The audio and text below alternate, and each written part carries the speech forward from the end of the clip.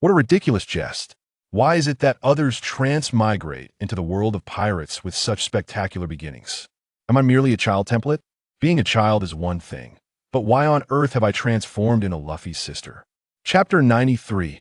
Our First Encounter. Luffy. Zoro awkwardly grasped the boy who had lunged onto him. Yet Luffy is a rubber man. He is not someone Zoro can easily pull away from, unless Zoro resorts to using his sword. Luffy, what are you doing? Boys ought to behave with a bit more decorum. With a loud shout, Luffy's head was abruptly struck by an iron fist. Luffy immediately released Zoro, clutching his head with both hands and plopped down onto the ground. Sister, what are you doing? Be more refined, please. Sister, you're hardly a lady. By what right do you demand that I be refined? Instantly, a foreboding aura emanated from beside Luffy, causing him to break out in goosebumps. The source of this menacing presence was none other than Chinchilla. Chinchilla gazed at Luffy with a subtle expression, her fists colliding, exuding a formidable aura. The others, aside from Luffy, could faintly sense this unsettling atmosphere. Chinchilla remarked, "Oh, so the little brat has grown bold enough to retort." The term lady was best left unspoken, for the mere mention incited Chinchilla's ire, as it was the aspect most often scrutinized about her. Chinchilla did not wish to eschew her ladylike aspirations. Rather, she found it fundamentally impossible, recalling the days spent living with Luffy and his two brothers. Chinchilla had genuinely attempted to play the part of a lady once, but the endeavor ended in failure within a single day. The reason was not due to a lack of self-control, but rather that as soon as she attempted to act refined, those three little rascals wreaked havoc right before her eyes. Initially, Chinchilla bore it, but as her lips began to twitch from the effort, she felt her very existence was under siege. In the morning, while the sun had yet to conclude its duties, Chinchilla tore off the facade of a lady and unleashed her fury with 3 swift strikes, leading the trio to stagger home at midnight. According to the brothers' accounts, Chinchilla's strikes sent them flying across several mountain peaks. This experience imparted an unassailable truth to Chinchilla. Being a lady is utterly futile. Fists, however, are the true essence of strength. We are in the pirate world. What use is there in being a lady? We are neither noble nor celestial dragons. Despite Chinchilla's attempts to rationalize her stance, a flicker of desire to embody the essence of a lady still resided in her heart, albeit at a purity level of merely 2.333. Chinchilla smiled as her delicate hands tugged at Luffy's cheeks, kneading them like dough. And although Luffy could have resisted, his subconscious warned him that any act of defiance would lead to far graver repercussions. 10 minutes later, with a thud, Luffy collapsed to the ground, devoid of any signs of life. "Rest assured, I have spared him," Chinchilla declared, glancing at Luffy's bewildered companions while clapping her hands and offering an explanation. Luffy's crew blinked in confusion, questioning the need for an explanation, as it seemed to only heighten the peril. Hey, Luffy? Luffy!" Zoro crouched beside Luffy, delivering a forceful slap to his face, the intensity of which indicated personal grievances, with the sound of each strike resonating loudly. After the slaps, Zoro fell into a brief silence, ultimately condensing his myriad thoughts into a single phrase. "Well, at least he still has breath." What does that even mean? At least he still has breath. Nami, exasperated, covered her face with a hand and sighed, then turned to Robin, seeking her insight, especially since Robin had boarded the ship as Chinchilla's friend. Undoubtedly, after the events of Eni's lobby, even if Chinchilla were considered an enemy, they had come to trust Robin implicitly. "Robin, you, and, Robin." Nami turned to find Robin already approaching Chinchilla. The silhouette resembled that of a valiant warrior. Nami thought, "Go for it, Robin. At the very least, help us ascertain whether Chinchilla harbors any hostility." Robin stood next to Chinchilla, her gaze fixed intently upon her, causing Chinchilla to feel a tad uneasy, her head awkwardly tilting to the side. "Why have you not contacted me even once? What purpose does this snail phone serve?" Robin inquired as she retrieved the snail phone Chinchilla had once gifted her from her pocket. Upon seeing the snail phone, Chinchilla finally comprehended that the device she had given Robin was meant for ultra-long distance reception, incapable of initiating contact. When she had presented the phone, Chinchilla had assured Robin of future communication and information sharing. However, After such a prolonged silence, aside from a fleeting call from an unknown man that ended abruptly, there had been no further communication from her side. You weren't intentionally neglecting or forgetting, were you? Robin asked with a smile, exuding an aura of resentment. Qinxia felt a twinge of embarrassment, recognizing the validity of this accusation. I absolutely did not forget. Certainly not. All right.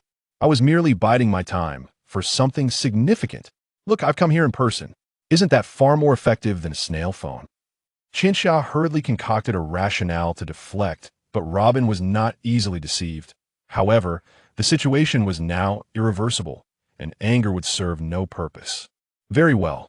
Qinxia exhaled a sigh of relief, her gaze drifting towards the bewildered and unknowing Sanji, Nami, Chopper, Usopp, Frankie, and Brook. With a composed hand pressed against her chest, her demeanor underwent a sudden transformation as she briefly assumed an air of refined elegance. Pleased to meet you. I am Luffy's sister, Monkey D. Qinxia, holding the rank of Rear Admiral in the Navy. However, rest assured, as long as you refrain from wrongdoing, I shall not imprison you. Well, my brother's temperament is rather peculiar, and interacting with him can be quite exhausting. In any case, I am grateful for your care of him during this time. The group paused in astonishment, having never anticipated such a revelation. Perhaps this was indeed the most fortuitous development. In truth, we have also been cared for by Luffy in many ways. Nami quickly interjected, attempting to restore a semblance of dignity to Luffy, to which Qinxia merely responded with a gentle smile. Observing this scene, Sanji had only just managed to staunch his nosebleed when he exclaimed, "Miss Qinxia, you're so beautiful," causing his nostrils to erupt uncontrollably, and with a resounding thud, he collapsed to the ground. Chapter 94, Return Sanji. Are you all right? Apply pressure. Apply pressure. Chopper hurriedly rushed to Sanji's side, lifting the medical kit to staunch the bleeding. Do not underestimate a nosebleed. While it may seem trivial, it could lead to a cascade of severe consequences and ultimately provoke more alarming symptoms. Of course, being a member of the Vinsmoke family, Sanji is unlikely to suffer any dire consequences, even if his nosebleed were to erupt like a fountain. However, in this timeline, it appears they remain unaware of Sanji's true heritage. Nevertheless, this is their concern. Kyoka has no intention of intervening, especially since the formidable foe, Big Mom, has already been vanquished by her. Kyoka gazed at the peaceful camaraderie of Luffy and his crew, and a wave of nostalgia washed over her, reminding her of her companions back in Enyo. Indeed, it has been quite a while since she departed. It is time to return and see them.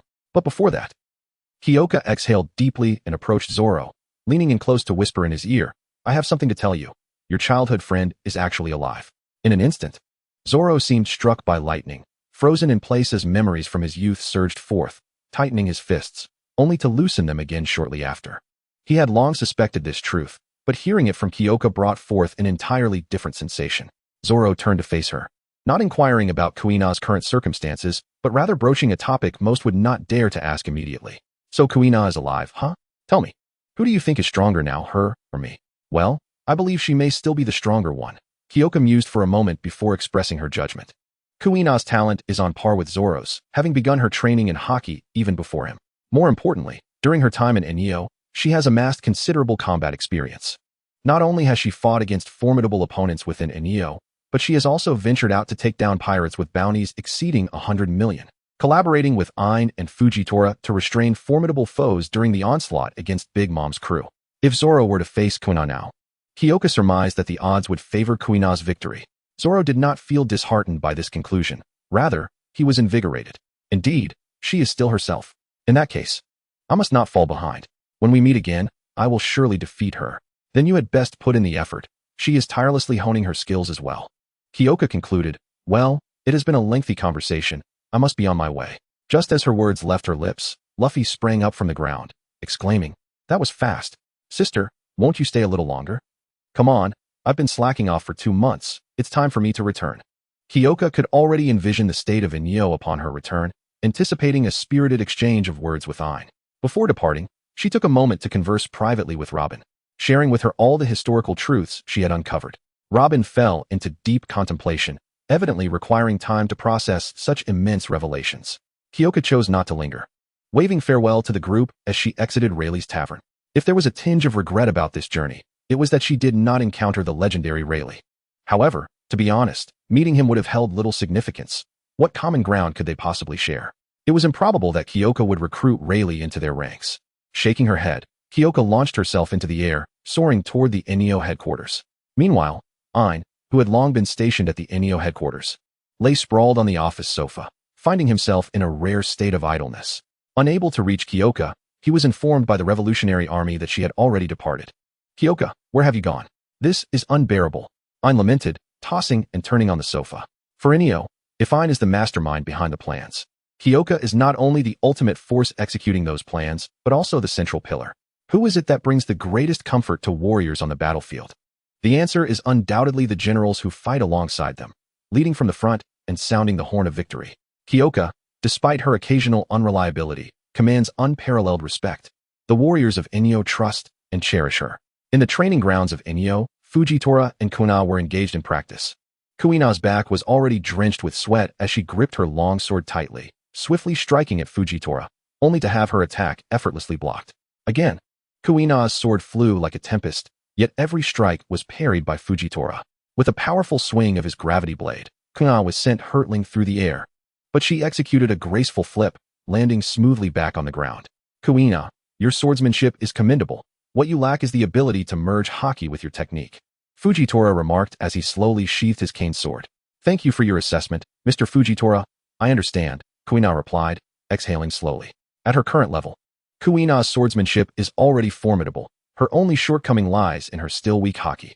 If this were not a problem, with so many haki masters around her, even with lesser talent, reaching a competent level would be entirely feasible. Just as Kuina was about to request another round, both she and Fujitora suddenly paused, turning their gazes skyward. A shooting star streaked across their field of vision, heading toward the Enio headquarters building. It seems today as training will have to be postponed. What do you think, Kuina? Fujitora smiled, glancing at Kuina, who felt her cheeks flush. Hearing Fujitora's words, she quickly turned her head away, stammering, what does her return have to do with my training? I want to go again. Fujitora chuckled softly, gesturing toward Kuina. She approached him, albeit hesitantly.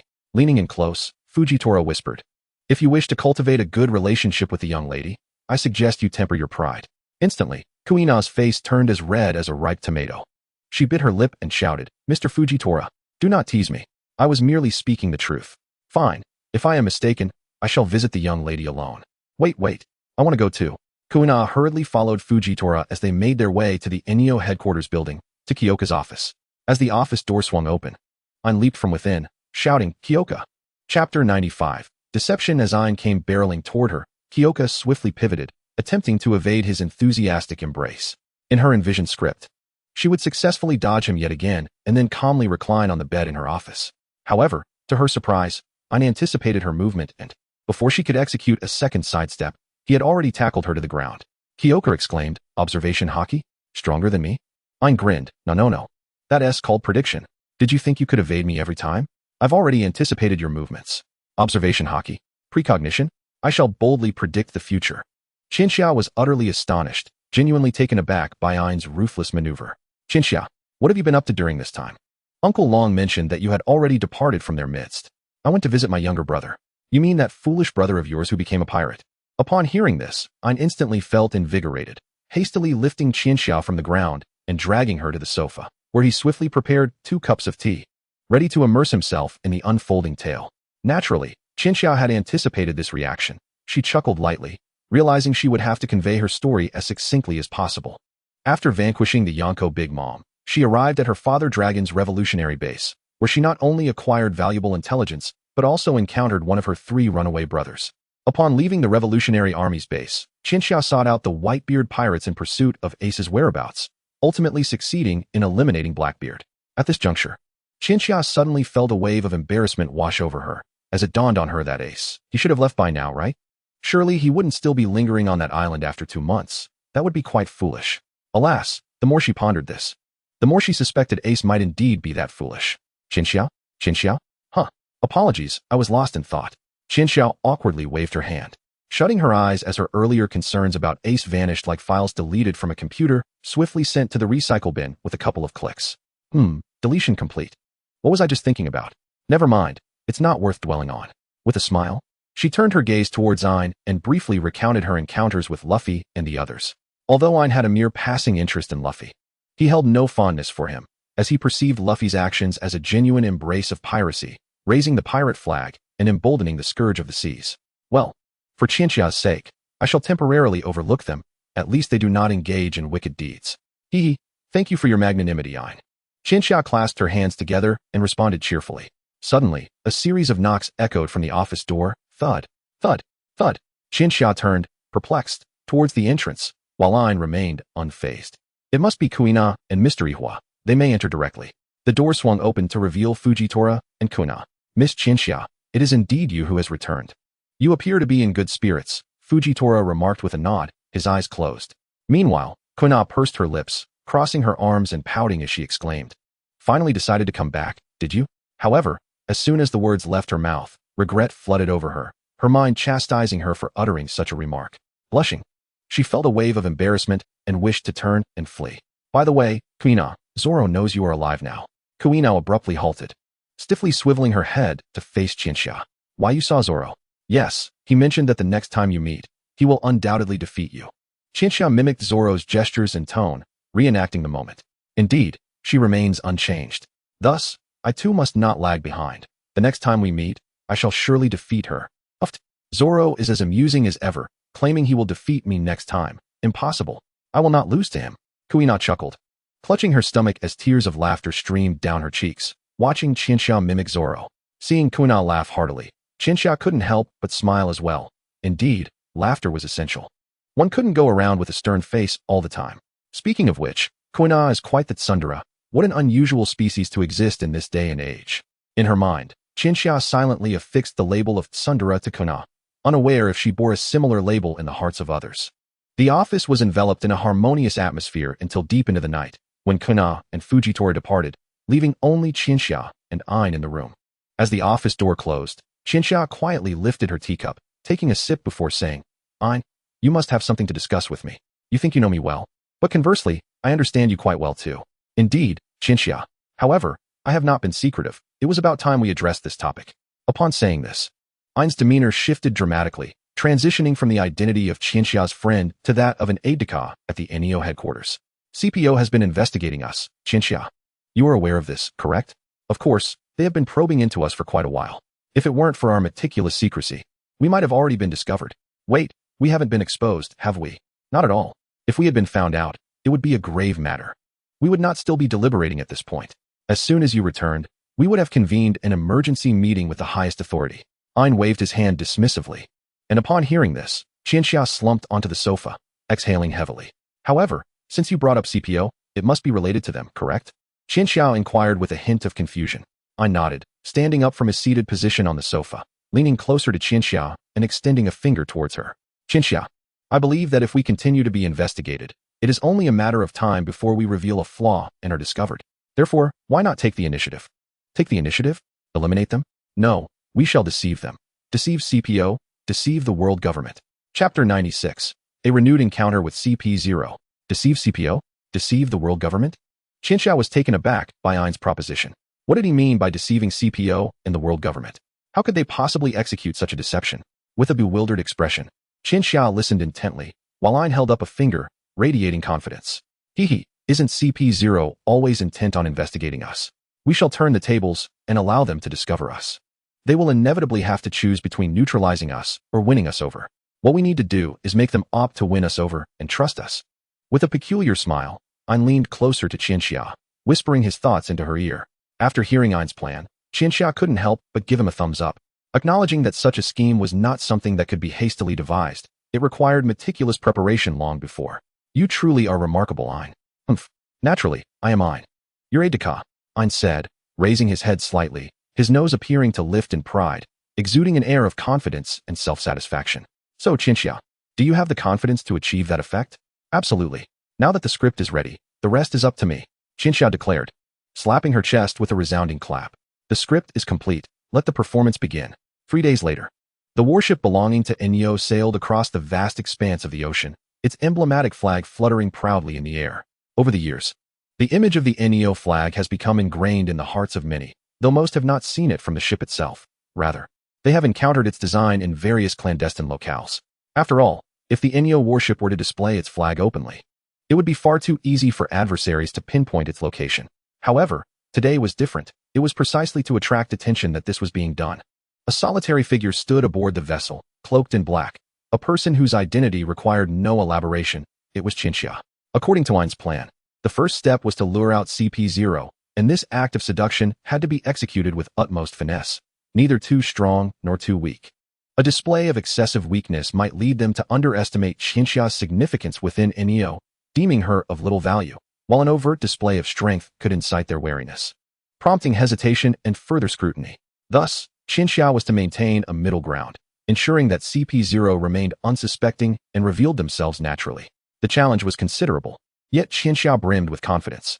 She stood at the prow of the warship, charging single-handedly into the territory of a pirate crew with a staggering bounty of 200 million. "Come out quickly. Your father has arrived," she bellowed, her voice echoing through the air like a modern-day Tarzan. At her command, the pirates concealed on the island sprang forth like startled monkeys.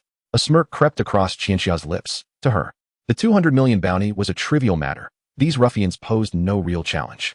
However, she was aware that this was merely an act, and thus she resolved to temper her strength to prolong the encounter.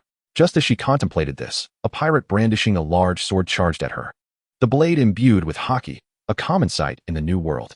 As the pirate barreled towards her, Chinxia tightened her fists and unleashed a seemingly lackluster punch.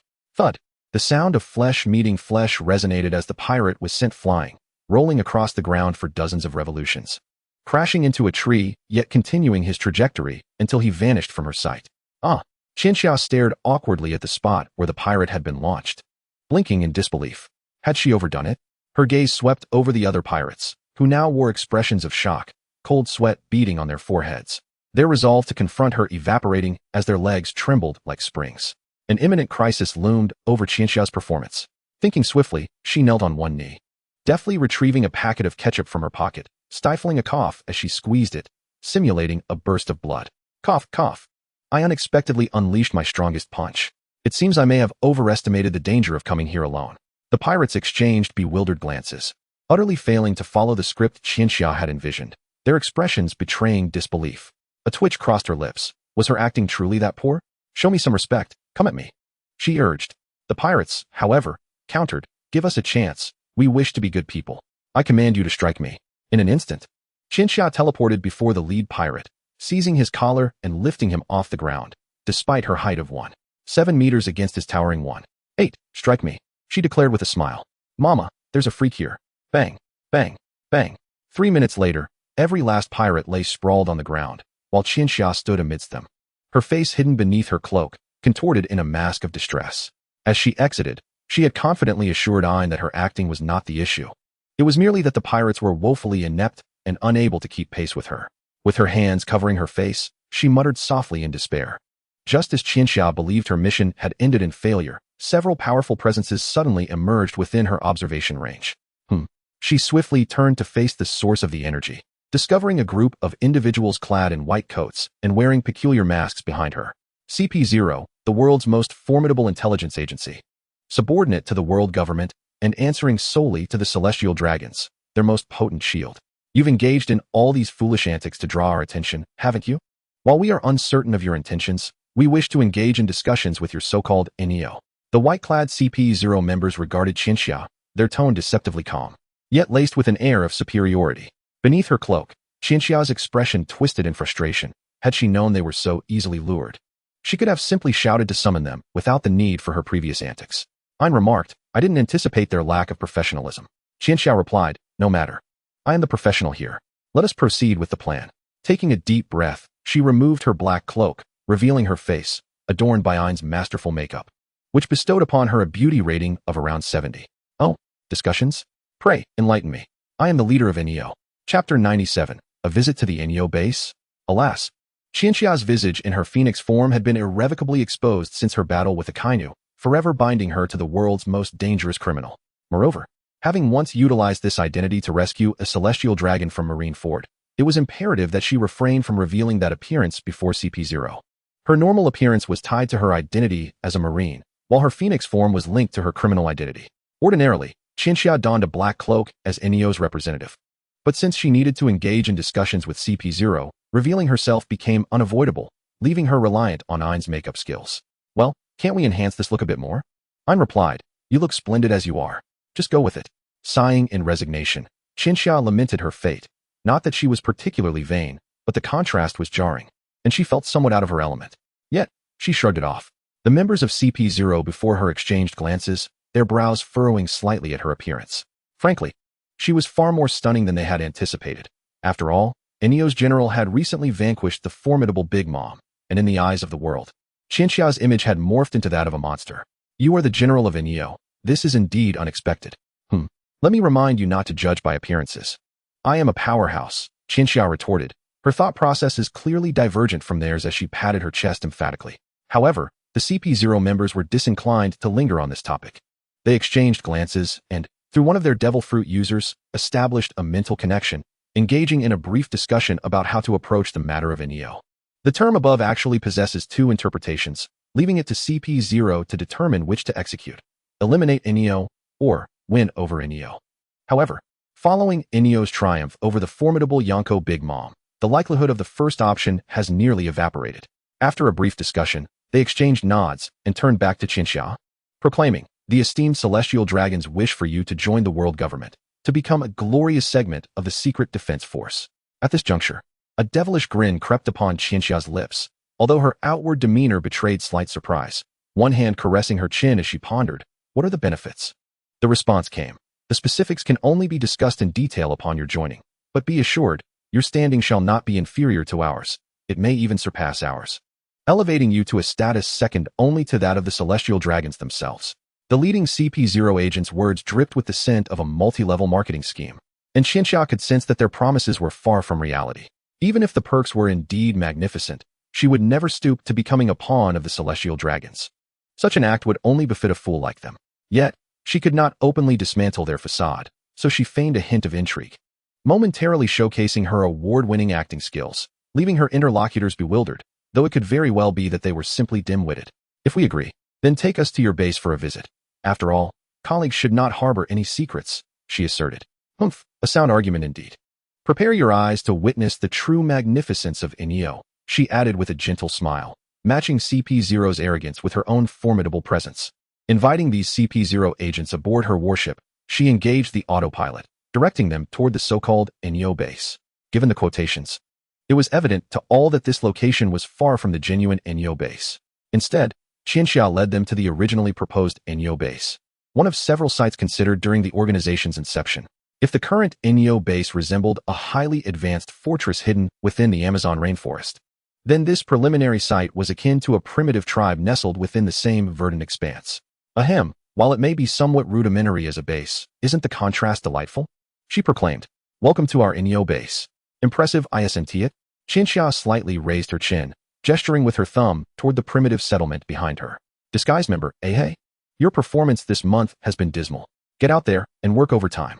Disguised member B, did you see that? I took down a guy with a bounty of 100 million yesterday. Impressive, right? Come on, praise me. I want to bask in it. Disguised member C, devil fruit abilities? What are those? Join my body modification club, folks. Muscle is king. Disguised member D, no devil fruit? No problem. Want to throw some fire? You can have fun without a devil fruit, you know. Interested? I can teach you. The base was teeming with an array of eccentric individuals, all meticulously selected by Ain to serve as actors within the organization. Every word they uttered and every action they took was orchestrated by Ain, all to cultivate an atmosphere starkly divergent from that of a conventional base, resulting in a chaotic mercenary organization vibe. Upon witnessing this bizarre scene, the CP0 agents relaxed their vigilance, as everything before them felt remarkably authentic. Qinxia, too, raised her eyebrows in mild astonishment. Suddenly feeling unworthy of her title as the Queen of Shadows, it dawned on her just how many talents her organization truly possessed, leaving her with a tinge of sadness. What do you think? My Enio, do not be fooled by their appearance. They are indeed formidable. As long as the payment is right, they will undertake any task, accomplishing anything. Humph, did we not successfully challenge the Yonko Big Mom? Qinxia crossed her arms defiantly, huffing with a dismissive air, while the white-clad CP0 agents exchanged knowing glances. Very well. As for finances, it is common knowledge that no one possesses wealth surpassing that of the celestial dragons. Your inclusion will surely delight them. However, prior to that, we must conduct a ritual. Fear not, as we shall soon be colleagues and shall not harm you. The leading white-clad CP0 agent gestured toward a hefty companion beside him, who stepped forward with a heavy gait, extending a hand from which a radiant light emanated. Chapter 98, The Hunter. CP0, a secret intelligence agency directly affiliated with the Celestial Dragons, undoubtedly possesses methods to prevent leaks or betrayals. However, Qinxia, you need not worry, just remember my power. This was Ayan's assurance to Qinxia. Her ability, reversal, allowed her to revert age as merely a fundamental application, and over the years, Ayan had not remained stagnant. Although Qinxia's haki far surpassed Ayan's, typically, such conceptual abilities could not be activated. However, if Ayan exerted herself to the fullest, reversing time by several minutes was indeed feasible. As the hefty CP0 agent's hand radiated a pure light, he opened his mouth to explain, I am a contractor who has consumed the contract fruit. Upon forming a contract with me, one cannot violate its tenets. Failure to comply results in backlash, ranging from a vegetative state to instant death. The power of the contract. Indeed, while this was to be expected, Qinxia felt a brief flicker of surprise. She maintained a calm smile, extending her hand in response. If a contract is what you seek, then let us proceed. I fear no such thing. Just as Qinxia anticipated the plan to unfold smoothly, the leading hefty CP0 agent suddenly spoke again. During the contract process, please recite. We, the beings, serve the exalted celestial dragons.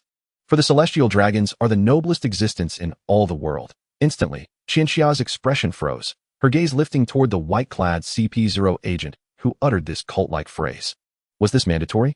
No, but what harm could it do? After all, we are to be colleagues serving the celestial dragons. And is it not the truth that the celestial dragons are indeed the noblest among all beings? The leading CP0 agent held his head high, his eyes alight with fervor. What to do? Should I say it? In terms of executing the plan, it was merely a matter of uttering a single phrase. Besides, Ayan's power of reversal would dismantle the contract's hold. There was no concern. Ha ha ha, how could I hesitate? This is not like me. Surely the answer has long been clear. Thus, with a tinge of remorse for Ayan, Qinxia's aura underwent a dramatic transformation. She squinted her eyes, tilting her head with a smile directed at the leading white-clad CP0 agent, as a sword forged from flames materialized in her hand. In an instant, the fiery blade was poised at the agent's throat, scorching sparks flying forth, burning the fabric of his white attire to charred remnants. We may entertain the notion of a contract, but let us omit that phrase. We are not like you. We are merely a group of money-loving brutes. Whoever offers us the best treatment, we shall obey. Do you understand? The eyes of the white-clad CP0 gleamed with madness, and similarly, a frenzied glint resided within Qinxia's gaze. In an instant, her terrifying aura erupted forth, and she locked eyes with the CP0 agent in close proximity. In that fleeting moment, the CP0 members finally grasped the gravity of the situation. The individual before them had once vanquished the formidable Empress Big Mom. Are you seeking to engage us in battle? One of them stammered. Battle? Is it even appropriate to discuss such a notion?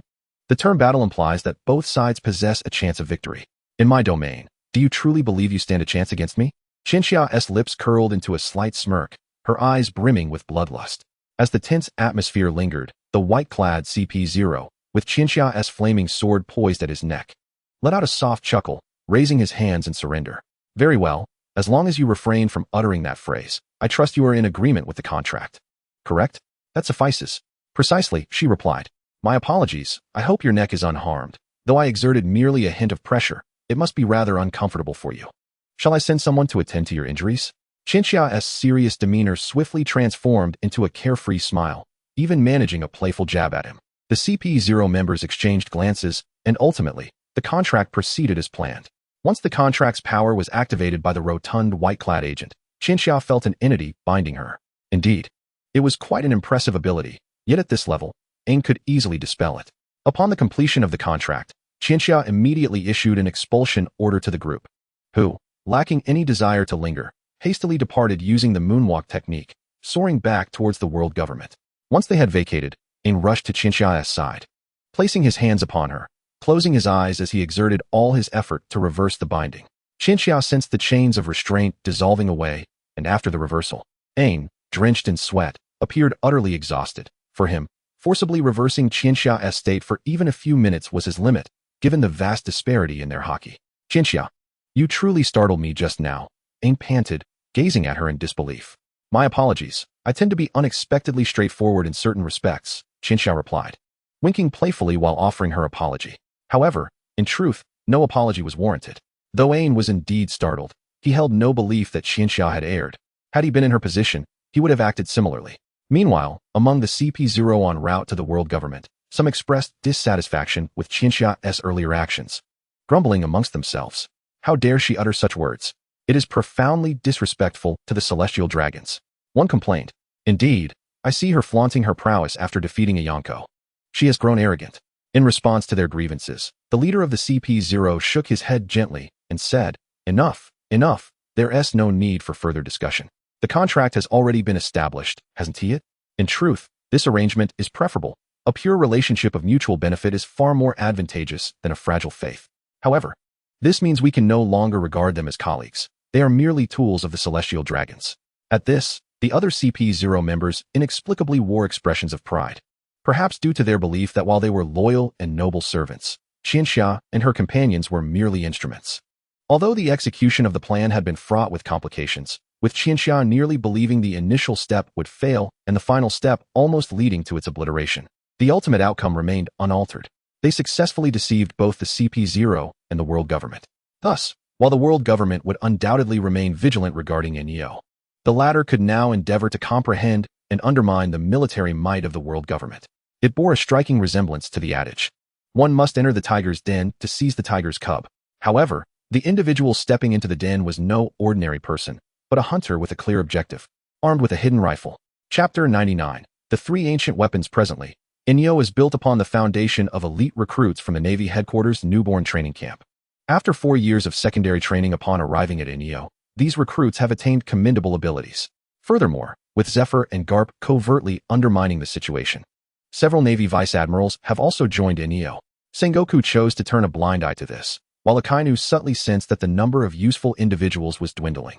Even so, the Navy headquarters, boasting 3 admirals and a fleet admiral, remains the most formidable singular force upon the seas. Nevertheless, with Neo cunningly siphoning resources while developing in the shadows, they have undeniably earned their reputation for having defeated a Yonko crew, successfully positioning themselves among the ranks of elite organizations. Yonko, we have Qianxia. The calamities? No matter, Admiral Fujitora will hold the line. The 6 powers? Senior officials? Kuna and Ain stand firm, and with the former vice admirals of the Navy, dealing with such levels of pirates poses no issue.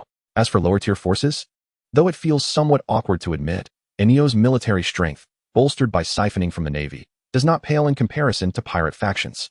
After resolving the CP0 crisis, Qianxia and her companions began to tread into an even more intricate and perilous phase. The Yonko, specifically Kaido, must still be addressed. The world government's combat strength must be undermined as much as possible, as must the historical narrative. What a bother, Qianxia, having not assisted Ain in preparing for upcoming matters in a long while, found herself feeling somewhat fatigued after merely 2 hours. Qianxia, you should rest. Enduring for 2 hours is quite commendable, Ain gently urged, akin to comforting a child. Hearing Ain's words, Qianxia pouted, yet she could not deny her drowsiness. My apologies. I'll leave the rest to you. She rubbed her eyes and stood from the sofa, stretching vigorously. Ain, with a serious expression, scrutinized the documents in his hands, contemplating how to act more rationally and effectively. A direct assault on the world government stands at 0 chance of success, and even alongside the Revolutionary Army, the odds are merely 10%. They must first undermine the combat strength of the world government. Speaking of which, the 3 ancient weapons, if they could be utilized, that would be crucial. Rather than seeking them out, it would be wisest to ensure the world government does not uncover the existence of these ancient weapons. Ain donned a pair of small glasses, typically reserved for work. As he pondered aloud, the 3 ancient weapons? Qianxia interjected, I'm quite familiar with that. Poseidon, Pluton, Uranus.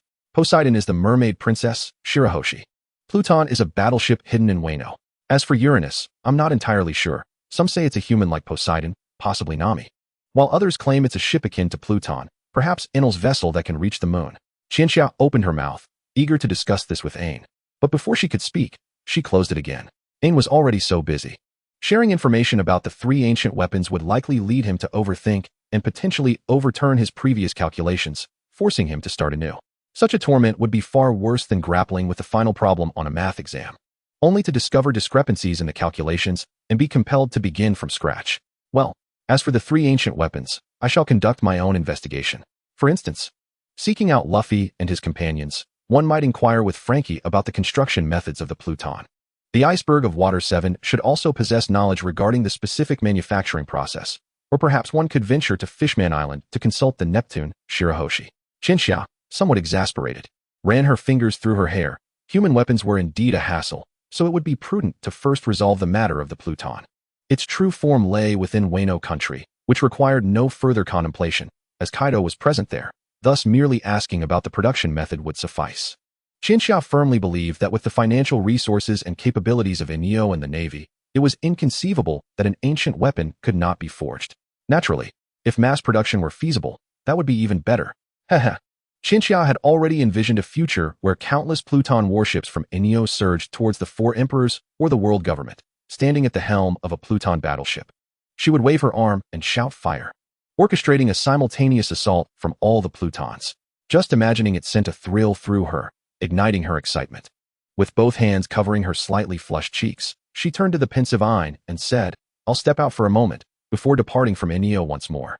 Having grown accustomed to such frequent undertakings, Qinxiao accepted this as her fate, the destiny of a corporate drone. Nevertheless, a glimmer of hope for a delightful future as a laid-back individual resided within her heart, and it was this very hope that fueled her relentless efforts. Had she thought of this sooner, she should have asked during her last encounter with Luffy and the others. Now, she would need to seek them out again. Though it was not a significant issue, as Robin had her telephone snail. Qinxiao retrieved her second telephone snail and dialed the one that originally belonged to her, which she had given to Robin. Beep, beep, beep. Snap. Robin, is that you, Qinxia? Qinxia, yes. Where are you all? I need to discuss something with Frankie.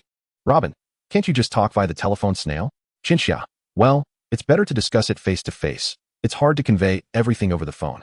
Nodding, Robin relayed their current location, revealing that they had already moved past the events of Fishman Island and were preparing to depart. Just a moment. I'll be there shortly, Qinxiao exclaimed, promptly hanging up the telephone snail. Within Fishman Island, Robin blinked in confusion, while Luffy, who was devouring meat nearby, casually inquired, "Robin? What is up?" "Nothing. Your sister is coming over." "Oh, why is she coming again? She is not going to change her mind and drag me back." "Is she?" Luffy exclaimed, nearly choking on the meat in his mouth as he pounded his chest with his fist. "She is not looking for you. She is looking for Frankie." "What? Looking for me?" Frankie exclaimed, bewildered, pointing at himself with a finger. Sanji, standing beside him, was filled with envy, instantly flashing to Frankie's side and locking him in a chokehold. "Frankie, what have you done? Miss Qinxia is specifically coming for you. I'm so envious. So incredibly envious," Sanji exclaimed, his voice cracking, his words devoid of logic, purely fueled by emotion. Amidst the confusion, Frankie gradually grasped the situation, envisioning an invincible battleship with exceedingly demanding construction prerequisites. Chapter 100, Because You Are the Navy. The blueprints for the Pluton had already been incinerated by Frankie. Yet this did not hinder him from having previously perused the designs. As an exceptional shipwright, he had long since memorized the manufacturing methods of the Pluton. However, the materials necessary for its construction were exceedingly rare, rendering it impossible to create without substantial backing from a formidable force. Even if the method were handed over to any of the four emperors, they might not be able to construct it. Only a power of the world government's caliber could assertively forge such a weapon. Luffy's sister must have set her sights on the Pluton, Frankie mused, as he simply could not fathom what other intentions Luffy's sister might have in approaching him. As for Sanji, who was currently locking him in a chokehold and shedding tears of despair, Frankie was left speechless. Yet no matter how he tried to explain, Sanji refused to believe him. "How could this be? I haven't even built a good relationship with Miss Qinxia yet, and you've run off. How did you manage that, Master, Frankie-sensei? What was this love-struck fool even babbling about?" Frankie thought, utterly baffled, while Luffy's companions nearby erupted into laughter, clutching their bellies, unable to contain themselves. Even Robin raised a hand to cover her mouth, stifling her giggles. Time trickled by, and although Luffy and the others would have already departed, they chose to wait on the spot due to Qinxia's contact. After all, as heroes, they had no qualms about lingering. Luffy, feeling quite full, patted his round belly with his palm, when suddenly, an idea struck him, and he sprang up from his reclining position. "Luffy, what are you up to?" "Heh. Watch this." Luffy closed his eyes, raised his heavy arm, and opened his mouth to take a bite. Bound Man. The powerful armament Haki enveloped his entire body. The others had seen this form before, so it was not particularly surprising. However, Bound Man in a state of fullness was a different spectacle altogether. Bound Man, Tank Man. Like a colossal meatball, Bound Man Luffy plopped to the ground, and before he could finish his line, he let out a loud belch. This scene had everyone around them in stitches, and Usopp was rolling on the ground, clutching his stomach. Ha! Luffy, what are you doing? Usopp gasped, struggling to catch his breath from laughter. Luffy, slightly annoyed, mumbled, what is so funny? This form is really powerful. Ha ha ha. It is indeed powerful, but it's also hilarious. Unlike the laughter of Usopp and the merry crowd, Zoro approached Luffy with a slight smile, poking Luffy's skin with his sword. Has your defense improved? Just as expected of Zoro, this form boasts exceptional defense. It's just that the belching is a bit much. Luffy mused, gazing down at his enormous form, feeling utterly exhausted even at the thought of moving. I suggest you train as a serpent man. Why did you suddenly switch to tank? Suddenly, a voice that made even bound man Luffy tremble emanated from behind him. Luffy turned to see Qianxia had somehow appeared behind him, despite the many awakened senses in the vicinity. No one had detected her arrival. Sister, have you eaten too much? Let me help you digest it. Qianxia stood behind bound man Luffy, a devilish smile creeping across her face. With one hand raised, she pressed it against Luffy's massive skin. In that moment, although she had yet to unleash her power, the painful memories from childhood instantly alerted Luffy to her intentions. Luffy, sister. No. Qianxia, 6 powers. OG, 6 king pistol. In an instant, centered around Qianxia's palm, a terrifying shockwave rippled across the surface of Luffy's enormous body, causing him to open his mouth wide in shock. His form, akin to a deflated balloon, was sent flying through the air, and when he landed, the overstuffed figure had reverted to his original self. Isn't the Snake Man appealing? If the fruit doesn't awaken in the future, don't blame me for having preemptively defeated the monsters you were planning to farm, Chica muttered while clapping her hands. From a young age, Chica had resolved to prevent the Marineford War, and thus never anticipated the plot of the 3-year agreement to unfold. Consequently, she imparted knowledge regarding the 4th gear to Luffy during his childhood. No really? Not a problem, the Elastic Man taught him. No Katakuri, no worries. The theory of Snake Man was also covered. No Kaido. Well, truth be told, Chica lacked the confidence to believe her teachings could rival that of Kaido's. After all, this teacher could send a flowery stream with one swing, ensnare with a second, and awaken with a third. Incomparable, indeed. With one hand on her hip, Chica sighed in resignation and then turned her gaze towards Luffy's companions. She had expected them to react with fear as they had during their last encounter. But to her astonishment, they remained unfazed even as they witnessed their captain being sent flying. The group thought, just a trivial sibling squabble, nothing serious, carry on. We'll act as though we're not here. Luffy. Chica smiled faintly with one hand on her hip, while Luffy, who had been sprawled on the ground, slowly began to rise. Indeed, what had just transpired could only be deemed a minor altercation, merely by their sibling standards. Frankie, I need to speak with you. Let us change the venue. We're not strangers. Could the Pluton tell me how to manufacture it? Chica looked at Frankie, a hint of bashfulness in her demeanor as she extended a finger to scratch her cheek. After all, they weren't very close, and directly asking for such a treasure left her feeling somewhat embarrassed. As for the outcome, Chica had long been mentally prepared. Frankie, upon hearing Chica's request, slightly bowed his head, falling into a brief silence. Sanji, for once, was serious, turning to Frankie beside him. Pluton, the one that was publicly burned at Eni's lobby? That seems rather significant. The atmosphere grew tense as everyone silently observed either Chica or Frankie until Frankie lifted his head, took a deep breath, and replied, I'm sorry, but I cannot disclose the manufacturing method of Pluton to you, for you are a member of the Navy. Chapter 101, Pluton Blueprints, get. So, because I am in the Navy, you can't share the method of manufacturing Pluton with me? Chica was not surprised by this response. In fact, if Frankie had readily agreed, she would have found it astonishing. After all, Pluton is one of the ancient weapons, classified by the world government as a massive instrument capable of disrupting the balance of the seas and actively annihilating pirates, capable of obliterating an island with a single shot. The atmosphere surrounding them became somewhat stiff. Sanji hesitated, not wanting Chica to feel disheartened, but also respecting Frankie's decision as a friend. I'm sorry, but because you are part of the Navy and an agent of the world government, I cannot fully trust you, even if you are Luffy's sister. Frankie stated with remarkable rationality.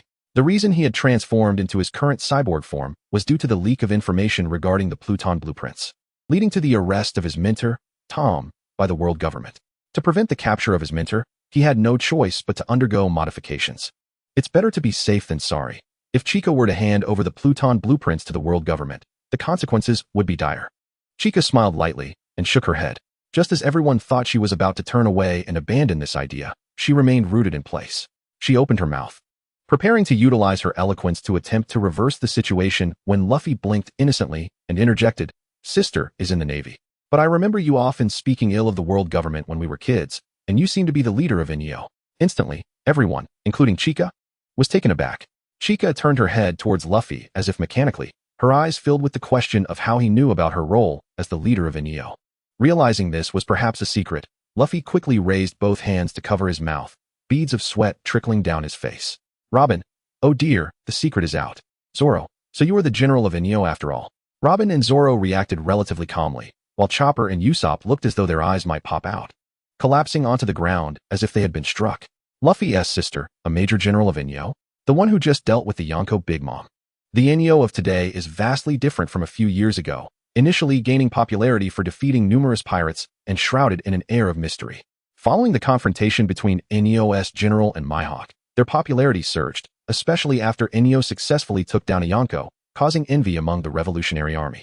You are actually a major general of NEO, Frankie exclaimed, lifting one foot in disbelief, his face a portrait of shock. Chica, with a hand on her forehead, sighed in exasperation. While discussing this matter with them was not out of the question, it was preferable for as few people as possible to know.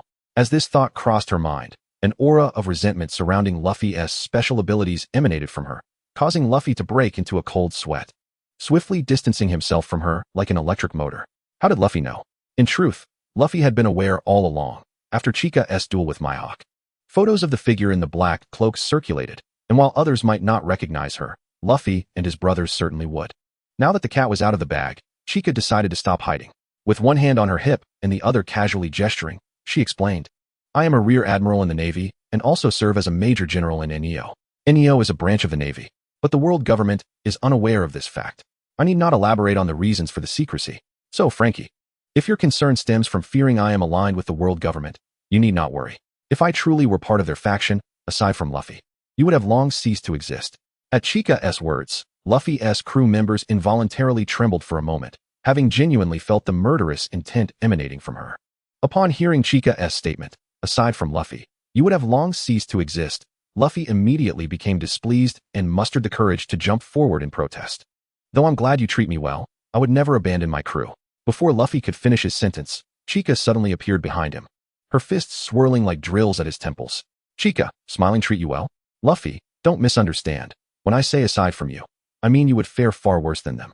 Luffy, the wielder of the Nika fruit, if captured, would certainly not be granted a peaceful end, but rather imprisoned until Luffy aged, ensuring the fruit would not rapidly reincarnate. Placing some fruit near Luffy to eliminate him? That is indeed a method, but the Nika fruit seemingly possesses self-awareness, making practical implementation rather troublesome. Chica tossed Luffy to the ground, dusted off her hands, and turned her attention back to Frankie. So now, can you reveal the method to manufacture Pluton?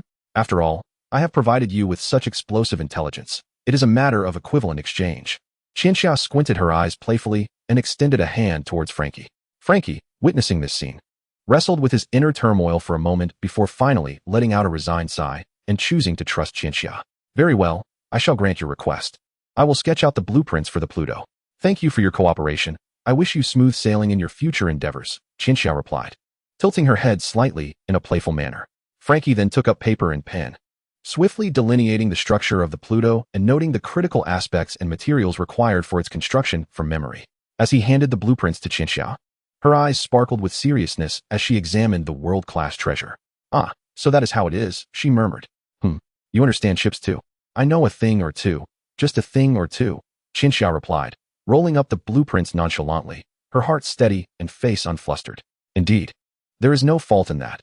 Knowing a thing or two out of 100 is quite adequate. Chapter 102, Overtime and Rest. Although Qianxia was entirely unfamiliar with the specific methods of crafting the Pluto, she did grasp one essential fact. This warship required Adam's tree. Among the hardest trees in the world, these few specimens stand resilient, undeterred by the fiercest of conflicts. Due to the difficulty in processing them, there are very few shipwrights capable of working with Adam's tree, and the crafting period is protracted. Reflecting on this, Qianxia realized that her fanciful vision of commanding multiple Pluto warships to unleash a symphony of cannon fire was but a whimsical dream. Well, one ship is better than none. A single strike can devastate an island. The power of a royal-level attack is formidable enough. Possessing even one equates to an additional royal combatant. Red-haired had once remarked that to stir the seas, possessing strength merely to contend with one royal-level opponent is woefully insufficient. The red-haired pirates are themselves a crew of dual monarchs, yet even they refrain from recklessness, for two royals alone do not bear enough weight. However, Should the Pluto be successfully constructed, then Inyo would effectively possess 2 royal-level figures, alongside a formidable commander with exceptional control capabilities. Perhaps that would suffice. Clutching the blueprints for the Pluto, Qianxia felt an immense sense of relief wash over her. All right, time to report back to Ain. She cheerfully waved at everyone, announcing, I shall take my leave now. Sister, you truly come and go in a flash. I recall your dream was to be a lazy fish. Luffy couldn't help but remark. Qianxia shot a sharp glance at Luffy, prompting him to quickly cover his mouth with both hands. If I linger any longer, will I join you on your adventures? I have pressing matters to attend to. Your teacher, Kaido, is waiting for me to take him down. But worry not, Luffy. The era of true relaxation is soon upon us. With a swift step, Qianxia executed a shave, vanishing from sight. Following her departure, Luffy and the others tidied up their belongings in preparation for their journey. What comes after Fishman Island? After the Ice and Fire Island comes the Doflamingo arc, right? On her way back, Qianxia silently offered a 3-second tribute for Doflamingo, not only because Luffy surpassed him in strength, but also because Doflamingo was a fruit awakener.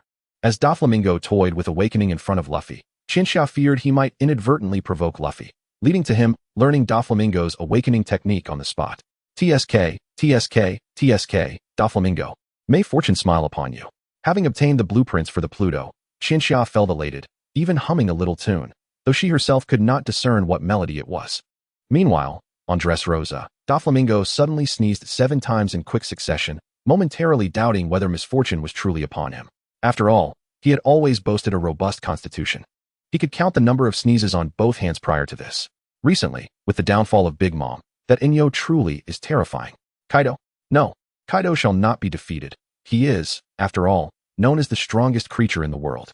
Doflamingo sat upon his throne, one hand propping his tilted head, a hint of wariness flickering in his eyes beneath his sunglasses. Under normal circumstances, a more chaotic sea would be advantageous for one such as him, who navigates both shadows and light. Yet, the current turmoil diverged from his expectations, twisting in a direction that seemed favorable. Doflamingo understood that Inyo was behind this, yet he found himself powerless against it. At the Inyo headquarters, Ain had endured an uninterrupted 96-hour work marathon, and even she felt her eyelids growing heavier. Oh, I'm so tired. I've nearly finished processing these documents. I should be able to sneak in a quick nap, right? Ain mumbled drowsily, her eyelids drooping further. Just as she was on the verge of succumbing to slumber, the office door burst open with a resounding bang. Ain jolted awake, and before she could gather her wits, Qianxia's voice reached her ears. Ain, look what I brought back. Huh, what? Ain shook her head vigorously, forcing herself to regain focus as she turned to accept the rolled-up paper Qianxia offered with curiosity. Initially, she was dazed, her mind not quite functioning.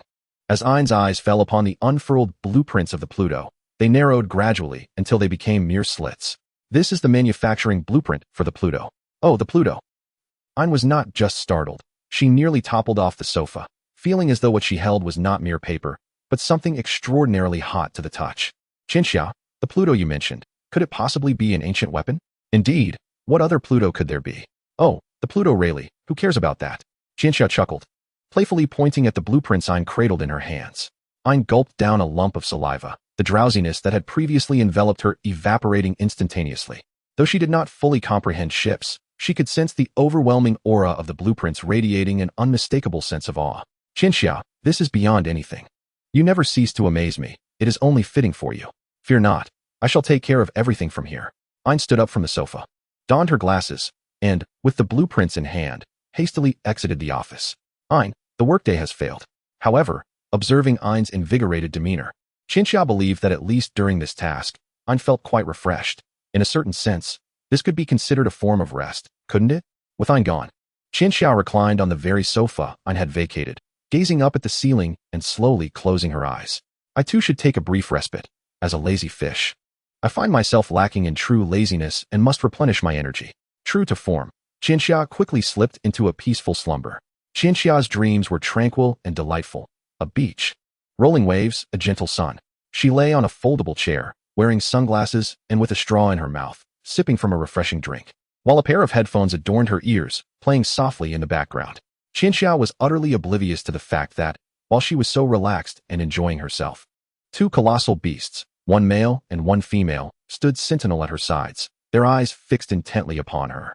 Chapter 103, The Phoenix and the Phoenix. The male is the Feng, and the female is the Huang. Due to their frequent companionship, They are collectively referred to as the Phoenix by the world. At this moment, Qianxia was reveling in her dreams, unaware that the Feng and Huang were gazing at her with a quiet intensity. Huang, look at how adorable our master is. She has been charming since childhood, hasn't she, Feng? Feng, indeed, she is charming, but she remains our master. In this state, she cannot awaken our true powers. Huang, oh, don't be so hasty. Since she is our master, her awakening is merely a matter of time.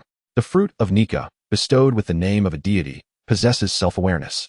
Thus, it is only natural for the totemic divine beast, the phoenix, representing the pinnacle of the status of Chinese women, to have self-awareness as well. Although Qianxia was completely unaware of the phoenix's musings, she continued to languidly bask in the sun while reclining on her folding chair. Were she to overhear their conversation, she would undoubtedly feel a wave of discomfort, for what did it truly mean to awaken one's genuine powers? Qianxia had a tendency to get caught up in her thoughts on certain matters. The Feng and Huang silently observed her, and eventually, Qianxia sensed something amiss. With a hint of suspicion, she lifted a hand to remove her sunglasses. In an instant, the Feng and Huang disintegrated into ashes, vanishing from her sides with astonishing swiftness. When Qianxia turned her head, there was no trace left of the phoenix's prior presence. Was it merely an illusion? Well, this is a dream, after all. What is there to worry about? She returned to her previous position on the folding chair with a resounding plop, donning her sunglasses once more. Qianxia was one of the rare few capable of controlling her dreams, able to recognize when she was in a dream state. Knowing this, she refrained from overthinking things. As she reclined again, the Feng and Huang reappeared. Before their claws could warm the ground beneath them, Qianxia suddenly removed her sunglasses and sat up straight. Gaze. Qianxia furrowed her brow, scanning her surroundings, and with a hint of melancholy, raised a hand to her forehead. What is going on? Why do I feel as though someone is watching me? That's impossible. I am dreaming. Qianxia couldn't recall any plot involving a devil fruit user capable of manipulating dreams. Aside from the latest film's character, Yuta, the daughter of Shanks. Baffled, Qianxia sighed in exasperation and settled back into her folding chair, slowly putting her sunglasses back on. The Feng and Huang immediately coalesced once more. When they took form and gazed at Qianxia again, they found her staring at them with a languid expression. Gaze. Feng, oh no, a feint. How despicable. Qianxia, this is called a cunning strategy. Wait a moment, how are you two appearing in my dream? Qianxia blinked, staring at them for a full 3 seconds before finally processing the situation before her. While surprised by the appearance of the Feng and Huang, she was not frightened, after all. She had encountered them during the battle against Big Mom, but they had vanished like flames once the battle concluded.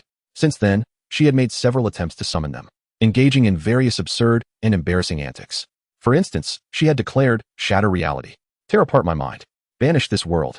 These cringeworthy phrases were likely borrowed from anime she had watched in her previous life, and she regretted uttering them as soon as they left her lips.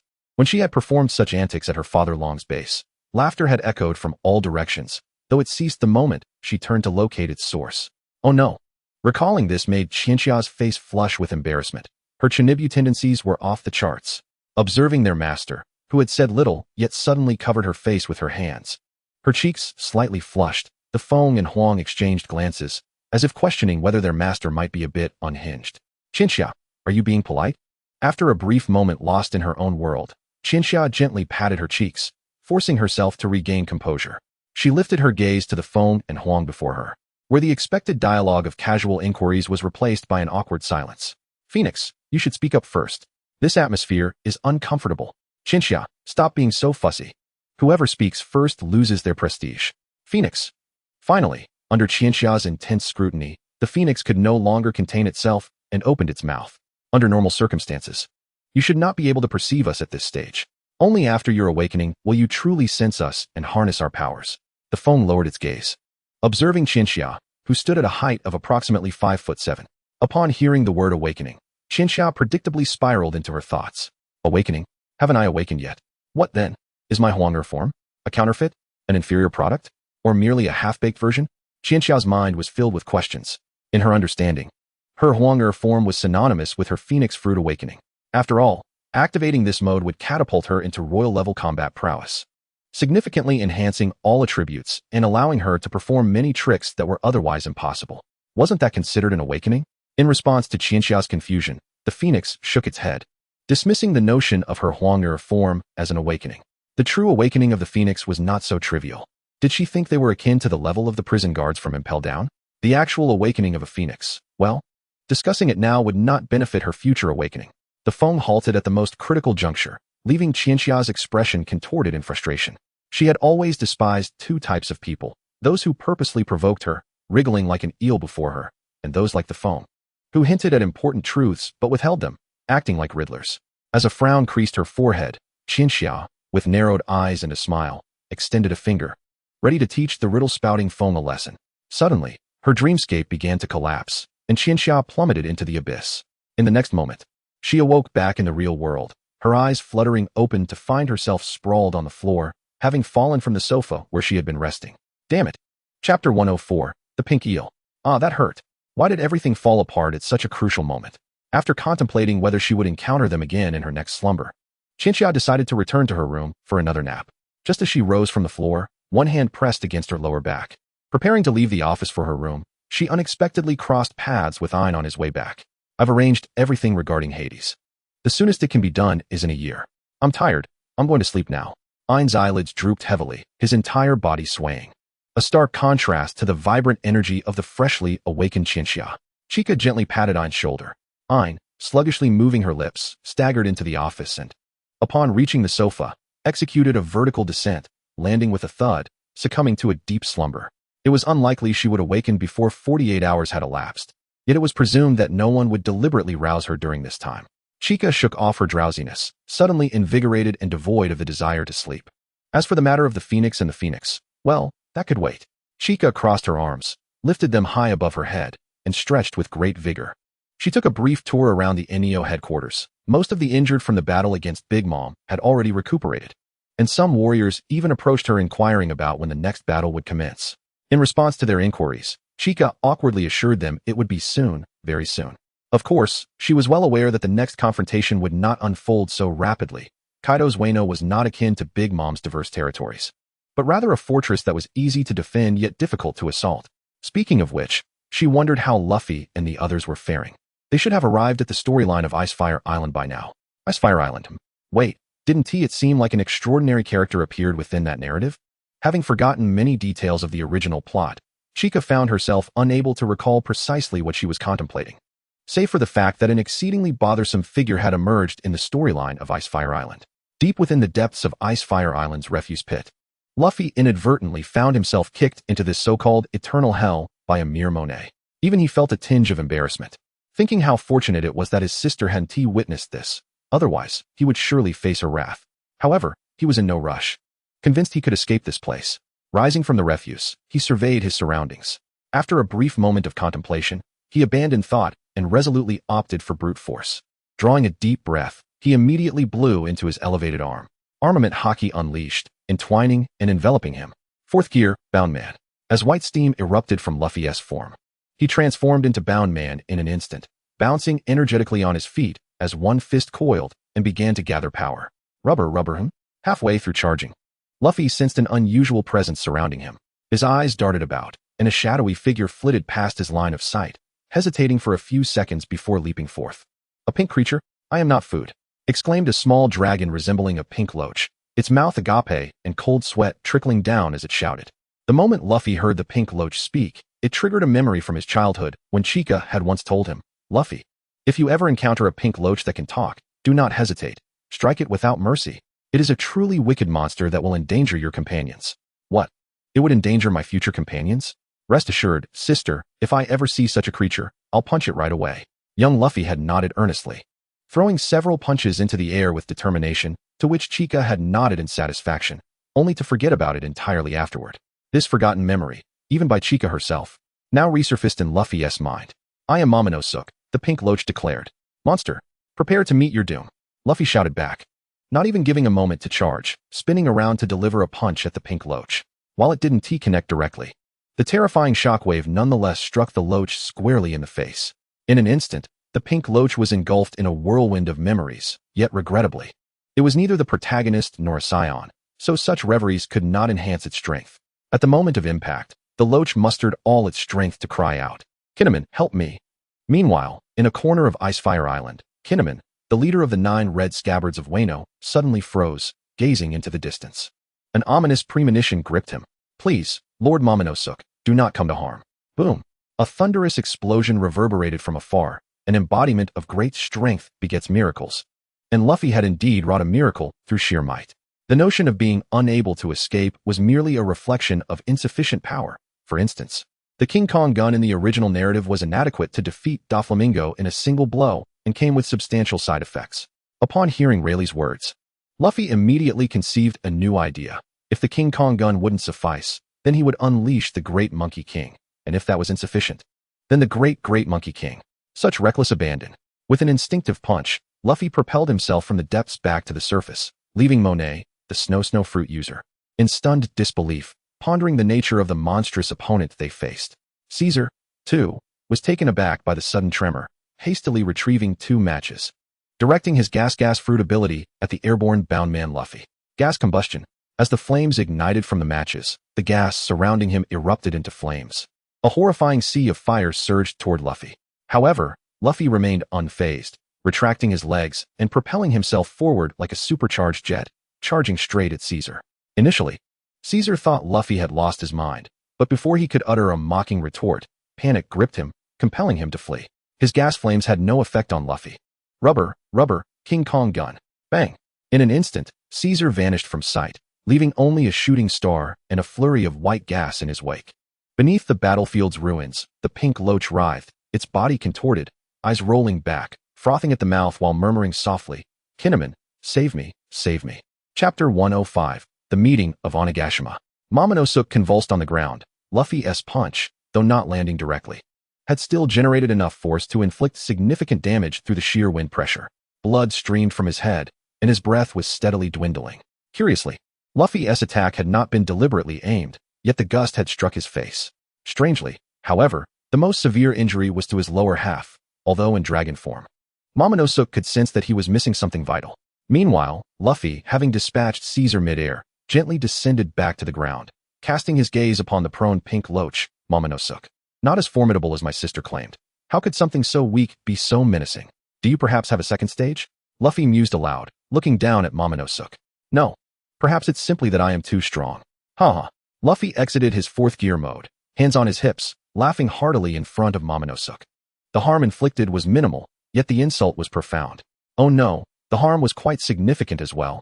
Momonosuke lamented inwardly, regretting his unfortunate fate, unaware that this was merely the beginning of his tragic future. Meanwhile, at the Enio headquarters, Chika suddenly felt an inexplicable sense of exhilaration, almost compelled to burst into song and dance. However, her rationality swiftly subdued this impulse. What singing and dancing could she possibly do? Chika mused that her only skills lay in wielding a sword and throwing punches. Raised among the Revolutionary Army and nurtured by the Navy, she had spent her life in constant confrontation with pirates, leaving little room for the pursuit of singing or dancing. After all, she was no wealthy heiress. Well, in a certain sense, one could argue that she resembled a young lady of privilege, couldn't they? Chika murmured to herself. Yet such thoughts did nothing to dampen her buoyant spirits. With a beaming smile, she moved about the Enio headquarters, appearing like a graceful sprite dancing in the eyes of onlookers. Unbeknownst to Chika, had she been aware of their gazes, she would have undoubtedly halted in embarrassment. The surrounding crowd, aware of this fact, chose to remain silent, quietly relishing the sight. Though Chika claimed she could not sing, she found herself involuntarily humming a melodious tune. It was not a cacophony. Rather, her voice, while not professional, carried an elegance that adorned each note. As she hummed, vibrant little birds of various colors flocked from all directions, perching upon the ground, branches, and even upon her hands. Chika smiled as she gently caressed a bird that had landed on her other hand. A scene so heartwarming that one could hardly imagine a more soothing experience than appreciating such beautiful creatures and even touching them. The others present agreed. They found joy in admiring Chika, who was so intently engaged in her tender interaction with the lovely birds. What a beautiful sight it was. In that moment, the warriors felt invigorated. Those who initially planned to run 10 kilometers suddenly raised their goal to 100. Some warriors, who had been encased in plaster, even managed to break free from their bindings, transforming into iron-willed fighters. Hey, that might be a bit excessive. In essence, Chika was not merely a source of reassuring combat power for the warriors of Enio. She was also a talisman of good fortune and positivity. Time flowed swiftly, yet the creation of the Pluton proceeded at a languid pace, with stringent requirements for the quantity of Adam's tree. Although the Navy headquarters possessed enough resources to construct the Pluton, extracting a significant amount discreetly was utterly implausible. the world government was no fool. Thus, Enyo turned its gaze towards Wano country. Not only is Wano a land of craftsmanship, boasting advanced techniques for processing sea prism stone, but due to its isolationist policies, many precious materials remain undisclosed. Moreover, it serves as the base for Kaido, the ambitious Yonko, who undoubtedly hoards some Adam's tree as well. If they could gather the Adam's tree from both Big Mom and Kaido, supplemented by a small contribution from the Navy, the Pluton could indeed be constructed. However, defeating Kaido was no simple feat. The core members of Enyo convened for a critical meeting, comprising Chika, Ain, Fujitora, Kuna, the stealthily arrived Zephyr, and several former Navy vice admirals. This assembly was quite formidable, unafraid of Kaido, prepared to charge forth without hesitation. Yet, due to Wano's defensive fortifications and Zephyr's inability to truly engage in combat, the situation was not as advantageous as facing Big Mom, and they were merely supplemented by a few trusted vice admirals that Zephyr had brought along. My apologies, Chika, Zephyr expressed with a hint of regret. While I know many trustworthy vice admirals, bringing too many could easily draw the attention of the Navy's hawks. However, please rest assured, those I have brought along are reliable. Chika waved her hand dismissively. She understood that Zephyr had exhausted all means on her behalf. After all, these were vice admirals from the Navy headquarters, not mere branch officers. Chika glanced at the vice admirals that Zephyr had brought, none of whom had been particularly highlighted in the original narrative, and their strength was likely not formidable. The Navy's combat capabilities could be categorized into several tiers based on rank, with a three-tier disparity between headquarters and branches. Thus, a vice admiral from the branch would be equivalent to a lieutenant at the headquarters. Of course, even the vice admirals from the headquarters were not overwhelmingly strong. True powerhouses were limited to the likes of the Demon Slayer vice admirals and the candidates for admiral. Oh, and let's not forget about Old Man Garp. As Chika's gaze fell upon these vice admirals, she noticed their expressions were tense, despite their ages far surpassing her own. With a smile, she tilted her head and said, "No need to be nervous. We shall be comrades from now on. We will surely do our best." Upon hearing her words, the vice admirals collectively exhaled, relieved. They had heard of this girl long ago, known as a genius among geniuses, and a beauty rivaling even the Empress herself. Now, seeing her in person, the rumors proved true.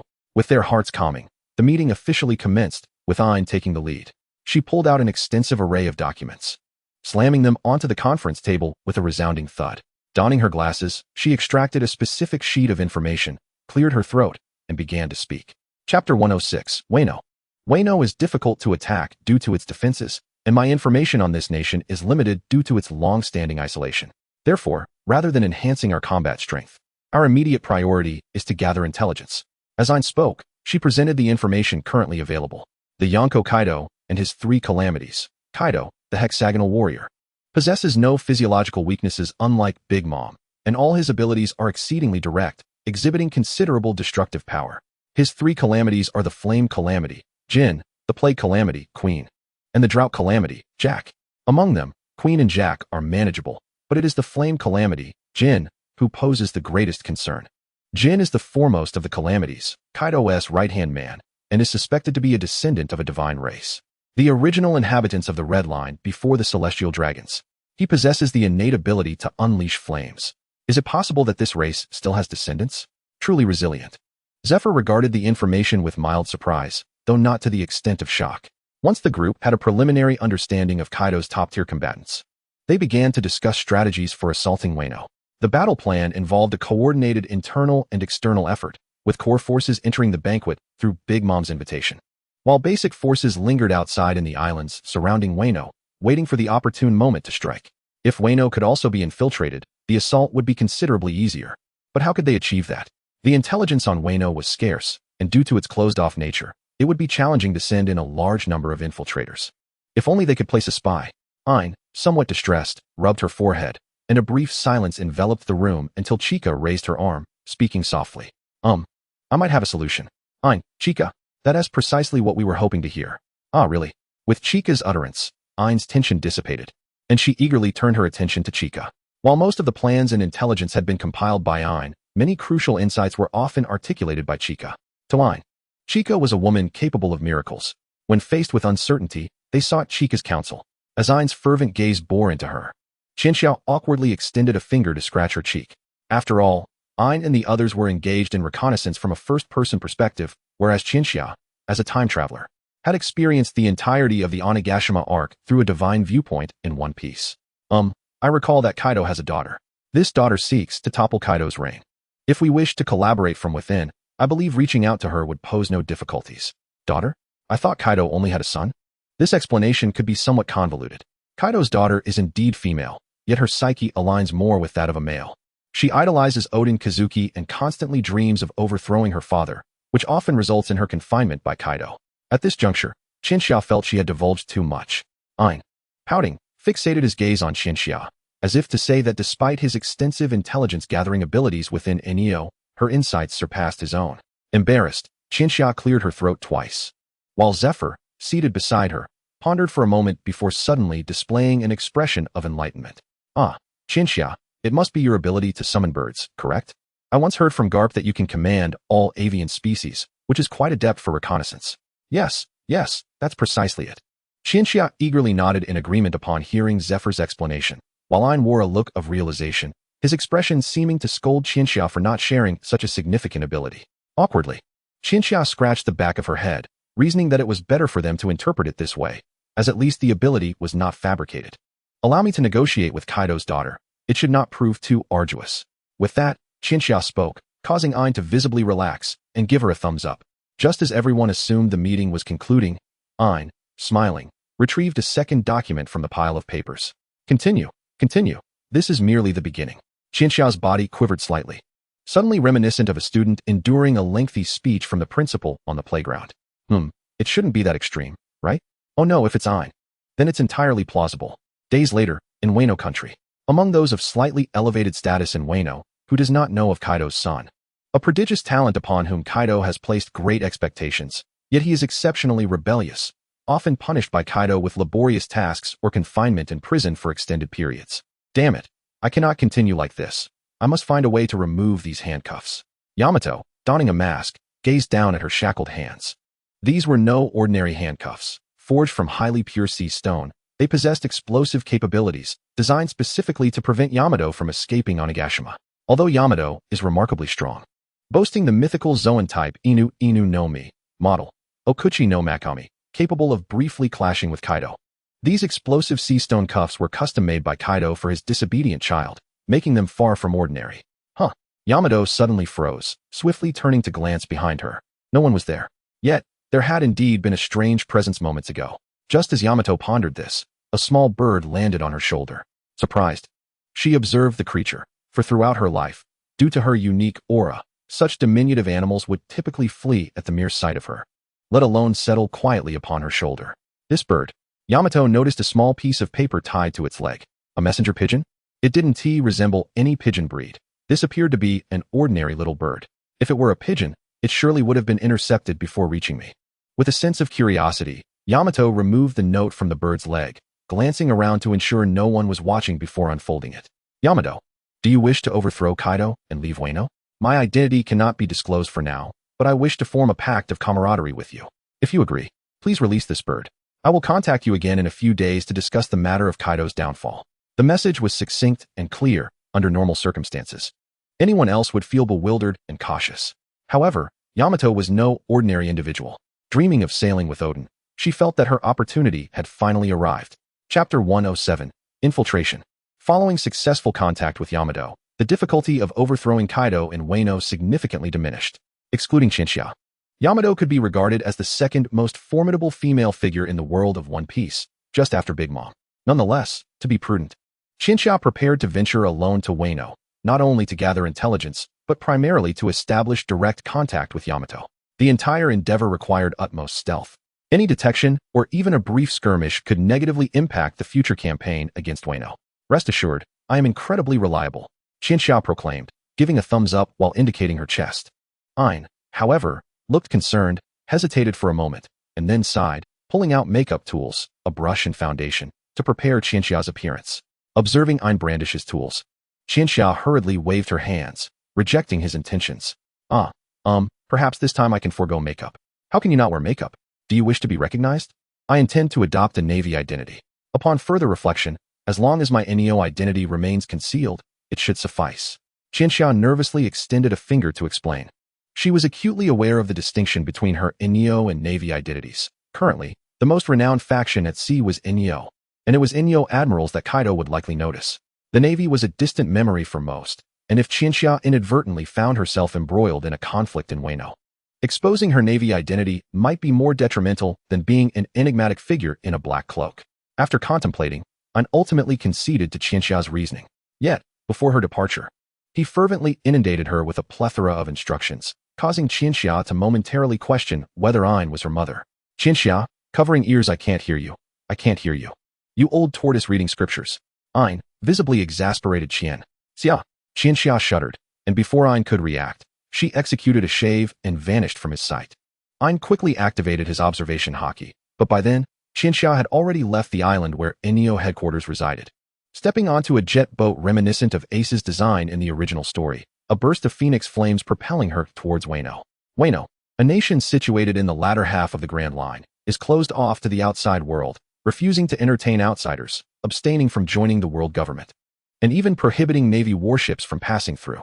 The entire territory lacks any concept of an external sea, bordered by waterfalls and cliffs, effectively deterring a significant influx of ordinary individuals from entering Wano. However, Qianxia was no ordinary person. Upon reaching the waters near Wano, she decisively abandoned her vessel and leaped into the air to avoid drawing attention. The aerial domain above Wano also had defenses, but as long as she soared above the aerial perimeter, she would be unimpeded. Yet, upon breaching the cloud cover, Qianxia hesitated, lowering her gaze with deep concern towards the jet boat she had only recently discarded. That contraption cost a staggering 1 million, a custom design she had implored Ein to create for her. It was once like this. Chica, Ein. This thing. Ein, what use does it have? Chica, don't you have the ability to fly? Is there some other purpose? Chica, purpose? Indeed, it looks cool. Thus, under Ein's guidance, a magnificent jet boat, the Ace model priced at 1 million, was custom-made, and astonishingly, 10 were produced in one go. Well, now only 9 remain. Chica murmured to herself, ultimately pulling down her black hood with determination before soaring into the land of Wa. Employing her observation haki and swift speed, she stealthily infiltrated the territory without a hitch. Where is Yamato now, my little birds? Please help me locate him, Chica whispered softly, and in an instant, every bird in the land of Wa obeyed her command, transforming into diligent scouts that scanned the land like radar. In just a few minutes, Yamato's location was revealed within the bird's sight. This ability is truly remarkable. I should have been assigned to logistics from the start. Perhaps I would still be lounging at the headquarters, reclining at my desk, engrossed in a novel, Chica muttered, and then she cheerfully dashed towards Yamato's direction. Meanwhile, on the island of Tontada, a certain Don Quixote with the title of king was in stitches, utterly amused by Luffy's Gear 4th transformation. What is this form? Are you jesting with me? Haha. In response to Don Quixote's mockery, Luffy merely smiled confidently, the corners of his mouth lifting slightly. The outcome is already determined, Don Quixote. Luffy's legs coiled like rubber, and with a thunderous bang, he launched himself forward, striking Don Quixote squarely in the face before he could react. According to the original storyline, Don Quixote was hit once and sent flying into the city, only for Luffy to deliver the finishing blow afterward. However, having undergone rigorous combat training under Chica's devilish tutelage since childhood, Luffy would never waste time allowing his opponent to catch their breath. Goma Goma no. Continuous King Kong gun. Luffy inhaled deeply, having just sent Don Quixote hurtling several kilometers before pinning him to the ground. Before Don Quixote could regain his breath, Luffy was already before him.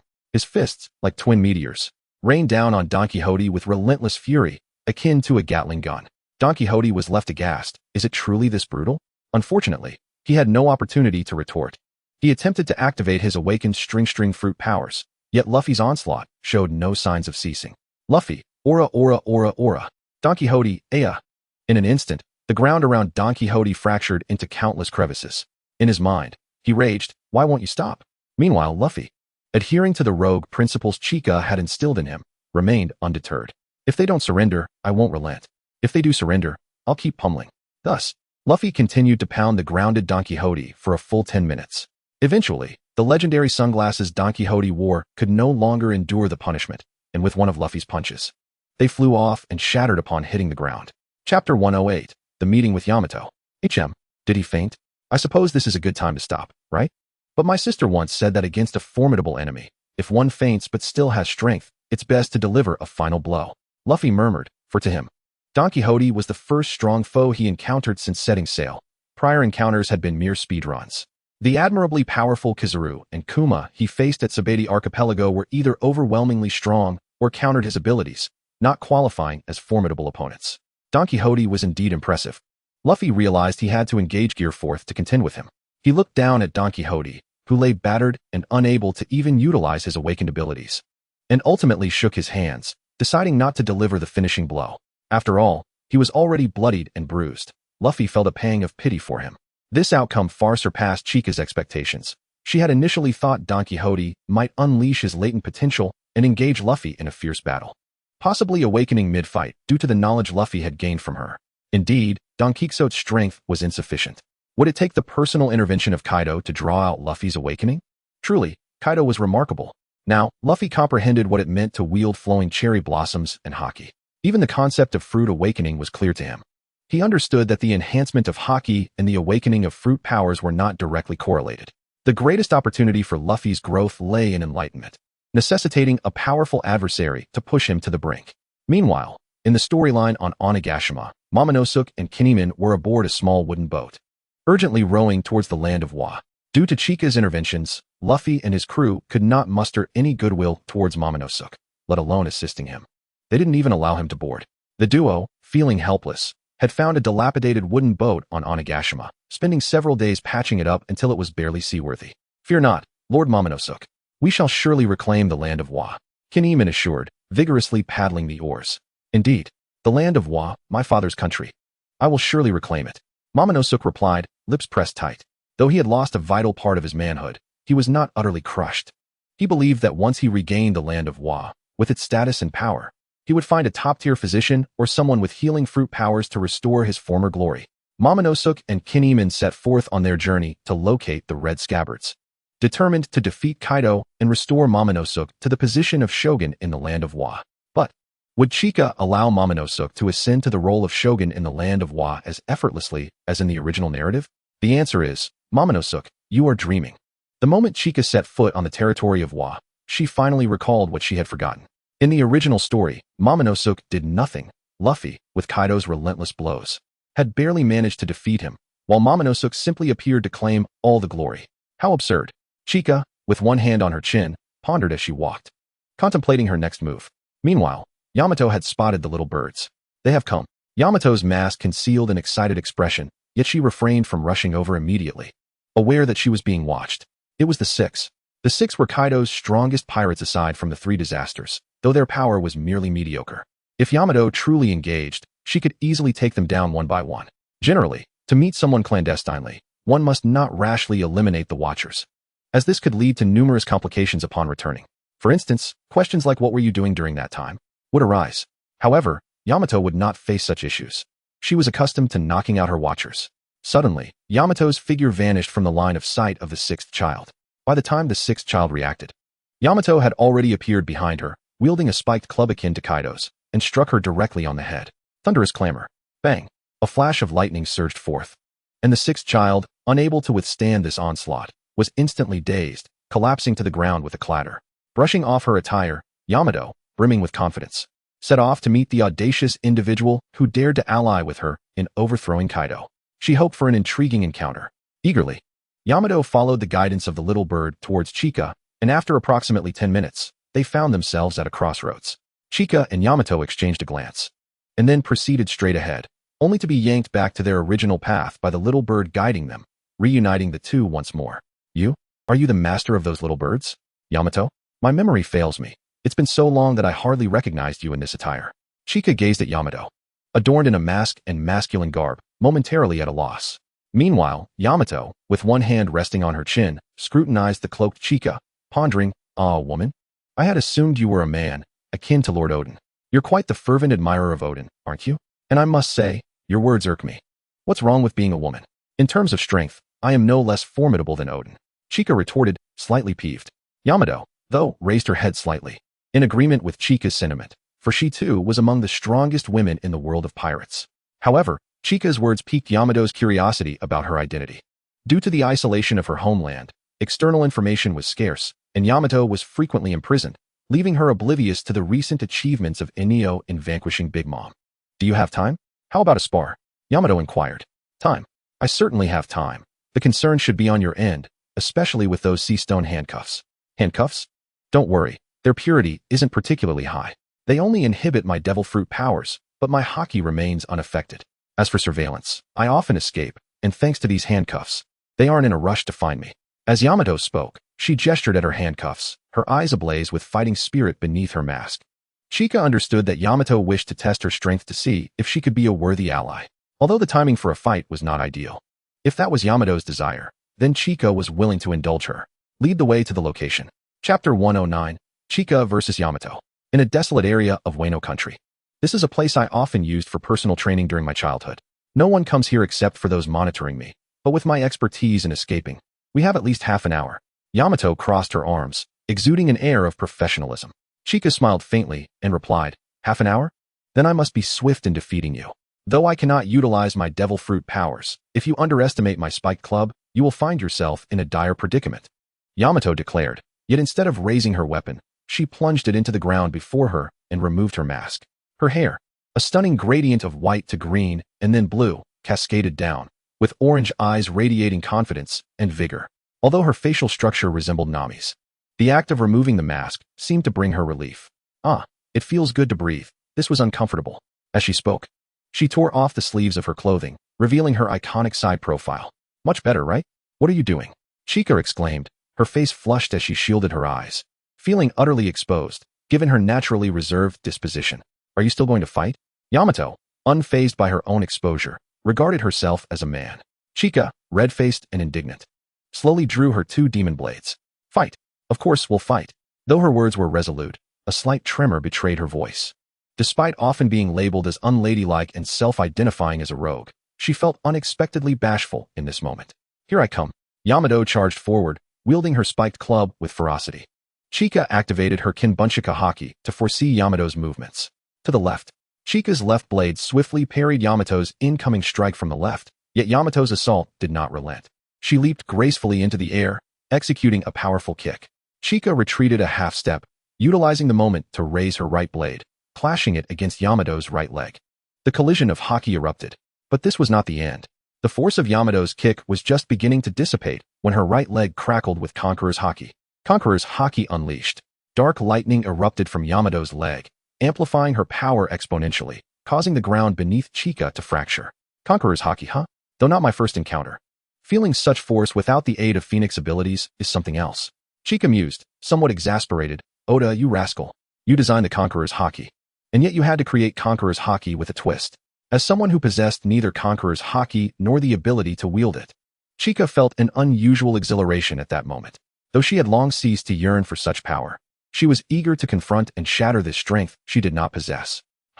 Chika's demon blade erupted with an intense aura akin to flames, clashing with the lightning of Yamato's Conqueror's haki, resulting in a powerful resonance. With Chika's force, Yamato was sent flying, managing to perform a 720-degree flip before landing steadily on the ground. Impressive. What was that move just now? Yamato, having regained her balance, looked up with interest, eager to inquire about the technique Chika had employed to counter her Conqueror's haki. Before she could speak, however, Chika charged at her without hesitation, launching a rapid flurry of dual blade strikes. An enemy does not surrender. I shall not relent. If the enemy surrenders, I will continue to fight with fervor. Engaging in a brawl, it's best to keep the chatter to a minimum. This is the ruffian technique that Qianxia imparted to Luffy, and she has naturally mastered this art to an extraordinary level. Yamato quickly grasped her spiked club to defend herself, yet Qianxia's swordsmanship is far from trivial. She is renowned in the outside world as the strongest female swordsman. Yamato's club techniques are, in truth, rather limited. No, she does possess a singular technique.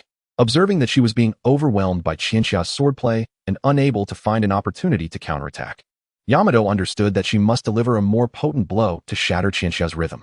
However, bound by sea stone handcuffs, she was unable to utilize her devil fruit abilities and was left to rely solely on haki and her spiked club. There was no other recourse. Taking a deep breath, Yamato concentrated a considerable amount of armament haki into her club. Speaking of which, the quality of this spiked club is not to be underestimated. Swords are categorized into supreme, great, and good quality, so if spiked clubs were similarly classified, this one would surely rank at least as a great club, wouldn't it? Unfazed by Yamato's gathering of power, Qianxia remained focused on the club in her hands, for she recognized that Yamato was preparing to unleash that particular move. It was nothing less than the most basic yet powerful haki technique used by Kaido in the original story. The one that knocked Luffy to the ground with a single blow. Thunderous Bagua. Yamato swung her club, enveloped in Conqueror's haki intertwined with armament haki. And the might of this technique was undeniable. Qianxia leaned back, and with a resounding crash, she was sent flying. Yamato, imitating Qianxia's earlier ruffian tactics, dashed forward before Qianxia could land. She even went a step further, before Qianxia touched the ground. Yamato unleashed another thunderous bagua, but this strike met with empty air. For the Qianxia she had aimed at was merely an illusion. Realizing this, Yamato felt a swift motion behind her, as a cursed blade was suddenly pressed against her throat. Demonic aura illusion, wailing spirits. This technique had even ensnared the likes of Mihawk, let alone the single-minded Yamato. Standing behind Yamato, Qianxia spoke with an air of calm. The outcome is determined. So, do you wish to continue this fight? Chapter 110, capable of anything. Impressive. Who exactly are you?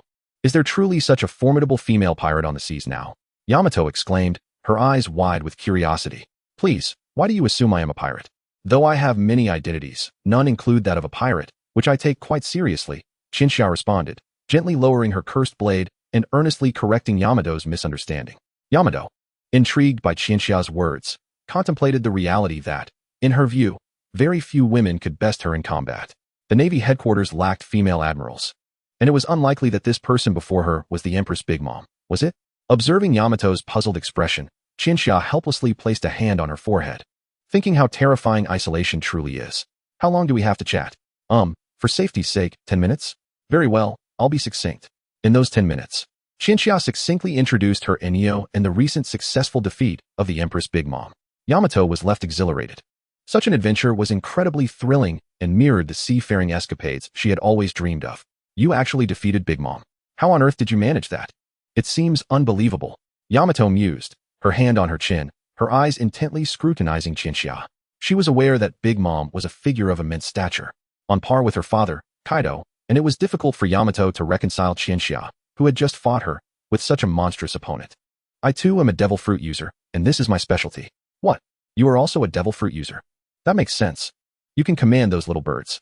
If your primary ability allows you to defeat me, I now believe you can take down Big Mom. Yamato gazed at Qianxia with excitement, even grasping both of her hands eagerly. With Qianxia's assistance, Yamato felt a renewed sense of hope in defeating her father, Kaido. However, before that could happen, Yamato glanced down at the handcuffs binding her wrists.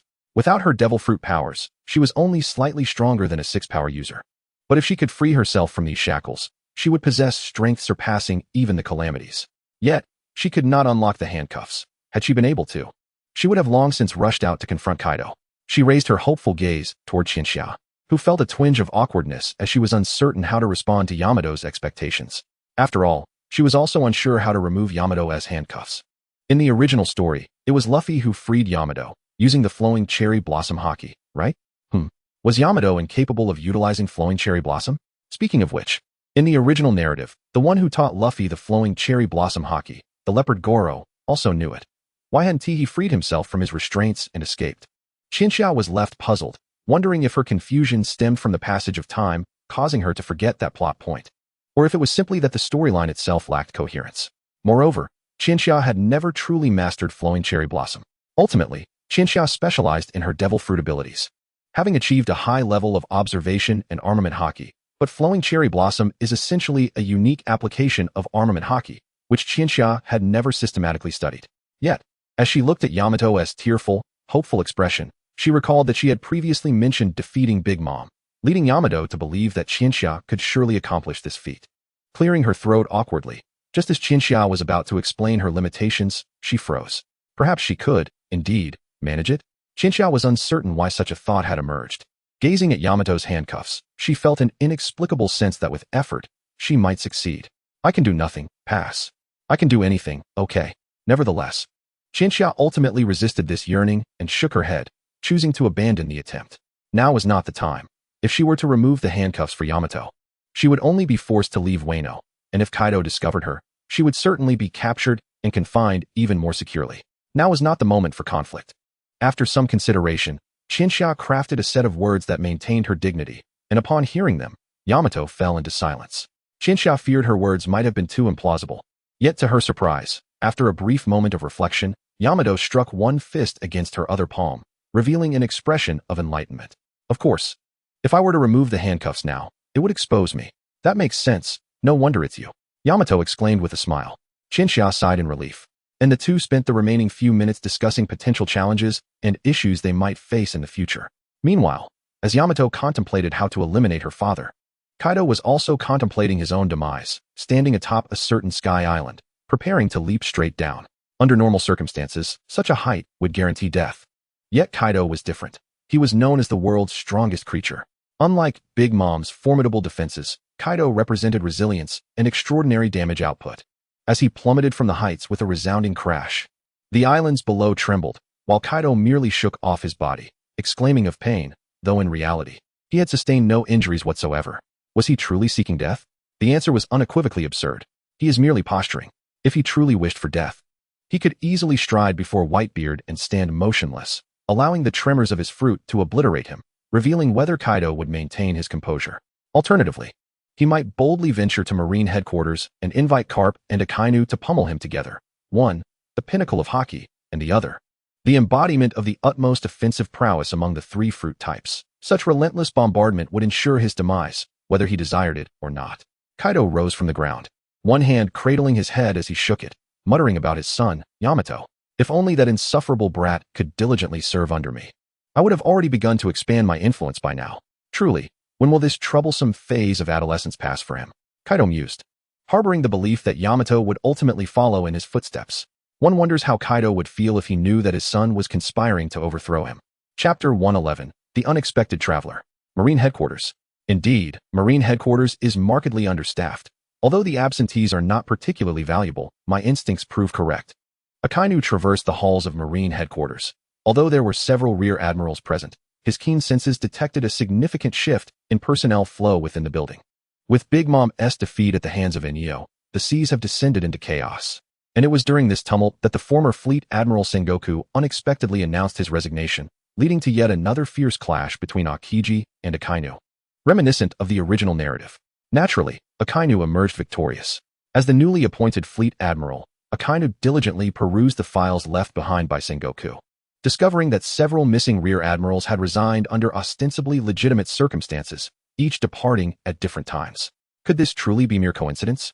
Akainu furrowed his brow, his newfound confidence crumbling in an instant, realizing that Sengoku had meticulously orchestrated these events prior to his resignation.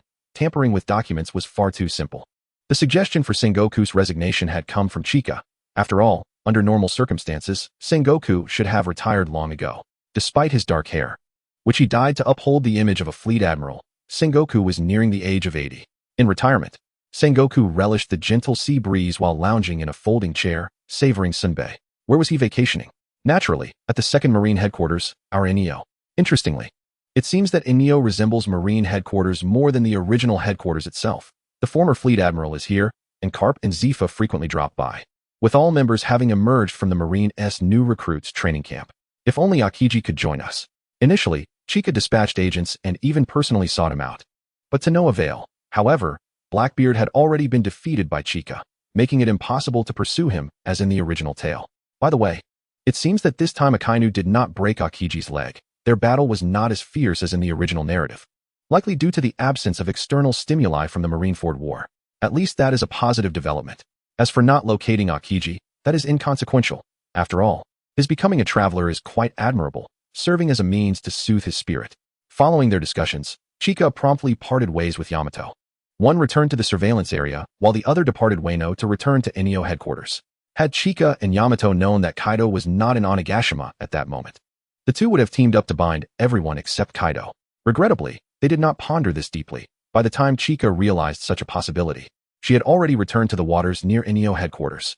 Feeling somewhat vexed, Chika pressed a hand to her forehead, lamenting that there are no regret pills in this world, unless one considers reincarnation.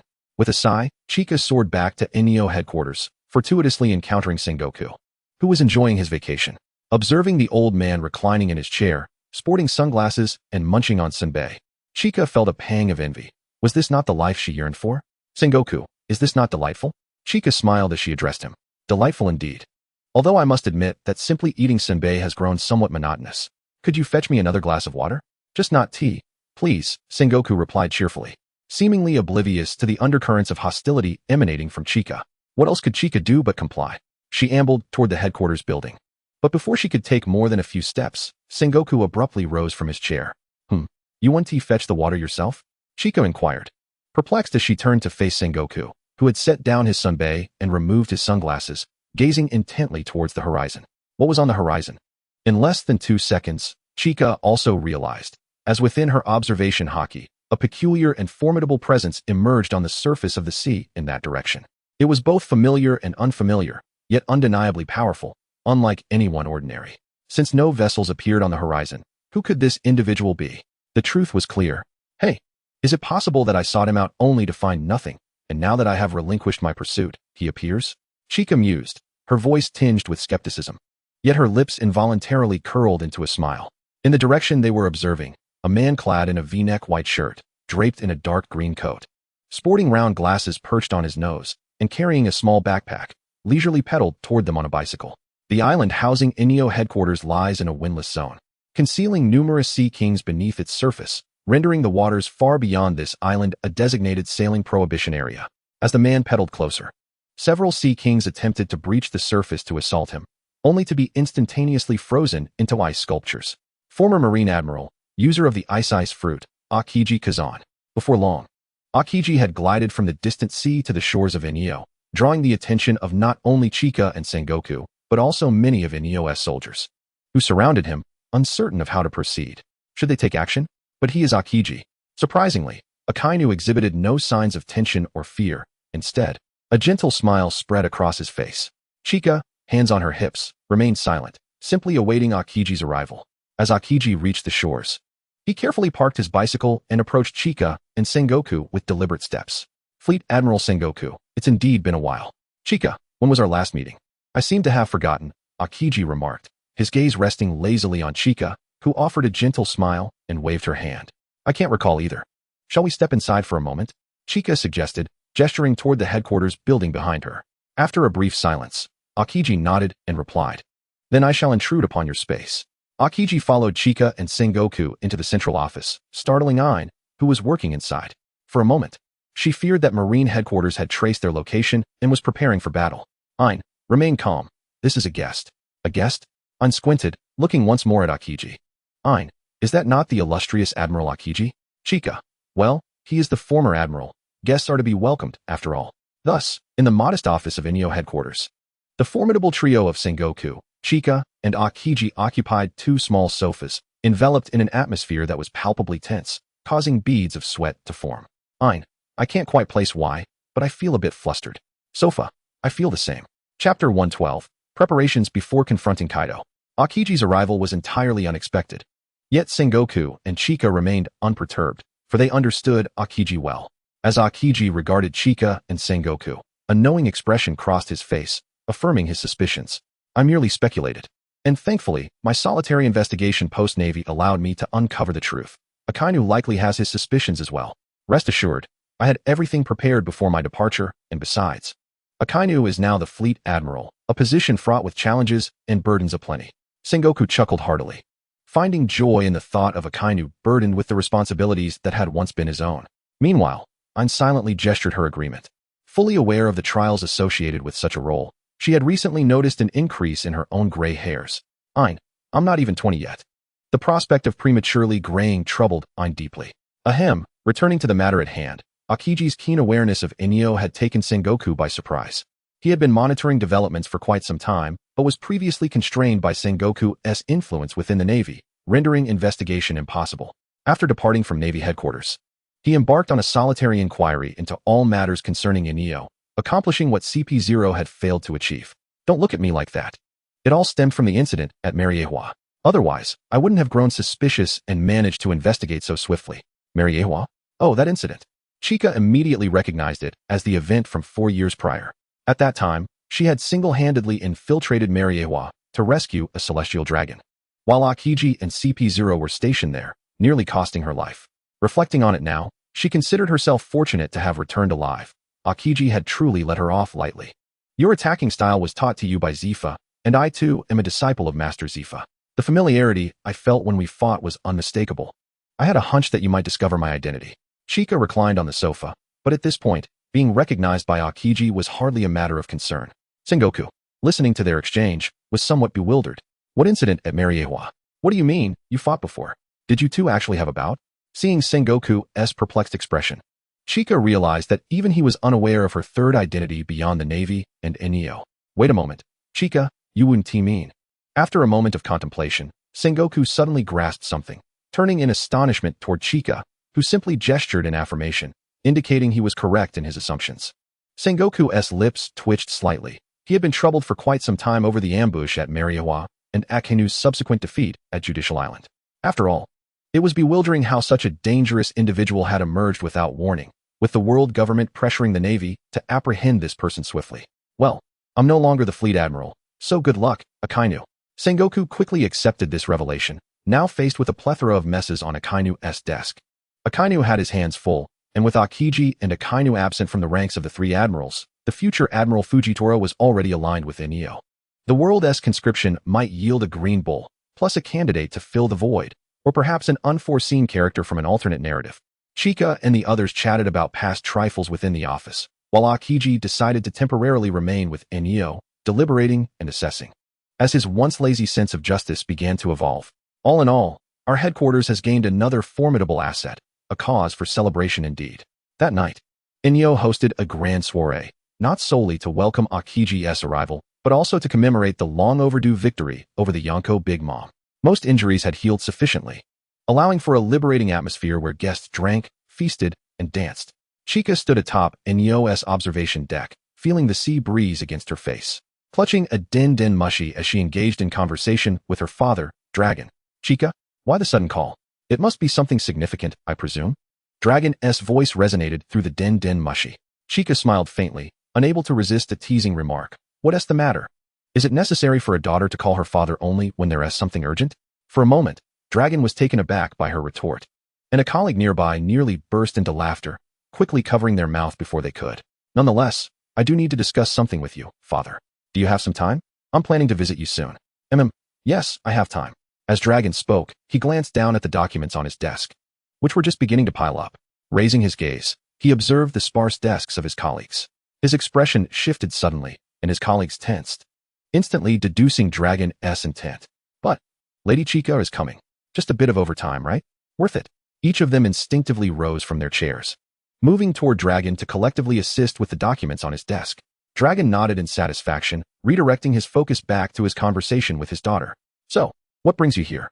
I must have some preparations in place. Dragon lightly tapped the desk with his fingers as he spoke. Chika gazed pensively at the distant horizon, envisioning Kaido looming before her. While she believed that with her current strength, confronting Kaido directly was not without its chances, she deemed it prudent to approach such matters with caution, especially since she still had room for improvement. Father, I wish to undergo a systematic study of Haki, both armament and observation Haki. You undoubtedly excel in this area compared to me. Chika specialized in her devil fruit abilities, while her mastery of the dual forms of Haki had yet to reach the pinnacle. However, her remarkable devil fruit prowess had often overshadowed this shortcoming in previous battles. Yet, when facing Kaido, Chika believed she ought to demonstrate the corresponding respect by presenting a stronger version of herself to defeat him. Listening to Chika, even through the transmission of the Din-Din Mushi, Dragon could sense her fervor for growth. Very well, come to me, and I shall train you diligently, guiding you to master observation and armament Haki. Chapter 113, A Haki Refresher. Revolutionary Army Base. Chika arrived alone at the base, and upon sighting her, the scouts immediately straightened, their spirits invigorated. Lady Chika, you are indeed Lady Chika, aren't you? The scout exclaimed, excitement palpable in his voice. The title of lady made Chika feel somewhat awkward. She scratched her cheek with a finger and replied, Yes, I am Chika, but let us forego the lady part, shall we? No, the dragon is our leader, and you are the eldest daughter of the leader. Addressing you as young miss is not excessive. However, to avoid any pretense, could you perhaps demonstrate your abilities? You know, the one from last time. The scout was exceedingly agitated, but Qianxia understood precisely what he was referring to. She gently raised her hand, and before long, a flock of exquisite desert birds swiftly descended upon her shoulder, flapping their wings and bowing their heads. Nothing could affirm Qianxia's identity more than summoning a myriad of birds. After all, in these times, many were dabbling with fire, and it could be quite challenging for the uninitiated to discern the differences between various flames. Indeed, it is her Please come in. The crowd joyfully cleared a path leading to the inner sanctum of the base. Qianxia smiled and nodded, then stepped forward into the Revolutionary Army's headquarters. Within the base, everyone who had been working stopped momentarily upon seeing her. Who is this young lady? She's so beautiful. Are you new here? That one is the leader's daughter. The leader has a daughter? My goodness, how can he produce such beauty? His wife must be stunning.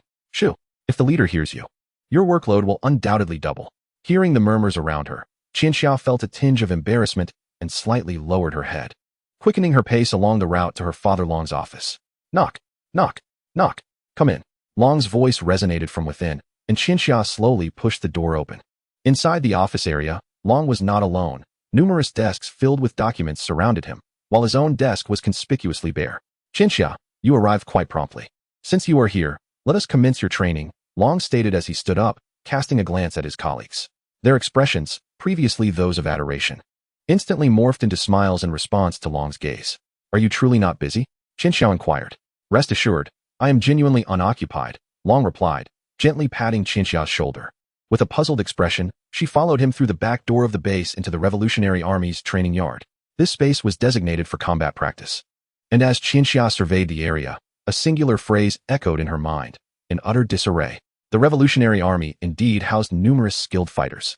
Observing Qianxia's reaction to the training ground, Long remarked casually, this is all due to that rascal Sabo. What? Sabo did this? Yes, surprisingly, that boy is quite reliable. So I afforded him some leniency, Long explained, although an air of menace emanated from him. After Qianxia's departure, Long had assigned Sabo some rather troublesome tasks. And not only did Sabo complete them promptly, but he did so impeccably. When it came time for Sabo's reward, he requested Long to assign him a combat instructor. Seeing Sabo's earnest demeanor only heightened Long's irritation. Hence, he decided to take on the role himself, which explained why most of Long's subordinates had completed their tasks while he still had much work pending. Clearing his throat, Long signaled to shift the conversation back on track. Now, the task at hand is your hockey training. Qianxia, let me first assess your hockey level. Do not use any abilities. Merely employ your armed hockey to strike me. Understood. Qianxia inhaled deeply, clenched her fists, and unleashed her armed hockey, enveloping her fists in a dense aura. Qianxia's punch was swift and powerful. Had it been aimed at a tree, a boulder, or even a building instead of Long, it would have surely shattered them. However, Long firmly grasped her fist, stronger armed hockey coiling around his hand as he caught her strike. Quite commendable, although it lacks a touch of refinement. A brief period of intensive practice should suffice to enhance it, Long remarked after a moment of contemplation. If his colleagues had heard such praise, they would likely be astounded, for Long was known to commend others, yet this gentleness was unprecedented. You are not my daughter, Long retorted. Indeed, a true daughter-s obsession, his colleague chimed in. Releasing Qianxia's fist, Long continued, if you wish to defeat Kaido, mastering the advanced application of armed hockey, specifically internal destruction, is indeed essential. Allow me to demonstrate. With that, Long tightened his fist, unleashing a surge of potent armed hockey that enveloped it in an unusual flow. He turned to a massive boulder, marred with claw marks, inhaled deeply, and struck it with a punch. Instantly, while the surface of the stone remained intact, it erupted from the center, scattering countless fragments into the air. This is internal destruction. For certain unique adversaries, this application of armed hockey can inflict significantly greater damage, Long explained with a calm demeanor. Though Qianxia was already aware of this, witnessing it firsthand was astonishing. Had she possessed such power during her battle with Big Mom, perhaps the ordeal would not have been so exhausting. Her gaze grew increasingly earnest as she removed the 3 swords she had tucked at her waist, setting them aside. Father, I entrust you with my training during this period. I will strive to expedite its completion to save you time, Qianxia proclaimed with fervor. A look of pride crossed Long's face as he assumed a combative stance. Very well. Let us not only practice hockey, but also review the martial arts you honed in your youth. Thus commenced an intense exchange of martial arts between Long and Qianxia in the training yard behind the Revolutionary Army's base, as Qianxia set aside her swords and fruit abilities, rediscovering the vastness of this world. However, within her eyes burned an unquenchable fire as she rapidly absorbed Long's martial knowledge, prompting Long to marvel anew at his daughter's remarkable prowess. Meanwhile, as Long and Qianxia trained, the office staff were engrossed in their own fervent tasks. How many documents do you have left to resolve? Only 10 remain. Then I have 1. I'm finished here. Off to observe the boss and the young lady's training. Farewell. What? How are you so fast? Chapter 114, A Frantic Thought. Indeed, the young lady is a veritable prodigy.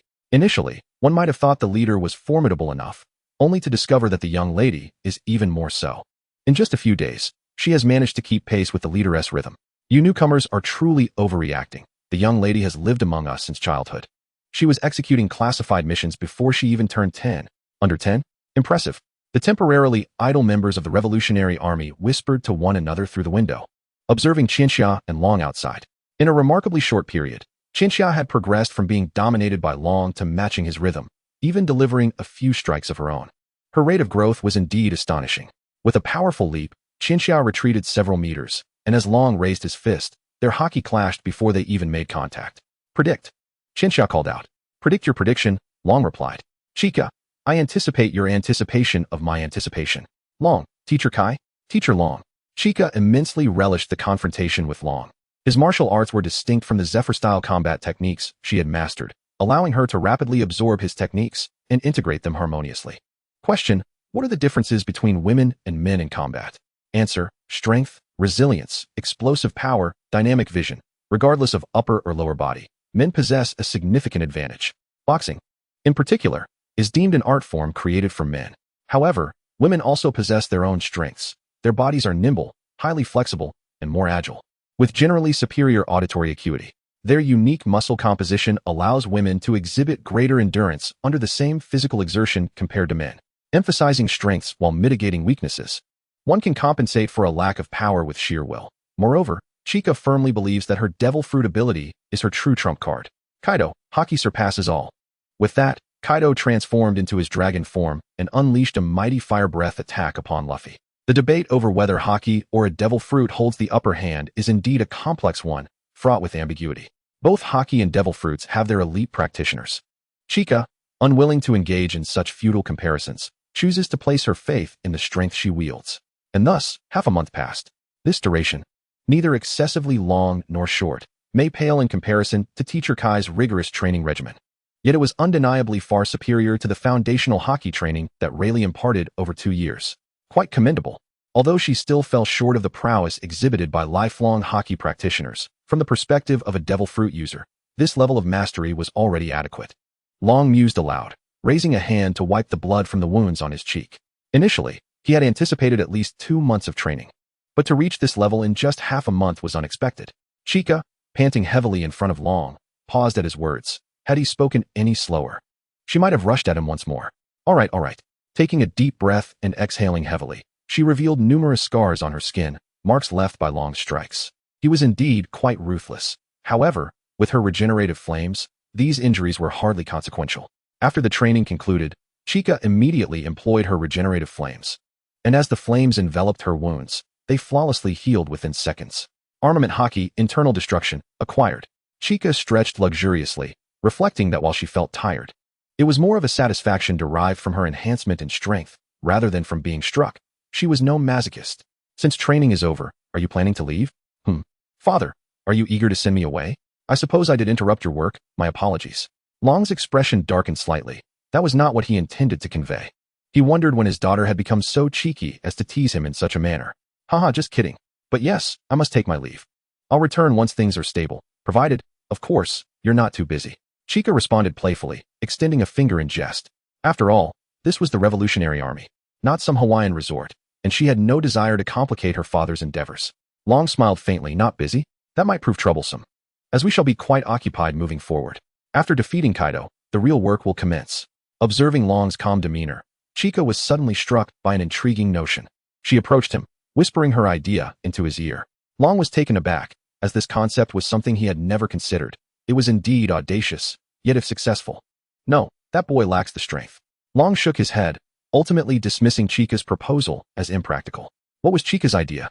The Marine headquarters currently has vacancies for 2 of the 3 admirals, with the search for new recruits underway. In the original narrative, Fujitora and Green Bull would eventually be selected, but since Fujitora is now working with us in Enio, even if Green Bull appears, 1 admiral position will still remain unfilled.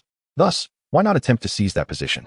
Chica believed Sabo would be an excellent candidate for this role, yet Long rejected the notion outright. Sabo currently lacks the strength to serve as an admiral. Father, you're overthinking it. Must one possess admiral-level strength? Being somewhat competent should suffice. In the original narrative, Green Bull was labeled as the disgrace of an admiral. Sabo merely needed to be slightly stronger than the candidates. unstable. Even the candidates are not to be underestimated. It's essentially a 50-50 chance. Long countered mercilessly. Among the three brothers, Sabo's strength was in a precarious position. He lacked any notable lineage, did not possess a devil fruit ability, and had wasted time at sea due to amnesia. While some additional training by Long could potentially bolster him, by then, the recruitment process would likely be concluded. However, Chica had already contemplated this situation. She moved closer to Long, whispering once more into his ear, what if he were to consume a powerful devil fruit? Chica was uncertain whether Haki or a devil fruit was superior. But for rapid enhancement, the devil fruit was undoubtedly the answer. What devil fruit? If it were an ordinary one, perhaps Big Mom's soul fruit? Chica's eyes gleamed with excitement as she revealed her two rare devil fruits. While they belonged to an emperor, with a slight alteration in their application, recognition would not be so easily achieved. Most importantly, the soul fruit was incredibly potent. Chapter 115, Kaido's Premonition. Sabo was truly an excellent candidate. Having encountered an accident shortly after setting sail that resulted in his amnesia, thus avoiding any pirate record. Additionally, Bartholomew Kuma had been alone as an undercover agent within the Marines, which was exceedingly perilous. In the original narrative, due to being the sole undercover operative, he had no support and ultimately chose the fate of modification to avoid exposure. If Sabo were to become the second undercover agent, he could cover for Kuma, thereby altering Kuma's destiny. Long ultimately accepted Chica's proposal, and she beamed with joy akin to a child. Following their farewell, she swiftly returned to the Enio headquarters. A few days later, the soul fruit was delivered to the Revolutionary Army base and placed in Sabo's hands. This is the devil fruit sent by Sister Chica, the one belonging to the Emperor Big Mom. As Sabo held the peculiar devil fruit, he felt little appetite simply gazing at it. Yet, in pursuit of strength, he steeled himself. Taking a deep breath, he bit into it. Indeed, despite his mind racing with thoughts of how delicious it might be, the taste was utterly revolting, something no one could endure. After just one bite, Sabo immediately lost any confidence he had in consuming a second. Nevertheless, one bite was sufficient. As with that single morsel, the power of the devil began to course through his body, leaving the remaining fruit nothing more than ordinary. Instantly, the basic applications of the soul fruit manifested in Sabo's mind. Boss Long, I know what you intend to say. Standing beside him, Dragon extended a finger towards the prepared candle flames. Having acquired the soul fruit, it was imperative to create a Mihawk, as Ace's brother. The first Mihawk naturally had to be of fire. Soul Bestow. Due to Sabo's recent acquisition of the fruit, his internal soul power was limited, compelling him to invest a portion of his own soul into the candle. Once the bestowal was complete, Sabo gasped for breath, beads of sweat adorning his brow, while the small candle before him spontaneously transformed into a diminutive fire Mihawk, considerably smaller than that of Big Mom. Sabo gulped audibly, the fiery Mihawk now resting within his fist, flames roaring upon it. How does it feel? Dragon inquired nonchalantly, leaning against the wall, arms crossed. Sabo swung his fist vigorously through the air. Though the flames were not overwhelmingly fierce, he had indeed grasped the essence of fire. I feel absolutely magnificent. At the Enio headquarters, in the office, Chica reclined with her legs crossed atop the desk, a cabinet beside her ajar. Initially, it housed two fruits, one the dark fruit and the other the soul fruit. Now, only the dark fruit remained. In truth, the dark fruit would have been a more suitable choice for Sabo than the soul fruit, yet the latter bore a weighty significance as it was once wielded by Blackbeard, the true murderer of Ace in the original narrative. The thought of allowing Sabo to use a fruit once associated with such a notorious figure left Chica with an uneasy feeling. Well, the soul fruit isn't too shabby. After all, it allows for the manipulation of fire, she murmured to herself, contemplating her next course of action, which was to sleep. This was certainly not a mere indulgence in sloth. Chica intended to once again immerse herself in the dream realm of the Phoenix and the Phoenix. She yearned to comprehend what true awakening of the Phoenix entailed. With a soft thud, Chica flopped onto her bed, donning a sleep mask, and began to fall into a tranquil slumber. Sleep, she believed, was an art form in itself. To summon forth the Phoenix, she would likely need to delve into the depths of the dream realm, a task not to be undertaken lightly. However, Chica was confident in her abilities, having perfected this art to a consummate level long before her arrival in this world. Dream world, here I come, she declared, akin to pressing the enter key in a video game. Swiftly entering the profound domain of dreams. The scenery remained unchanged, with sandy beaches and crashing waves as Chica walked upon the shore, leaving a trail of footprints behind her. She attempted to harness the characteristic of her dream, wherein she could govern all, to summon the Phoenix, yet her efforts culminated in failure. What a riddle! Must I unravel it myself? She pondered, Her awakening of the phoenix's posture had been achieved through understanding the true nature of the phoenix, prompting her to wonder if there was still something she did not comprehend. Were there other legends regarding the phoenix? Closing her eyes, she listened to the sound of the waves, diligently reflecting upon the mythological accounts of the phoenix. Suddenly, a tome with a single phrase etched within it materialized in her mind. Could it be that? If this revelation aligned with others, could this indeed be the true essence of the phoenix's power? If so, the dream world began to shatter around her, and Chica returned to reality. Pressing a hand to her forehead, feeling as though she was on the verge of an epiphany, though uncertain how to actualize it. Shall I have Teacher Kai give me a tap with his stick? With a deep breath, she gazed out the window toward the horizon. The battle against Kaido was imminent. Let me witness the might of the world's strongest creature, Chica declared with a confident smile, her fists clenched tightly. Meanwhile, on Onigashima, Kaido seemed to sense something amiss. Suddenly bellowing to his subordinates, I miss my son. Bring him here at once. His subordinates were momentarily taken aback, while Kaido often murmured about his son. Such a direct request was quite rare. Has Yamato gotten into trouble again? They speculated. Though perplexed by Kaido's thought process, they complied, notifying Yamato, who instantly broke into a cold sweat at the prospect of being summoned just as plans to confront Kaido were drawing near. However, Kaido's command could not be disregarded, and reluctantly, Yamato approached him. Kaido, what is it? Yamato inquired, casting a solemn gaze at Kaido, who exhaled 2 puffs of air and waved a hand at Yamato. You should address me as father. Well, you're not a child anymore. You will inevitably take over my empire. From this day forth, you shall remain by my side at all times, never straying from my sight. Understood? What? How so? Disobedience will land you in prison again. Kaido's eyes sparkled with a knowing glint, and Yamato understood that being imprisoned now would sever any chance of contacting Chica. I understand. Chapter 116, The Horn of Counterattack Sounds. Thus, a week passed with Yamato consistently by Kaido's side, who afforded her no opportunity to depart. During this time, Chica's messenger birds had not appeared even once. Nevertheless, Yamato did not believe Chica had abandoned her quest to confront Kaido. Chica was undoubtedly engaged in some endeavor. Son, look, this is my Wano country, and the future shall belong to you. Everything I possess will be yours, for you are my son. You possess great talent. You are destined to become one of the world's top powerhouses. Assist me, and together, we shall trample many nations beneath our feet. Kaido proclaimed as he led Yamato to the highest peak of Wano country, from which they could survey the entirety of its landscape. With their exceptional observation haki, they could discern even the minutest details of the people below, who appeared as mere ants. The factories of sea prism stone, the mining sites, the artificial fruit laboratories, and the experimental zones all came into focus, including the red light district. From this vantage point, areas typically off-limits were laid bare before Yamato's eyes. In Ebisu Town, also known as Smile Town, every villager had been compelled to consume a failed artificial devil fruit. The abilities produced were mostly negligible, yet they shared a singular, unifying side effect, laughter. To merely describe it as laughter felt like an understatement. Regardless of how tragic the circumstances, they would burst into uproarious laughter. Their emotions had not been erased. Rather, only joy could manifest. Meanwhile, in the mines, people perished daily from exhaustion, toiling relentlessly under the searing sun to extract sea prism stone. Such a grotesque society bore the unmistakable signs of a system intent on exhausting Wano's potential entirely. And this was the nation Kaido wished to bequeath to his son with pride. Yamato lowered her head, fists clenched tightly. Despite being shackled with sea prism stone handcuffs and lacking a weapon, she yearned to strike Kaido with all her might, to unleash her haki upon his face. Just as Yamato felt the impending weight of desire threatening to overwhelm him, a small bird flitted into his line of sight. The next time you see this bird, it heralds the sounding of War's trumpet, were the words Chica had spoken to Yamato during their last parting.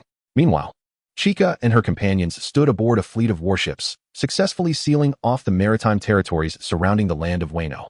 At last, I have located Yamato. The only places my little bird could not scout were Kaido's lair and the depths of the prison. I took a gamble, allowing the bird to venture close to Kaido, and indeed, it led me to Yamato. With her eyes closed, Chica connected her vision with countless birds, perceiving the very contours of the land of Wano. Miss Chica, I am in position, came a voice from the transponder snail in her hand. I entrust this to you. No need for such formality. Pirates are also our enemies in the Revolutionary Army.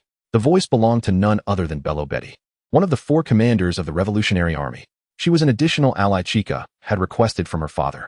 Though Betty may not be particularly strong, she was undoubtedly a top-tier support during battles. With a cigarette dangling from her mouth, she unfurled a massive banner, a unique aura emanating from her, spreading in all directions with remarkable breadth. The time to resist Kaido has arrived. Everyone charge. At her fervent cry, those who had previously harbored dissatisfaction towards Kaido suddenly found their courage and felt a surge of strength, elevating their abilities by several tiers. Many of those inspired were villagers who had consumed defective devil fruits, such as those from the previously mentioned Ebisu village. The internal state of Wano descended into utter chaos, as ordinary people who had once endured bullying transformed into superhumans, landing punches on their oppressors. A cacophony of bizarre abilities erupted from them, accompanied by a maddening laughter that could drive one to madness. Ha ha, ha ha, ha ha. Witnessing this spectacle, Betty wore an expression of astonishment. It was her first time seeing such a transformation in individuals empowered by her abilities. It seemed this group had been pent up for far too long. However, my lady, they are ultimately amateurs and cannot sustain this for long. You must act swiftly. After Betty spoke, a massive stone hurtled towards her direction. Startled, she quickly sidestepped to seek refuge in a concealed spot. If she were to fall, the enhancement effects would dissipate immediately. So please, protect the support. At the pinnacle of Wano, Kaido soon noticed the ensuing chaos. He furrowed his brow, not particularly surprised, having anticipated that Enio would eventually take action against him. Uncertain of what had sparked the uprising, he decided not to dwell on it. He simply needed to suppress them with absolute strength. Having defeated Linlin's foe, let me avenge her and repay the favor she once bestowed upon me. With that, Kaido grasped his kanabo, gathering strength in his legs to leap towards the coastline of Wano. Just as he launched into the air, a shadow suddenly flashed behind him. Indeed, it was his son, Yamato, hands bound by sea stone handcuffs. You shall not pass. Yamato clenched his fists, channeling all his haki into a single blow. A burst of Conqueror's haki coiling around his fist as it struck Kaido's nape. Bang! A surge of black lightning erupted, causing Kaido to momentarily lose his vision, followed swiftly by a wave of pain and the tilt of his body. Bang! Another resounding crash echoed as Yamato's punch sent Kaido crashing back to the ground. Shaking off the daze, Kaido turned to face Yamato, who bore a grave expression. Yamato, are you preparing to betray me? The call to resist has sounded. Kaido, your reign is over. Yamato shouted through gritted teeth. Kaido's expression darkened. He had spent days indoctrinating Yamato, extolling the virtues of aligning with him, only to find it all for naught in the end. What a rebellious child. With a surge of fury, Kaido lifted his kanabo, haki rapidly coiling around it, dark clouds gathering in the sky, pregnant with thunder. Thunderbagwa. Chapter 117. Internal and External Uprisings, Preparing for a Full Assault. Kaido's Thunderbagwa struck with lethal intent, showing no mercy. Yamato thought to himself, if only I had my own kanabo, I would also unleash Thunderbagwa. However, in a split second as Kaido's attack approached, Yamato instinctively raised his arms, using the handcuffs to deflect Kaido's kanabo. Drawing upon the fierce haki of Kaido's Thunderbagwa, Yamato successfully broke free from the restraints. Yet, at the moment of liberation, the kanabo struck him squarely, sending him flying. Coughing, Yamato murmured, indeed, I cannot match your Thunderbagwa, after all. It is a technique you taught me. Slowly rising from the ground, blood stained his lips, and numerous scratches adorned his body, but compared to regaining his abilities, this was an invaluable trait. With eyes closed, Yamato felt a seismic shift in his aura. Mythical Zoan, Ice Wolf God. This devil fruit, bestowed with the name of a deity, was the legendary Ice Wolf God, a fruit Kaido had gone to great lengths to acquire. One he deemed exceptionally precious, until one fateful day, when Yamato, hungry, accidentally consumed it. Horns sprouted from Yamato's head, his face gradually adopting a wolfish visage. Hair growing more luxuriant, turning a pure silver hue, and a wolf tail sprouting behind him. Wolf's Ice Fong. Taking a deep breath, Yamato unleashed a frigid tempest with a roar. The force of this attack rivaled Kaido's dragon breath. As Kaido beheld the oncoming ice storm, he immediately shifted into his hybrid form, dragon scales enveloping his body. Bang! In the outer seas of Wano, dozens of warships pressed onward, a display of might previously unimaginable, as they had once lived in fear of CP0. With that hindrance removed, Enio was steadily establishing itself as a formidable singular force. Of course, if one considered the still uncertain Akiji, the vacationing Sengoku, the restrained Garp, and the quietly dedicated Zephyr, Chika felt they could dismantle the world government at this very moment. Ahem, best to remain cautious. With such favorable winds, a reversal would be utterly embarrassing. Thanks to Yamato's desperate efforts to hold Kaido at bay, the front lines of Wano only faced 6, and the 3 calamities, Drought Jack, Plague Queen, and Wildfire Ash. Where's the captain? Under these circumstances, he should be unable to hold back. Jack frowned, while both Queen and Ash shared the same sentiment. However, The reality was that Kaido had yet to arrive. Kaido must be preoccupied with other matters. In that case, we shall handle things ourselves. Surely, you all possess the confidence for that. Jean subtly unsheathed the long blade, sheathed at his waist. The two individuals beside him invigorated themselves at once, ignited by Jin's declaration. The three of us are more than enough. They are merely a motley crew. Allow me to take the lead, Jack proclaimed, lifting his chin with unwavering confidence as he pounded his fist against his chest. He then briskly strode forward, leaping onto a warship with a resounding thud. Come on, mates. Steer the ship closer. Jack waved his arm and shouted. At that moment, it seemed as though all the spotlight in the world converged upon him. Wait, Jack. Fool. Jean exclaimed, one hand pressed against his forehead. Those aren't just any random foes. They are formidable adversaries who have defeated Big Mom. Jean added. I merely intended to stall them. That dolt Jack. I understand. Jack is indeed dim-witted, Quinn remarked. You aren't far behind, Jean replied. Jack stood at the bow of the warship, charging towards the outer seas of Wano, targeting the Enyo battleship. Chinchia. There's a Kaido warship barreling towards us at an alarming speed, Ain informed, standing beside Chinchia. One? Who dares to be so bold? Well, this works in our favor. Mr. Smile? Chinchia mused, tapping her lips with a finger before turning to the figure in a black cloak beside her, Fujitora. Fujitora remained silent, opting instead for action. He grasped his cane sword and slowly extracted the blade from its sheath. Purple gravitational waves began to manifest around him in concentric circles. As Fujitora opened his eyes, these violet gravitational ripples surged upward into the sky. Moments later, the sky above Jack darkened ominously, not with clouds, but rather overshadowed by a colossal object. Captain Jack. Jack raised his head, instantly losing his composure as beads of cold sweat streamed down his face. What is that? Captain Jack, should we still approach? Approach what nonsense? Turn around, quick! Jack shouted in panic, flinging his arm in urgency, but it was too late. The massive meteor had breached the cloud cover. Coming into full view, Jack, who wielded the powers of the ancient mammoth Zoan, possessed no ranged attack capabilities, and standing on the ship meant that while he might be unharmed, the vessel itself was doomed to capsize. Jean. Swish. A flicker of crimson flame surged through the air as the enormous meteor was cleaved in two, its remnants crashing down on either side of Jack's warship, shaking it violently almost to the point of capsizing. Jean landed on Jack's ship, wielding a sword engulfed in roaring flames. Thank goodness for you, Jean. You are far too reckless. Your battlefield is on land, Jean replied coolly, turning to face Jack. Is Fujitora's assault over just like that? Certainly not, Fujitora replied silently, maintaining his grip on the cane sword, suggesting that they believed this was the end. My limits extend beyond just one meteor. Falling meteor, gravitational manipulation. Fujitora raised his cane sword with one hand, and countless gravitational lines surged skyward once more. 5 or 6 gigantic meteors descended from the heavens. The spectacle akin to the arrival of hell itself. Was Mr. Smile holding back on Cake Island? Ain exclaimed in astonishment, covering his mouth at the sight of the multitude of meteors. Perhaps, the battlefield was too congested then, posing a risk of friendly fire. Now, with the distance between both sides, he can summon meteors without restraint. Chinchia, we will handle this. You hurry to Wano, Ain declared, drawing his specially designed pair of flintlock pistols. The solemnly composed Kuna and several former Marine admirals clad in black cloaks nodded in agreement, indicating that they would manage the situation. All right, I entrust this to you. I shall surely defeat Kaido, Chinchia affirmed, nodding before leaping into the air, transforming into a fiery phoenix, poised for an all-out attack. Chapter 118, Battle with Kaido. Boom, boom, boom, boom, boom, boom. The meteors in the sky were relentlessly sliced apart by Jean, while the non-ranged Jack anxiously shouted for his crew to turn back towards the land. Meanwhile, Chinchia had transformed into her phoenix state, ready to assault Wano. With Kaido occupied, the internal rebellion was spiraling into chaos, while the external calamity of the three disasters was met with a horde of Enyo warriors. The equation for victory was set in motion.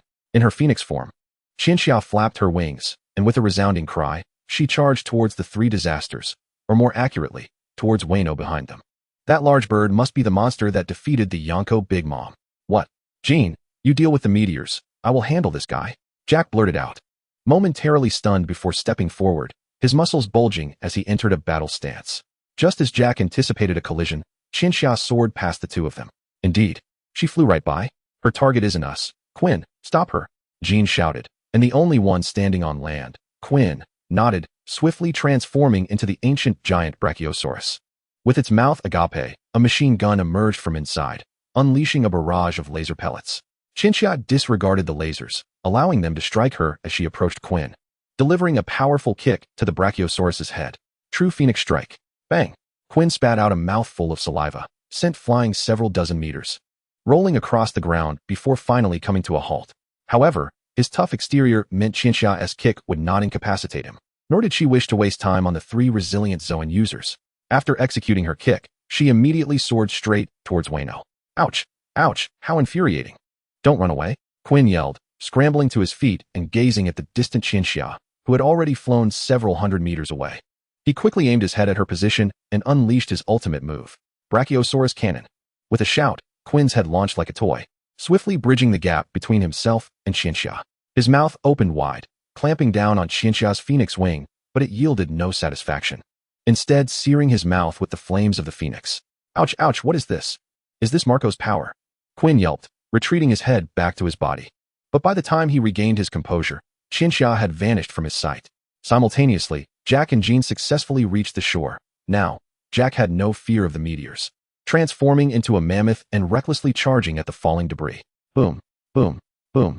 Truly, as a Zoan user, his abilities were simple yet brute forceful. After Jack and Jean disembarked, Ain and the others also reached the shore shortly after. Ain, Kuna, Fujitora, and several former Marine admirals, clad in black cloaks, drew their swords, their haki swirling around them as they aimed at the 3 disasters. Together they stood, leaving it unclear who the true villains were amidst this chaotic tableau. On the other end, Yamato, who was holding Kaido at bay, was gradually reaching her limit. Although Yamato possessed considerable strength, she could not match Kaido in terms of combat experience, physical prowess, haki, or ability development. For a brief moment, she managed to restrain Kaido through sheer explosive effort. But as time wore on, her stamina began to wane. She gasped for breath. Her once formidable haki diminished to the level where Kaido could easily dismiss her with a mere slap. Yamato, you cannot defeat me. I am your father. I have come to a realization. I will no longer allow you to change on your own. I have many ways to ensure your compliance, including brainwashing. And once I reclaim you, I shall execute my plan. Kaido, wielding his kanabo, advanced step by step towards Yamato, whose form began to revert to its original state as her energy ran low. The reserves of her haki were also dwindling. In that moment of desperation, Yamato bit her lip, clenched her fist, and gathered the last remnants of her conqueror's haki into her punch. Still not giving up? That's rather reminiscent of myself. Kaido observed Yamato from his towering height, his kanabo radiating an overwhelming aura of dominance. Despite being entangled by Yamato for so long, it seemed as if Kaido had hardly exerted himself at all. As the kanabo descended and collided with Yamato's fist, black lightning erupted in all directions. Yamato held her ground for just a few seconds before the kanabo sent her fist flying, hurtling towards her body. Suddenly, a crimson star emerged from the distance. In a dramatic turn of events, Chika successfully enacted the classic trope of a hero saving a damsel in distress, though with a twist. Instead of embracing Yamato, she delivered a swift kick to the villain's face. Phoenix Strike. Chika's foot connected with Kaido's face, causing him to stagger momentarily, lifting one unsteady foot before regaining his balance. Damn, you're quite resilient, Chika remarked. Kaido, perplexed, questioned, what are you? He raised his hand, intending to grasp the phoenix form that Chika had assumed. However, Chika was not one to stand idly by. She swiftly moved to Yamato's side before Kaido could catch her. Are you alright, Yamato? I'm fine. Yamato attempted to assert her strength, but a sudden sweetness in her throat betrayed her, and she spat out a mouthful of blood. Chika immediately employed the flames of regeneration on Yamato, whose face contorted in pain, yet her condition began to improve. My recovery abilities are not that formidable. Leave the rest to me, Chika said gently, patting Yamato's back. Yamato, though reluctant, nodded in agreement. Truthfully, lasting this long against someone of Kaido's caliber was already an impressive feat. Chika turned her gaze toward Kaido, who was now fixated on her. Standing at just over 1.7 meters, she felt dwarfed by the towering Kaido, who loomed at over 7 meters. You're the one who defeated Charlotte Linlin. You don't seem all that formidable. Kaido sneered, resting his kanabo on his shoulder. Underestimating me will cost you dearly. Just ask the Charlotte Linlin you mentioned, Chika retorted with a playful smirk. For Kaido, Charlotte Linlin was both an ally and an adversary, enemies in the pirate world but friends in private. Before he had reached his current stature, she had aided him significantly. I will avenge Linlin. Kaido's pupils turned an ominous shade of crimson as he swung his kanabo at Chika, who in turn unsheathed her 2 cursed blades. Armament entwine. As the armament haki enveloped her dual blades, They clashed directly with Kaido's Kanabo. Roger versus Whitebeard, a clash of titans. Kaido versus Big Mom, a fierce confrontation. And now, Chika versus Kaido. Damn it, I feel like I'm about to split apart. Chika thought, though despite her internal complaints, she held her ground against Kaido. While black lightning surged from Kaido's haki, a thick aura of demonic energy and the fervent flames of the phoenix erupted from Chika. Is this akin to Marco's fruit? No. It's even more aggressive than that. Kaido analyzed Chika's abilities as they fought, his Kanabo clashing against her blades. Suddenly, with a surge of power, Chika forced Kaido's Kanabo away. Demonic banquet of the 1,000 monsters. Chika swung her blades, conjuring a multitude of grotesque apparitions that lunged at Kaido with gaping maws. It hurts. It really hurts, Kaido exclaimed, though his over-the-top theatrics drew a bemused expression from Chika. Are you kidding? Your acting is atrocious. Hasn't anyone told you? She quipped, observing his exaggerated response. The actual attack lacked significant force, merely inflicting various negative status effects such as bleeding, weakness, and hallucinations. Yet, Kaido appeared remarkably unfazed. His resilience was formidable. To truly wound him, Chika needed to deliver a decisive strike. Flowing cherry blossom haki, internal destruction. Chika focused her mind, her blades now coursing with a different flow of haki. For a fleeting moment, Kaido felt as if Odin had materialized before him. But the illusion vanished as quickly as it appeared. Shaking his head to dispel the notion, he fixed his gaze on Chika, whose eyes blazed with intensity. Impressive spirit, but something feels amiss. You don't possess Conqueror's haki, do you? Huh, you lack Conqueror's haki? Chika frowned at the mention of this. Do you pirates really enjoy discussing this so much? She thought, recalling her previous encounters. Seeing her expression, Kaido's face lit up with amusement. Really? You haven't awakened Conqueror's haki? Haha, you can never defeat me, for haki surpasses all in power compared to any devil fruit. Ridiculous. Chika's dismissive retort hung in the air, freezing the atmosphere around them. Kaido could hardly believe such crude words were uttered by someone who appeared so composed. He yearned to retort, but was stifled by the unwavering determination reflected in Chika's eyes. Moreover, he found himself perplexed as to why she would claim she lacked Conqueror's haki. From his perspective, she evidently possessed it, and at a commendable level. I see now. You're merely deceiving me, claiming you lack it, but in truth, you're holding back as your trump card, hoping to catch me off guard for a sudden strike. Aren't you? You're quite the scheming woman, Kaido mused, his thoughts betraying a sense of admiration. Chika, unable to restrain herself any longer, wondered, is it truly so unreasonable to lack Conqueror's haki? As the gazes of Chika and Kaido collided, the former standing in the latter's heart steadily ascended. Though she had yet to breach the ranks of the most formidable warriors he revered. Only 5 individuals were acknowledged by Kaido as true titans, the legendary pirate Rocks.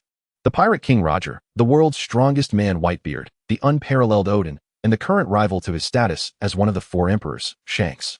Kaido harbored no belief that the young girl before him possessed the same formidable prowess as these 5, a conviction firmly rooted in his own overwhelming strength. The strongest creature in existence, whether on land, sea, or air.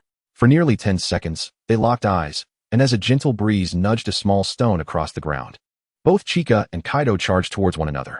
Downfall of the 3 worlds. Adam's Apple. Mikazuki Ryu's Dragon Army. Thunderbagwa, with his Kanabo in hand. Kaido unleashed a myriad of techniques, the air reverberating with successive, thunderous explosions. Chika observed that while Kaido's arsenal was extensive, its essence remained remarkably simple and unrefined. Yet, she knew full well that absorbing such attacks directly was out of the question. Surrounded by what felt like a veritable legion of death, Chika began to comprehend the sentiments once voiced by Zoro during their training together. Attack, evade, counter, defend. Each step needed to be executed flawlessly, lest she invite catastrophe upon herself. Yet, Chika performed impeccably, denying Kaido a single opportunity to strike her directly. Kaido furrowed his brow. While missing once or twice could be expected, the fact that dozens of his attacks had failed to find their mark was vexing. Each time, she slipped away by mere inches. Despite the norm of evasion during combat, Kaido preferred the thrill of a straightforward clash. After successfully dodging numerous attacks, Chika adapted to Kaido's assault patterns. Though it was a struggle, she managed to evade his strikes. Just as she began to feel confident, Kaido suddenly accelerated, his Kanabo emanating a menacing aura once more. Thunderbagwa? The thought flickered through Chika's mind, prompting her body to instinctively evade. However, in the next instant, her expression shifted to one of alarm, for this was no mere Thunderbagwa. This technique was Raging Thunderbagwa. Kaido tightened his grip on the Kanabo, its power and velocity surging to an entirely new level. The upgraded version of Thunderbagwa in his beastly form. Raging Thunderbagwa. Chica's evasive rhythm was still attuned to the previous technique, leaving her unprepared for this sudden acceleration. The Kanabo struck her squarely, as if bridging heaven and earth. Dark crimson lightning cascaded from above, striking Chica with a force greater than her own. The world seemed to drain of color. Boom! Chapter 120, Fighting for Oneself. Chica, Yama, observing from a distance, could not contain her shout as she witnessed this scene. Ignoring her weakened state, she forcefully entered her great god mode once more. With a firm step, she gathered the power of ice and haki, aiming a strike at the back of Kaido's head. Kaido effortlessly turned, catching Yama's fist in his palm. Too weak, far too weak. You should just lie down. With a dismissive flick, he sent Yama tumbling through the air. As she spun through 720 degrees, Yama attempted to stabilize herself for landing, but her frail body could not manage it, resulting in a clumsy crash to the ground as she reverted from great god mode to her normal state. After tossing Yama aside, Kaido turned back to face the billowing white smoke. As the mist cleared, Chica stood with her head bowed, still on her feet. Though she was far from unscathed after enduring a blow more terrifying than raging Thunder Bagua. Kaido, I have not yet been defeated. Gasping for breath, Chica raised her twin cursed blades once more. She reflected seriously on her earlier moment. Had she been more vigilant, that strike could have been evaded, or at least not landed directly. Kaido regarded Chica, who had just endured his most potent attack in beast form without collapsing, with a flicker of surprise, soon replaced by the realization that such resilience was to be expected. Truly, she is deserving of having bested Linlin. To resolve this swiftly is a fool's errand. With sharp focus, Kaido charged at Chica, swinging his kanabo like a baseball bat. Utilizing her observation haki, Chica narrowly evaded the incoming strike. Internal destruction of the demon Chi, Black Phoenix. In the blink of an eye, a Black Phoenix manifested between Chica and Kaido, and with a resounding screech, it collided forcefully with Kaido, pushing him back several meters. Yet, Kaido quickly regained his footing, and Chica leaped into the air. Running away will accomplish nothing. Kaido transformed into his dragon form, lunging toward Chica in the sky. He opened his jaws wide, unleashing a torrent of scorching dragon fire, to which Chica responded with her phoenix fire, the two flames clashing and erupting in midair. Bad wind. The moment Kaido finished exhaling his dragon fire, countless wind blades struck Chica, leaving her with painful gashes. It hurts, it really hurts. Biting her lip, Chica rushed toward Kaido in dragon form, landing a palm strike on his head, causing the phoenix flame to explode dramatically. Boom! In an instant, the sky erupted with a sound that reverberated across half of Onigashima, and as the explosion subsided, both Chica and the dragon form Kaido plummeted to the ground, stirring up clouds of dust. Cough, cough, you have some guts. To withstand my wind blades and charge at me, relying on your healing abilities. What a lunatic. Kaido reverted to his human beast form, genuinely startled by Chica's tenacity. A few moments later, Chica rose from the ground, her regenerative flames unable to comprehensively cover her wounds, forcing her to prioritize the treatment of her critical injuries. Kaido observed Chica's condition with a hint of admiration in his eyes. To be honest, had you not slain Linlin, I would have genuinely considered making you my subordinate, ranking above Jean, and together we could conquer the seas. Alas, you took Linlin's life, and I owe her a debt of gratitude. You talk too much. Those who don't know any better might think the strongest creature speaks solely with words. Today, it's either your death or mine, but I assure you, it will not be my demise. While Chica endured the pain of treating her wounds, she managed to tease Kaido. One must wonder if Chica was simply fearless or entirely oblivious to the gravity of the situation. In truth, her words were not merely directed at Kaido, but also served as a rallying cry for herself.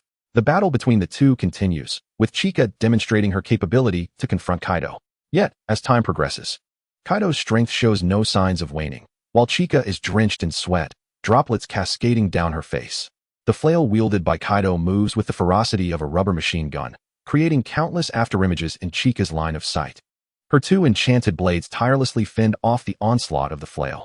The battlefield is imbued with Kaido's conqueror's haki, which intermittently jolts Chica's nerves. Standing amidst the chaos, she perceives everything with acute clarity, yet inexplicably, a sudden restlessness surges within her. In that fleeting moment, Chica recalls the words spoken by Sengoku before embarking on her voyage to confront Kaido. Chica, what do you fight for? At that time, she could not provide an immediate answer, for the question posed a formidable challenge to her. Unlike Luffy, who could effortlessly declare, I aim to become the Pirate King, Chica's thoughts were laden with complexity, burdened by the expectations placed upon her. Garp wished for her to join the Marines. Zephyr recognized her talent and dedicated himself to her training, instilling in her the hope of quelling the era of great pirates. Ein, aware of Chica's potential, willingly took on the role of her aide, devoting all his time to Enio and her. Kuina viewed Chika as her goal and role model, striving to prove that a woman could also become a great swordswoman. The warriors of Enio regarded Chika as the beacon of hope to end the age of pirates. Since the age of 10, Chika had been under the scrutiny of many, and amidst such gazes, she gradually lost sight of her own identity without even realizing it. Sengoku, observing Chika's momentary silence, sighed in resignation and approached her, gently patting her back. This is all our fault. We have unwittingly placed this burden upon you. Chika, there is still time. You must discern the reason for your fight.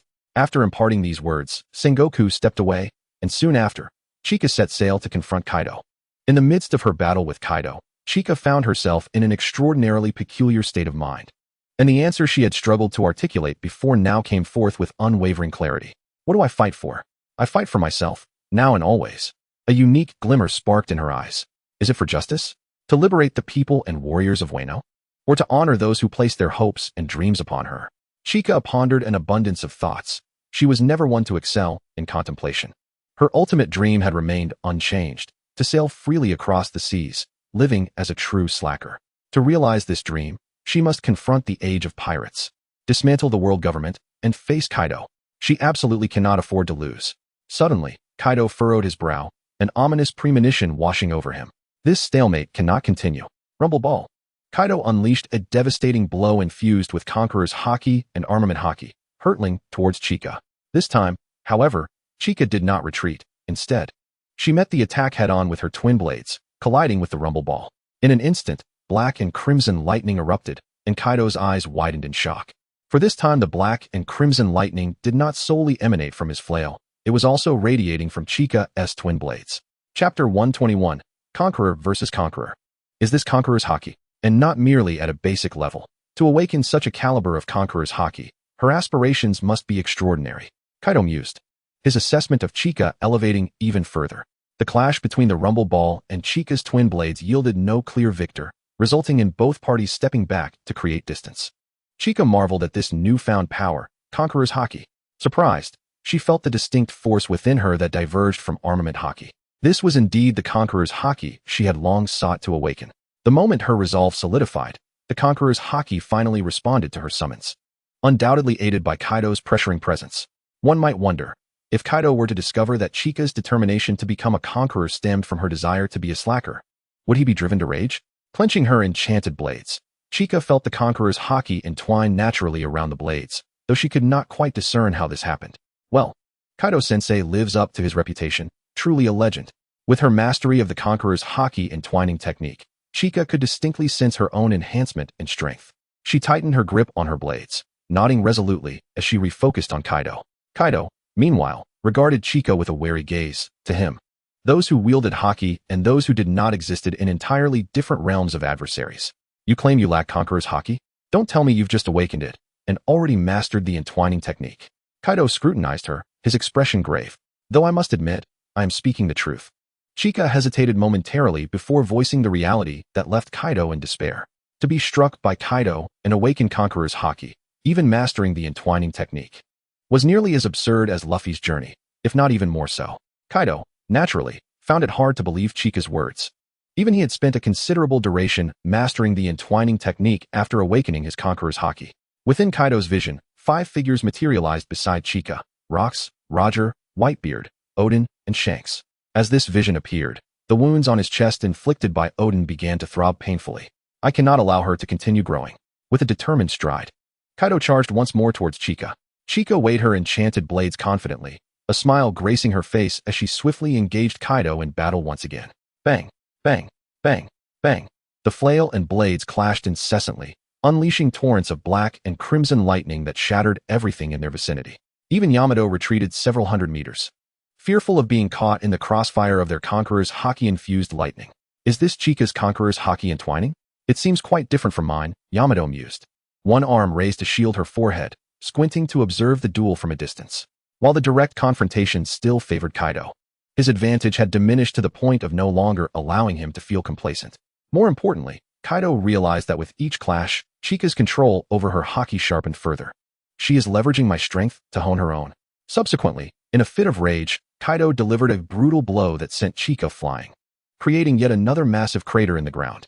Drawing a deep breath, he leaped into the air, transforming into a dragon, circling ominously above.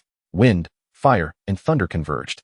The power of the three elemental forces has been mastered by him, surpassing even that of the formidable Emperor Big Mom, who wields the dual elements of fire and thunder by an additional element.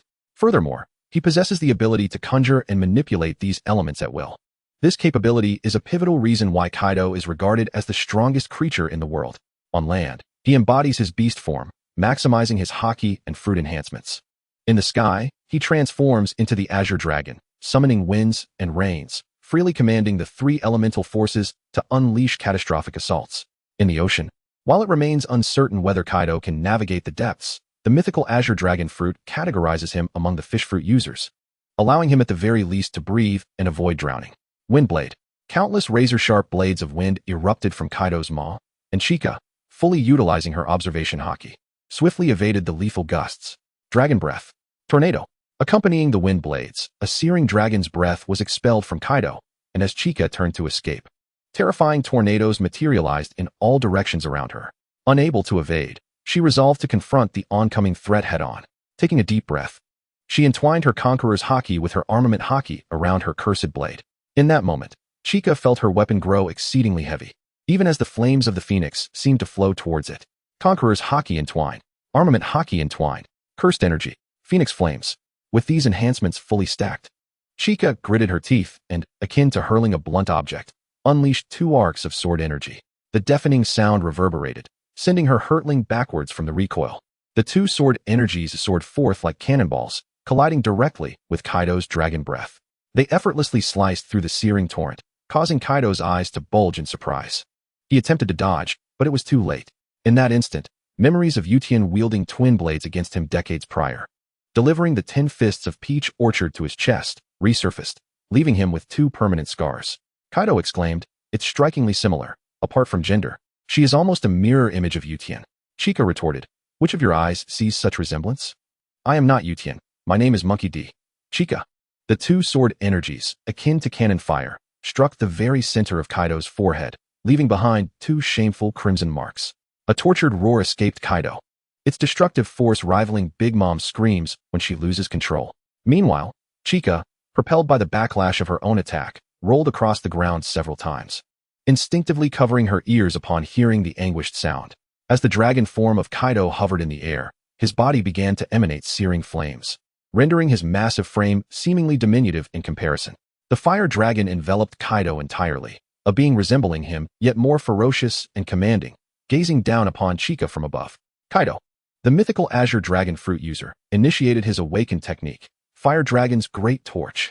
Chapter 122, A Miraculous Scene. Without a doubt, Fire Dragon's Great Torch is Kaido's most formidable technique, representing a 5th form beyond his human, beast, intoxicated dragon, and dragon forms. In contrast to the Fire Dragon form, the ordinary dragon form now appeared somewhat inadequate, and Chika, who once seemed petite beside the dragon form, now appeared even smaller. Although the precise size of Fire Dragon Kaido was indeterminable, Chika surmised that one of its nostrils could be roughly the same size as her entire being. Haki reigned supreme, Kaido proclaimed, as his ultimate technique unleashed the profound abilities of his fruit. Chika could only wonder, does it not pain your pride, old man? Tentatively employing her previous technique, she launched a fusion strike of Phoenix Flames, Cursed Energy, Armament Haki, and Conqueror's Haki at the airborne Fire Dragon Kaido. Boom! The thunderous sound echoed as 2 cannon-like sword energies surged towards the Fire Dragon. This time, Chika had learned from her earlier experience, managing to remain grounded and only sliding backward a mere 10 meters. Steadying herself, she lifted her gaze to the sky, witnessing her sword energies collide with the Fire Dragon as if striking the surface of the sea. Flames surged, roiling and exploding forth. However, the layer of Kaido's Fire Dragon was exceedingly thick. Even with the internal destruction of her haki, it could not penetrate so deeply into Kaido. "Please, I've only just awakened my haki. Can you not be so obstinate and show a little mercy?" Chika implored. Kaido retorted, "You are no red-haired. And even if you were, I would show him no favor." The Fire Dragon's eyes blazed with a scarlet glow, and in this form, Kaido wielded an automated spear of fire, needing no movement. The heat and sparks alone were sufficient for assault. Moreover, Kaido had no intention of remaining still. The Fire Dragon opened its maw, unleashing a torrent of dragon breath hotter than any ordinary dragon's. Naturally, Chika could not simply withstand it with haki. Since Kaido employed his fruit's abilities, so would she. After a prolonged battle utilizing her haki, Chika's phoenix power had also been rejuvenated. Once again, she radiated with phoenix flames. And with a sweep of her arm, a ball of phoenix fire clashed with the dragon breath, resulting in an explosion. Fully transformed into her phoenix state, she soared towards the swirling fire dragon above. Fire dragon versus phoenix. Even transformed into a phoenix, the disparity in size remained absurd. Chika circled in the air, confronting the fire dragon Kaido, while their battle was so grandiose that even those below Onigashima and on nearby islands could faintly witness the miraculous spectacle of Kaido's fire dragon and Chika's phoenix. Betty of the Revolutionary Army gazed upward, her head held high. Although a high-ranking officer within the Revolutionary Army, such sights were rare. They typically faced off against the Navy, with few encounters against vice admirals, let alone admirals or the four emperors. So this is the caliber of the four emperors? No wonder Dragon is so cautious. The only one capable of contending with such a monster is likely the chief himself. Betty suddenly felt the insignificance of her Revolutionary Army, yet she shook her head, quickly regaining her composure. The one battling a creature of such magnitude was none other than the chief's daughter. The paragon of perfection in the eyes of the Revolutionary Army, Chika, though she could not offer substantial aid. She would do everything within her power to ensure that Chika could immerse herself fully in combat. With that, Betty seized a nearby flag and dashed back into the chaotic battlefield. Those she inspired stood resolutely against the soldiers of Wano.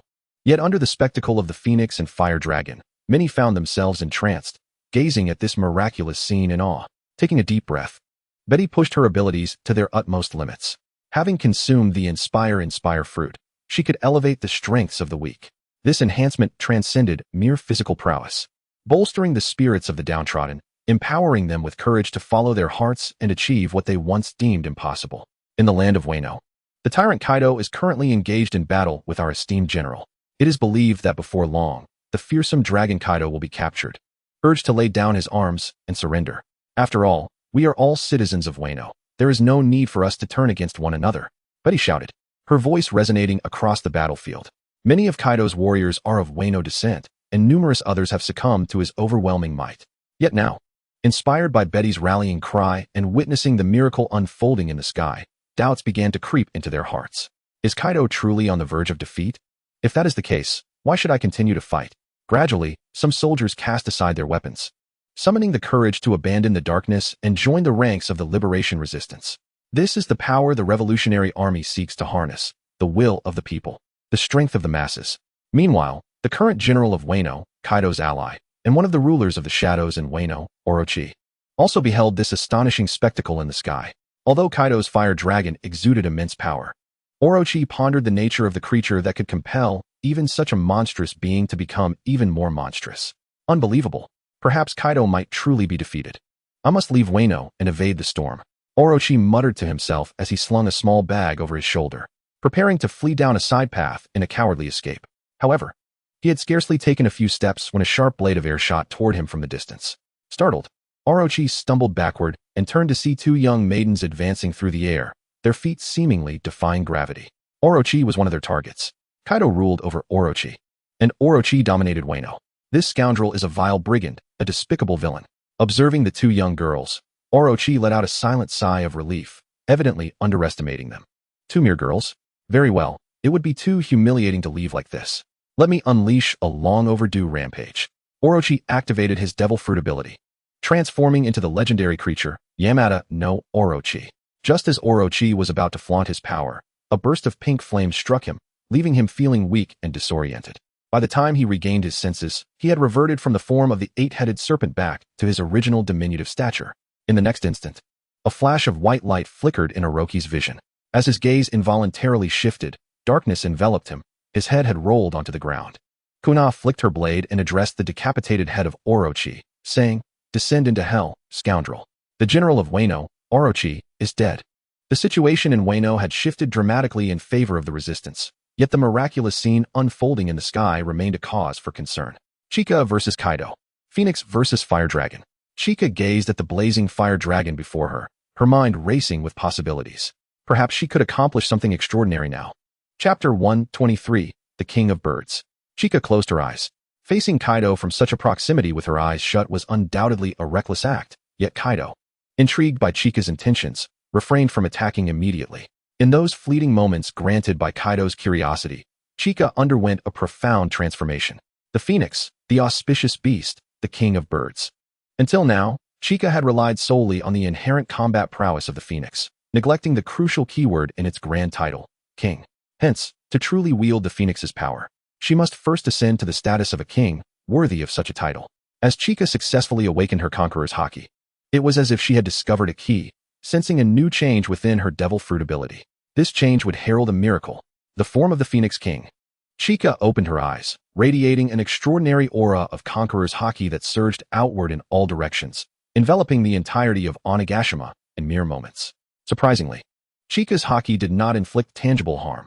Rather, those caught within its embrace felt a profound warmth. Their wounds healed instantaneously, and the desire to fight evaporated entirely. Negative energies within them were purified, and even former enemies found themselves apologizing for the battle moments prior. Kaido, closest to Chika, felt the impact of this unique conqueror's haki. And for a brief moment, his desire to fight diminished. He contemplated surrender. Shaking his head violently, he forced himself to regain his composure. He gazed in horror at the figure of Chika, who had reverted to her human form, incredulously exclaiming, "A conqueror's haki that interferes with others' consciousness? How can this be?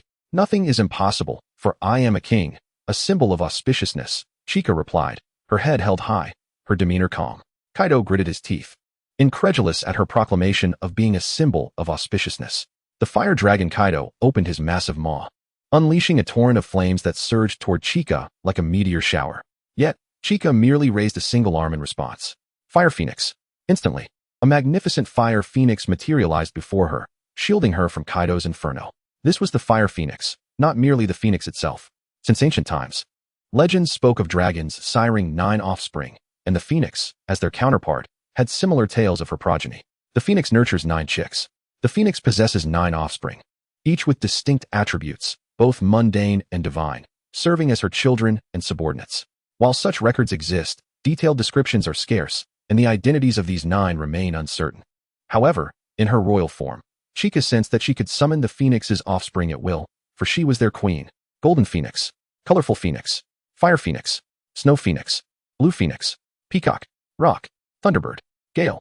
As Chika called upon each name, the remaining 8 divine birds, each with their own unique visage, appeared around her, centered on the Fire Phoenix.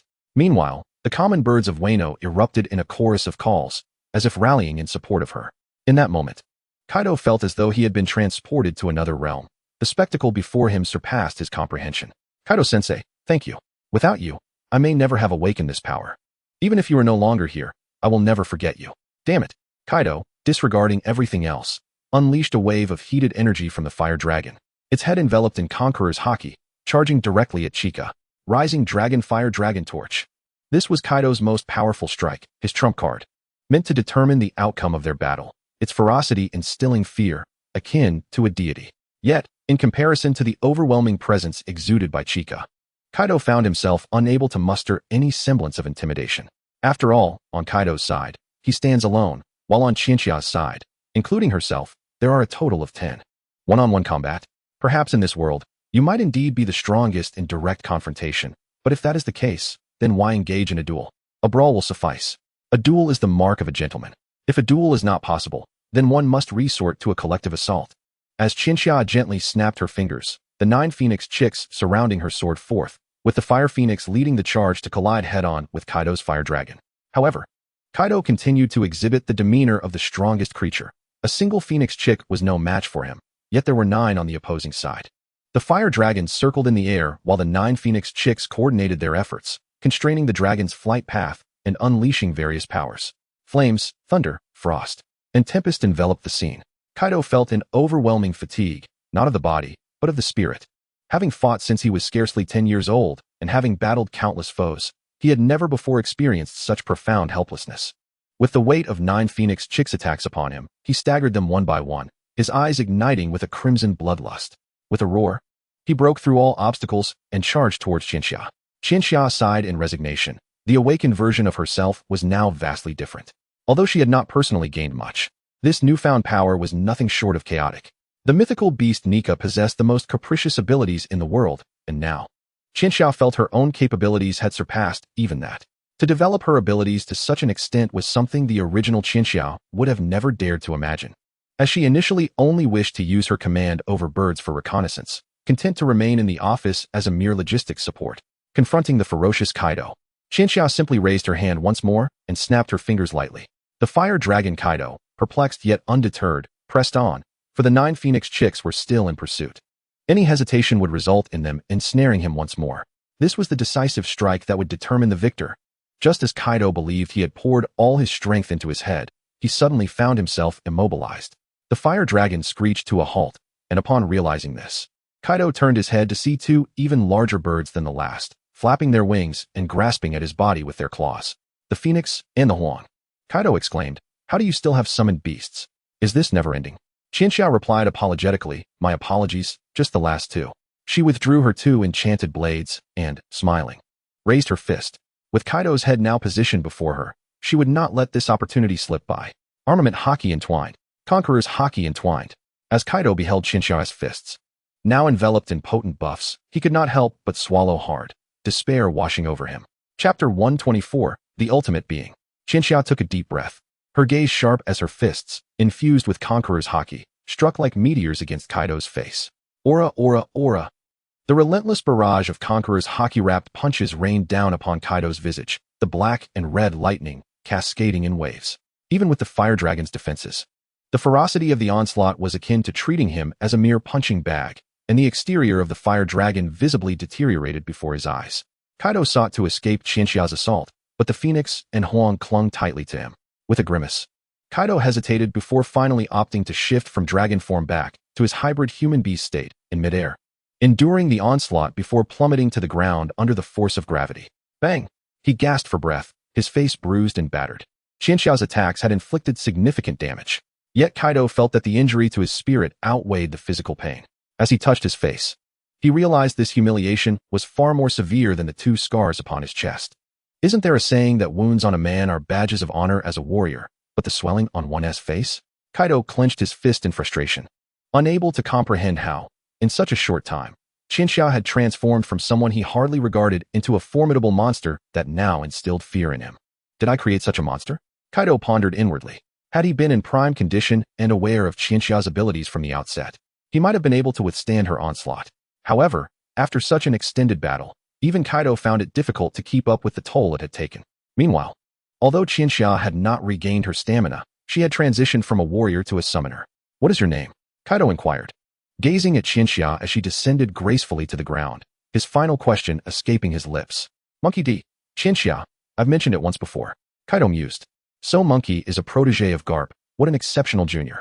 He lifted his head slightly, sincerely expressing his admiration, and he was reminded of his son, Yamato. Could it truly be a flaw in my upbringing? No, that is impossible. My teachings were sound, and I did all this for his benefit.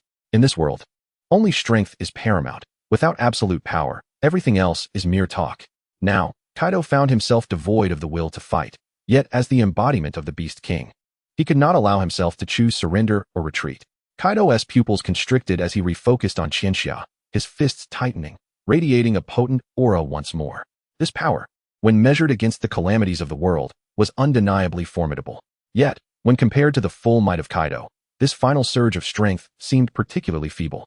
In a flash, fueled by desperation, Kaido surged forward, fists clenched, black lightning crackling as he swung towards Qianxiao. With her head bowed, Qianxiao could have easily evaded Kaido's reckless strike, but she chose not to, understanding that this was Kaido's final thrust, a blow born of life as desperation. Qianxiao tightened her fist, channeling the flames of the phoenix and her haki to their zenith, enveloping her fist with armed haki. In the blink of an eye, their fists collided. Red and black lightning erupted at the point of impact, and within mere moments, the tides of battle shifted following the exchange of blows between Qianxiao and Kaido. As she intensified her assault, her haki seeped into Kaido's body. High-level armed haki destruction from within. In an instant, a torrent of blood spewed from Kaido, his eyes losing their luster as he swayed unsteadily before finally crashing to the ground. The outcome was clear. Qianxiao breathed heavily, while Kaido lay on the ground, also gasping, but distinctly different. Her breaths were those of fatigue, while his grew lighter, his life force steadily waning. As a pirate, Kaido was unworthy of respect or sympathy. Yet, as a powerful adversary, he warranted a moment of silence from Qianxiao. deserving of her reverence for 3 seconds. As Kaido collapsed, Qianxia lost her footing and fell to the ground, while the 9 fledgling phoenixes that had been circling above gradually faded away, finally vanishing completely. It was over, finally over. Lying on the ground, Qianxia gazed up at the cloudless azure sky, overwhelmed by a surreal sensation, as if she were dreaming. Of course, this could not be a dream. Kaido lay beside her, and the wounds on her body were the result of his mighty club strikes. She was no masochist. I have truly defeated Kaido. Overjoyed, Qianxia raised her arms in triumph, laughing like a giddy fool. Before long, a girl approached slowly. It was none other than Yamato, Kaido's daughter, who had been observing everything at close range. Qianxia, you have truly won. You defeated him, you killed Kaido. Yamato exclaimed, her face alight with joy and excitement. Cough, cough. Kaido was your father. Don't you feel anything at all? Why are you bringing this up now? Of course, I feel nothing at all. If I did, I wouldn't have been able to join forces with you, would I? Qianxia, what is going on? Nothing. I have simply come to a clearer understanding of how deeply filial you are. The moment of Kaido's downfall went unseen, but countless witnesses beheld Qianxia striking him down from the sky. The invincible Kaido had been defeated. On the outskirts of Wano, the remaining forces of the beast pirates, the Calamities and Queen, were also witness to this scene. In an instant, Queen lost his sanity, shouting in disbelief, "This is impossible. It cannot be." Even the usually composed Jack was thrown into disarray. He knew Kaido's strength well. How could anyone achieve such a feat? Was the opponent truly human? Surely, they were not some ancient beast that had consumed a Zoan-type devil fruit. Meanwhile, the members of Enio could hardly contain their laughter, overwhelmed by joy, their exuberance betraying their naval upbringing, making them appear more akin to former gangsters. Qianxia had succeeded. Truly, she was remarkable. When I first saw Kaido's enormous form, I was terrified, never expecting Qianxia to possess even more extraordinary techniques. Ain and Kuna gazed up at the scene, realizing that with Kaido defeated, their subsequent tasks would be considerably simplified. Wano was on the brink of liberation. Chapter 125, The General. With the fall of Kaido and Orochi, the remaining forces in Wano instantly devolved into chaos. The warriors of Enio swiftly swept through Wano, capturing the Calamities and the numbers on the spot. Wano was liberated. This news rapidly spread through the streets and alleys of Wano, leaving the residents in disbelief, yet it was an undeniable reality. The shock of this event temporarily overshadowed their joy, as they struggled to imagine Wano without Kaido and Orochi. Wano was left leaderless, plunged into panic. At this moment, Qianxia, having long prepared, stepped forward, collaborating with a member of Enio possessing amplification abilities to broadcast her voice throughout Wano. Everyone, there is no need to panic. Since we have eradicated Kaido, we will not abandon this nation. Wano will henceforth be governed by us, Enio. According to your customs, our general will become your new leader. With that, Ain signaled to a member with projection abilities, and with a wave of their power, an image of Qianxia, still in her regal form atop Onagashima's highest peak, was projected across towns and villages in Wano. At that moment, Qianxia had not yet exited her royal demeanor. Compared to her phoenix form, she emanated an air of authority. Her once crimson eyes now transformed into a golden hue. Gazing upon Qianxia's visage, not only the citizens of Wano but even Ain and her comrades displayed expressions of astonishment. However, they quickly regained their composure. Had Qianxia's appearance truly changed? It seemed so. After all, she had grown stronger since her last transformation into the phoenix form, though this change was relatively subtle. They couldn't help but recall their awe when Qianxia first unveiled her phoenix form before them, a moment now tinged with embarrassment. Well, this was Qianxia. She had long since become accustomed to creating miracles. If she were not, her lifespan would surely be diminished. The people of Wano, having witnessed that miraculous scene in the sky, would not dare question the strength of the Enio general who had bested Kaido. Their only concern was whether this new ruler would mirror the brutality of Kaido and Orochi. Yet, upon seeing Qianxia, their apprehensions dissipated instantly. There was no denying it. She was simply too beautiful. Unlike her phoenix form, in her royal demeanor, Qianxia exuded a sense of nobility and sanctity that overshadowed mere strength. To the citizens, she appeared more as a divine figure than simply a ruler. General, General, General, a voice rang out, and soon the crowd turned to one another. But the calls did not cease. More and more voices joined in, growing ever louder. General, General, General, General, we entrust Wano to you. Thank you, General, for defeating Kaido. Long live the General. A chorus of cheers erupted throughout Wano, even reaching Qianxia, standing atop Onagashima's highest peak. Feeling a sense of embarrassment, Qianxia shyly touched her cheek with a finger. Though this was all part of the plan, being revered by so many made her feel somewhat uneasy. She recalled a conversation she had once had with Ain regarding this very matter. Wait, you want me to be the general after defeating Kaido? No, no, no. You are the most suitable. Believe in yourself. Really? What will I even do? What will you do? Just be a good mascot. Oh. In retrospect, Xinxia suddenly felt a sense of being deceived. Ain, are you certain that I only need to be an ordinary mascot? If you ask me to do something in the future, I want to agree. Humph. As the battle concluded, Xinxia quietly exited the royal form, reverting to her original appearance. Surprisingly, despite this being her first activation of the form, it did not leave her feeling as drained as her phoenix form had. It seemed the royal form was a low-cost state with even greater combat potential. If that was the case, phoenix form, you have been rendered obsolete. In her heart, Xinxia silently mourned for the phoenix form that had accompanied her for so long for 3 seconds. As the saying goes, each version surpasses the last. Phoenix form, you have become a relic of the past. But fear not, for your brother, the royal form, shall inherit your will and accompany me. Phoenix form, a fickle woman. Chica, what I embody is enlightenment. The capable ascend to prominence. Chica brushed off the dust from her attire, once again surveying the splendid vistas of Wano from an elevated stance. She had now reached the pinnacle of power within the world of the Pirate King, with few rivals capable of standing alongside her. However, her confrontations with Kaido and his ilk were not merely for the thrill of challenging the strong. Every skirmish was strategically orchestrated to ensure that, when the time for war against the world government arrived, there would be no chaos instigated by external threats. If formidable adversaries like Kaido and Big Mom were not dealt with promptly, they would undoubtedly intervene when Inyo clashed with the world government. Thus, it was imperative to eliminate such volatile factors beforehand. With Kaido now vanquished, a sense of liberation enveloped Chica. Yamato, what aspirations do you harbor for the future? Would you consider joining us in Inyo? Your formidable strength would be a welcome asset. Chica extended an olive branch of invitation to Yamato, who merely shook her head in response, neither agreeing nor outright declining immediately. I wish to explore Wano first, and then embark on my own adventures at sea for a while. Matters of allegiance can be deliberated later. Yamato yearned for adventures akin to those of Odin, and Chica was not surprised by her answer. As for Yamato's sentiments regarding Odin, she would surely form her own opinions after sufficient exploration. As time inexorably flowed, the remnants of Kaido's faction were thoroughly subdued, and the gates of Wano, long closed for centuries, swung open, allowing an atmosphere of happiness to envelop the land. Nonetheless, not all were basking in contentment. The esteemed Akazaya 9 had endured patiently, yearning to personally confront Kaido. However, they found themselves thwarted at the very brink of their long-anticipated battle, having their glory snatched away by an unknown newcomer. While the title of general that rightfully belonged to Kazuki Momonosuke fell into another's hands. Momonosuke, Kinemon, where are you? If you do not return soon, our nation will be pilfered.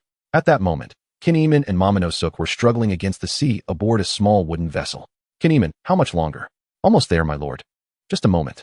Kinemon frantically paddled the small boat towards Wano with his twin swords serving as makeshift oars. Chapter 126. What am I, really? What in the world is happening? Momonosuke, startled, stood on the wooden boat, eyes wide as he beheld Wano. Surrounding the nation were numerous warships. Although Kaido's remnants had been eradicated, the aftermath of the conflict had yet to be fully addressed. It seems a great battle has occurred, my lord. We should disguise ourselves before entering, Kinemon suggested, using the powers of his fruit to conjure 2 outfits identical to those worn by the crew aboard the warships. The 2 stealthily attempted to slip across the border into Wano. However, evading the keen eyes of Enyo's elite warriors was an impossible feat. Mere moments after their departure, they were swiftly detected. Rather than take immediate action, they chose to inform their superiors via a den mushy. Beep beep beep. This is Chica, speak. Chica, having regrouped with Ain and others, held a miniature den mushy, her brow furrowed in curiosity. There are 2 individuals attempting to infiltrate Wano while wearing our attire. Should we intercept them? 2. In the same clothing? One appears to be large and foolish, while the other seems quite insufferable. Chica paused, momentarily taken aback by the inquiry, while the Enyo warrior on the other end was equally astonished, thinking, what a peculiar description from the captain. Peering back at the scene, he indeed confirmed the presence of a rather foolish-looking man alongside someone who, though his face was obscured, exuded an air of insufferability. How strange. Is this perhaps a fruit ability? A mocking fruit that creates mockers? The Enyo warrior pondered, filled with sarcasm, yet responded to the den mushy. Indeed, there is a rather foolish man accompanied by a child who appears quite insufferable. Should we prevent their entry? Upon hearing this, Chica was convinced that the 2 individuals were none other than Kinemon and Momonosuke. Momonosuke must be feeling quite resentful, after all, as the heir of the Kazuki family. He had always believed the position of general rightfully belonged to him, a notion shared by those around him since childhood. While Chika had no interest in the position of general, finding it a cumbersome responsibility, she would never bestow it upon someone like Momonosuke, who had contributed nothing. Very well, let them in. But, do not worry, nothing will go awry. Oh no, something will undoubtedly happen, but it shall be fortuitous. All right, understood. The Inyo warrior nodded, then gestured to his colleagues, allowing Momonosuke and Kinemon to enter Wano. How is it possible that the entire territory is embroiled in war? It feels as though we have stormed in with all of Kaido's forces, Kinemon muttered, although he could hardly believe the truth of his own words. 20 years prior, Kaido's forces had been formidable. Now, 2 decades later, having risen to the status of an emperor, Kaido's ranks must have grown even more numerous and powerful. Their original plan had merely been for the Akazaya 9 to unite and confront Kaido in a desperate bid to defeat him. It was utterly inconceivable to bear the weight of Kaido's subordinates in a direct assault against such a behemoth. Hastening forward through the remnants of war, they arrived in the city, where they were astonished to find scant evidence of destruction. Not only that, but the pedestrians they encountered wore smiles, engaging in conversation while mending damaged homes and tending to the wounded. What is going on? Kinemon's eyes widened in disbelief as Momonosuke turned to survey his surroundings, his gaze landing upon a beautiful woman. So lovely, so adorable. Overcome with excitement, Momonosuke transformed into a pink mudskipper. Momonosuke, Kinemon exclaimed, instinctively shielding the pink creature, while the woman who had caught Momonosuke's eye approached with a puzzled expression. Kinemon, Momonosuke? Huh, who are you? It's me, Kikunajo, Akiku. Akiku. Both Kinemon and the pink mudskipper Momonosuke gaped in astonishment, not only at her identity, but also at her appearance. Kiku was adorned in a yellow kimono, her makeup reminiscent of a geisha. She was simply breathtaking, yet Kiku was male. It's a long story, but during your absence, my lord Momonosuke, Wano has undergone tremendous changes. Kiku led Kinemon and Momonosuke to her place of work, recounting the events that had transpired during their time away. Momonosuke and Kinemon listened in bewilderment. Kaido has been defeated? The position of general has already been claimed by another? Then, what is our course of action? What are we now? Kinemon's mind swirled with confusion, momentarily losing sight of his life's purpose, while beside him, Momonosuke bit his lip, harboring the same sense of resentment that Chika had anticipated. I am the son of Odin. I am Kazuki Momonosuke. The title of general should be mine, Momonosuke declared, his lips pursed in determination. However, the position of the general has now been claimed by another, and you have not witnessed the scene in Wano at that time. The battle between Kaido and that man was akin to a celestial deity descending upon the earth, a true marvel. Currently, there is not a soul in Wano who is dissatisfied with the new general. Akiku stated the facts with a hint of detachment. No, since Kaido has been defeated, she must have sustained considerable injuries as well. If we reclaim the position of general, it is certain that we shall succeed as long as the 9 red scabbards join forces. A flicker of determination ignited in Momonosuke's eyes, startling Kinemon beside him, who had never before witnessed such fervor. Akiku glanced at the fire in Momonosuke's gaze, letting out a resigned sigh. Lord Momonosuke, you should abandon this thought. It is an impossible endeavor, even if the 9 scabbards unite. It is entirely feasible. I am the rightful heir. Akiku pursed her lips, slightly furrowing her brow, pondering how this little fellow could be so naive. Is he truly the son of Odin? Wano has been liberated, the grudge against Kaido has been avenged, and there is no longer a reason to continue fighting. I advise you to cease pursuing such futile endeavors. I do not fear death, but I will not throw my life away for no reason. A resolute glint shone in Akiku's eyes, while Momonosuke felt as though he had been struck by lightning. His mind buzzing. Initially not very astute, he now stared blankly ahead. The 9 red scabbards are my sole hope, if they do not assist me. What do I amount to? A mere pink mudloach? Chapter 127, Psychological Collapse. Are the 9 red scabbards Momonosuke's subordinates? Strictly speaking, they are not. The 9 red scabbards are loyal to Odin, and Momonosuke is merely Odin's son, an individual who is quite ordinary in every regard, save for his complete inheritance of Odin's lasciviousness. Akika deemed such a progeny unworthy of risking her life for. She believed that the majority of the 9 scabbards, who witnessed that miraculous scene in the sky, would share her sentiment. Momonosuke stood frozen, his mind in turmoil, suddenly instinctively covering his lower half. The vital male organ he once possessed was gone, and the only reason he maintained his sanity was the belief that he still had the 9 red scabbards on his side. With their aid, he could defeat Kaido, reclaim Wano, and leverage the power of Wano to seek out the finest medical practitioners or those with extraordinary fruit abilities. Yet now, if the 9 red scabbards refused to assist him, a series of subsequent actions would become impossible, leading him to ponder. Am I truly destined to become a genderless being? Momonosuke felt as though he had been struck by lightning, staring up at the ceiling as his psyche shattered. Akiku, observing his state, merely furrowed her brow. Momonosuke, your aura seems rather off. Utilizing her observation haki, Akiku sensed the distinctive human essence emanating from Momonosuke. Typically, the auras of men and women differ. Even a spirit woman with a male body like Akiku maintained her masculine essence. However, under Akiku's perception, Momonosuke's male essence was alarmingly faint. This could signify either severe injury or the loss of that particular part. Momonosuke sensed Akiku's increasingly peculiar gaze and felt even worse. His mental state erupted as he stood up abruptly and dashed outside, with Kinemon hot on his heels. Lord Momonosuke. Kinemon was genuinely loyal. Even if the 9 red scabbards abandoned Momonosuke, he would not. Of course, his inner evaluation of Momonosuke was another matter entirely. Momonosuke sprinted through the streets, overwhelmed with emotion, and inadvertently transformed into his pink mud loach form.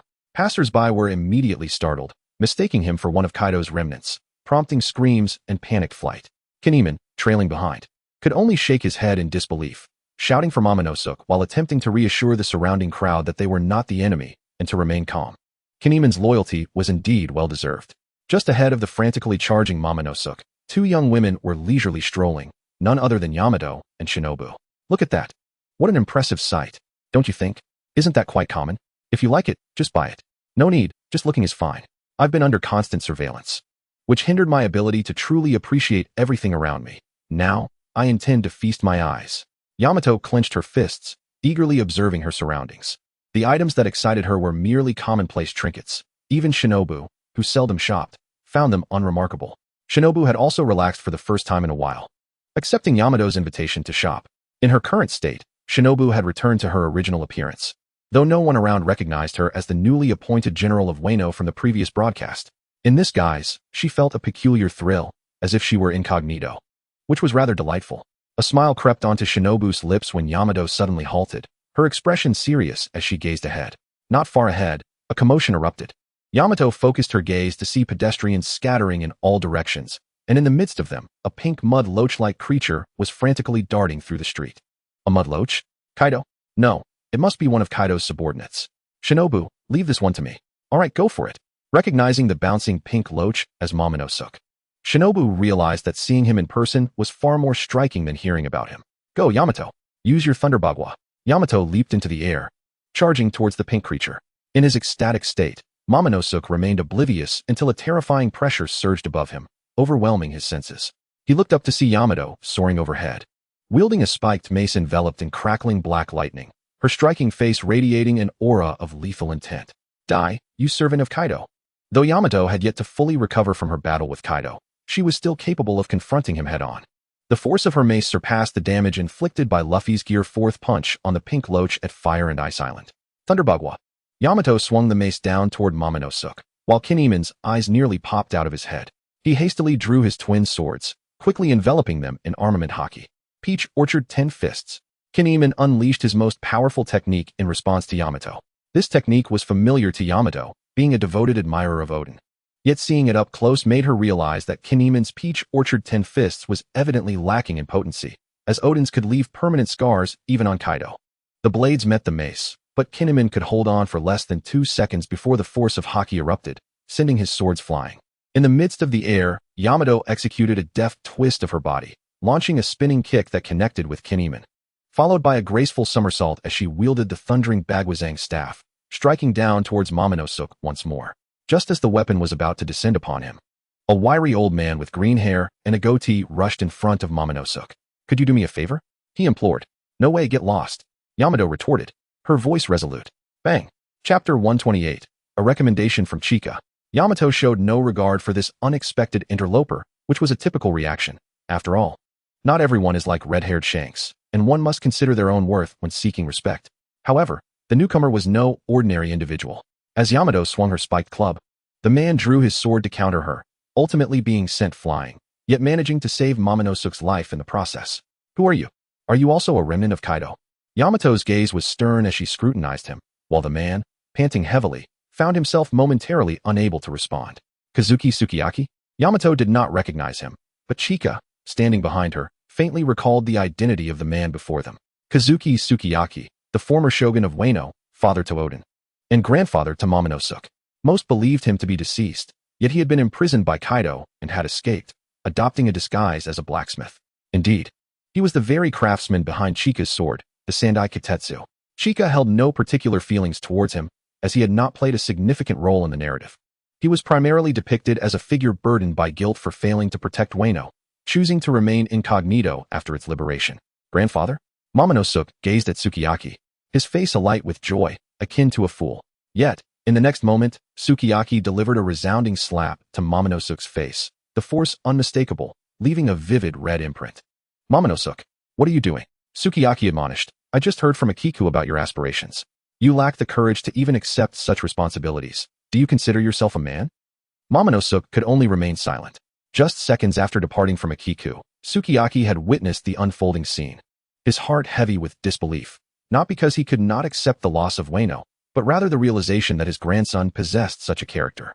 While Odin may have been somewhat foolish, at least he had strength and spirit, but this grandson, with a mother of good character, left him bewildered. Sukiyaki sighed heavily, initially believing he would adapt to having such a disappointing grandson, but in that moment, he felt a profound shock realizing just how remarkable his son Odin had been, thanks to the contrast presented by Momonosuke. However, Sukiyaki was not biased against women. He simply found it shameful for a man to be in such a state. Meanwhile, Momonosuke, sensing the peculiar gaze of his grandfather, felt his composure shatter, as if his soul had been lost, though he found solace in having the steadfast Kamen by his side. Kinemon quickly approached, saying, perhaps we could seek out a top-tier physician or a healer with special abilities to find a remedy. Hearing Kinemon's words reignited the spark of determination in Momonosuke's eyes, yet it was swiftly extinguished by Sukiyaki's next words. A physician? Do you think there's some kind of sorcerer? Such physicians do not exist. Even if they did, they would likely belong to the world government. And I cannot bear to seek their assistance. And how about a fruit user? That seems plausible, but I advise against squandering energy on this. I have never heard of anyone with the ability to regenerate vital organs. Sukiyaki had resigned himself to this reality, grateful that he had never harbored high hopes for this grandson. Otherwise, the greater the expectations, the deeper the disappointment. He then turned his attention to Yamato and Chika. Though the current Chika bore little resemblance to the regal figure displayed on the grand screen, she had once been a queen and possessed the formidable observation haki, emanating an aura powerful enough to rival the monster that had felled Kaido. I apologize that your parents passed away early, leaving you with little guidance. I genuinely thank you for defeating the vile Kaido and avenging us. The future of Wano is entrusted to your family, and I believe you will do better than Kaido and I ever could. Chika nodded. Though she was merely a symbolic leader, she was determined to guide Wano in the right direction. Yet, the path ahead would be fraught with challenges. The land had suffered extensive devastation at the hands of Kaido and Orochi, leading to barren wastelands where nothing could grow. Restoring Wano would require considerable time and effort. With Chika's nod, Sukiyaki sighed with satisfaction, then placed a reassuring hand on Momonosuke's shoulder, intending to lead him away. However, before he could turn, Chika called out to him. Momonosuke, do you detest your current ambiguous appearance? Are you seeking a top-notch physician or a healer? Coincidentally, I have a friend skilled in this field. Would you like to give it a try? At the mention, Momonosuke turned to Chika, his excitement palpable, nodding vigorously like a small motor. Try. I want to try. He didn't even inquire whether this person was a physician or a fruit user, believing that it couldn't possibly be worse than his current predicament. Observing his enthusiasm, Chika maintained a composed expression, but inwardly she struggled to suppress her laughter. With that, Chika took out a small note she had prepared earlier and placed it into Momonosuke's hand. Go here and find a person named Ivankov, then mention my name, Chika. He will assist you. Oh, and he has a rather volatile temperament, so do not utter the word no in his presence, understood? If you comprehend, then go. I wish you safe travels. After finishing, Chika waved cheerfully at Momonosuke, who was overwhelmed, blood rushing from his nose. It seems fortune is still on my side. At that moment, Momonosuke had no inkling of the trials that awaited him. Yet, if given the chance to choose anew, he would undoubtedly reject this path, preferring to remain as he was for all eternity. Chapter 129, The Gradual Unease of the Navy Headquarters. With the defeat of Kaido and the liberation of Wano, Chika found herself ensconced in a linear developmental phase. Whether busy or at ease, she had yet to reach the point of idleness. Naturally, this had no bearing on the mascot Chika. It had been agreed upon with Ain from the very beginning that she would serve purely as a mascot, especially considering the perilous nature of entrusting national affairs to her. Meanwhile, tumultuous waves of chaos surged across the seas beyond Wano, far more terrifying than the earlier confrontation with Big Mom. The world was acutely aware of Kaido's extraordinary might, It was widely believed that, in a one-on-one duel, he was indeed the strongest. Time and again, he had emerged in the public eye, engaging in reckless endeavors only to defy death, further accentuating his formidable reputation. The sudden demise of such a powerful emperor left the world in shock. Within the Navy headquarters, Akainu, who had only recently assumed command, slammed his fist onto his desk. His face flushed with rage. What is this? Having vanquished Big Mom and now Kaido? Are we in the Navy, or is it them, the Inyo? At this rate, what remains of our dignity? While Akainu felt a surge of elation at the defeat of the pirates, the fact that the adversary was Inyo, a sudden, unregulated force, loomed ominously like a ticking time bomb. Currently, they might be targeting pirates, but who could say when they might turn their sights on the Navy? Since becoming fleet admiral, Akainu had not enjoyed a single peaceful night's sleep. In his days as an admiral, the seas were less chaotic, and he merely needed to follow orders from above. He was spared the burdens of such intricate considerations. In just a short span of time, his hair had grayed considerably. His chin was adorned with stubble, and he appeared considerably weathered. If this continued, he might soon find himself dyeing his hair like Sengoku. Knock, knock, knock. Sakazuki, it's me. Borsalino, come in. The office door swung open, revealing Borsalino, clad in a yellow suit and a cloak of justice, sauntering leisurely into the room. Observing Akainu's haggard appearance, he couldn't help but tease, "You look rather distressed, Sakazuki. Your hair has turned white. I know a great hair dye specialist. Would you like an introduction?" Borsalino, enough with the frivolities. Did you come here for something important? Akainu said, one hand pressed against his forehead, clearly feeling the weight of a headache. Indeed. I have significant news. The world recruitment has concluded, and the two new admirals are quite competent. I've brought them here for you to meet. After saying this, Borsalino turned and waved to the two men standing outside, who promptly entered the office with measured steps. This is Aomaki, a forest person who has consumed the nature-type mosen fruit. Sakazuki, it seems he is also one of your followers. Borsalino introduced one of the men, who sported sunglasses and a sausage-like mouth, his exposed chest emblazoned with the ominous words Death River Heart. Admiral Green Bull, Aomaki. Sakazuki Fleet Admiral, you can trust me completely. I am exceptionally strong and show no mercy to pirates. Prior to joining the Navy, I had already dispatched countless pirates, Aomaki boasted, laughing heartily. Akainu furrowed his brow slightly, pondering, is this fellow truly one of my followers? He seems a bit simple-minded. Borsalino then proceeded to introduce the other man, who had golden hair and donned a black suit, exuding an aura of calmness, competence, and reliability. Before Borsalino could speak, the man smiled and seized the opportunity to introduce himself. Sabo, my name is Sabo. I look forward to working with you, Fleet Admiral Sakazuki, and my fellow admirals. Indeed, Sabo of the Revolutionary Army, after consuming the soul fruit, had significantly enhanced his abilities, triumphantly securing the position of admiral during the world recruitment phase. What is your power? Akainu inquired coolly. An admiral's position is not to be taken lightly. Without exceptional fruit abilities, one must rely on the level of hockey. Sabo smiled faintly and raised one hand, from which a torrent of searing flames erupted. Fire? The flame fruit ability? No. I haven't heard any news of the pirate ace's capture. It must be a similar power. I am not a user of the flame fruit. I am a mythical Zoan type user, and the flames are merely a derivative ability of the mythical beast, Sabo explained, cleverly concealing the fact that his flames were indeed a manifestation of the soul fruit's powers. What can one do? The versatility of the mythical Zoan is boundless. Whenever in doubt, one can resort to the mythical beasts, as there is always one that aligns with your abilities. Upon hearing that it was a mythical Zoan, Akainu ceased his inquiries. Mythical Zoans are rarer than nature types, and he wasn't well versed in them. However, a fire-breathing mythical beast did seem rather commonplace. You have heard about the recent events in Wano, have you not? Who among you will go to Wano to assess the situation? It will also allow me to gauge your reliability. Akainu said, arms crossed, with a serious demeanor, if the intent were merely to gather intelligence. Sending Borsalino would have been the most prudent choice, but his primary aim was to evaluate their capacity for handling affairs. Green Bull and Sabo exchanged glances. And just as Green Bull was about to speak, Sabo confidently interjected, leave it to me. You seem quite self-assured. Indeed, if I fail, I would be willing to resign on the spot, for failure is not an option. Sabo's eyes sparkled with confidence. Even Akainu was momentarily swayed by his conviction. How long had it been since he had encountered a reliable colleague?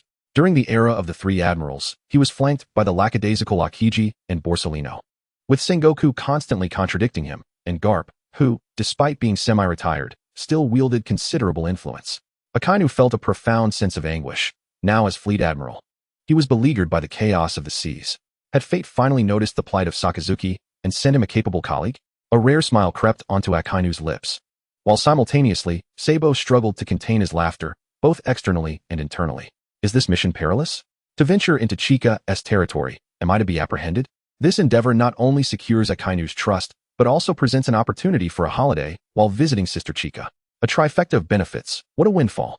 Chapter 130, Transition. Outside the hot spring inn in Wano, Yamato cheerfully strode toward the men's bath. Just as her foot was about to cross the threshold, Chika leaped into action, grabbing her by the head and forcibly pulling her back. This way. Chika pointed with a finger toward the women's bath adjacent to the men's. I am a man. What nonsense. Off you go. Chika, exasperated, felt her forehead pulse with veins as she lifted her leg and delivered a swift kick to Yamato's backside, unceremoniously propelling her into the entrance of the women's bath. In the original storyline of the Wano arc in One Piece, there existed two peculiar characters, the male-bodied but female-minded Aki and the female-bodied yet entirely focused on Odin, Yamato. The most ludicrous moment occurred after Kaido's defeat, featuring a scene at the hot springs where Aki appeared in the women's bath while Yamato was in the men's. Truly, the boundaries of propriety have been pushed to the extreme. As Yamato was kicked into the entrance, Chika let out a resigned sigh and followed suit. Inside the women's hot spring, Ain and Kuina were present. One was preoccupied with political matters while the other led a contingent of Enyo warriors in a thorough investigation of Wano's ecological issues. They were quite busy, yet somehow managing to steal a moment of leisure. Chika, Yamato, you've arrived.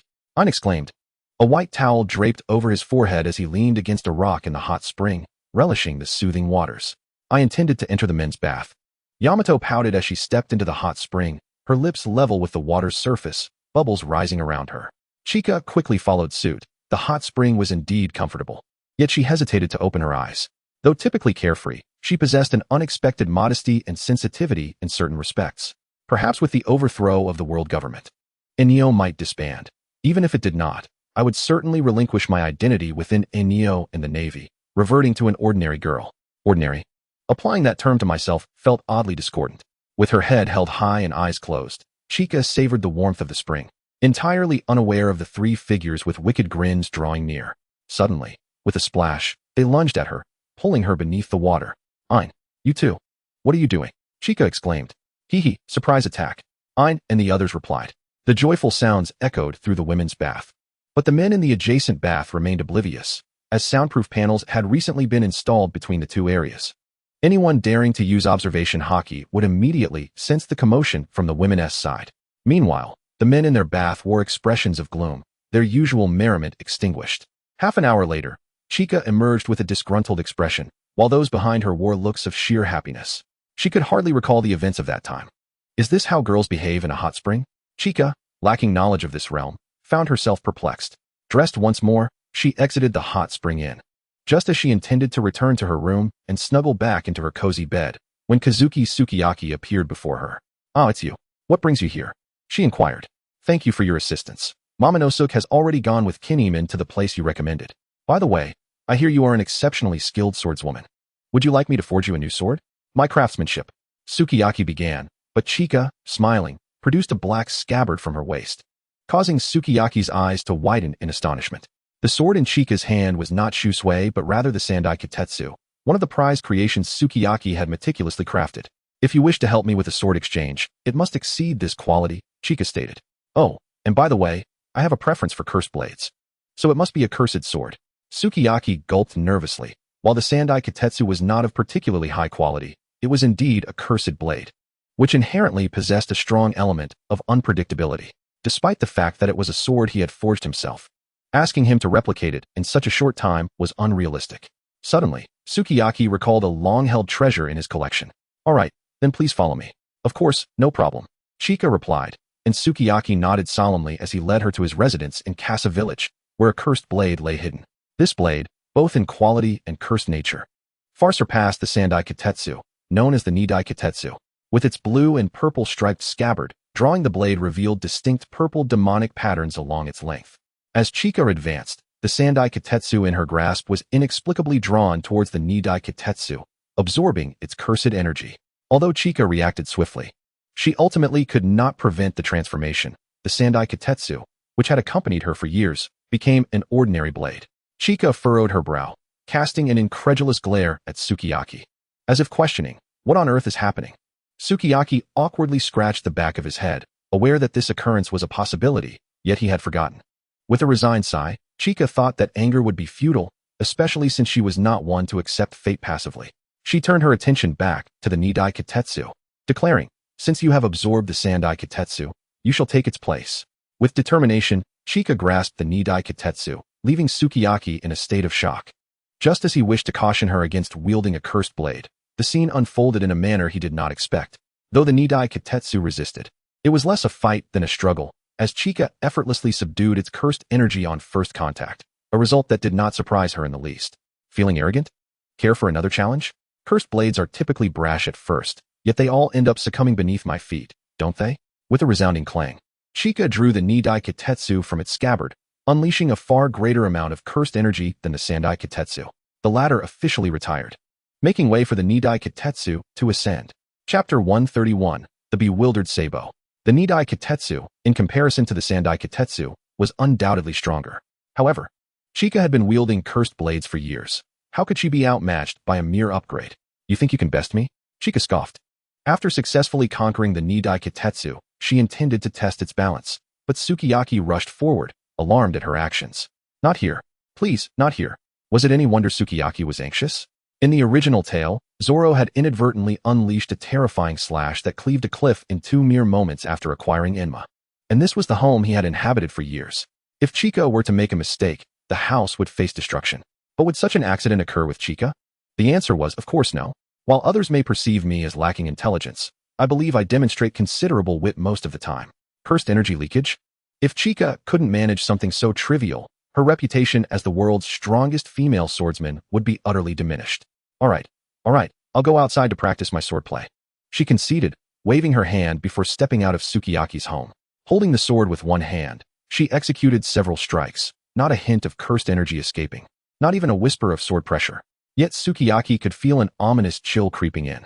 Following her display of swordsmanship, Chika gripped the Nidai Kitetsu tightly, unleashing a surge of cursed energy that had been contained within. Having absorbed the cursed energy of the Sandai Kitetsu, the Nidai Kitetsu now possessed a level of cursed energy that was far beyond what was expected for its rank. As Chinxia executed a sweeping strike from above, violet ripples were cast into the air, cleaving the distant peaks in twain, the thunderous roar startling the entire populace of Kanbasa village. How splendid it would have been had she acquired this sword earlier. Although Chinxia had prepared herself mentally, she was still taken aback, a twinge of trepidation swelling within her heart. If the second-generation Guetai possessed such formidable power, what of the first generation? The legendary Supreme Blade, reputed to be the most exquisite of cursed swords, was said to be in the possession of the 5 elders. While Chinxia did not presume the individual prowess of these elders to be particularly formidable, their prolonged control over the world government alongside hinted at some extraordinary means, perhaps ancient weaponry? Shaking her head, Chinxia wondered why she was even contemplating such matters, given her own intellectual limitations. Regardless, with Kaido dealt with and the historical texts on hand, once Luffy and Robin arrived, they could decipher the text together. And everything would be revealed, wouldn't it? Nodding to herself, she sheathed the second-generation Guetai and secured it at her waist. Old man Shoshi, I shall take the second-generation Guetai. Thank you for the gift, Chinxiao exclaimed with a smile. Ha ha ha, no matter how valuable a sword may be, without a capable swordsman to wield it, it amounts to naught but a mere ornament. Presently, the only one able to wield such a cursed blade with such ease upon the seas is likely you. Shoshi laughed heartily, finding great satisfaction in witnessing the stubborn second-generation Guetai acknowledge its master. Chinxia chuckled lightly. She had intended to discuss other matters with Shoshi, such as the Enma and a Kushui from Wano, but her mini-snail suddenly emitted a piercing sound. Bleep bleep, bleep bleep. Despite its monotonous tone, Chinxia found the sound exceedingly grating. After all, each time the snail rang, it seldom heralded good news. With a resigned sigh, she waved to Shoshi, while retrieving the mini-snail from her pocket. This is Chinxia. Who is it? It's me, Robin.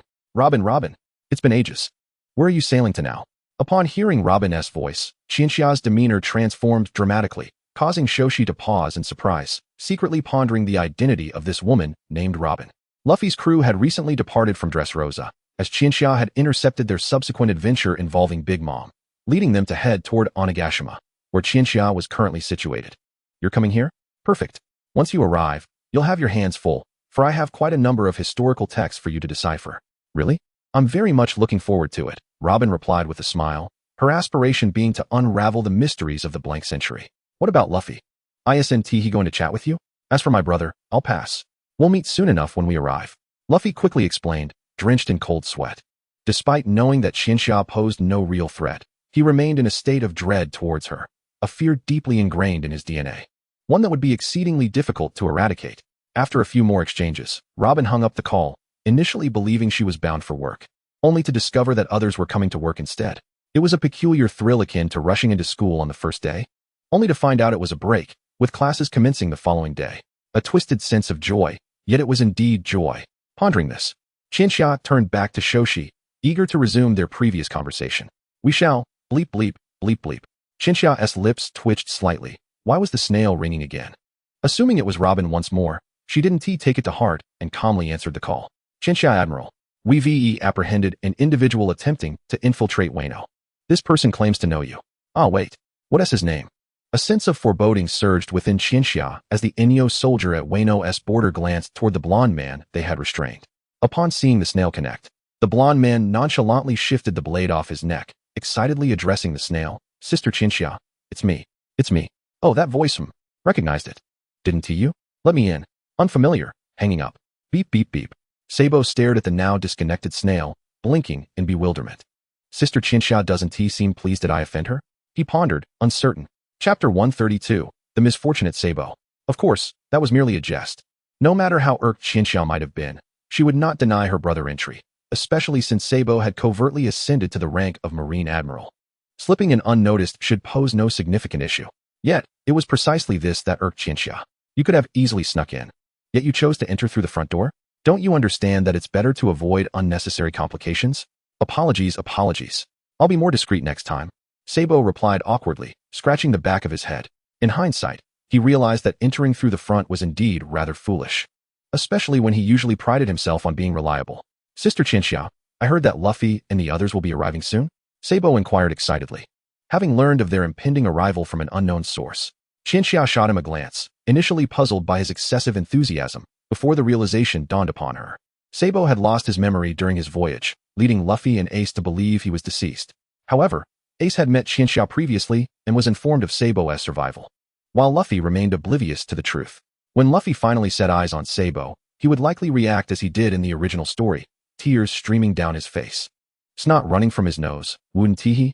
Qianxia briefly envisioned the scene, but found herself unable to conjure it fully, perhaps due to Luffy's image having solidified in her mind over the years.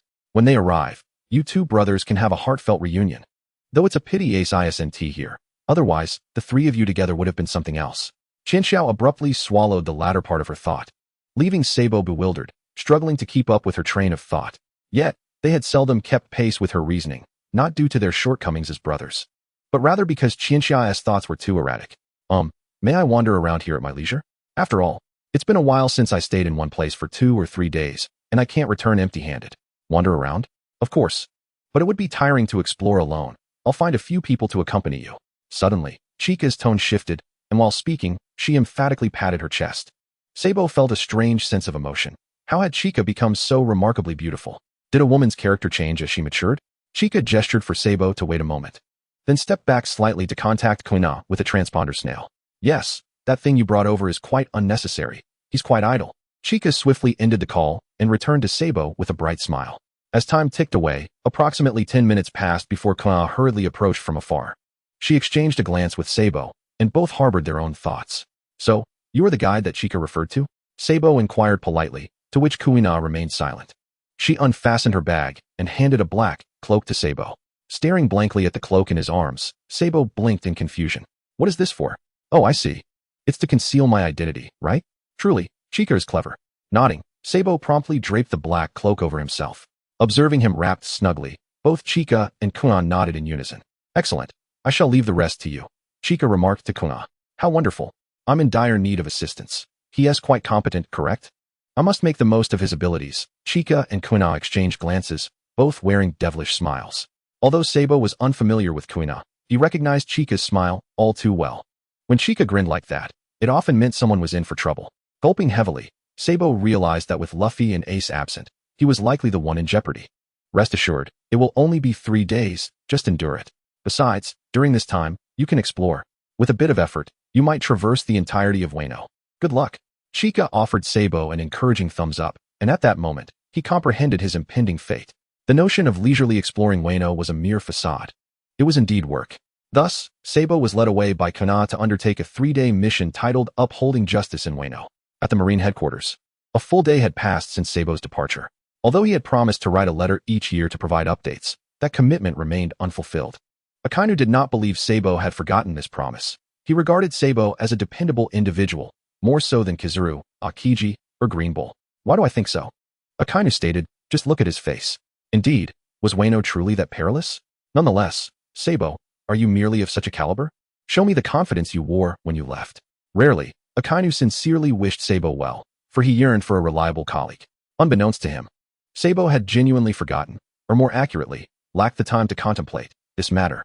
Clad in a black cloak, he trailed behind Kona, leading a patrol team around the entirety of Wano, conducting geological surveys and patrols. Survey this area, proceed. Understood. The entire team operated in an orderly fashion, while Sabo, who should have been the strongest among them, appeared somewhat fatigued. He longed to ask how they managed to maintain such a workload without feeling exhausted. If Kuna and the other team members heard Sabo's inquiry, they would likely respond with indifferent expressions, it's nothing, we're accustomed to it. That day had grown late, yet he managed to keep up with the updates. Recently, the content of pirate manga had reached a thrilling climax, with a plethora of novel elements emerging. Was Oda, the masterful storyteller, contemplating an ending? Yet, there were still numerous foreshadowings, and even now, new hints were being planted. Chapter 133, The Awakening of Strange Interests. Rejecting the corporate drone lifestyle begins with distancing oneself from NEO. As a clandestine organization, NEO's workload far exceeded that of any overtly structured organization, compounded by the disparity in personnel numbers, with many individuals juggling multiple roles. However, those who chose to become part of NEO did not, without exception, resent their current lives as corporate drones, for this was their own choice. The only force propelling them forward and inspiring such tenacity was the sense of justice within their hearts. Each person's concept of justice varied, yet they all converged upon a singular endpoint, and that was sufficient. After spending considerable time with the members of NEO, Sabo found himself inexplicably influenced. If their workload could be likened to that of corporate drones, then my previous life hardly warranted comparison. Was I truly that idle before? Suddenly, Sabo felt enlightened.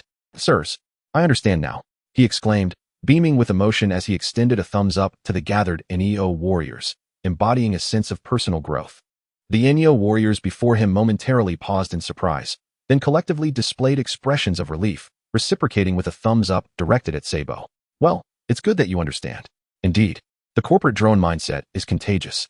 Chika was well aware of this truth. Thus, when not working, she made it a point to avoid their company, fearing she might inadvertently find herself swept into the grind. It was truly terrifying. Once, while at the base, Chika found herself idly chatting with them, only to suddenly feel that engaging in such conversation was inappropriate. There were undoubtedly matters she ought to attend to.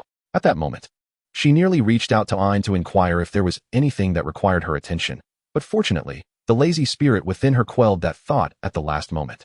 Terrifying indeed, the atmosphere emanating from the corporate drone group rivaled even that of Conqueror's Hockey. Chika had no work at hand, and Ain had also advised her to rest well, especially after the recent battle with Kaido, as one could never be too sure of internal injuries. Of course, Chika doubted she had any injuries. The training regimen was far too professional for a student to sustain harm. Seizing this idle time, Chika sought to relax properly, perhaps by indulging in some manga.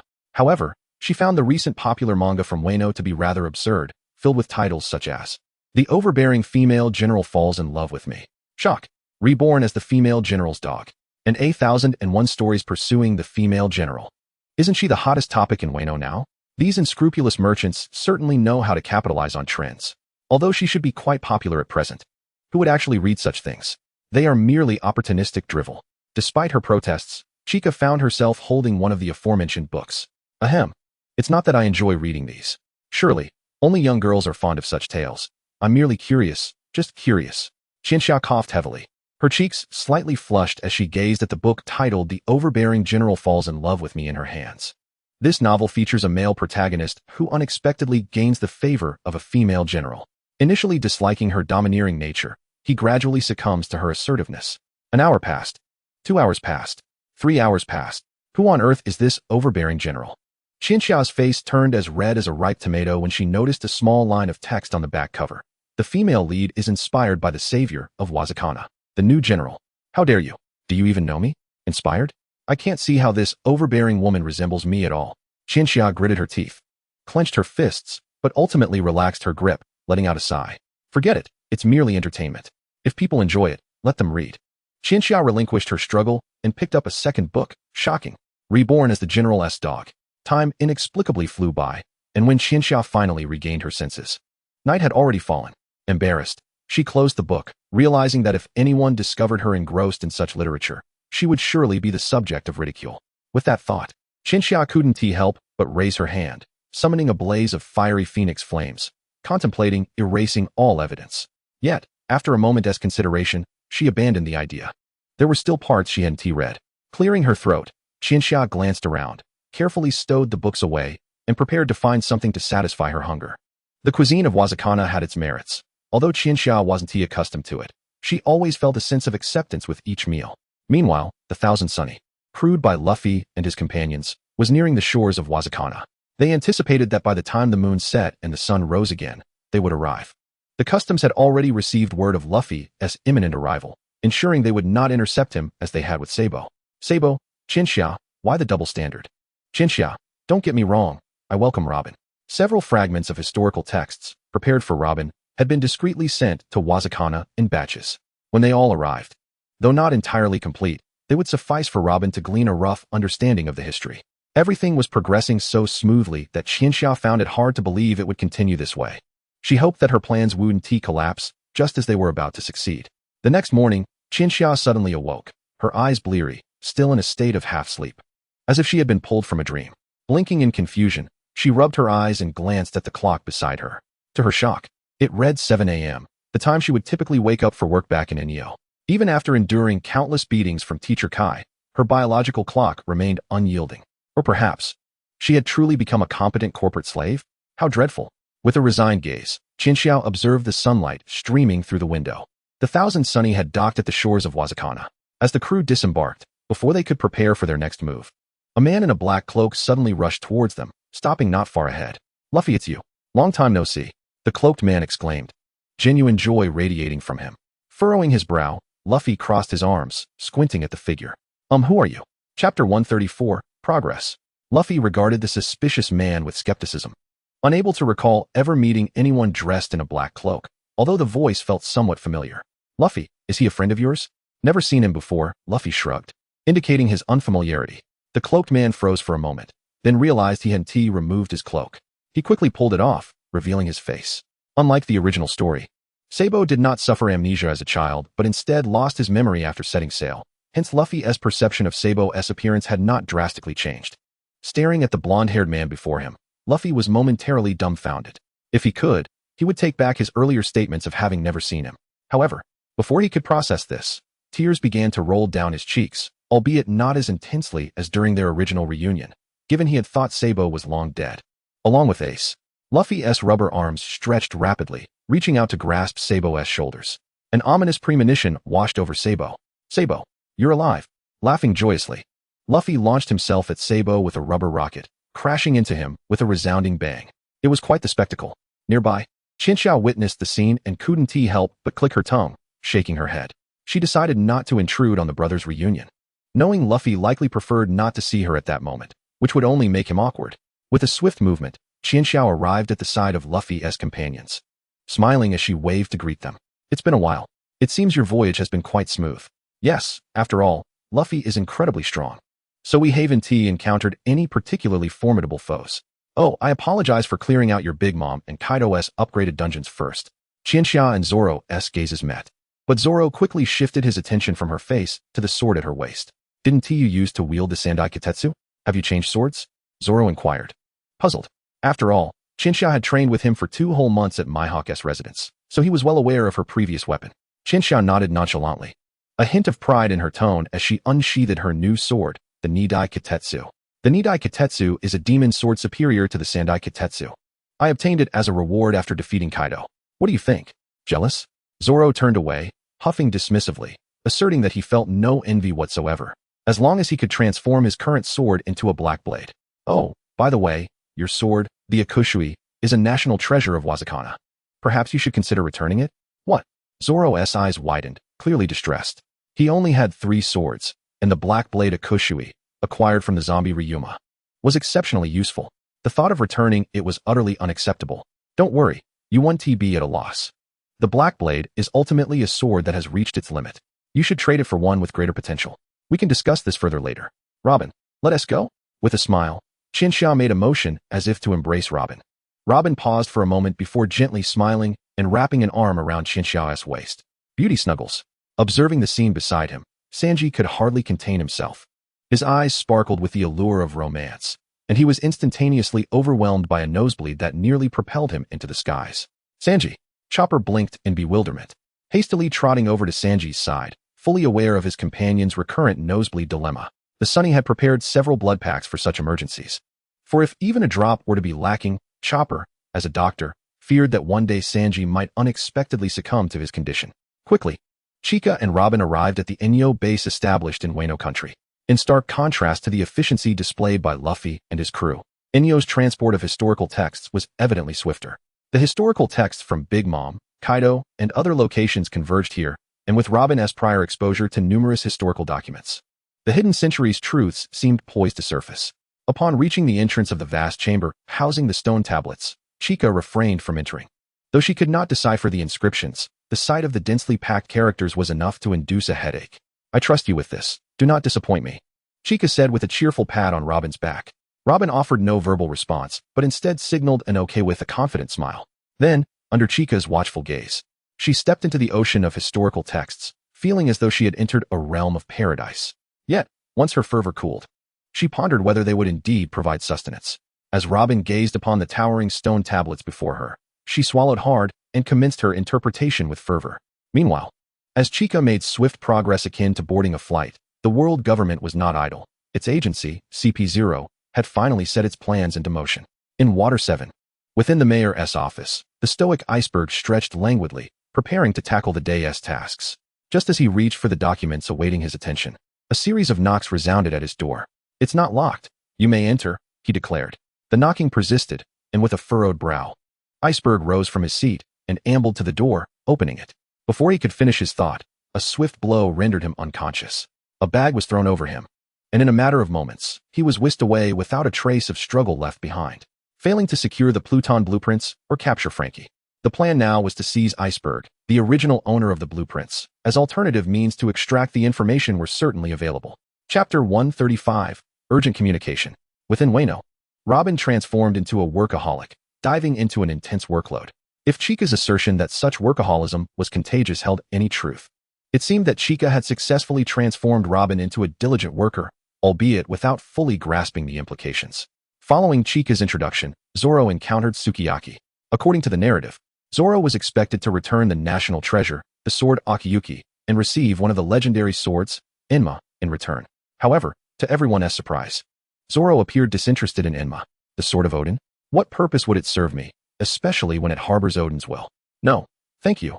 I am my own person, not merely a vessel for Odin's legacy. He dismissively waved it off, showing little regard.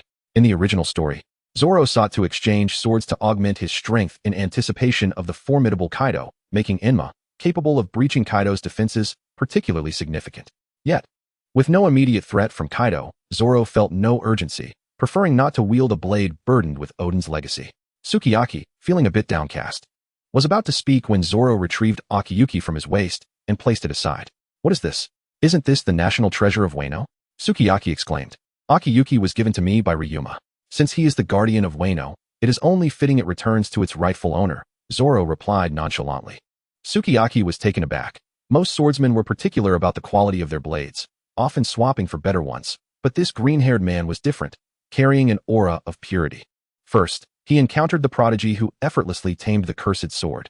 And now he was in the presence of such a genuine swordsman.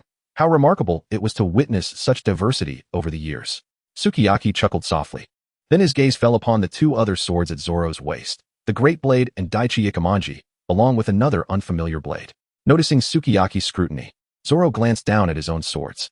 The Daichi Ikemanji was a given, while the other was merely a decent blade he had managed to find. But it could not compare to the likes of Daichi Ikemanji or Akiyuki. I'm afraid I have Snowwalk and Sandai Kitetsu on me, Chika interjected. With Akiyuki gone, Zoro's prowess would undoubtedly diminish. Considering this, Sukiyaki made a decision. How long will you be staying here? It should be a while. As Robin has been summoned by Chika for something significant, Zoro replied. Very well, green-haired lad. Let me forge you 2 swords that are entirely your own. I will do my utmost to create high-quality blades. What do you think of my proposal? Sukiyaki's eyes ignited with the passionate spirit of a blacksmith. Zoro's face lit up with excitement upon hearing Sukiyaki's words. Really? I cannot thank you enough. Leave it to me. Thus, Sukiyaki embarked on his industrious endeavor. Meanwhile, Luffy and his crew enjoyed a leisurely stroll through Wano, indulging in the true essence of shopping, unlike Sabo's approach. Isn't this beautiful? Wait, it costs how much? Never mind. Nami exclaimed, eyeing the unique jewelry of Wano, but upon seeing the price, she quickly set it back down. Financial constraints loomed large, primarily to save funds for her gluttonous captain's meat needs. After all, subsisting solely on sea kings was not a sustainable option. Wano, as a tourist destination, was indeed fascinating, offering a style distinct from any other nation. However, adapting was crucial. Failing to do so could lead to complications. Among the shopping team, Sanji showed no interest in the activities, but he certainly accompanied the lovely women on their excursion. Nami-san, feel free to buy what you like. I'm certain Luffy won't starve without money for meat, Sanji remarked, hands tucked in his pockets, speaking languidly. Are you referring to Chika?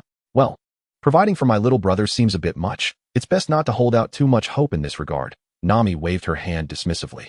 Though she did not fully grasp Chika's character, the fact that a Navy officer hadn't acted against Luffy already demonstrated a degree of leniency. Expecting her to cover costs was far-fetched, as she was not Luffy's mother. Indeed, Sanji shrugged, realizing that his earlier remarks had perhaps been overly idealistic. The bond between Chika and Luffy was anything but ordinary. On one hand, it was evident that Chika, as a member of the Navy, had embraced Luffy's choice to pursue a life as a pirate. On the other hand, many, including Luffy himself, had often suspected that Chika harbored intentions to take Luffy's life. Suddenly, Sanji's gaze was captivated by a stunning beauty clad in a yellow kimono, whose striking allure left him momentarily breathless. Ah, goddess! Sanji exclaimed, his eyes sparkling with infatuation as he approached the enchanting lady in the yellow kimono with a series of graceful, albeit eager, steps, producing a rose from seemingly nowhere to place delicately between his lips. My dear lady, I am Sanji. Might I be fortunate enough to make your acquaintance? He inquired with a charming smile. The beauty in the yellow kimono offered a subtle smile in return, her silence only deepening Sanji's enchantment. Coincidentally, Chika happened to pass by.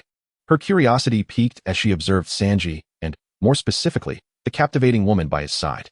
Could that be a Kiku? She pondered. A man in physique, yet a woman in spirit. The extraordinary beauty of a Kiku was unmistakable. Well, perhaps it's best I refrain from intervening for now. Sanji will learn the truth eventually. I wonder what his expression will be when he does. I find myself oddly eager to witness it. Chika mused to herself, although she reminded herself that now was not the time for idle speculation about Sanji. Just recently, the Enyo base had urgently contacted her with an important message. The Pluton has been constructed, but an issue has arisen. The specifics were murky, as the talking snail could not convey the details, compelling them to request Chika's personal presence. Understanding the gravity of being summoned back personally, Chika recognized that the matter at hand was far from trivial. The schematics for the Pluton could not possibly harbor flaws, and the materials had been painstakingly gathered. What, then, could have gone awry? Pluton is one of our trump cards against the world government. With a determined step, Chika transformed into a phoenix, racing towards the windless Enyo base. Chapter 136, A Terrifying Weapon. The phoenix soared above the clouds, yet Chika knew that, unlike in myth, her journey would not guarantee her happiness. After a swift flight, she soon returned to the Enyo base, where her current speed rendered any distance trivial. Had she not ascended to the rank of admiral and instead served as a logistical intelligence officer, Chika undoubtedly would have found herself among the ranks of strategic weapons. Upon landing at the Enyo base, a throng of anxious shipwrights rushed towards her. What seems to be the problem? Is the Pluton inoperable? No, that's not the issue. The Pluton has indeed been constructed, and it is flawless. However, an unexpected incident occurred during the testing phase. In short, we must show you in person. The shipwrights struggled to articulate the situation, but Chika nodded, promptly following the craftsman to the shipyard within the Enyo base. This facility had been purpose-built for the creation of the Pluton. As one of the ancient 3 great weapons, the Pluton was the pinnacle of warships, equipped with unique cannon ports capable of obliterating an entire island in an instant. Such power was immense. Even a Yonko-level threat could only shatter an island, while the Pluton could utterly annihilate it. As Chika entered the shipyard, she found herself entranced, captivated by the grandeur of the Pluton warship. Its formidable presence resonated throughout, and the claim that it could sink an island with a single shot would hardly be met with disbelief. The ship, adorned in shades of black and gold, evoked the legendary Pluton itself, and Chica felt her very soul being drawn toward it. Lost in her thoughts, she instinctively took a few steps closer to the magnificent vessel. However, before reaching it, she noticed an elderly shipwright among the robust craftsmen. His white hair stood out starkly in the crowd. Is he truly a shipwright at his age? Chica inquired, perplexed, of the nearest craftsman. Ah, he's only 18 this year. 18? That's hardly believable. Chica blinked in astonishment, then quickly turned to scrutinize the elderly shipwright again. 18? Are you certain he's not 80? Convinced her eyesight was not to blame, she oscillated her gaze between the Pluton and the white-haired craftsman. Could this ship be stealing years from those who operate it? She wondered, pointing at the Pluton, her lips twitching awkwardly. The surrounding shipwrights nodded in silent agreement. This was no ordinary case of aging, for it had transformed an 18-year-old lad into a silver-haired elder. This is dire. It turned out that once the Pluton was completed, it entered the final phase of testing. Testing in the windless area went smoothly until, at the moment of firing, the young operator suddenly grimaced. In front of everyone, his face wrinkled, and his dark hair transformed into a snowy white. The cannon's roar was earth-shattering, yet it paled in significance compared to the boy's rapid aging. The Pluton required vitality to operate. Indeed, it came at a cost. It was unreasonable for a weapon of such caliber to be operated without any sacrifice. Take him away and ensure he is well cared for. His pension and rewards will be settled. I truly apologize, Chica said, waving her hand dismissively at the white-haired youth. Regrettably, Chica had no means of restoring the vitality that had been taken from him. She could only offer monetary compensation. Raising her head to gaze upon the Pluton, Chica hesitated but then leaped, landing on the deck of the warship. Not only had it utilized atom wood, but the Pluton was crafted from numerous rare materials, depleting the resources of the Navy headquarters, as well as those of the Yonko Big Mom and Kaido. Impressive power, yet was it worth a life per shot? If such a weapon fell into the hands of those devoid of moral restraint, it would indeed be perilous. Chica crouched down, her hand caressing the Pluton's deck, then lifted her gaze to the central cannon port. Let us give it another try. This time, I shall fire it, she declared after a moment of contemplation, poking her head over the edge of the Pluton's deck to address the shipwrights below. Absolutely not. We might be able to manage, but you cannot take such a risk. What if you were to suffer the same fate? Enough of this fuss. I value my life and will not act foolishly. I trust in my abilities. So I ask that you trust me as well. Let us move the ship outside. I wish to conduct a trial. Very well. Faced with Qianxia's unwavering determination, the gathered crowd ultimately resolved to respect her decision. As the ship set sail into the sea, each individual began to envision what Qianxia might resemble in her later years. Surely, as long as she was not exceedingly aged, she would still be a beauty, they mused. Soon, the Underworld King's vessel glided into the ocean. While Qianxia positioned herself at the cannon's helm, poised to unleash its firepower at a moment's notice. Extracting life force, I am eager to witness your methods. I am not afraid of you, she declared with an audacious fervor, embodying a spirit that seemed unyielding to any threat. Alas, her body betrayed her. Instinctively shifting into the phoenix form, with the phoenix flames ready to ignite at the slightest hint of danger, prompting her to prepare for a swift escape. Fire the cannon, Qianxiao exclaimed, her fist striking the cannon activation button with fervor. Instantly, the central cannon of the underworld commenced its operation, initiating the process of life force absorption. With vigilant eyes scanning her surroundings, she remained blissfully unaware of the imminent peril that approached silently. Suddenly, a tremor coursed through her body, prompting her to hastily leap from the underworld warship, just as the cannon entered its charging phase, only to abruptly halt. Gasping for breath, Qianxiao struggled to comprehend the events that had just transpired. One thing was clear. In that fleeting moment, there had indeed been signs of her life force being drawn away. The ancient weapon, the Underworld King, was truly formidable. Chapter 137. A tragic conclusion, one I detest. How unfortunate to have acquired such a magnificent weapon only to be unable to utilize it, Qianxiao lamented, slapping her forehead in exasperation. Naturally, she would not sacrifice her subordinates to fire the cannon. However, she also wished not to squander the Underworld King, which she had worked so hard to obtain. What to do? What to do? What to do? At that moment, Qianxia yearned for the insights of a master detective like Conan or Holmes. Better yet, even a monk like Ikkyu would suffice. General Qianxia? General Qianxia? The crowd below called out to her in confusion, but lost in her reverie. Qianxia was oblivious to their voices. Right. Summon them forth. She inhaled deeply and snapped her fingers, summoning the phoenix and the phoenix to materialize beside her. their eyes gleaming with wisdom. Quick, help me devise a safe means to operate this life-draining cannon, Qianxia earnestly requested of them. The Phoenix and the Phoenix exchanged knowing glances, their already wise expressions growing even more sagacious. Phoenix, are you inquiring of us? We are merely a fragment of the consciousness of the illusory beast fruit, incapable of verbal communication in the real world, you know? Phoenix, apologies, dear Qianxia, but we are unable to assist you with this.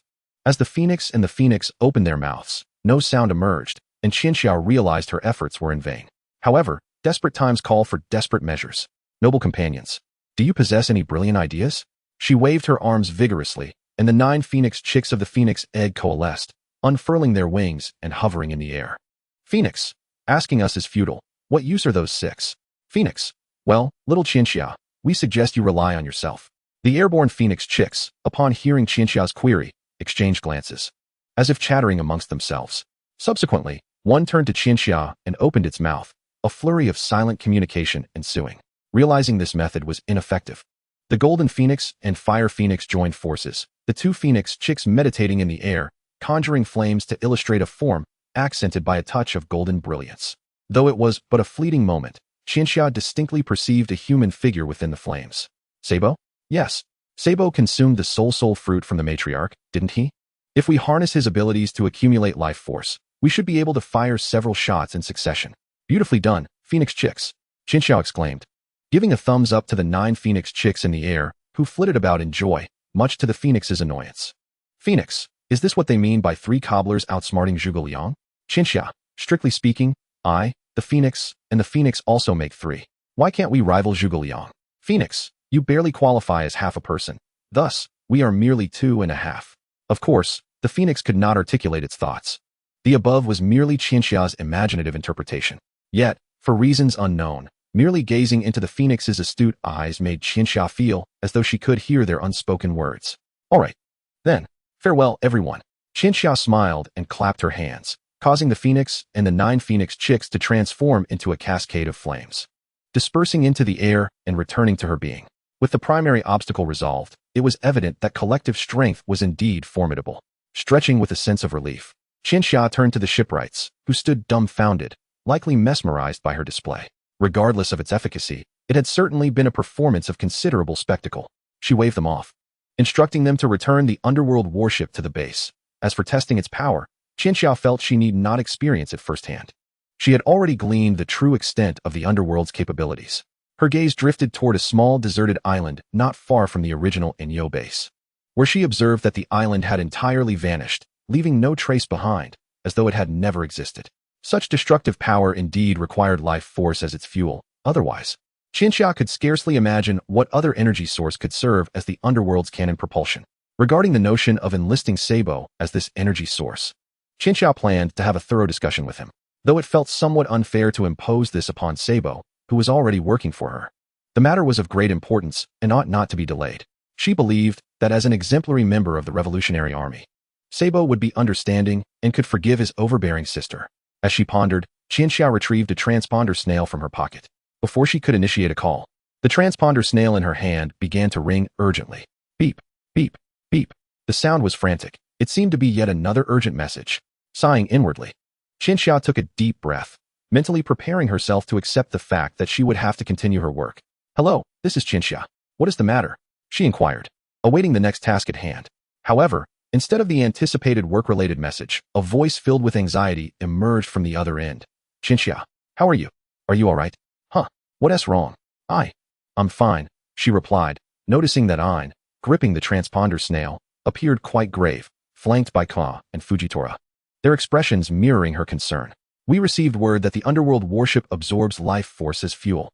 Did you go alone? You wouldn't have done something reckless, would you? Ain asked, her tone laced with worry. Qianxia paused, momentarily taken aback. Indeed, she had acted recklessly, but she felt it was better not to respond in that manner. It's nothing to worry about. I haven't engaged in anything perilous. I merely took a closer look at the Pluto battleship. Rest assured. Do you not find my voice to be exactly as it was before? If my life force were indeed drained and I aged, my tone would surely change. Would it not? Upon hearing Qianxia's response, the others on the other end of the phone bug collectively exhaled in relief, genuinely fearing that Qianxia might act foolishly. While they believed such folly was not typical for a rational person, They understood that Qianxia was indeed capable of such acts. Qianxia, you are the most vital among us. While any of us could encounter misfortune, you must remain unscathed. What a morose sentiment. With me around, none of you shall come to harm. Surrender your burdens to me. I can bear them. Before Ain could finish her statement, Qianxia suddenly interjected with a loud exclamation, seizing control of the conversation. Her expression was grave, and it was rare to witness her anger. Ain's words were the ones Qianxia found most intolerable. She held a profound disdain for tragic conclusions. Chapter 138. Significant Developments. In a world-class war, fatalities are commonplace, such as the brutality of conflict, and Qianxia was acutely aware of this. Nevertheless, she was unwilling to let tragedy befall her or her comrades. Her relentless efforts were aimed at ushering in a future filled with beauty and a blissful happy ending. A tragic conclusion? The elevation of themes. Apologies, but having matured, I no longer wish to shed tears. After uttering this, Qianxia deliberately terminated the call, her irritation evident. Ain and the others had been rather careless regarding their own lives. Ain appeared ready to sacrifice everything to eradicate the pirates. Although Guena was not as fixated as Ain, she shared a similar fervor for the sword. She believed that even death would be acceptable if it meant achieving the pinnacle of swordsmanship. The old man Fujitora had expressed sentiments about his age, suggesting he would gladly trade his dwindling time for the tranquility of the sea. Was this their resolve? While Qianxia had her own form of resolve, it diverged significantly from theirs. Her conviction was far more extreme. Emu, the celestial dragon's elders, come forth. Reveal your capabilities. I shall not cower before you. As she spoke, her body involuntarily assumed a regal posture. There was no need for concern. Qianxia had not lost her rationality. In fact, she was remarkably composed. A tyrant may act on impulse, relying on sheer willpower to address issues, yet she was, strictly speaking, not a tyrant, but a ruler. Unlike a tyrant, a ruler must confront all matters with cool-headedness and make the best choices among available options. Once Robin has concluded her work with the historical texts, I shall rendezvous with Father. Ideally, before we launch a formal assault on the world government. I must leverage the identity constructed during my interaction with CP0 to glean some valuable intelligence. Qianxia murmured softly to herself, unknowingly retracing her steps back to her quarters within the Enyo base. There was nothing worth commemorating, merely disposable items devoid of significance. Compared to the past, it was imperative to focus on the present. However, rest was equally essential. Qianxia picked up the eye mask carelessly left on her bed, donned it, and reclined, descending into a dreamless, profound slumber. Meanwhile, the group in Wano, having had their call abruptly severed, found themselves in a state of bewilderment. Some had never before heard Qianxia's voice laced with anger. I believe I may have misspoken, Anne realized, slightly abashed as she scratched the back of her head, mumbling awkwardly. It seemed Qianxia cared more for everyone than they had anticipated. Fujitora chuckled softly. Had he not been blind, he would indeed wish to see what Qianxia looked like. Guena puffed her cheeks and added, to say one should offload their pressure onto her is absurd. Qianxia's character is truly dreadful. I refuse to burden her. Though Qianxia often appeared laid-back and carefree, the weight on her shoulders was immense. Ain understood this well. She frequently worried about Qianxia's mental state, fearing that she might not withstand the pressure. Yet, through years of observation, Ain realized that Qianxia was far stronger than she had ever imagined. Not only could she bear the weight, but she had also never shed a tear. It was said that even teacher Zifa had never witnessed her cry. During the intense training at the Navy's rookie camp, Qianxia had remained tearless. When Zifa and Ain had first discussed Qianxia, Zifa had remarked, she's small but wise, as if an adult resides within her. Hearing this, Ain had immediately felt a surge of interest in Qianxia. However, upon their first meeting, Anne had been somewhat disappointed, feeling that Qianxia did not embody the maturity Zifa had described. After this encounter, Anne relayed her feelings to Zifa, who merely laughed and replied, you've only seen her once. Spend more time with her, and your perspective will shift. Initially filled with trepidation and uncertainty, Ain's feelings evolved after spending time with Qianxia, ultimately leading her to embrace Zifa's assessment. She's small but wise, as if an adult resides within her. Being with Qianxia instilled a sense of capability, as if anything were possible. Yet, this intangible pressure weighed upon Qianxia. After a moment of contemplation, Ain raised her head abruptly and took a deep breath. All right, let us return to our respective tasks. If we wish to avoid burdening Qianxia, we must first ensure that we manage our own responsibilities flawlessly. As Ain spoke, she clapped her hands, and the others nodded, each returning to their duties with a mixture of sentiments. Ain herself resumed her involvement in the political reforms of Wano, as if the earlier scene had never occurred. Time continued its inexorable flow, and 3 days passed. During this span, Nothing of significant consequence transpired. After all, 3 days was insufficient to alter the fate of a nation, and in certain instances, it was hardly enough time for Qianxia to enjoy a proper rest.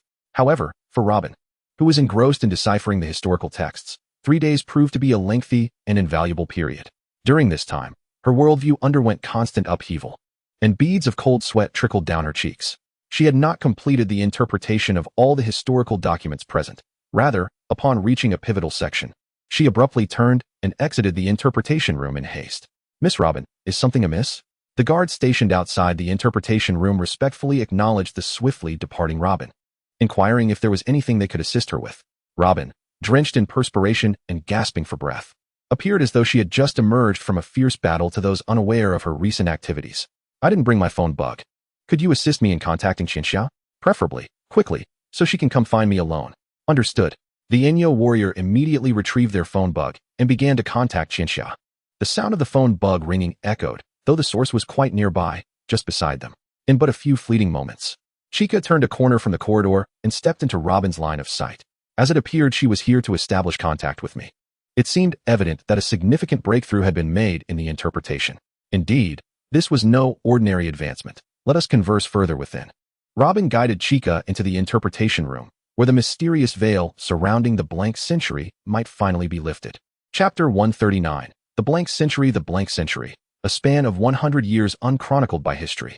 Intriguingly, it is not that events from long ago went unwritten, but rather that this specific period was entirely omitted from the annals of time, while more ancient histories remain documented.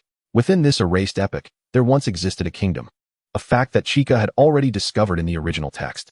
This kingdom was not recorded prior to the blank century and ceased to exist thereafter, signifying its abrupt emergence and disappearance within that enigmatic time frame.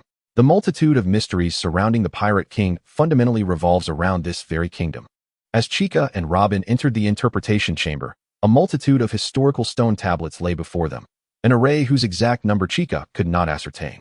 Beneath these tablets were numerous sheets of blank paper, inscribed with Robin's transcriptions. Due to the absence of a definitive order in the tablet's inscriptions, Robin had to document everything in its entirety before she could later organize the sequence. The sheer volume of material should have warranted the collaborative efforts of an entire cohort of scholars from O'Hara. Yet here was Robin tasked with this monumental endeavor alone, illustrating the extent of her exhaustion. "Robin, are you all right?" Chica inquired, concern lacing her voice. "Of course, I'm fine," Robin replied, though the dark circles under her eyes betrayed her fatigue. She approached one of the historical stone tablets, crouching slightly to retrieve a sheet of paper from below. "Chica, take a look at this," she said, handing over the document. Chica accepted the paper, densely filled with Robin's notes, which contained revelations about the truth of the blank century. Eons ago, in this world, there existed no Pluton, only the Sky King and the Sea King, both primal forces native to this realm, formidable beings endowed with the power of weaponry. The Sea King, master of the sea creatures, ruled the oceans, while the Sky King unleashed cataclysms of absolute destruction, wielding the mightiest force in existence. During the blank century, a faction of lunar denizens descended to Earth, establishing a unique nation upon the land not far from the Tree of Eve. Though they differed from the indigenous humans in stature, these beings possessed technological advancements and ideologies far superior to those of contemporary humanity. Their kingdom flourished with freedom and tranquility, rapidly evolving into a formidable power. At that time, the seas were engulfed in ceaseless conflict, devoid of any semblance of unity, with severe strife among various races leading to rampant bloodshed upon their meetings. Consequently, the advanced technology and philosophies of the lunar visitors attracted many admirers who sought to join their kingdom. Numerous nations aspired to form alliances with this realm, embracing the lunar ideals, laying down arms, and ceasing hostilities, including the Fishmen. After a period of growth, the kingdom proposed an audacious vision to end the chaos of the seas by uniting all nations into a singular, harmonious state. They envisioned a world without borders, where humanity would coexist as one, naming this grand ambition One Piece. Yet, the Red Line became an insurmountable barrier. To achieve this goal, a man from the kingdom suggested researching the Sky King to forge a weapon capable of creating a breach in the Red Line. He conveyed this plan to the then leader of Fishman Island, the Sea King Poseidon, agreeing to have the Sea Kings assist in relocating the Fishmen, enabling them to truly integrate with the rest of humanity. Fishman Island was precisely the place they aimed to breach with the Pluton, an endeavor that would inevitably affect it. As awareness of this plan spread, more and more citizens from various nations volunteered to join, collectively known as the D-Clan. The D signified destroy. Utilizing the Pluton to rend the red line asunder, they sought to connect the four seas and unite all people. Through the advanced technology bequeathed by the lunar inhabitants, they acquired the extraordinary ability to hear the voices of all things. However, the creation of the Pluton, based on the Sky King, demanded immense life force, necessitating the use of an immortality procedure. Eventually, the individual granted this procedure realized he might not only utilize the Pluton, but could potentially control the Sky King as well. Greed ignited within him. Yet, the Sky King was safeguarded by the kingdom, prompting him to secretly rally 20 of the most powerful nations of the time. Under the pretense of quelling rumors that the kingdom intended to use the Pluton to annihilate the world, they launched a surprise assault, annihilating the kingdom in one fell swoop. Although the Pluton sustained damage and became unusable, they seized a more formidable Sky King. The 20 nations subsequently defeated and enslaved the native Lunarians, establishing an organization far more powerful than the kingdom, a world government. Alabasta was among these 20 nations, but they soon realized they had been deceived. This was no crusade but an invasion. Alabasta renounced its status as celestial dragons and returned to its roots. Yet the remaining 19 nations and the traitors sought to ensure Alabasta's discomfort. They wielded the power of the Sky King to alter Alabasta's geography and climate, transforming vast territories into desert wastelands. Nevertheless, Alabasta harbored no regrets, clandestinely aiding the man who had proposed the One Piece plan and collaborating with the people of Wano to create a historical record of this portion of history, disseminating it across the globe.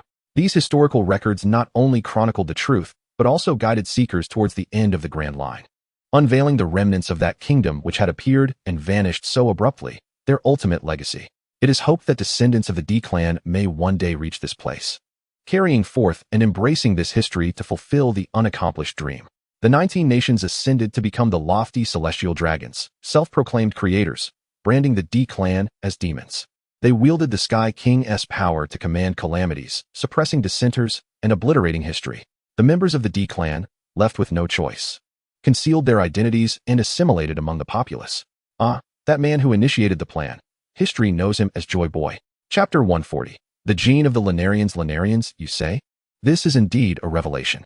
Upon absorbing this historical narrative, Chika could not suppress a palm to her forehead. It is true that within the world of One Piece, there exist lunar beings. Enel aspired to journey to the moon, and in Oda's One Piece side stories, there are accounts of Enel successfully landing on the moon and encountering its inhabitants. This is truly monumental. If this content is genuine, Oda, do you honestly believe you can conclude it in just a few years? Please, do not rush. Take your time to write more.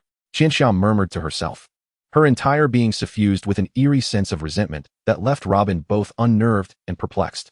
However, what troubled Qianxiao even more was the so-called Heavenly King. According to the text, the Heavenly King is essentially an upgraded version of the Underworld King, possessing even mightier powers capable of effortlessly altering the weather of the Alabasta Kingdom. The Underworld King can obliterate an island with a single cannon shot. How formidable must the Heavenly King be? It finally dawned on Qianxiao why the world government has been able to maintain such tyrannical rule for so long. With a Heavenly King at their disposal, they can invoke divine retribution in the name of the heavens. Most would-be rebels are snuffed out before they even begin to resist, and all blame is shifted onto their ill fate rather than the world government. The century of blank history, even if revealed, would be of little consequence. Few would believe it. And even if they did, it would change nothing. It would merely tarnish the reputation of the world government. There is a dire need for power to counter the Heavenly King. Could a collaboration between the Sea King and the Underworld King offer a glimmer of hope? We must convene and deliberate. Those lounging in the base must cease their leisure, for if this continues, they may lose their very lives. Robin, this information is invaluable. Thank you. It's nothing. I am merely a translator. The real headache lies with you. Indeed, the situation is already quite taxing, and it is only bound to become more so. Qianxiao pressed her forehead. Her lack of affinity for deep thought now ignited as she engaged in a mental duel with her imagined adversaries. By the way, it seems Jean has not been executed. He has merely been imprisoned. I should inquire about him. Jean, the indigenous people of the Red Soil continent before the celestial dragons landed, were defeated by them according to historical texts, yet they were not entirely annihilated. Instead, they were enslaved. Robin, you can return to rest now. There are still some aspects I have not fully deciphered, though I deem them trivial compared to what has come before. I wish to interpret everything thoroughly and compile it into a book. Robin's dream has always been to unravel the mysteries of that blank century, and now her aspirations have expanded. She hopes to compile this century of silence into a book. She wishes to disseminate it, so that more and more individuals may learn what transpired during that time, rendering the void no longer empty. Very well, but you must also take care of your health. You too, Qianxia. The two parted ways once more. Robin continued her historical interpretations, while Qianxia hastened to the prison in Wano. By all accounts, Jean should have faced execution. Yet Qianxia believes he holds significance, and thus has been spared. She never anticipated such developments.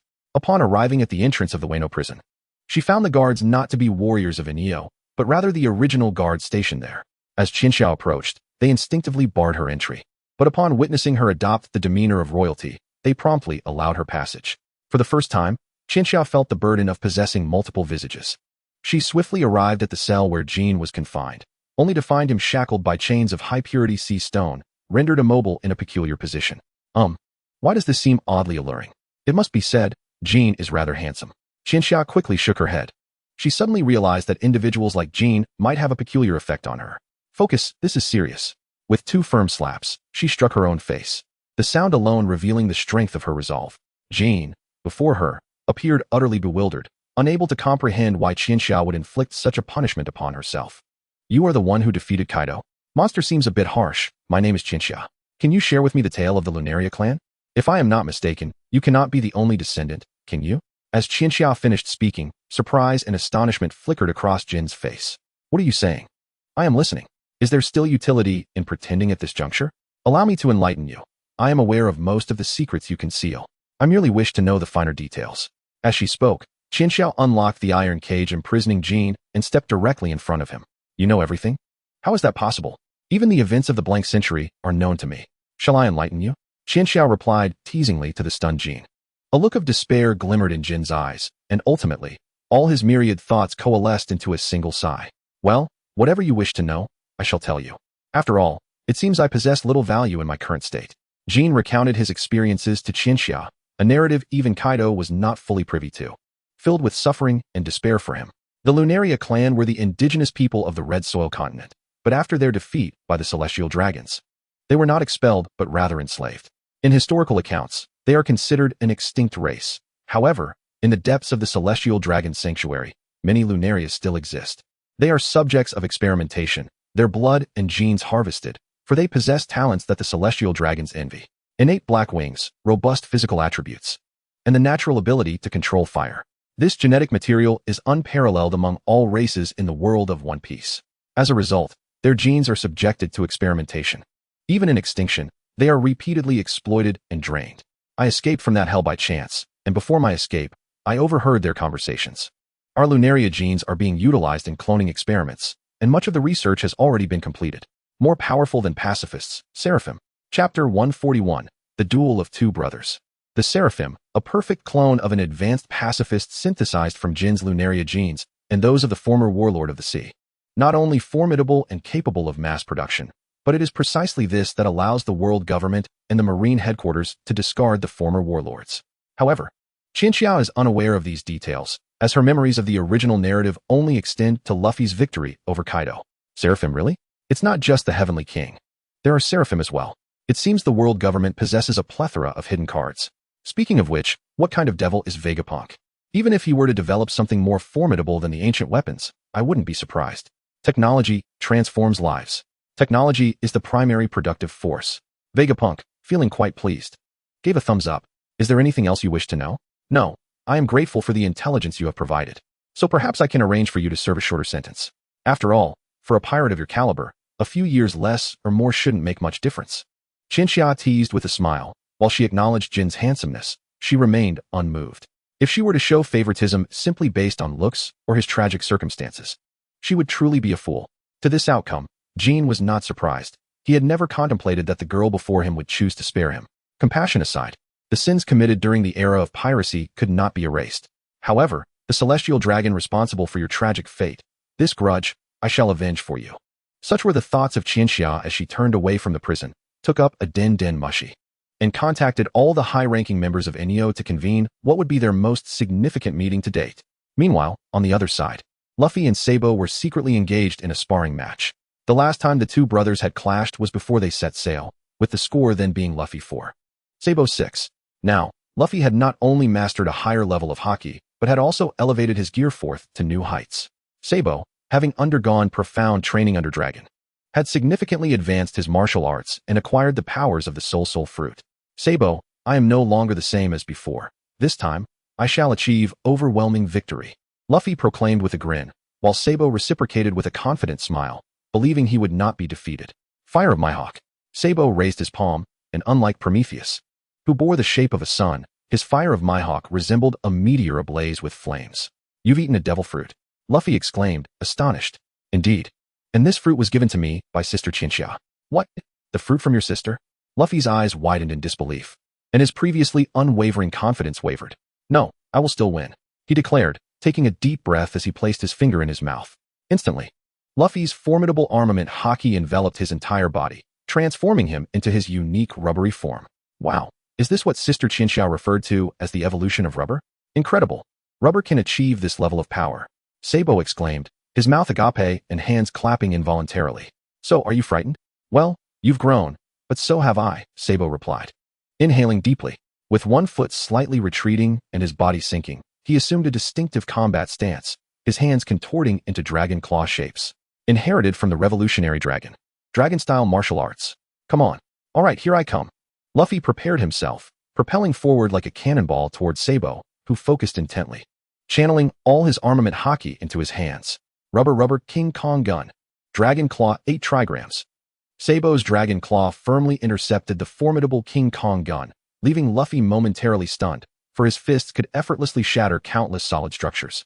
If this is purely about brute strength, then I should surely win this battle, Sabo declared, sending Luffy hurtling away, not from Sabo's strength, but from his own force. Absolute power is met with absolute technique. If they are not equal, it simply means one has yet to reach their full potential. Luffy spun in midair, executing a perfect 720-degree turn. But as a rubber man, his legs acted as jet boosters, allowing him to land safely on the ground. Turning to Sabo, he noticed that Sabo had not pursued him but remained in his previous stance, embodying a combat style that emphasized stillness in the face of motion, one of Dragon's martial arts. Luffy, however, did not comprehend this approach, as his fighting philosophy was inherited from his childhood with Chinchia. If others do not surrender, one must not relent. If they do surrender, one should continue to deliver blows. Taking a deep breath, Luffy bit down on his arm. This time, rather than inflating, he began to shrink, his previously inflated body becoming refined, though the white steam still swirled around him. Gear forth, Elastic Man, a technique inspired by the great beast, the King Kong, characterized by immense output and explosive speed, but lacking in agility and varied attack patterns. Thus, to avoid encountering adversaries that Elastic Man could not handle, it was crucial to possess another form that countered its weaknesses. Gear forth, Serpent Man. Luffy's hair stood on end like a Super Saiyan. This new form, renowned for its speed and agility, made its debut. Observing Luffy's new posture, Sabo was momentarily taken aback, pondering whether a mere rubber fruit could truly reach such heights, and it appeared that Luffy had yet to reach his limit. Sabo, I'm getting serious. This form will surely defeat you, Luffy shouted, clenching his fist and immediately unleashing his strongest technique in this form. Rubber Cobra King gun. His infinitely extended rubber fist struck with the precision of a Cobra King. Now, he was but a step away from awakening, needing only Kaido's staff. Kaido, too bad I'm already dead. Chapter 142, Reunion. The battle between Luffy and Sabo was intense, nearly affecting the city of Wano, with their tempers flaring. However, at the last moment, Chinchia, having just exited the prison, serendipitously caught sight of them. After delivering a punch to each, they finally ceased their combat, declaring it a draw. Honestly, Sabo, you're an undercover agent, right? Is it really wise to be so brazen? And Luffy, instead of fighting Sabo, you should learn about flowing cherry haki. Both Sabo and Luffy lowered their heads in embarrassment, acknowledging their mistakes. Chinchia nodded, having no time to dwell on their antics, and swiftly made her way toward the temporary Enyo gathering site on Onigashima. As Sabo and Luffy watched Chinchia depart, they exchanged knowing glances. This round, I won. Huh, clearly. I won. Foolish little brother. If Sister Chinchia hadn't shown up, my dragon claw would have caught your head. If she hadn't come, my curved Cobra King gun would have struck the back of your head. Their foreheads collided, and sparks seemed to fly from their gazes. Fighting was prohibited. Yet, the brothers had plenty of alternative ways to compete. In another corner of Wano, Zoro was with Shushikiaki at the blacksmith shop. Shushikiaki inquired about the type and characteristics of the sword Zoro desired. After the discussion, he began forging with the finest ore at his disposal. To be frank, the time they had was insufficient, crafting a fine sword could take years of research and refinement. Thus, the goal of Shushikiyaki and Zoro from the very beginning was not merely to create a good sword, but one that would belong solely to Zoro. A sword that, upon sight, would immediately evoke thoughts of Zoro rather than those of Odin or Ryuma. Quality was not the issue. After all, once forged into a black blade, its quality would further enhance. Moreover, as a swordsman, the strength of the swordsman himself was far more crucial than the sword itself. Zoro held the belief that even if Sukiyaki could only forge him an ordinary blade, he would be content. However, Sukiyaki was determined to craft an exceptional sword for Zoro, the pure-hearted swordsman, and thus he exerted considerable effort. Are you all right? I'm fine. Although I may be old, I am still capable of wielding a hammer. Sukiyaki retorted stubbornly as he struck the materials for sword-making with his hammer. Zoro observed him hammering away, then quietly exited the blacksmith shop. He gazed down at the sole remaining sword he possessed, Inma, and his mind involuntarily drifted back to Kuna. If circumstances allowed, he wished he could return this sword to her, as it was her legacy, a sword she had once wielded. Kuna was not dead. She was still a subordinate of Kinemon. Surely, they would have a chance to meet again. With this thought, Zoro lifted his head to survey his surroundings. And in that moment, his gaze fell upon the patrolling Inyo squad, led by none other than Kuna herself. Kuna, too, noticed Zoro looking in her direction. Startled, she almost lost her balance and stumbled to the ground. Her companions quickly inquired, "Captain, what's wrong?" as they turned to see what had caught her attention. Amidst the other pedestrians, Zoro's distinct green hair stood out strikingly. Realization dawned upon them. Their captain had once drunkenly mentioned a childhood friend. Could it possibly be him? Their expressions shifted as Kuna cleared her throat, attempting to prioritize the patrol, but her squad members suddenly encircled her. "Captain, leave the rest to us. Go and catch up with your childhood friend." Yes, we can handle the patrol. You didn't have to come with us anyway." "Look at that guy's eyes, Captain. Are you sure you want to go?" Flustered by their incessant teasing, Kuina's face flushed as she waved her hands in a desperate attempt to resist. After a moment of struggle, she relented. "Fine, I'll leave it to you all then. Good luck, Captain." The squad, hearing her acquiescence, wasted no time in departing, leaving no room for her to reconsider. Kuna stood momentarily dazed. Although she wished to remain composed, her heart raced more than she anticipated. One hand pressed against her chest. She took a deep breath and, in an instant, flashed to Zoro's side. Zoro, however, was anything but calm, despite having heard rumors of Kuina's survival. It was the first time since her tragic fall that he beheld her in person, beyond mere photographs. "Kuina, it's been a long time," he managed to utter after a prolonged silence, only to find himself wanting to chuckle at his own clumsiness. Kuina, too, seemed at a loss, unsure of how to engage with her long-lost friend. Her gaze drifted down to her sword at her waist, and with a sudden spark of inspiration, she drew it, pointing it toward Zoro. In that moment, Zoro understood her intent. Rather than words, they would communicate through the medium of their dreams, in the realm where their skills thrived. "Come on, let me see how much you've grown over the years," Kuina challenged. "I am no longer the person I once was. This time, I will surely win," Zoro declared, drawing Inma and adopting a combat stance. Yet Kuna furrowed her brow slightly, recalling that Zoro was a three-sword style practitioner. What happened to the other two swords? "I'm switching blades. Sukiyaki is helping me forge a new one," Zoro replied earnestly, gripping Inma tightly. Kuna lowered her head momentarily, but when she raised it again, her voice rang out. "So, you intend to defeat me with just one sword? Do you look down on me? Go fetch your other swords." Zoro froze, stammering. "I certainly do not." He then turned and strode back into Sukiyaki's forge, retrieving the black blade, Yuru, and the finest sword available at the time. The earlier encounter with Kuna had been intimidating. Chapter 143, Kuna vs. Zoro. Zoro and Kuna, one a practitioner of three-sword style and the other of one-sword style, engaged in a battle where neither would relent, both fervently desiring victory over the other. Zoro held a sword in his mouth, wielding one in each hand, while Kuna gripped her sword tightly with both hands. As they activated their haki, Zoro took the initiative and launched the first attack. His speed was remarkable, not merely characterized by swiftness, but by a series of powerful bursts, propelled by his muscular strength. Second form, Ogre Slayer. Upon closing in on Kuna, Zoro's muscles swelled, and he unleashed a powerful downward strike with both swords. Kuna opted not to meet the blow head-on, knowing she could not match Zoro's strength. His strike missed, sending a fierce wave of sword energy crashing to the ground, creating massive fissures in the earth. Seizing the moment, Zoro followed up with another strike. A terrifying gust of sword energy intertwining to form a colossal black tornado that surged toward the retreating Kuna. Black Serpent Tornado. Zoro called out the name of his technique. Faced with this onslaught, Kuna, with both swords in hand, gathered her haki and executed a powerful downward slash, cleaving the tornado in two. Zoro, it seems that aside from your swordsmanship, your vocabulary has improved quite a bit. That name is quite impressive, Kuina remarked with a smile.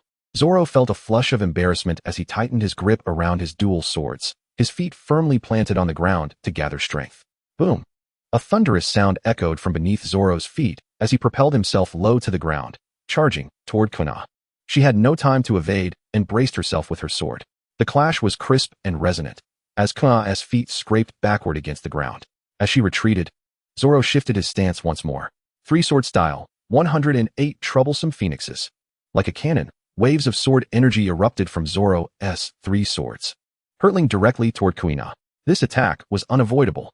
Kuina's pupils dilated, and realizing she could not evade it, she decided to deflect it instead. With remarkable precision, she angled her sword to intercept Zoro's projectile, sending it flying into the air. Boom! The troublesome phoenix exploded in the sky, resembling a humble firework devoid of grand effects. Zoro watched in astonishment. However, his surprise was overshadowed by another realization.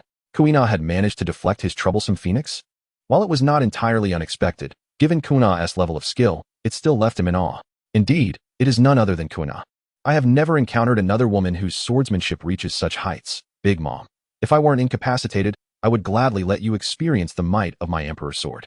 Zoro's lips curled into a slight smile, contemplating that this battle should be exhilarating, and he sensed that victory was within his grasp. Within just a few exchanges, Zoro had seized the upper hand, and he had not yet exerted his full strength, which led him to believe that his chances of triumph were substantial. Among all the competitions he had engaged in with Kuina over time, this was the most favorable. If it were the current me, I could certainly surpass Kuina. With this thought in mind, Zoro charged swiftly towards Kuina, who was also harboring similar reflections.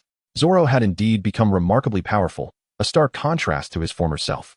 Although I had never belittled his three-sword style, witnessing its effectiveness firsthand was something else entirely. One could only say, is it any wonder that he is Zoro?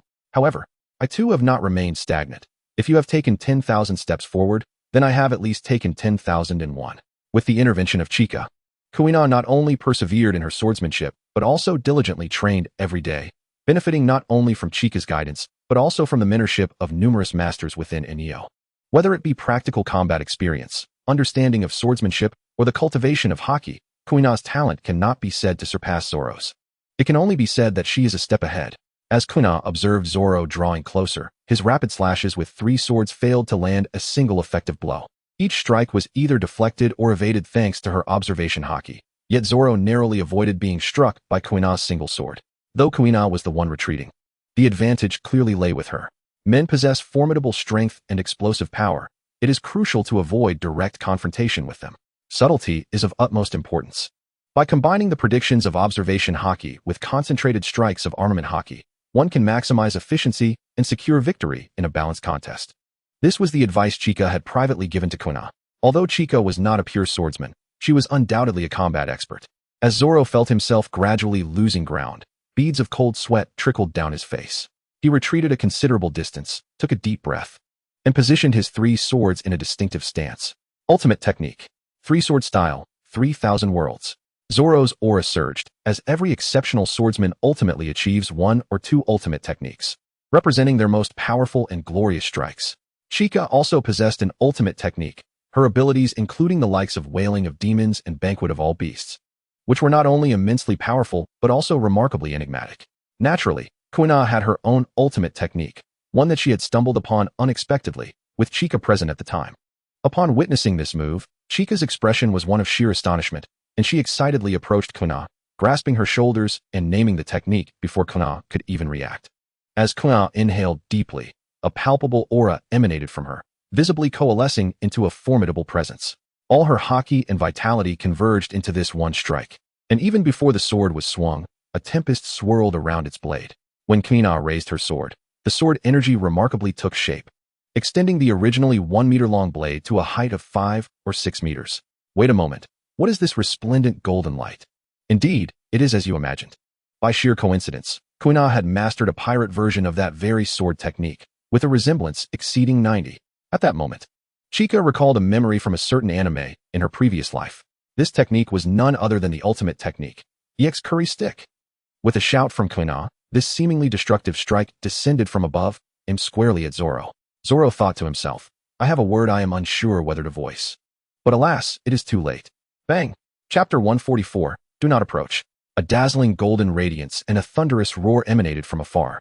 And that distance, indeed, was from Chika's perspective. Initially en route to Onigashima, Chika was drawn in by the sound of the explosion, pausing to glance in that direction. The golden light, could it be Kuina's curry stick?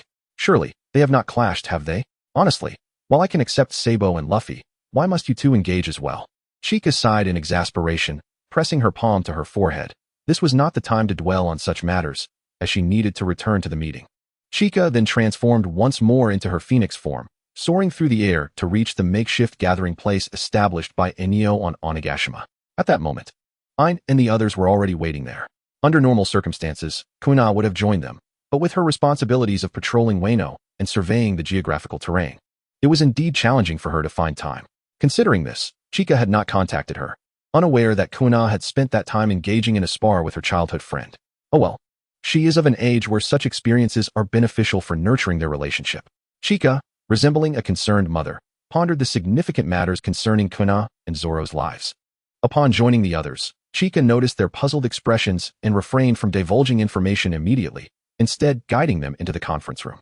Even after securely locking the door, and with each person confirming with their observation haki that no one was nearby, Chika remained suspicious, perplexing her companions. Chika, what is the matter? Could it be that Kaido is not dead? Ain inquired, her question causing Chika to momentarily falter. Ain awkwardly scratched the back of her head, unable to think of anything more significant than the possibility of Kaido's survival. What I wish to discuss pertains to the matters of the historical text. As soon as Chika spoke these words, the atmosphere in the conference room became tense, as the topic demanded a level of suspicion and caution. Chika then proceeded to share Robin's interpretation of the Void Century with those present. Aware of her own limitations in eloquence, she produced a transponder snail, calling in Robin, who was diligently working on the interpretation. Yes, that is the situation, you may now speak. Chika cleared her throat and surveyed the room. One by one, the attendees fell silent, either bowing their heads or casting their gazes about, unsure of where to focus their attention. This was entirely understandable, considering the magnitude of the revelations regarding the Void Century, yet it was not what they had anticipated. They had assumed that understanding the Void Century would enable them to disseminate the information widely, uniting the people's hearts and garnering the strength needed to overthrow the world government. However, the revelations they received instead highlighted the terrifying power of the world government, the Calamity King, and the secrets of Vegapunk's technological research. No wonder they allowed the four emperors to run rampant across the seas. The world government had no fear of confronting them directly. As the saying goes, if I tear my face, I may suffer, but your losses will be far greater than mere facial wounds. Moreover, those participating in the conference were not limited to the individuals present. Chika's father, Dragon, and Sengoku, who were enjoying a leisurely vacation at the Enyo base, also joined the meeting via transponder snail, hearing the details regarding the Void Century. The most exasperating aspect surely revolves around Dragon, as the orchestrated plan to incite public discourse through a century of silence seems to have lost its necessity. It is imperative to reconceptualize the strategy. Must it rely on brute force? No, it would be prudent to at least witness the might of the king before launching a frontal assault.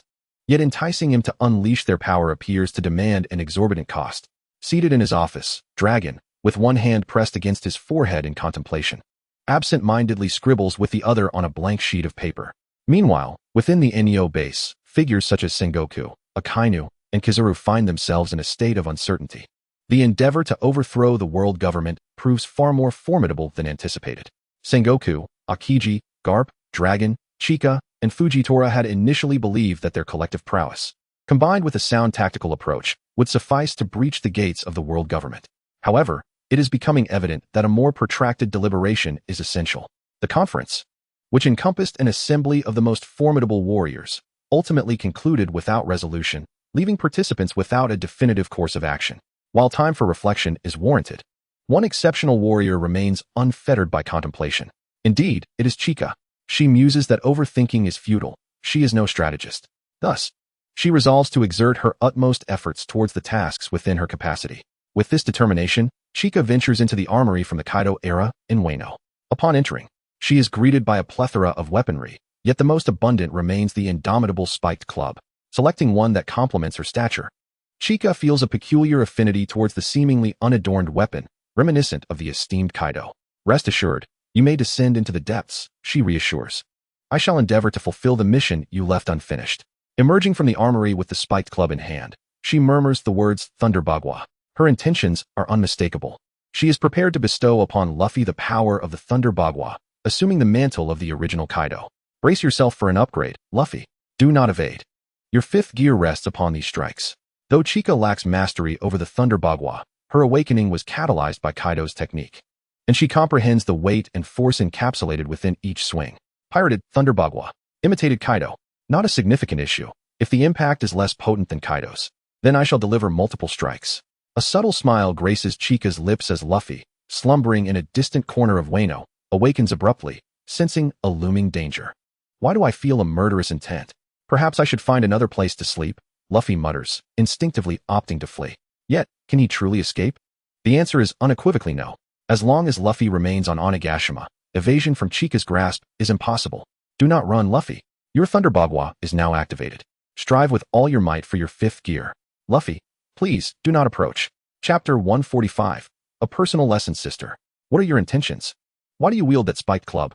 Luffy, terrified, watches as Chika approaches him, brandishing the weapon, his lips trembling, while Sabo discreetly distances himself. Luffy, Sabo. Where are you going? Sabo, Chika is seeking you, not me. In a state of panic, Luffy, though unfamiliar with Chika wielding a spiked club, recalls childhood encounters with swords. With a gulp, he inhales deeply, fists clenched, bracing himself for a confrontation. Chika, meanwhile, strives to channel her inner Kaido, recalling the Thunder Bagua in hopes of replicating it in her execution. As Chika's aura intensifies, Luffy suddenly feels an instinctual threat to his very existence. He hastily bites into his arm, transforming into his fourth gear. Sister, though I am unsure of the situation, please do not force my hand. Luffy exhales steam, his legs propelling him into a swift retreat. Chika, momentarily taken aback, quickly resumes pursuit. In an instant, Luffy performs a sharp turn, launching a powerful punch toward Chika. Luffy, surprise attack. Chika, a commendable strike, yet your observation haki requires refinement. In a razor-thin margin, Chika evades Luffy's charged punch, her spiked club crackling with dark lightning. Taking a deep breath, she bellows in Kaido's tone, Thunder Bagua. The club descends with formidable weight upon Luffy's fourth gear form, leaving him momentarily stunned as the rubbery body proves inadequate to withstand the blow, crashing to the ground with a resounding thud. Luffy. This is the culmination of advanced armament haki and conqueror's haki combined. Today, I, no, your sister, teacher Chika, shall personally instruct you. With the spiked club resting upon her shoulder, she exudes an air reminiscent of a gang leader. Luffy, dazed from the impact of Chika's pirated Thunder Bagua, takes nearly 10 seconds to rise from the ground. The familiar sensation returns. His resilience, honed since childhood, manifests in full force, and he recognizes the prowess behind Chika's strike. The advanced application of armament haki inflicts internal damage, while the sophisticated use of conqueror's haki envelopes him. These are the techniques Luffy has yet to master. Sister, are you genuinely teaching me? If so, I must give it my all. Determination flickers in Luffy's eyes, prompting a subtle smile from Chika. Indeed, Luffy, I do not merely wish to strike you. I earnestly desire to teach you the Thunder Bagua. Should my intentions be misconstrued, it would wound me deeply. However, it appears that the previous strike bore little effect. No matter, if one strike is insufficient, then two shall suffice. My understanding of the Thunder Bagua remains incomplete. I must strive for further mastery. Chika inhales deeply, the swirling black lightning around her spiked club intensifying ominously. Observing this transformation, Luffy decisively shifts his form from elastic human to snake human. With fierce determination, Luffy unleashes a venomous strike, launching a viper gun straight toward Chika. Naturally, Chika opts not to confront the attack head-on, effortlessly evading it while gathering her own strength as she charges toward Luffy. Why does Kaido's Thunder Bagua empower others? Chika contemplates, understanding that it is a direct, dual haki combat technique, inflicting damage while simultaneously allowing the opponent to perceive the overwhelming power coursing through them, thus effectively breaking through one's own limitations. Qianxia felt a certain sensation when Kaido struck her. Luffy, do not evade. Truly embrace the force of this strike, and then contemplate the power that resides within you. Qianxia's voice echoed through the air, and upon hearing her words, Luffy, who had intended to dodge using the heightened agility of his snake form, found himself rooted to the spot. Do not evade. Take it head-on. Luffy gazed at the menacing spiked club descending towards him, instinctively swallowing hard as it approached ever closer. Can I really take that hit? Sister, Are you seeking personal vengeance? Nonsense. What grievances could exist between siblings? Qianxia replied. Ah, true. In an instant, a cacophony of black thunder and lightning erupted from the ground, transforming the clouds above into ominous dark shadows, flashing with an unsettling intensity. Nearby, Kuina and Zoro, who were still engaged in battle, were momentarily startled by the sudden illumination, turning their gazes towards the source of the spectacle. Is that the thunder of Raimei Bagwazang? Is Kaido still alive? No, that can't be. Could it perhaps be Yamato? But why? Kuina muttered in astonishment. After a moment of contemplation, she turned back to Zoro and declared, "It seems our contest must conclude here. I must investigate what is transpiring over there." Before Zoro could react, Kuina sheathed her sword and swiftly darted in the direction of the thunder, leaving Zoro standing there, lost in thought. He lowered his gaze to his dual swords. Reflecting on the battlefield that had been affected by their skirmish, a wave of indescribable emotion surged within him. A stalemate? Nonetheless, I have progressed compared to before. Next time, I shall undoubtedly triumph over you. A faint smile graced Zoro's lips as he turned to follow Kuina's retreating figure, hastening his steps toward the tempest. Upon reaching the stormy clouds, they found Qianxia gasping for breath, while Luffy bore bruises all over his body, exhibiting no signs of awakening or growth. Damn it, does it have to be Kaido? Qianxia couldn't help but curse internally. As the one delivering the blows, Qianxia was exhausted. Having thought that a few more strikes would suffice to match her mentor Kaido, only to discover that her efforts bore no fruit. Awaken already. Unleash your conqueror's haki. Frustration filled her mind, as the guilt that had initially eluded her began to weigh heavily, each subsequent strike becoming a trial. I'm no demon. I do care for my brother's safety, she lamented inwardly. Though Luffy was tough, continuing this way could indeed lead to serious consequences. Resigned, Qianxia relinquished the spiked club. Abandoning the notion of emulating Kaido, she strode purposefully towards Luffy, who suddenly tensed, his fist still clenched in a defensive posture. It wasn't until she was within a meter of him, devoid of any murderous intent, that Luffy began to lower his guard. Sister? No more fighting. Look at what I've done to you. Others might think I'm a sadist. Hearing Qianxia's words, Luffy exhaled in relief, but as he noticed her approaching hand, realization dawned upon him regarding her intentions. Sister, I can manage this slowly. My healing might be more efficient. Qianxia placed her hand on Luffy's shoulder, and a burst of crimson light erupted, enveloping all his wounds, including those on his face. Her phoenix flame possessed healing properties, albeit with a degree of pain. Observing Luffy bouncing energetically on the ground, Qianxia sighed with relief, dismissing her earlier plan to forcibly accelerate his growth. Perhaps her interference had hindered Joy Boy's natural development. Indeed, Luffy needed to be nurtured freely. With that thought, she glanced around, and everyone she caught sight of trembled involuntarily, letting out a resigned sigh. Qianxia mused that she might soon be labeled a sadist, which was rather unfortunate. By the way, it seems Sabo is here. She swiftly turned to the spectating Sabo, who was taken aback. Had Qianxia brandished the spiked club, he would have summoned his cloud of Mizuho and ascended on the spot. Sister Qianxia, do you need something from me? You come with me. Oh, all right. Sabo nodded nervously, relieved it was merely a brief excursion. Meanwhile, Luffy, now nearly healed by Qianxia's flames, cast a sympathetic glance at Sabo. It's your turn next. Good luck. Don't jinx me. I'm just going for a quick trip. Unlike you who was on the receiving end of a one-sided assault, Sabo retorted, casting a sidelong glance at Luffy before refocusing on Qianxia. Though he initially appeared calm, the sight of her furrowed brow and serious expression compelled him to take a deep breath. Even if it wasn't a one-sided beating, it likely wasn't trivial either. Qianxia led Sabo away from Onigashima towards the Enyo base island. Utilizing his cloud of Mizuho, Sabo soared through the skies while Qianxia reclined atop a cloud, feeling fatigued and yearning for a moment of respite. The internal conflict within her was palpable. She felt like a contradiction incarnate. Onward, she instructed. Oh, all right. Sabo piloted the craft leisurely back to the Enyo base. The shipwrights, upon seeing their captain return so soon, couldn't help but chide Qianxia. You're far too dedicated. At this rate, you'll be graying prematurely. Qianxia, unperturbed by the jest, chuckled softly, covering her mouth as she replied, It's true. I've already spotted a few gray hairs while looking in the mirror recently, but thankfully, there are just a few. Premature graying due to stress. Qianxia felt that under such circumstances, she couldn't afford to prolong her tasks much longer. She needed to finish everything before her mental pressure reached its zenith. Surely, this didn't count as setting a flag, did it? Upon arriving at the shipyard behind the Enyo base, the magnificent ship, the Pluton, lay before them. To activate the Pluton required immense life force, approximately 30 to 50 years.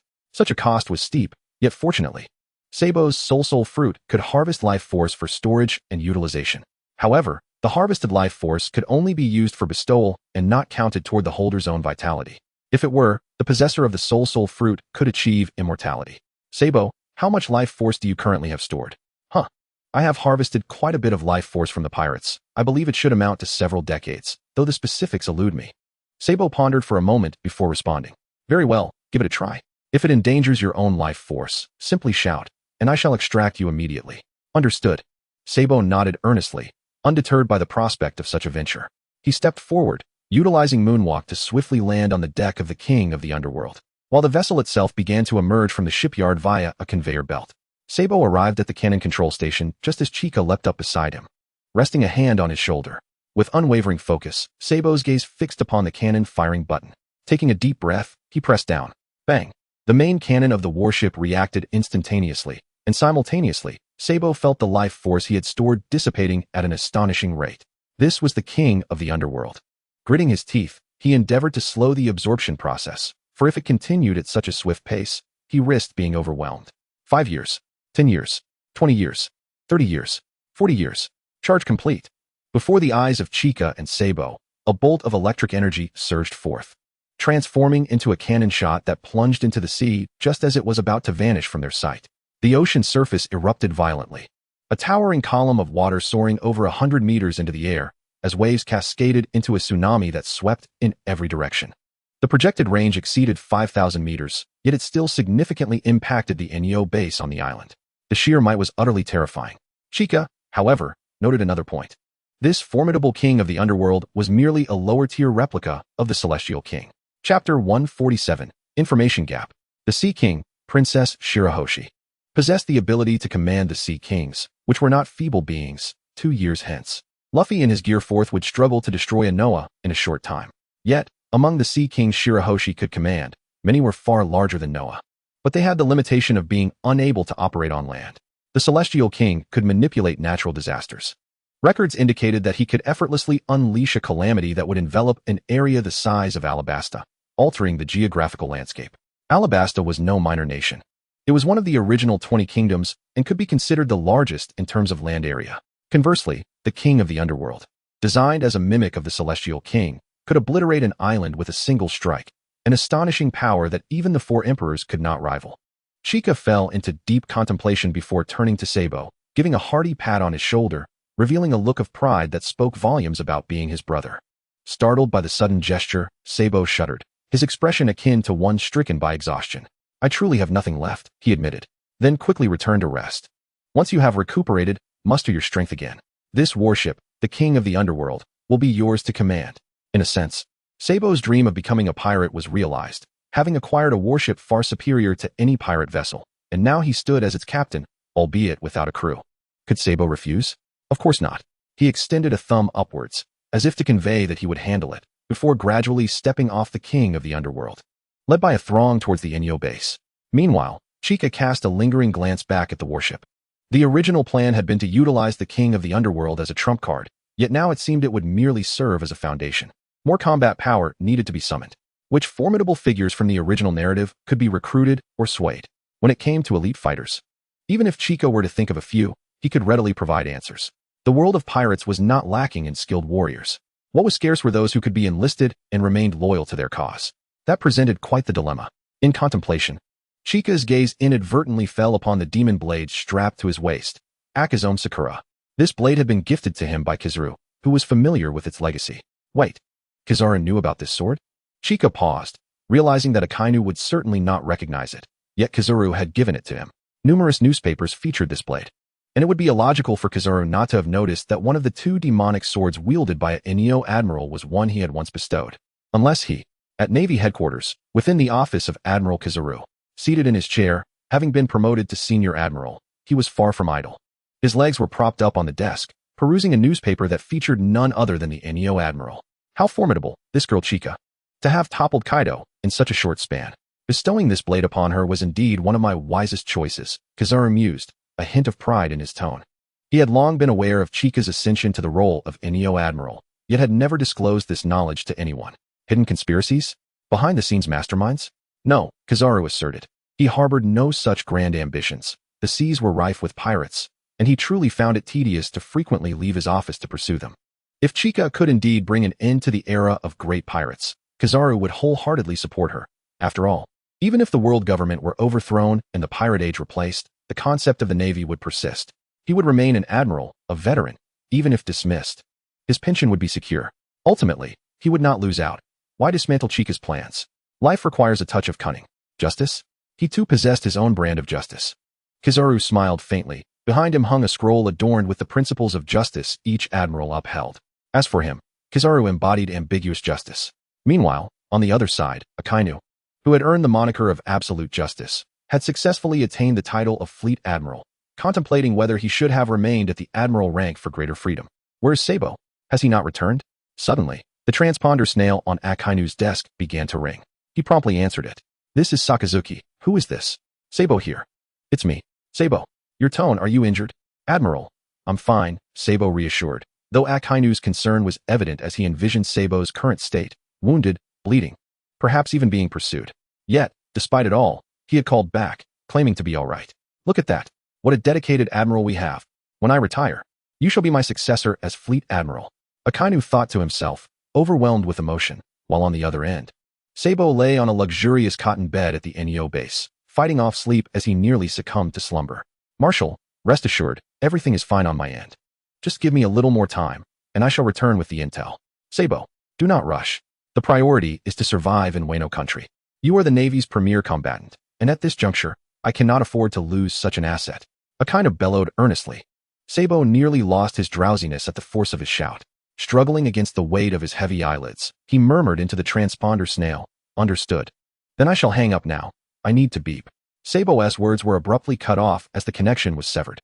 Akainu was taken aback, pondering the perilous situation Sabo must be in if he could only manage a sudden disconnection. Indeed, Sabo was under pursuit. In truth, Sabo could no longer withstand the pull of sleep, having collapsed onto the plush bed of Inyo. Not only had he exhausted his vitality, but he had also served as labor in Wano for an extended period, pushing both his body and mind to their limits. A series of thunderous growls emanated from his room.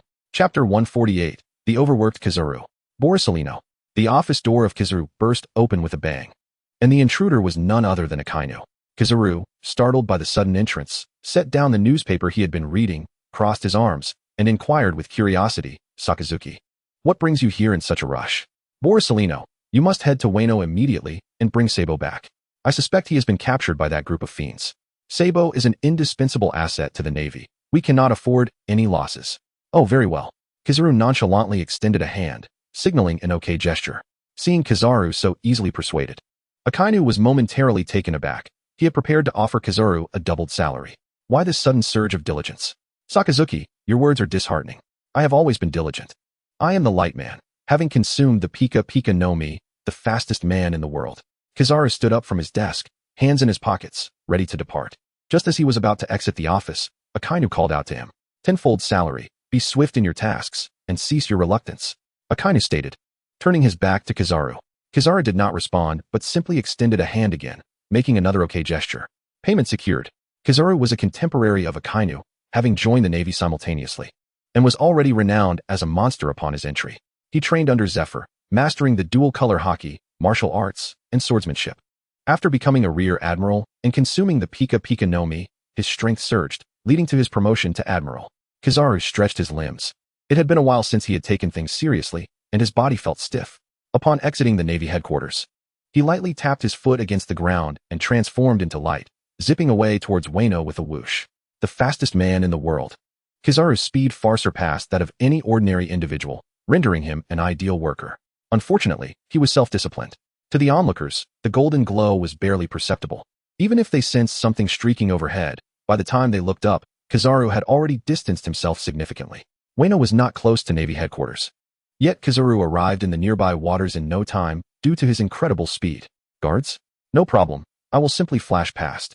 With a whoosh, Kizaru disregarded the soldiers and entered Wano's territory. Troublesome. I cannot utilize Kenbunshika Haki. Otherwise, I might be sensed by other formidable foes. How then shall I locate that rascal Sabo? Kizaru pondered, hands in his pockets, glancing down with a furrowed brow. As he contemplated, he inadvertently turned his head to the side, where a girl with long hair that transitioned from white to green was staring at him with wide-eyed astonishment. How impressive! A dazzling golden figure, Yamato exclaimed, her eyes sparkling with excitement. "Oh, Golden Man, don't be too handsome. Uncle, you must be a devil fruit user too. Can you perform for me? I am incredibly curious."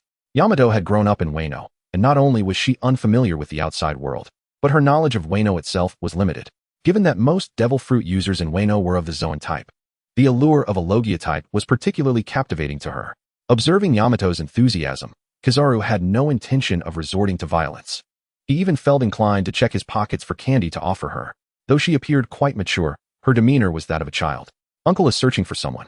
Golden hair, dressed in a suit. Little sister, do you recall anything?" Kizaru donned what he deemed a friendly expression while addressing Yamato. If anyone else had witnessed this expression, they would have momentarily been taken aback, yet Yamato paid it no mind. "Golden hair? A suit? I've never seen such a person." Yamato shook her head. She genuinely did not recognize Sabo, as he had arrived while she was already traveling throughout Wano.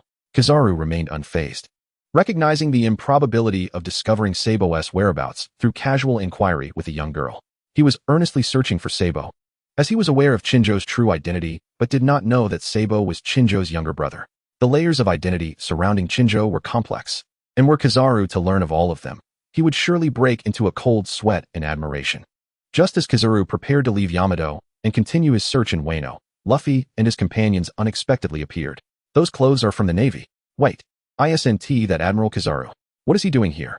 Luffy exclaimed, wide-eyed and astonished at the sight of Kizaru, who was equally surprised to see Luffy and his crew. "Navy?" Yamato's expression darkened, her previously innocent demeanor vanishing. Though she lacked a kanabo, her clenched fists would suffice. "Huh." Kizaru was momentarily taken aback, sensing a sudden surge of powerful Busashoka haki and Conqueror's haki emanating from the girl beside him. "Thunderbagwa." Yamato swung her fist at Kizaru at close range, but in a split second, Kizaru utilized Kenbunshaku to predict her move and evaded it by splitting into light, swiftly creating distance between them. Such an intimidating Conqueror-s haki, not a mere pirate, could wield that. "Who are you? You cannot be just an unknown." Kizaru dusted off his clothes, fixing his gaze on Yamato, who was now walking alongside Luffy. However, neither side was familiar with the other, yet, as the saying goes, "The enemy of my enemy is my friend." "My name is Monkey D. Luffy, and you are?" "Luffy, I recognize you. Are you Chinjo's brother?" "Huh. You know my sister?" Luffy, who had been composed until now, suddenly became flustered at the mention of his sister, reacting with more urgency than he had shown toward Kizaru. Yamato, having completely relinquished her anxiety, gazed earnestly at the opposing Kizaru, murmuring to herself, "What a pity I didn't bring my kanabo. Otherwise, I could unleash the Thunder Bagua." "Luffy, why are you trembling?" "Huh. No, I'm not trembling. How could I? I'm destined to become the Pirate King. It's just that an old injury hasn't healed." "Yes, just an old injury." Luffy swallowed hard, evidently shaken by the psychological impact of Chika's Thunder Bagua. Chika playfully stuck out her tongue. "Sorry, Luffy." Chapter 149, The Enlightened Kizaru. Kizaru surveyed the group before him. Devoid of any desire to engage in battle, he had merely come in search of someone and had no intention of clashing with Luffy or Yamato. Though he had confidence in his victory, he still uttered his signature line. "How terrifying. You're like a monster. Are you related to Kaido? His daughter, perhaps?" Kizaru remarked, pouting at Yamato. The Navy's intelligence network only acknowledged Kaido's son, leading Kizaru to take a moment to comprehend the revelation of a daughter. Kaido's daughter. Luffy and his companions gasped, staring wide-eyed at Yamato, fully aware of who Kaido was. Kaido's daughter? Isn't she an enemy? Yamato seemed to sense their apprehension, turning to them with a thumbs up and a smile. "Don't worry. Although I am Kaido's daughter, he was defeated by Chika and me." Patricide. Luffy's mind reeled. Indeed, none of his sister's friends were normal. The audacity of patricide was astounding, coupled with an unexpected sense of pride. Luffy suppressed his unease, focusing intently on Kizaru, knowing that an admiral was not an ordinary adversary. Due to the absence of the Marineford War and the events at Sabaody Archipelago being disrupted by Kuma, Luffy had only truly encountered the early Admiral Aokiji. Aokiji had effortlessly dispatched Luffy in a playful manner, and although Luffy had grown significantly stronger since then, the memory of Aokiji's formidable power lingered. Kizaru, an admiral on par with Aokiji, required utmost caution. Luffy enveloped his fists in haki, his gaze fixed on Kizaru, who sighed in resignation. He had no desire to engage in combat in Wano. Provoking Chika was a risk he wasn't willing to take, as he doubted he could defeat someone who had bested even Kaido. Kizaru lazily raised a finger, beams of laser light shooting from its tip. Yamato was the first to take the brunt of Kizaru's attack, charging directly at him. Great God Mode. Yamato transformed into her mythical beast form. Her claws tensed as she slashed toward Kizaru, imbued with a frigid aura. Kizaru, acting swiftly, shifted into an elemental form, distorting the part of his body that Yamato aimed at to evade her Haki-infused strike. Simultaneously, he lifted a leg, targeting Yamato's abdomen. Have you ever been kicked at the speed of light? Swish.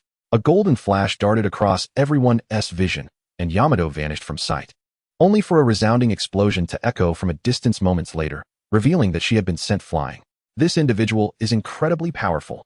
The pressure Kizaru exerted was reminiscent of Akiji, yet his demeanor remained composed and inscrutable, making it impossible to gauge the depth of his strength. However, that single lightspeed kick was sufficient to affirm Kizaru's status as an admiral. Just seconds after the explosion, a chilling gust of frost surged from that direction. Yet Kizaru's lightspeed movement allowed him to evade it. You're too fast. Is it really okay for a man to be this quick?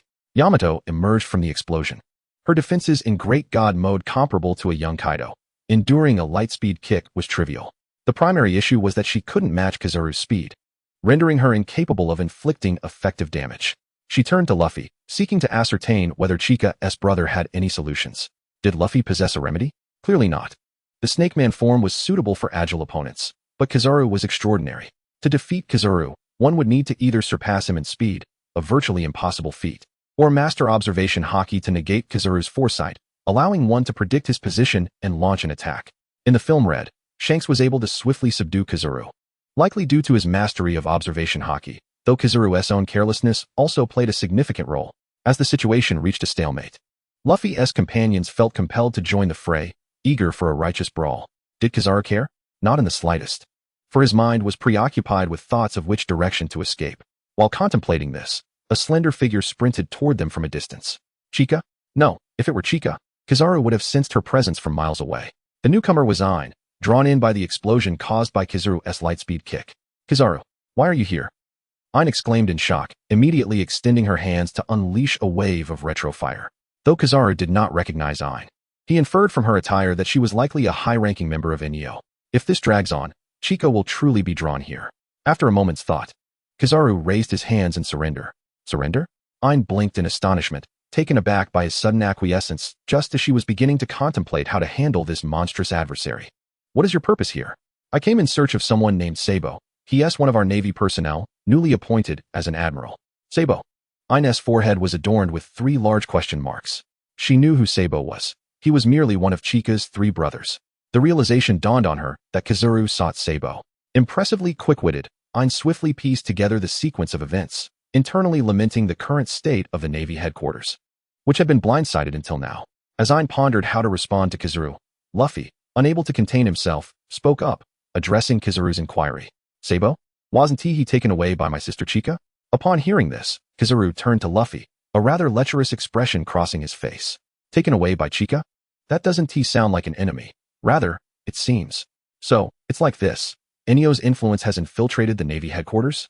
At this rate, the Navy headquarters might as well be renamed the Sea-Water headquarters. In this moment, Kizaru began devising his resignation plan. Chapter 150, The Development of Both Sides. Navy headquarters. Sea-Water headquarters. The more Kizaru contemplated, the more agitated he became. Forget Akainu. Even he could sense that internal strife was brewing within the Navy headquarters, realizing that someone was secretly siphoning resources. How despicable. Yet, I find it rather appealing.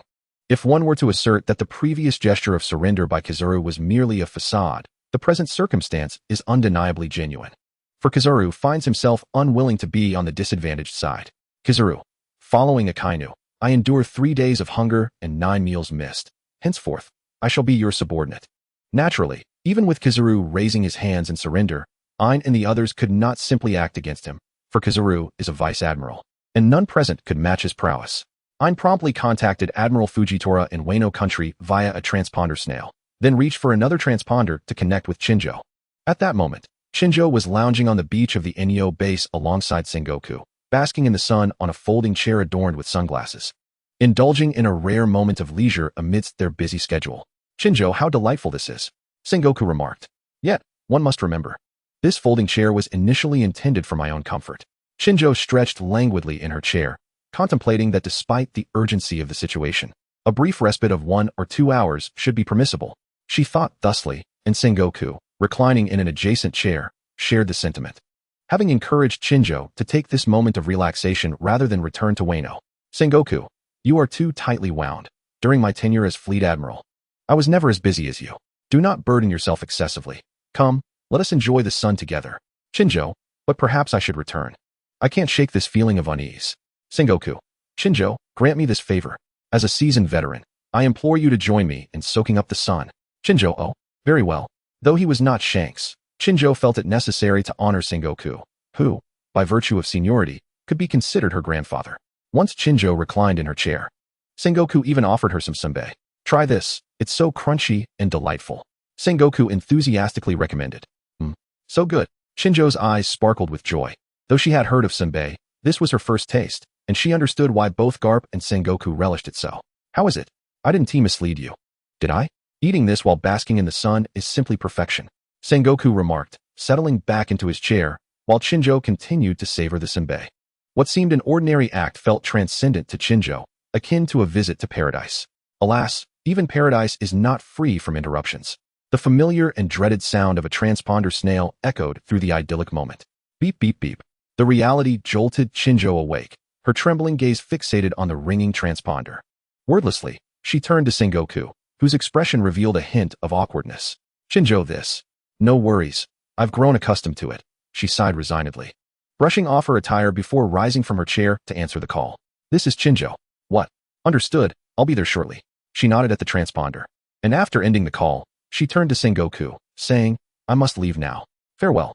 With that, Shinjo transformed into a fiery phoenix, soaring into the sky. Observing Shinjo's busyness, Sengoku felt it inappropriate to continue resting in his chair, yet he pondered what he could do now. After all, he was no longer the fleet admiral, and the Navy's resources had been nearly depleted. He had accomplished all that he could. The astute strategist Sengoku reflected. Yet I am merely an elderly man approaching 80. Shinjo, do not be too harsh on yourself. Your body may not withstand such pressures. Watching Shinjo's retreating figure, a twinge of unease crept into Sengoku's heart. Meanwhile, within the world government, unbeknownst to Shinjo and her companions, several skeletal frames of the Pluton warships had already been completed. Though Adam's tree was precious, the world government had dominated the world for centuries, amassing wealth that eclipsed any contemporary power. The notion of sacrificing life force to fire their cannons was never a concern for the world government. The cost of one life for a single shot? What a lucrative business, especially when they had an abundance of slaves. Despite the formidable nature of the Pluton weaponry, it was not their trump card. Their true ace lay with the scientist Vegapunk, a paragon of intellect from an era beyond. Under his experimentation, the progress of the Seraphim project had reached 90. Vegapunk. How long until the remaining 10 is completed? An agent from CP0 inquired as he entered Vegapunk's laboratory. Vegapunk, without turning to acknowledge the CP0 agent, remained engrossed in his work, offering a perfunctory reply. Soon. Soon. Do you have any idea how much the higher-ups value your Seraphim project? Your time is not as ample as you think. The CP0 agent retorted, visibly displeased as he gestured emphatically towards Vegapunk. Vegapunk frowned slightly, finally pausing his work. If you understand the significance of my research, then do not hinder my experiments. If you provoke me, I shall not be concerned with the celestial dragons. How about we commence the testing phase now, so I may assess whether your esteemed CP0 can withstand my creations? As Vegapunk spoke, he pressed a button, illuminating a corner of the lab where experimental containers appeared before the CP0 agent. Within these containers were beings of varying appearances, all possessing brown skin and black wings. They suddenly opened their eyes, gazing intently at the CP0 agent across from them, who instantly felt a sense of existential dread. If these beings were to act, I would surely perish here. The CP0 agent gulped nervously, expressing his impotent fury towards Vegapunk before hastily departing the laboratory. Vegapunk remained silent. With the CP0 agent's exit, he returned to his focus on the Seraphim's development. Progress, 90. 91. Chapter 151, Lackey. What audacity! Acting so high and mighty. Once the Seraphim project is complete, you shall hold little value, and I shall relish in your downfall. The CP0 agent stormed away from Vegapunk's lab, seething with indignation. Yet he was powerless against Vegapunk. According to Vegapunk's reports, the Seraphim possesses the potential to replace the warlords of the sea and even enable the world government to reclaim dominion over the world. Even if the project is not fully realized, should conflict arise, not even the entirety of CP0 could contend with the Seraphim within that laboratory. As the CP0 agent withdrew, Vegapunk, resembling an elderly man, felt his body stiffen with fatigue. Eventually, he resigned himself to resting on a nearby chair, lowering his head. He appeared to be resting, though it seemed as if he had succumbed to slumber. Moments later, from the corner of the lab emerged a young girl clad in a shirt and sunglasses. The little girl picked up a stool and placed it where Vegapunk had previously worked. She stood on the stool, then continued Vegapunk's progress, delving deeper into the research on the Seraphim. Who is this little girl? What connection does she have with Vegapunk? This remains a mystery. Meanwhile, in Wano, in the interrogation room, Kizaru and Shinjo sat alone, both exchanging glances filled with lethargy. However, it was evident that Shinjo's weary gaze seemed to indicate signs of being on the verge of boiling over. So, you actually knew all along. Shinjo rested her face on one hand, her body turned slightly, while her other hand rhythmically tapped her thumb on the interrogation table before her. Not entirely. For instance, I had no idea that Sabo was your brother. Had I known, not even Akainu's pleas would have brought me here. I would have deemed it a wasted trip. Shinjo scrutinized Kizaru for a long moment before letting out a resigned sigh. She bore no grudge against him. There was no need for animosity, save for the fact that he had squandered her precious time off. Nonetheless, it was impossible for her to simply let Kizaru go unpunished. To ensure Kizaru's loyalty to Enio, she was determined not to allow him to leave Wano. Shinjo declared, "We must prevent any treachery." Kizaru, observing the seriousness etched on Shinjo's face, realized she was not jesting. His expression turned subtle, and finally, he sighed in response. "Kizaru, it's not that I don't count you as an old friend, but I can only say that the Navy is in shambles. Just thought I'd give you a heads up." At that moment, within the Navy headquarters, Akainu felt a sudden tickle in his nose and sneezed, rubbing it in confusion. "Ever since Akiji left, I haven't sneezed once. Who's cursing me from behind? No, it must be my declining health. Damn it, I refuse to sit idly any longer." Akainu clenched his fists and pounded the workbench, feeling as though Akiji had deliberately lost to him back in their brawl. Akiji replied, "That's not the case. You can rest easy on that front." Akainu snapped back. "Then come back. I'll gladly hand over the position of Fleet Admiral to you." Akiji, feigning ignorance, replied, "My ears have been acting up lately." "What did you say? I can't hear you." The battle between Akiji and Akainu had no leniency. Their strengths were indeed remarkably close. The magma produced unparalleled destructive power in the pirate world, while Akiji's freezing winds could instantly encase Diamond Jozu's arm in ice, shattering it to break through his formidable defenses.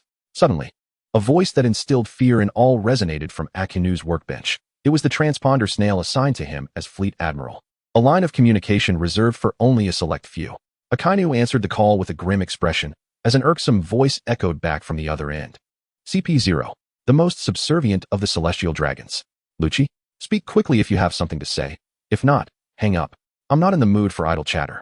Akainu was unafraid to curse in front of the Gorosei, and he offered no courtesy to Lucci, a mere pawn of the celestial dragons. Lucci, already anticipating Akainu's reaction, remained unfazed and calmly stated, "Sakazuki, I've heard that the Navy's situation is rather bleak. There's an opportunity now. A family of celestial dragons from Mary Geos is planning to travel. If you could send 1 or 2 admirals to accompany them, the celestial dragons would surely..." "Preposterous. What time do you think it is? The celestial dragons dare to leave Mary Geos and expect admirals to accompany them? Do you think admirals grow on trees? We don't have any available, and besides, protecting the celestial dragons is your CP0's responsibility. Don't shove it all on us."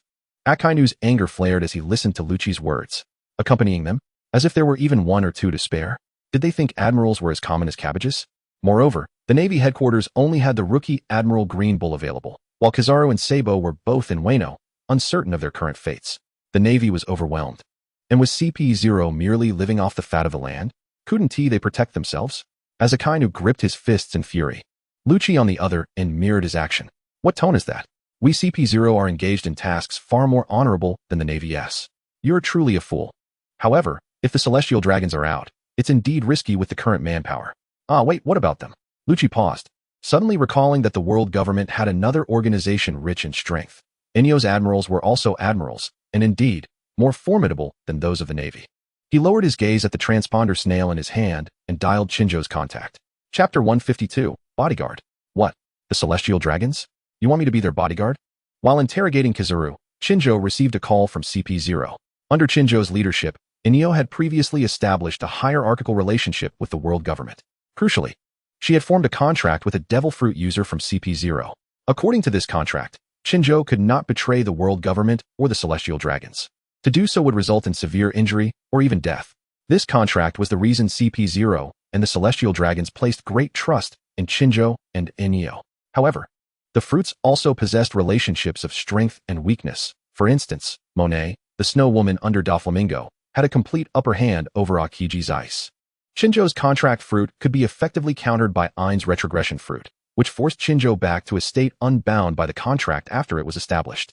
Initially, she had sought contact with CP0 to prevent interference from the world government during the war with Wano, and also to potentially become a bomb waiting to explode in the future. Now, perhaps the time had come. What? You don't wish to undertake this glorious task? Of course not. Why would I not want to take on such a splendid task? However, I must ask beforehand, what benefits will I receive upon completion? If it's insufficient, I will assist, but begrudgingly. With a smile, Shinjo played the role of a mercenary, appearing covetous, as this demeanor would lower others' guard. Rest assured, the benefits will not be scant. However, I cannot specify the amount. I will report to higher-ups. You will certainly not be shortchanged. That is good to hear. I have great trust in the celestial dragons. Please contact me once you finalize the details. By the way, may I inquire which celestial dragons require protection? All celestial dragons are sacred and noble, but this time, you will be safeguarding the esteemed Roswald family among them.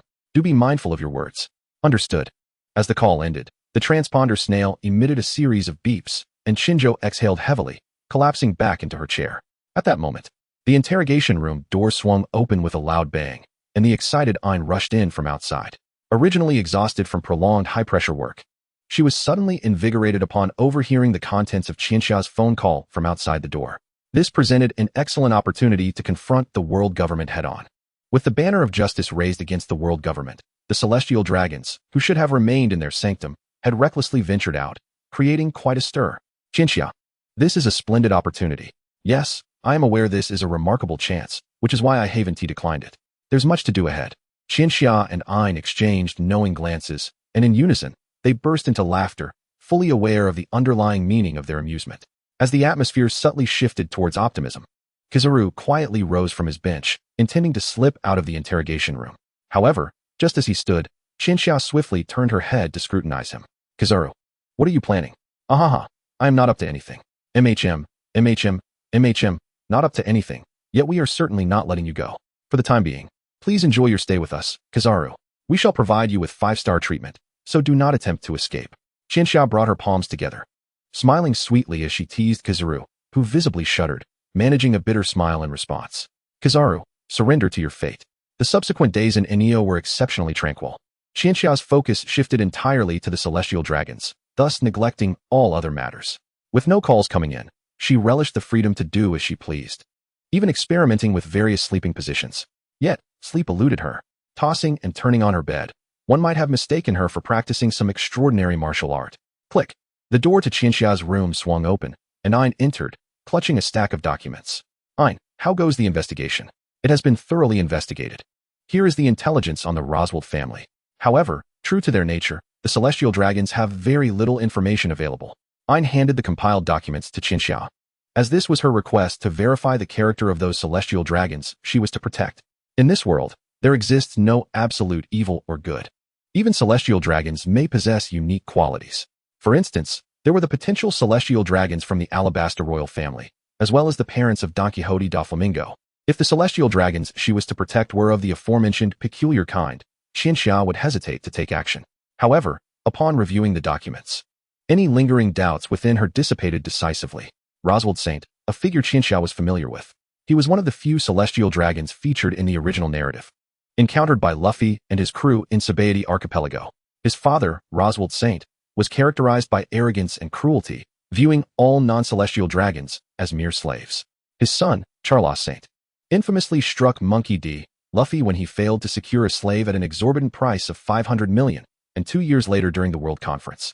He even attempted to forcibly claim the mermaid princess Shirahoshi. His daughter, Charlia, veiled and donning sunglasses, bore an uncanny resemblance to Charlos. Such individuals would evoke no hesitation from Qianxia. After all, they were the very ones whom Luffy could not refrain from striking. As his elder sister with a similarly fiery temperament, how could she possibly hold back? It was well known that when Qianxia had watched the anime and witnessed Luffy strike a celestial dragon, she had jumped up in excitement, exclaiming, "Well done," while enthusiastically waving her fists, wishing she could be the one to deliver the blows.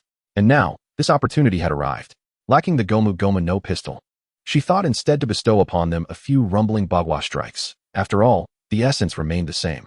A devilish smile spread across Qianxia's face, and at that moment, The celestial dragons, blissfully planning their travels, inexplicably began to sneeze, an occurrence that startled the entire medical team of the Holy Land.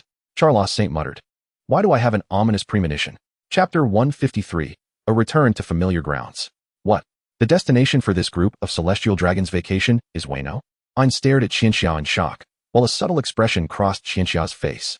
Not long ago, she had received notification from CP0 that these celestial dragons intended to vacation in Wano, admonishing her to remain diligent and serve the celestial dragons well. This was unprecedented. They were essentially walking into a trap. If they were headed elsewhere, there might have been a slim chance of failure, but Wano was her territory. As long as these celestial dragons dared to approach, even the King of Heaven could not save them. Why the peculiar expression, Qianxia? Is this not a fortuitous development? Let us boldly declare war against the world government. There is no better opportunity.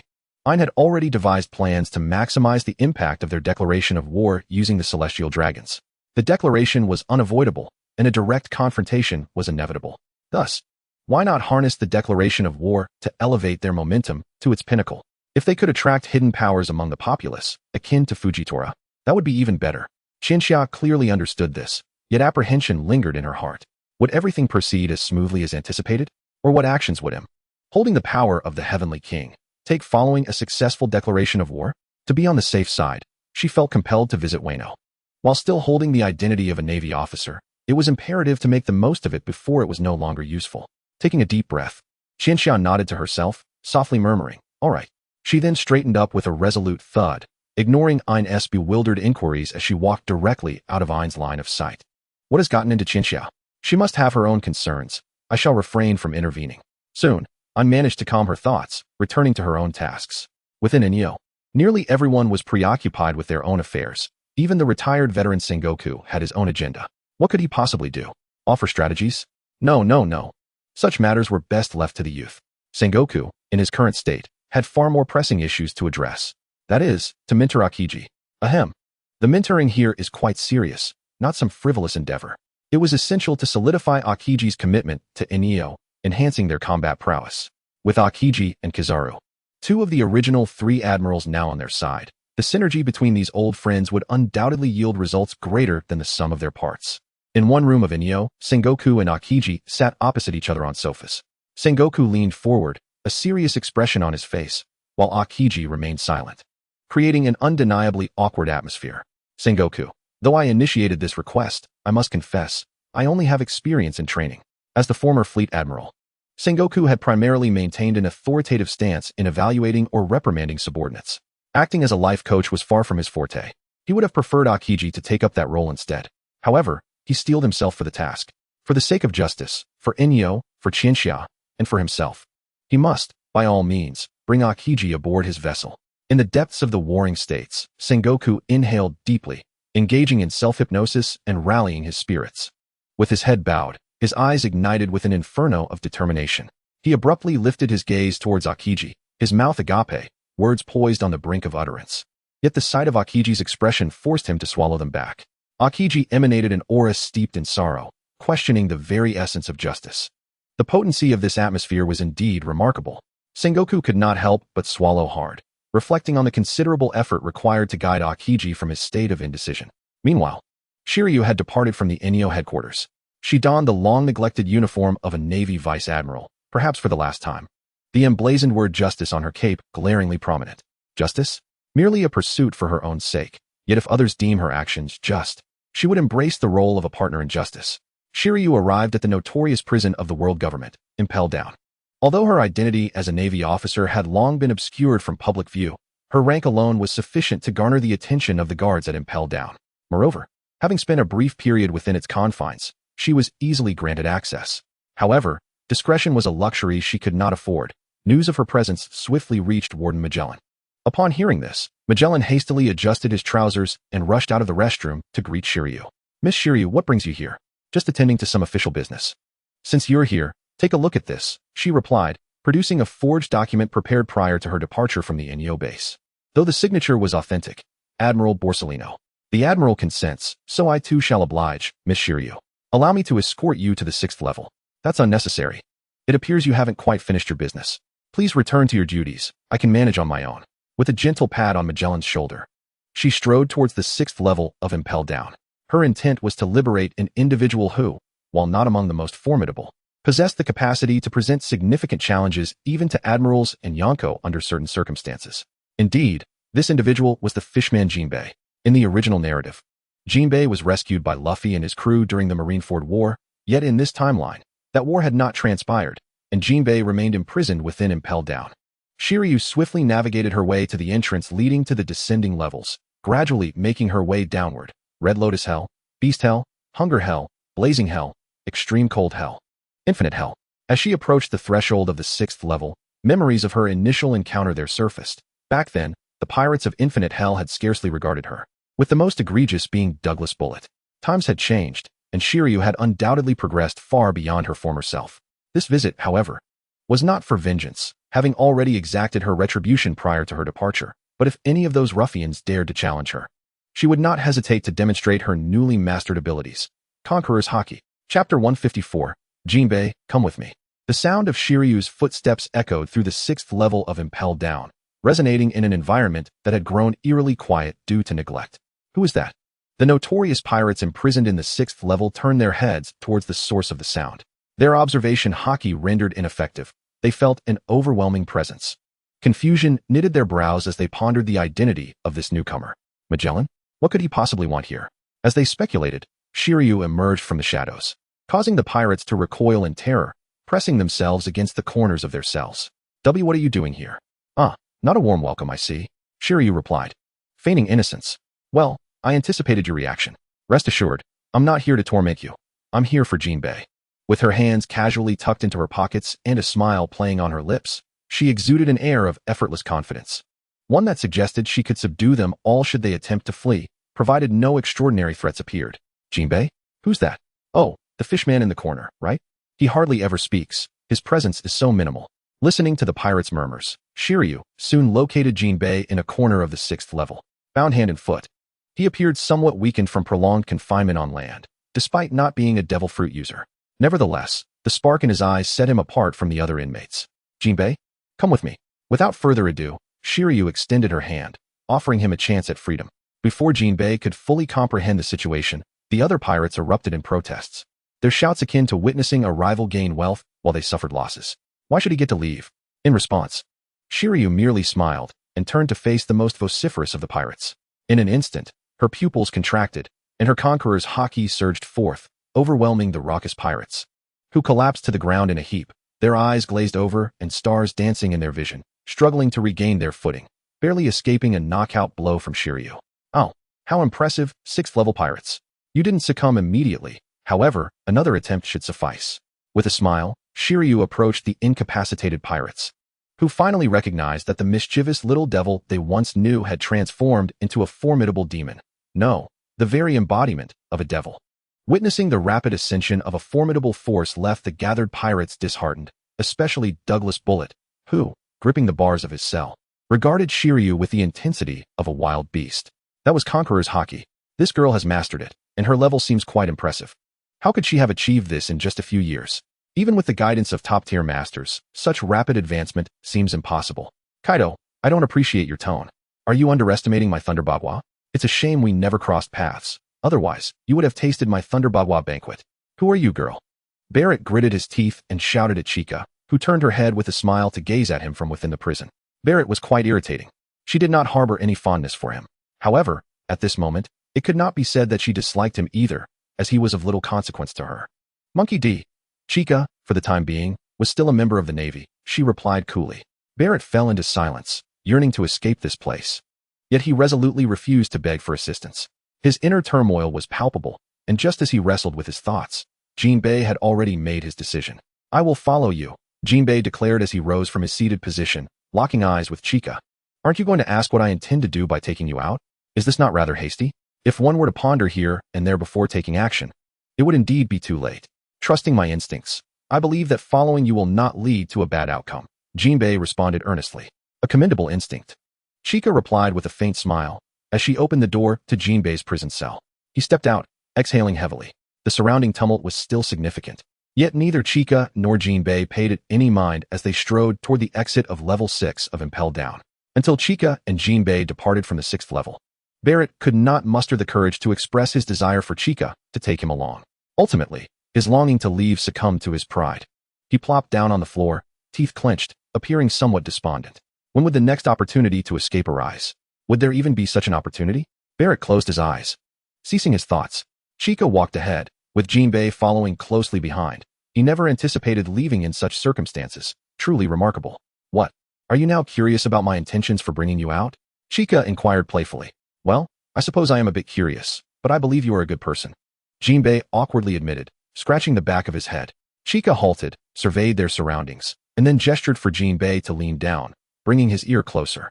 Jinbei understood immediately, bending down to comply.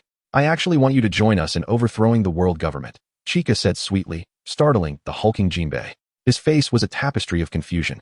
While Chica, with a grin, chose not to elaborate further, knowing that once Jinbei arrived at the base, all his questions would be answered. Jinbei, you can no longer escape this pirate ship. Chapter 155. Jinbei's shock welcome to Enyo, Sea Knight Jinbei. Chica introduced Jinbei to the Enyo base, where he stared blankly at the sight before him. This was no ordinary shock. It was a disbelief beyond comprehension. The Enyo base on the island emanated a formidable aura. Such a phenomenon was exceedingly rare, as the powerful typically concealed their presence. In cases where a hint of aura leaked, it would dissipate swiftly once the strong departed. Yet the Enyo base radiated an overwhelming presence that left Jinbei in a stupor. This was not merely the result of a single powerful individual, but rather a collective aura inadvertently released by numerous formidable beings. The audacity to challenge the world government indeed suggested substantial backing. Chica, just how many strong individuals do you have on your side? He inquired. How many strong individuals? Before I answer, Jinbei, do you consider yourself among them? Chica asked with a playful smile while patting his shoulder. Jinbei found himself momentarily at a loss. Typically, he would deny being strong. But given Chica's effort to rescue him from impelled down, he hesitated to respond negatively now. Observing his awkwardness, Chica decided not to tease him further, stating with a smile, you definitely count. I have high hopes for you. As for how many strong individuals we have, you'll find out once you enter. She left a tantalizing hint for Jinbei, who sheepishly scratched his head and nodded before following her into the main office building of Enyo. As they entered the building, the aura intensified, resembling the presence of Conqueror's Haki, which ensured that only those of considerable strength could traverse the main office unimpeded. As they moved through the corridors, they unexpectedly encountered Fujitora, causing Jinbei to freeze momentarily. A powerful figure had appeared. Miss Chica, you have returned. Who is this gentleman? Fujitora inquired. This is Sea Knight Jinbei, my latest recruit. Jinbei, this is Mr. Fujitora, one of our primary combatants. Chica introduced them. Fujitora nodded slightly in acknowledgement, and Jinbei, in turn, reciprocated the gesture. I must return to work now. Jinbei, we shall converse another time, Fujitora said before passing by Chica and Jinbei, heading deeper into the main office. Chica and Jinbei resumed their journey through the building. As they passed a particular room, Jinbei could not help but halt, turning to gaze at the door. The entire building emanated a remarkable aura. Yet the energy from this room was exceptionally potent. Noticing Jinbei's pause, Chica also stopped and glanced back, quickly realizing what he was contemplating. Inside are Sengoku and Akiji. What? Jinbei's pupils widened in shock. Sengoku? The fleet admiral? Akiji? The marine admiral? Is this the marine headquarters? A question surged through Jinbei's mind, leading him to entertain an absurd notion that perhaps Enyo was merely the marine headquarters after a relocation. Sengoku and Akiji have resigned. They are now on vacation with me, so they should be considered part of our team. Would you like to go in and greet them? Chica offered. No. I'd prefer to wait for a more appropriate moment to speak with them. Jinbei quickly waved his hands, sensing that entering the room now would not bode well. Indeed, within the room, a heated debate on the true nature of justice was unfolding. Their verbal sparring was intense, with one inadvertently releasing a chilling aura that coated one side of the room in frost, while the other, though unchanged in size, radiated a dazzling golden light, transforming into a small golden figure. Akiji, Sengoku. Akiji, Sengoku. The two continued their verbal exchange. Sengoku had not intended to become so fervent, but as the debate progressed, he became increasingly animated.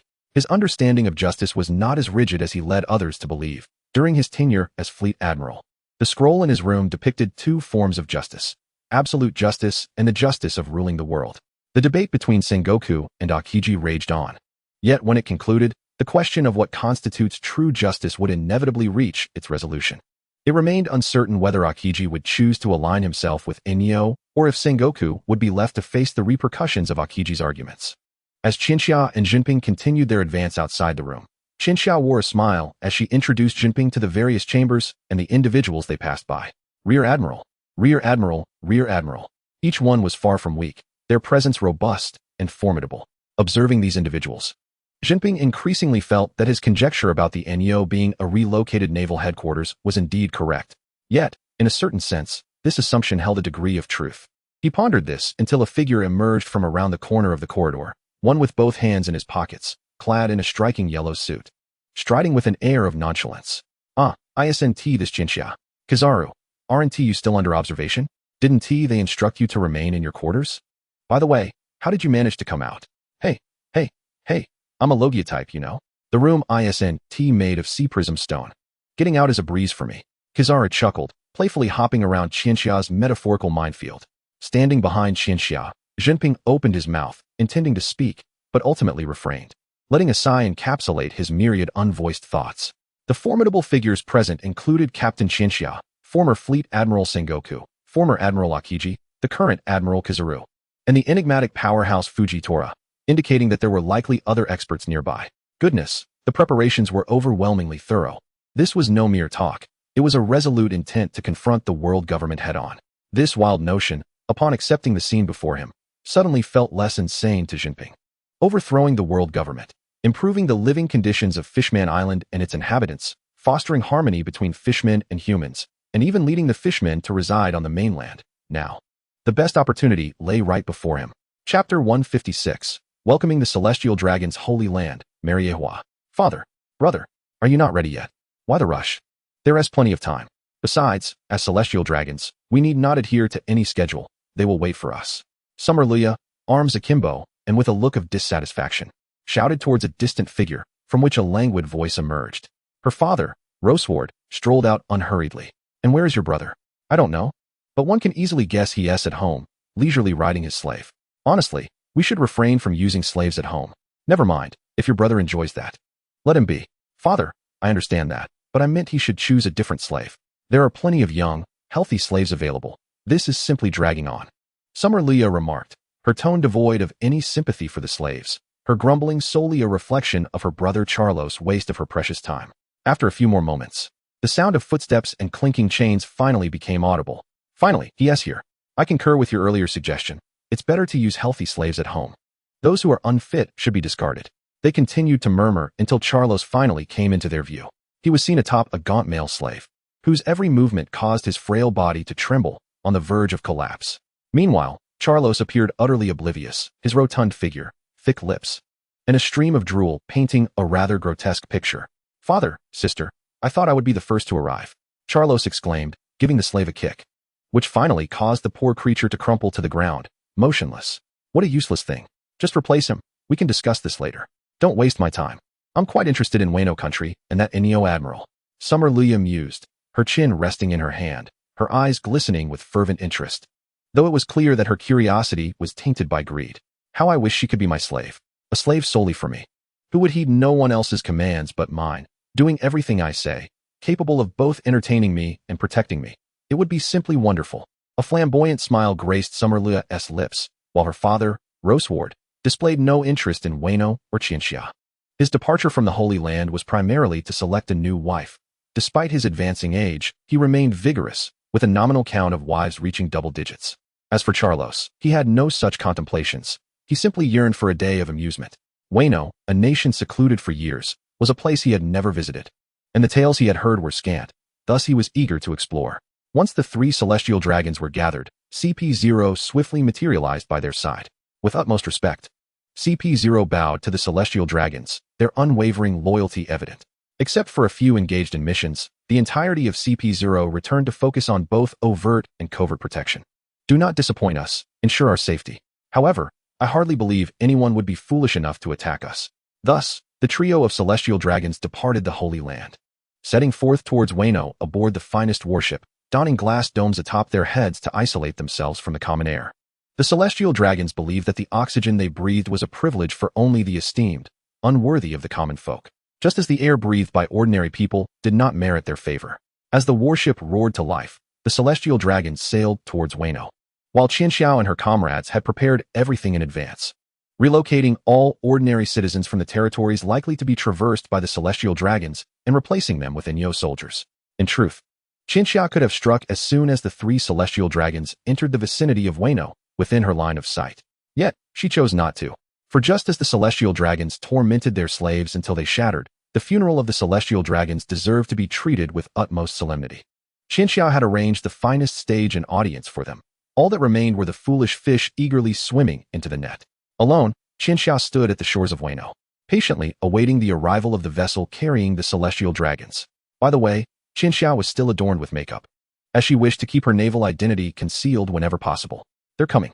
A slight raise of her brow signaled her awareness. In her gaze, a warship, boldly displaying the world government's flag, emerged prominently from the distant horizon. If circumstances allowed, Qianxia felt a strong impulse to replicate Usopp's iconic shot from the Enies lobby arc, igniting the accursed flag of the world government with a resounding crack. Alas, she would have to exercise patience. The world government's warship docked at Wano's shores, and as no slaves were brought, the CP0 personnel dutifully unfurled a red carpet for the celestial dragons as they disembarked.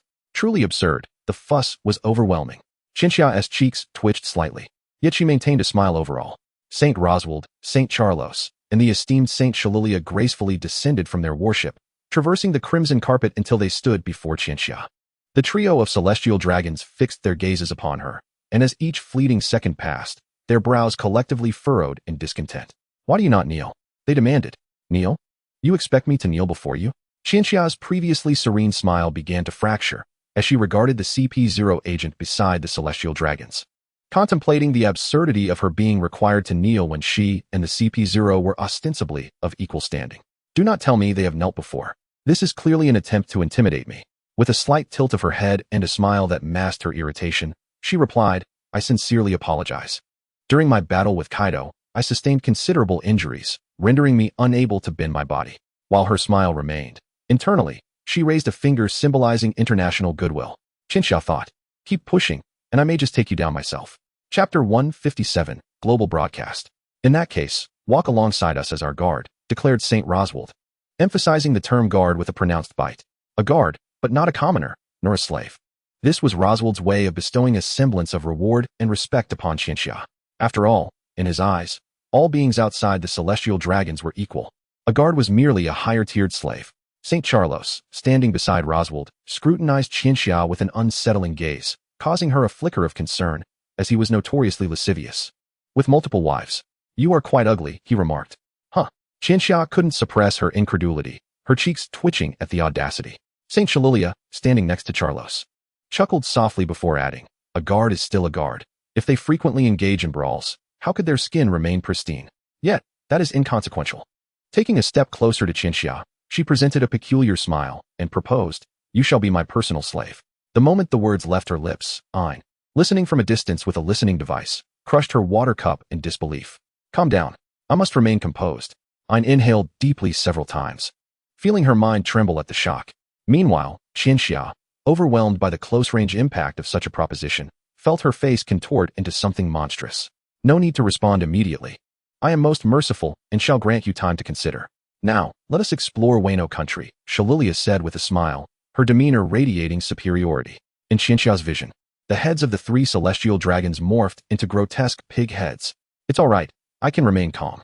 With a professional smile plastered on her face, Qianxia proceeded to walk beside the 3, guiding them through Wano country. However, after a considerable time, they encountered no one along the path. "What is happening? Where have all the people gone?" Saint Roswald queried, his brow furrowing in dissatisfaction. The other 2 celestial dragons turned their gazes toward Qianxia, for they reveled in using their status to subjugate others, deriving great pleasure from it. "No one around. Are we merely here to gaze at the scenery?" Qianxia replied nonchalantly. "I have just taken control of Wano country. To manage it effectively, I have sent those foolish commoners to work in the mines. It is only natural for there to be fewer people." "Ah, I see. Indeed, that is how it should be. Your approach is commendable. Foolish commoners ought to be exploited." Roswald displayed a satisfied expression, believing that the exploitation of the common people was entirely justified. Qianxia chose to ignore his satisfaction. She would never reduce the populace to minors. While Wano still had minors, they were workers, not slaves. What a farce of a feudal society. Under Qianxia's proposals and efforts, Wano had embarked on a path of harmonious socialist development. I am utterly exhausted. I cannot continue. CP0, someone come forth to serve as my steed, St. Charlos declared. His legs weary. He turned to the nearby CP0 agent and waved his hand. One CP0 agent promptly stepped forward, grinning widely, kneeling on the ground, prepared for Charlos to mount him. The scene was truly eye-watering. Qianxia couldn't help but rub her eyes, and she was not alone in this act. In fact, the moment the celestial dragons set foot in Wano country, a live broadcast connecting dozens of nations was simultaneously activated. This meant that every action the celestial dragons took was captured for the eyes of countless citizens. The disgraceful behavior of the celestial dragons was laid bare, shocking those who were unwilling, or even numb to accept such realities. Some rubbed their eyes in disbelief, others covered their mouths in horror, children cried, and some clenched their fists in indignation. The celestial dragons rarely ventured out, and when they did, it was usually to renowned islands like Sabo archipelago. So the common people's understanding of them was rather limited. Look, observe closely. See what you amount to in the eyes of the celestial dragons.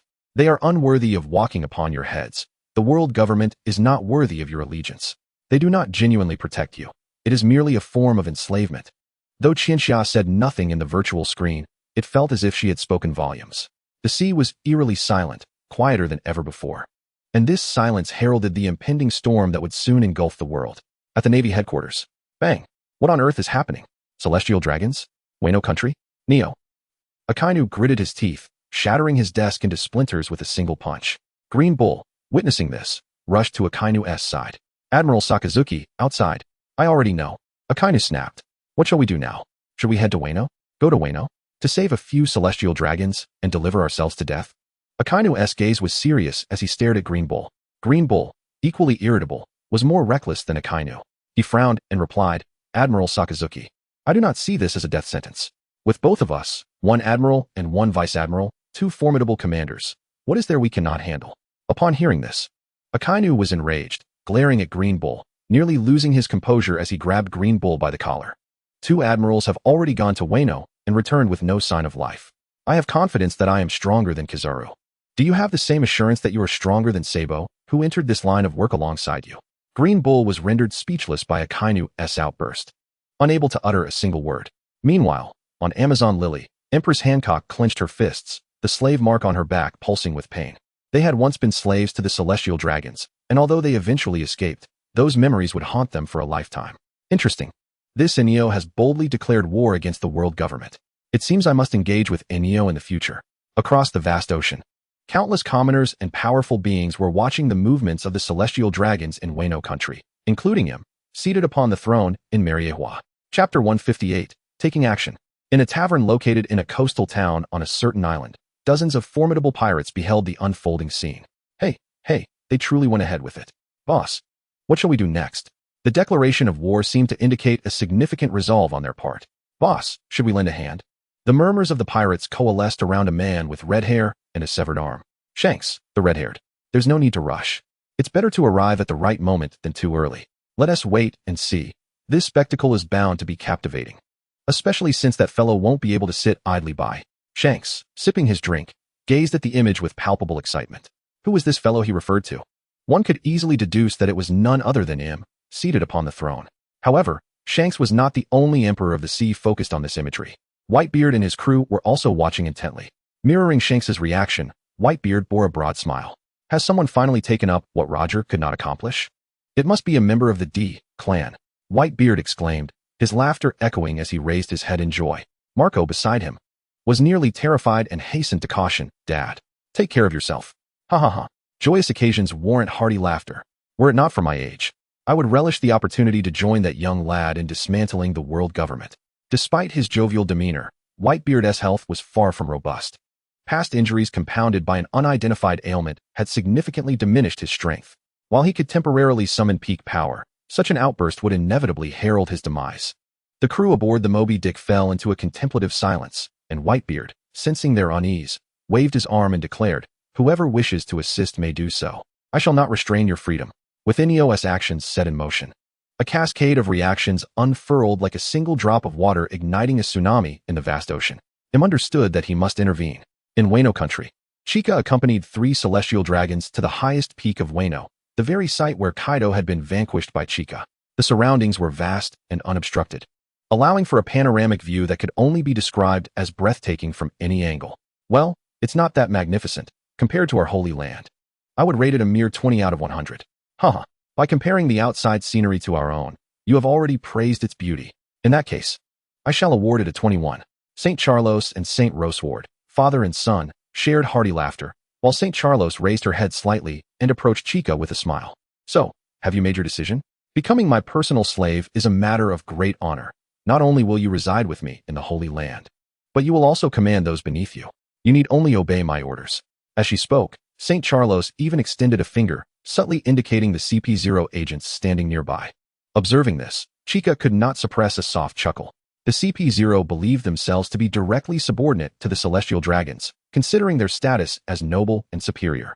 Yet, before the Celestial Dragons, they were nothing more than obedient hounds, mere slaves like all others. What are you laughing at? Answer me. Very well, this is my answer. Chica raised her head, her eyes transforming into a vivid crimson hue as she shifted into her phoenix form.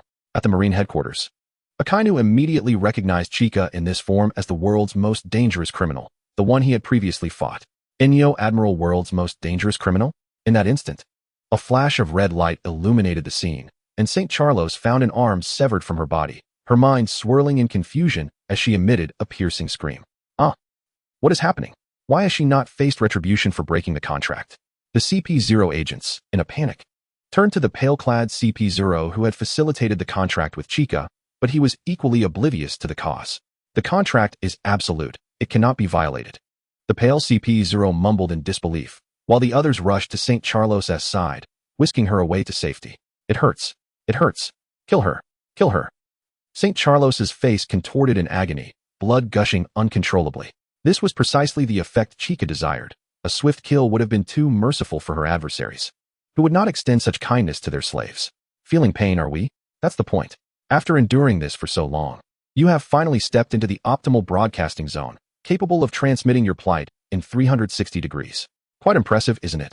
Chica smiled, her eyes narrowing mischievously at the gathered crowd. She was neither a demon nor a devil. If one were to seek a fitting descriptor, it would be that of a fallen angel. The CP0 agents positioned themselves before the Celestial Dragons, their Zoan-type users immediately shifting into their hybrid forms. While those with Paramecia abilities activated their powers, their strength was undeniable, yet when one is not even on the same tier, numbers become irrelevant. Chica wielded her cursed blade, infused with Conqueror's Haki and Armament Haki, unleashing a single, concentrated strike. The incoming attacks were effortlessly deflected, resulting in an explosive backlash of energy. Boom! While no air was disturbed on Chica's side, the CP0 agents were caught in a tempest akin to a Category 10 storm, nearly swept off the mountaintop. How is this possible? There is nothing impossible about it. Did you think the Kaido and Big Mom I defeated were imposters? Today, even him himself could not save them. Chica, sword in hand, wielded the second-generation Demon Slayer, not even needing to draw her other cursed blade, for one was sufficient to deal with this group of CP0. Regardless of how this battle concluded, it would undoubtedly be etched into the annals of history. Even if it were to be erased like a fleeting century, the future would indubitably hold records akin to historical texts. Of course, Chica would not allow the future to tread such a path. The world government would ultimately be toppled. Chapter 159, Reactions. CP0, the most formidable force directly subordinate to the Celestial Dragons. Their strength remains vaguely defined. However, one can infer their capabilities indirectly. Based on the events in Wano, CP0's strength undoubtedly exceeds that of the 6 powers within the Beast Pirates. Descriptions of Big Mom suggest, if she were to join the Navy, she could become an admiral or a fleet admiral. If she joined the world government, she would be the strongest CP0. In the original narrative, Rox was ultimately defeated by Luffy, while Luffy 2 years later was at the level of the Calamities. Chica does not believe that Rox's growth rate surpasses that of the protagonists, thus one can reasonably deduce that CP0 does not possess the combat prowess of an admiral. Ultimately, the exact strength of CP0 is inconsequential. Having defeated both Big Mom and Kaido, Chica could not possibly be outmatched by the CP0 standing before her. There is not a shred of possibility. Chica, wielding her cursed blade, danced gracefully amidst the shadows of several CP0 agents. Though she struck with lethal intent, leaving behind a trail of agonizing wounds, she resembled a ballerina performing in a sanguine spotlight. The beauty of the scene was striking. so enchanting that the gruesome spectacle became almost palatable. The CP0 operatives attempted to distance themselves from Chika, but such an endeavor proved futile. Engaging her directly was unthinkable. Her unparalleled swordsmanship, coupled with the might of the second-generation Kitetsu, was no trifling matter. With a fierce shout, they unleashed the Gale Leg. A flurry of blue waves of energy converging into a formidable force, surging toward Chika with the promise of annihilation. Yet, did they truly believe this would be effective? With a flourish, Chika combined her Conqueror's Haki, Armament Haki, and demonic aura, unleashing a sword wave akin to a cannon blast. The blue energy ripples withered instantly, failing to even last a second against her onslaught, as it barreled straight toward the CP0. Bang! The CP0, employing a defensive technique reminiscent of the three admirals fending off Whitebeard, managed to form a barrier just in time, but the moment it shattered. Their struggle to withstand Chika's blow was evident upon their pallid faces. How could this be? They had scarcely held out for a second before being overwhelmed. This very technique could elicit cries of pain even from Kaido. If their Gale Leg couldn't endure for a heartbeat, what would that mean for Kaido's pride? As Chika advanced with deliberate steps towards the CP0 and the Celestial Dragons behind them, the three Celestial Dragons trembled in terror, resembling frightened slaves under the weight of their oppression. Please spare us. We are Celestial Dragons. As long as you do not kill me, I can grant you anything you desire. One pleaded, desperation lacing his voice. Oh, if I wish to become a Celestial Dragon, would you permit me? Chika inquired, tilting her head with a teasing lilt. You wish to become a Celestial Dragon? I can't grant that. But if you let us go, I will petition the Gorosei. I assure you it can be done. Swish. A crimson sword wave sliced through the air, severing one of Saint Rosward's legs.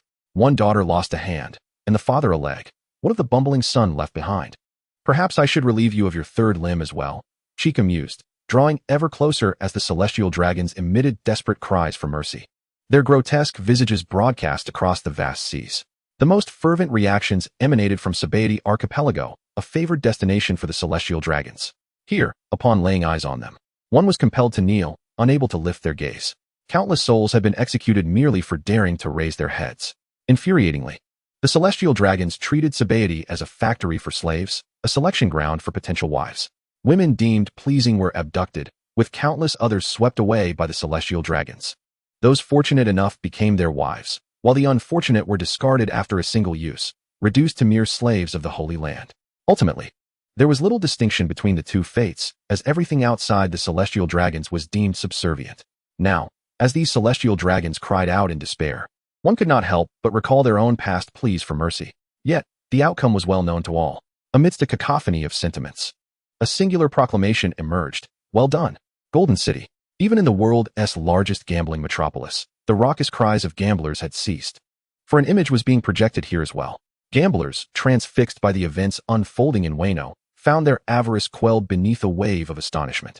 Among those watching was the illustrious Guild Tesoro, the wealthiest man in the world and a top-tier performer.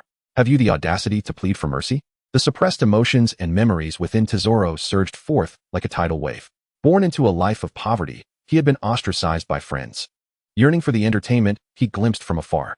His father, a gambler, succumbed to illness, while his mother harbored disdain for Tesoro's aspirations, often tormenting him.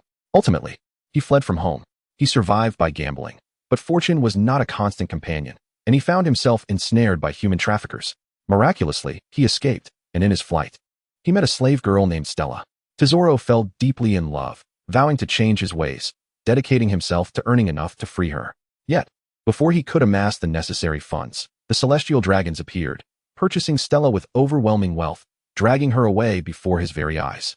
In that moment, he was as desperate as they were now, begging the Celestial Dragons to release him. They ignored his pleas, their subordinates brutally assaulting him.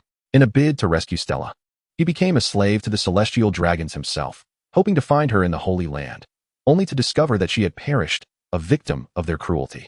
Thus, the original Tesoro was lost forever, giving rise to the Golden Emperor, who knew only the pursuit of wealth. Now, as he gazed upon the Celestial Dragons in the projection, tears streamed down his face. I have become the very thing I loathed. Stella, if you were alive, you would surely scorn me. Chapter 160, The King. Is this truly compelling me to act? It appears they possess knowledge far beyond my expectations. Very well, let me ascertain the precise location of Wano. Holy Land, Flower House. A tall figure unfurled a world map, intently searching for Wano's position. Here it is, quite expansive. To obliterate it in one fell swoop will require some preparation. Nonetheless, I shall target the island where that girl resides. Im murmured, lightly raising a finger that hovered over Wano's territory on the map. King, activate. A surge of potent life force emanated from him, coursing into the King's form, a vitality so immense that even Sabo, let alone the former wielder of the soul fruit, Big Mom, would be rendered utterly exhausted by its consumption. Yet, Im's expression remained unchanged, as though the life force extracted was not her own. This was the ultimate power of the surgery fruit, valued at 5 billion berries. Life force flowing endlessly from her, maintaining her youthful appearance even after centuries. In Wano, under Chica's relentless blade, all CP0 agents lay vanquished, leaving only the 3 trembling celestial dragons. Please, spare us. We do not wish to die. I am still so young. Why must I face death? Observing the murmurs of the 3 before her, Qianxia refrained from responding. For she understood that from the inception of their blank history to the present, the corrupt ideologies of countless generations of celestial dragons had become exceedingly difficult to alter. However, Qianxia had never entertained the notion of prompting their reformation. Such an endeavor would be far too troublesome and utterly unnecessary. Forgive them? Who would absolve them for their past transgressions? Me? I lack the authority to do so. The only course of action I have ever contemplated is singular. If they desire mercy, let them plead directly to those they have mercilessly tormented, seeking their forgiveness. What is that? They are already deceased, hence forgiveness is unattainable? No matter. Sending you to your demise is precisely what I intend to do. Qianxia raised her cursed blade high, and as thunder rumbled, the pleas of the celestial dragons faded into silence. Some may argue that understanding them is too lenient. Yet one of the characteristics of this cursed blade is its formidable malevolence, rendering the inflicted wounds exceedingly difficult to heal, amplifying their agony. With a single stroke, they experienced the essence of hell before descending into it, carrying that sensation with them. It is over, yet not quite finished. Qianxia sheathed the second-generation cursed blade, Tetsu, and turned her gaze toward the nearest projection device. The celestial dragons are dead. Those witnessing this scene should now comprehend what we, Neo, aspire to achieve. The world government, under their stewardship, is rife with corruption, treating the populace like mere cattle. While you may accept this, I cannot. Henceforth, Neo formally declares war on the world government. In the future, it will be a matter of his existence without mine, or mine without his. In slaying the celestial dragons, Neo has irrevocably severed any path of retreat. And similarly, the world government finds itself without an escape. It is impossible for the world government to quell this upheaval. Just as Roger proclaimed the existence of One Piece before his demise, even if Qianxia were to perish now, a new era would inevitably dawn. However, Qianxia will not die. Unlike Roger, who suffered from a terminal illness, there is no longer a need for the era of the wild sea pirates of the D clan to exist. Qianxia lifted her head to gaze at the heavens, only to find the sky above her shrouded in ominous clouds, with discordant lightning striking down from the firmament. Boom, boom, boom. The storm has indeed begun. Everyone, prepare to evacuate. On another island within Wano, Ain immediately recognized the ominous phenomenon unfolding, as it was part of the plan. She quickly rallied everyone to prepare for evacuation from Wano. Observing this from an island upon the sea, the red-haired pirates fell silent, the atmosphere growing exceedingly tense. Shanks furrowed his brow, his gaze fixed on the stormy weather depicted on the screen, having deduced its origin. Yet, even he was witnessing this legendary weapon for the first time. Qianxia, this strike is no jest. It is too late to evade now. This is Im's wrath. As well as your declaration of war against the world government and Im, Shanks murmured softly. The inhabitants of Wano had already been evacuated in excess of 50% due to the arrival of the celestial dragons, and now, with the storm appearing, the remaining populace decisively chose to flee. Even if this strike targets only the island where Qianxia resides, one cannot rule out the possibility of launching a successive assault, leveling Wano to the ground. Others may escape, but can Qianxia? Clearly not. Qianxia had been marked. Even if she attempted to flee now, it would merely hasten the impending strike above. Moreover, after just declaring war on the world government, to flee in the face of their attack would render the declaration utterly meaningless. There is no retreat. I must confront what lies ahead. Qianxia transitioned from the phoenix form to a higher tier, the king form, which, while still unstable, greatly surpassed the phoenix form in strength. Phoenix nurtures 9 chicks. Qianxia's golden eyes narrowed, and 9 distinct divine birds, resembling phoenix chicks, began to materialize in the air around her. In the next moment, a phoenix and a phoenix appeared at her flanks. In terms of attack, defense, and speed, even the current Qianxia could not boast of reaching the pinnacle. But when it comes to indomitability, she stands at the forefront. If not her, then who? Marco. Chinchilla certainly did not believe she would be struck back into her human form by a single punch from the old man garb. Rumbling, rumbling, boom. The eerie lightning continued to descend from the heavens, culminating in a sudden, piercing white beam of light that descended from the clouds. More akin to divine retribution than a natural disaster, the white beam struck the earth, and in an instant, the island of Wano was engulfed by its radiance. The residual dazzling white light could even blind those dozens of kilometers away. Had Chinchilla not been struck by this assault, but merely observed from a distance, she would have undoubtedly been left astounded, exclaiming, "This is simply a next-level atomic bomb." As the white light flashed, a deafening roar and blinding brilliance enveloped all senses. And when the divine retribution concluded, the targeted island had been rendered to nothingness, not even a fragment of stone remaining on the surface of the sea. Chapter 161. The Heavenly King and the Underworld King. The Heavenly King, the ultimate weapon wielding the power of calamity. Yet, its actual manifestation bore no resemblance to controlling such disasters, but rather summoned divine punishment, exhibiting power that could only be likened to an atomic bomb. No, atomic bombs lack this degree of potency. In reality, the greater threat of atomic bombs lies not in their destructive capability, but in the toxic gases they unleash. The Heavenly King, however, embodies pure strength, descending from the heavens to obliterate the island where Chinchilla stood in an instant. The global broadcast continued. The white mist swirling in the air where the island had once existed, now utterly erased, with not a single stone to be found. Chinchilla, Inyo and those within the broadcast room clenched their fists, anxiously scrutinizing the footage, desperately searching for Chinchilla. Cough, cough. This is far more intense than described. However, if this is all it entails, I can still endure. Suddenly, a cough echoed from the enveloping white mist, revealing Chinchilla, her attire riddled with tears, her visage marred by faint scratches. This strike exceeded Chinchilla's expectations by an overwhelming margin. She had initially estimated the Heavenly King's power to be roughly twice that of the Underworld King, but it now appeared to be at least threefold. Truth be told, Chinchilla felt she lacked the strength to withstand a second onslaught, yet the more precarious the situation, the less she could afford to display panic. Taking a deep breath, she raised her hand in an international gesture of goodwill toward the heavens. Your invitation has been received. Now, allow me to present you with my gift. Prepare to receive it well. As Chinchilla uttered these words, the global broadcast abruptly ceased, leaving audiences worldwide in a state of bewilderment. Their curiosity piqued regarding the meaning behind her final statement. This sense of anticipation was precisely the outcome Chinchilla and her allies sought to achieve.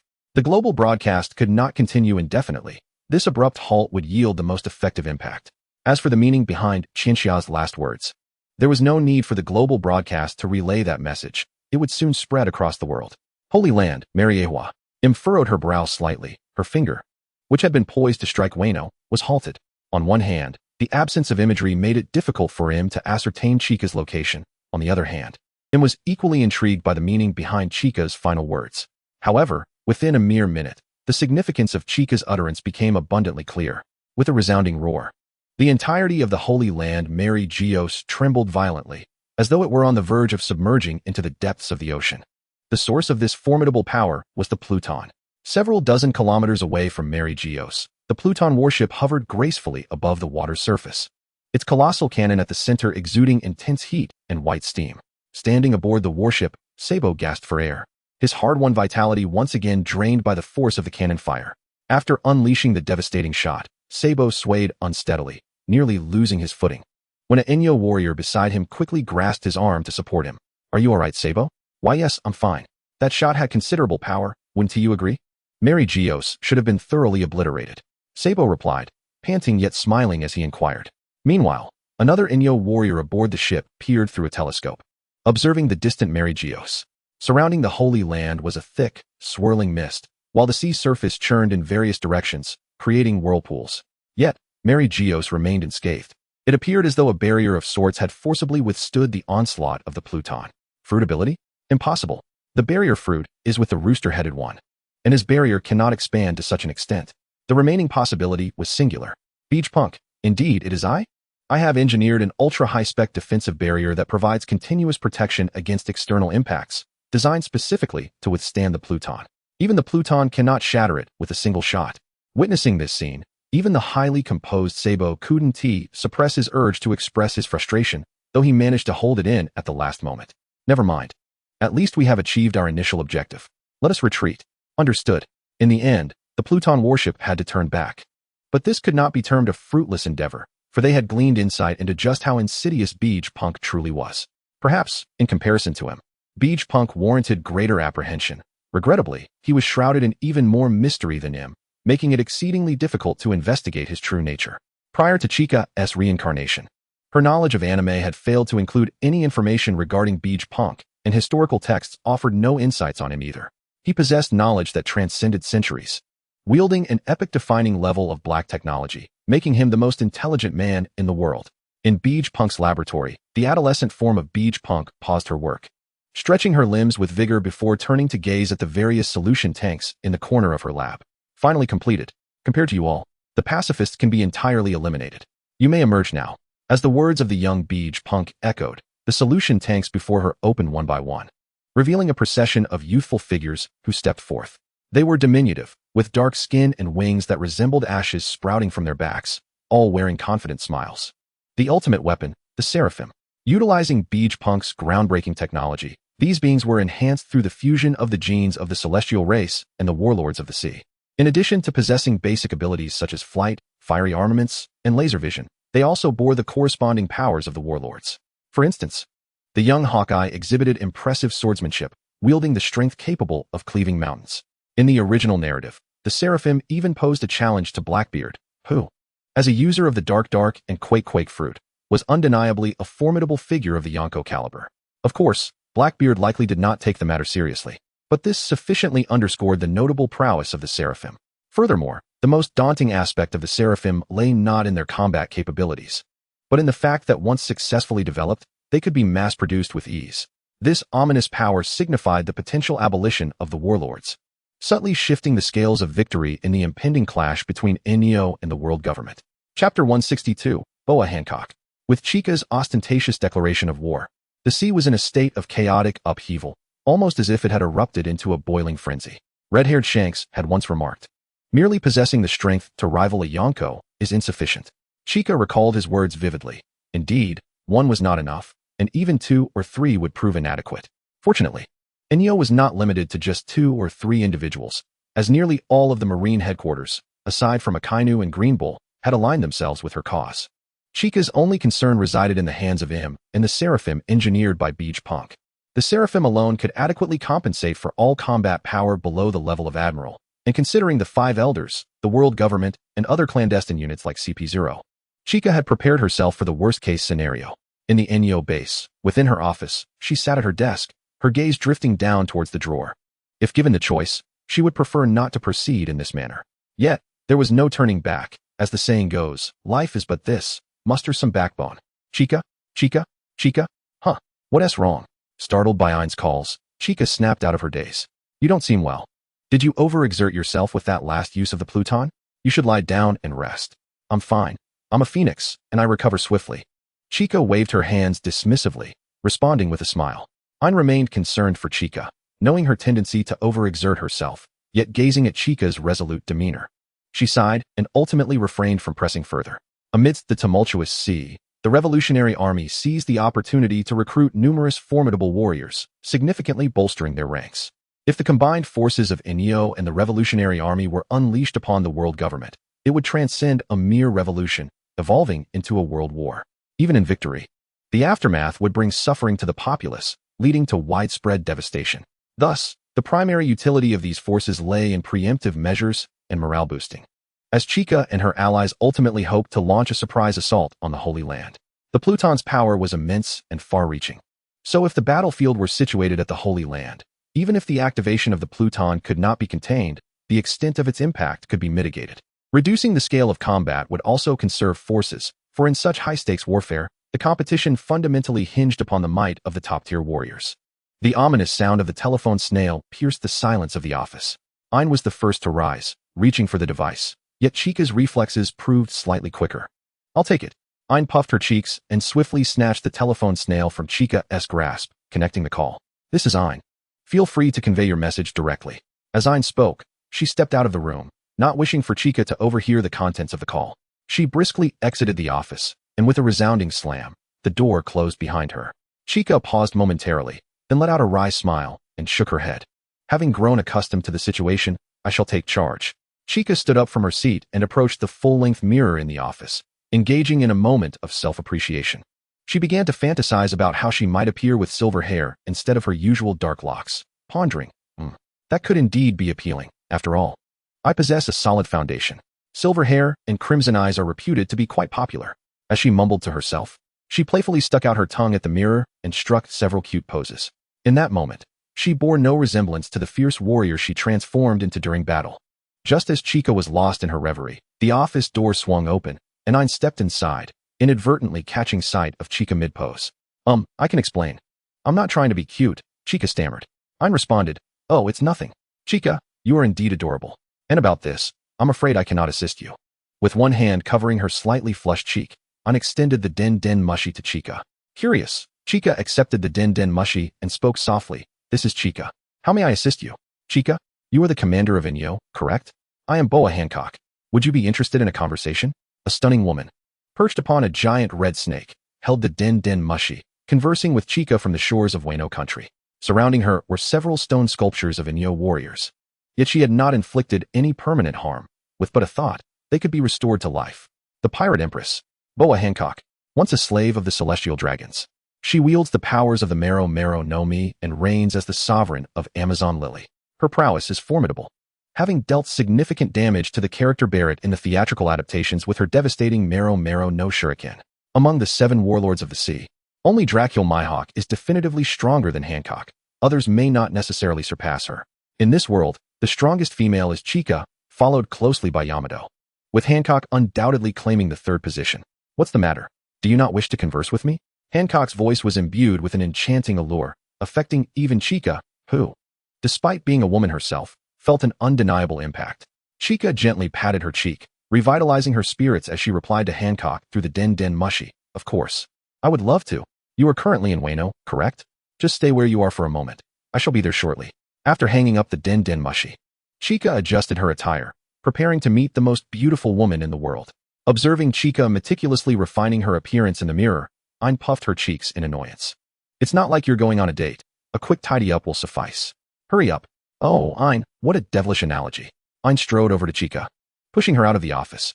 With her arms crossed and a puzzled expression, Chica wondered if Ain was experiencing some discomfort, as her demeanor seemed off that day. After a moment of contemplation, Chica stepped outside, transforming into a phoenix and soaring towards Wano. In that instant, she envied Kizaru's Pika Pika no Mi, for its powers not only enabled swifter movement, but also allowed for effortless travel. Unlike the phoenix, which required the flapping of wings, Chica distinctly felt her biceps receiving a vigorous workout each time she transformed and landed. Phoenix Girl Chica, Muscle Girl Chica, Chapter 163, The Arrival of Hancock. Wano Country. Sister, why hasn't Tishi arrived yet?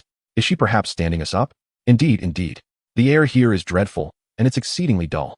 Given the recent unrest at sea, I believe we should return to the island and fortify our defenses.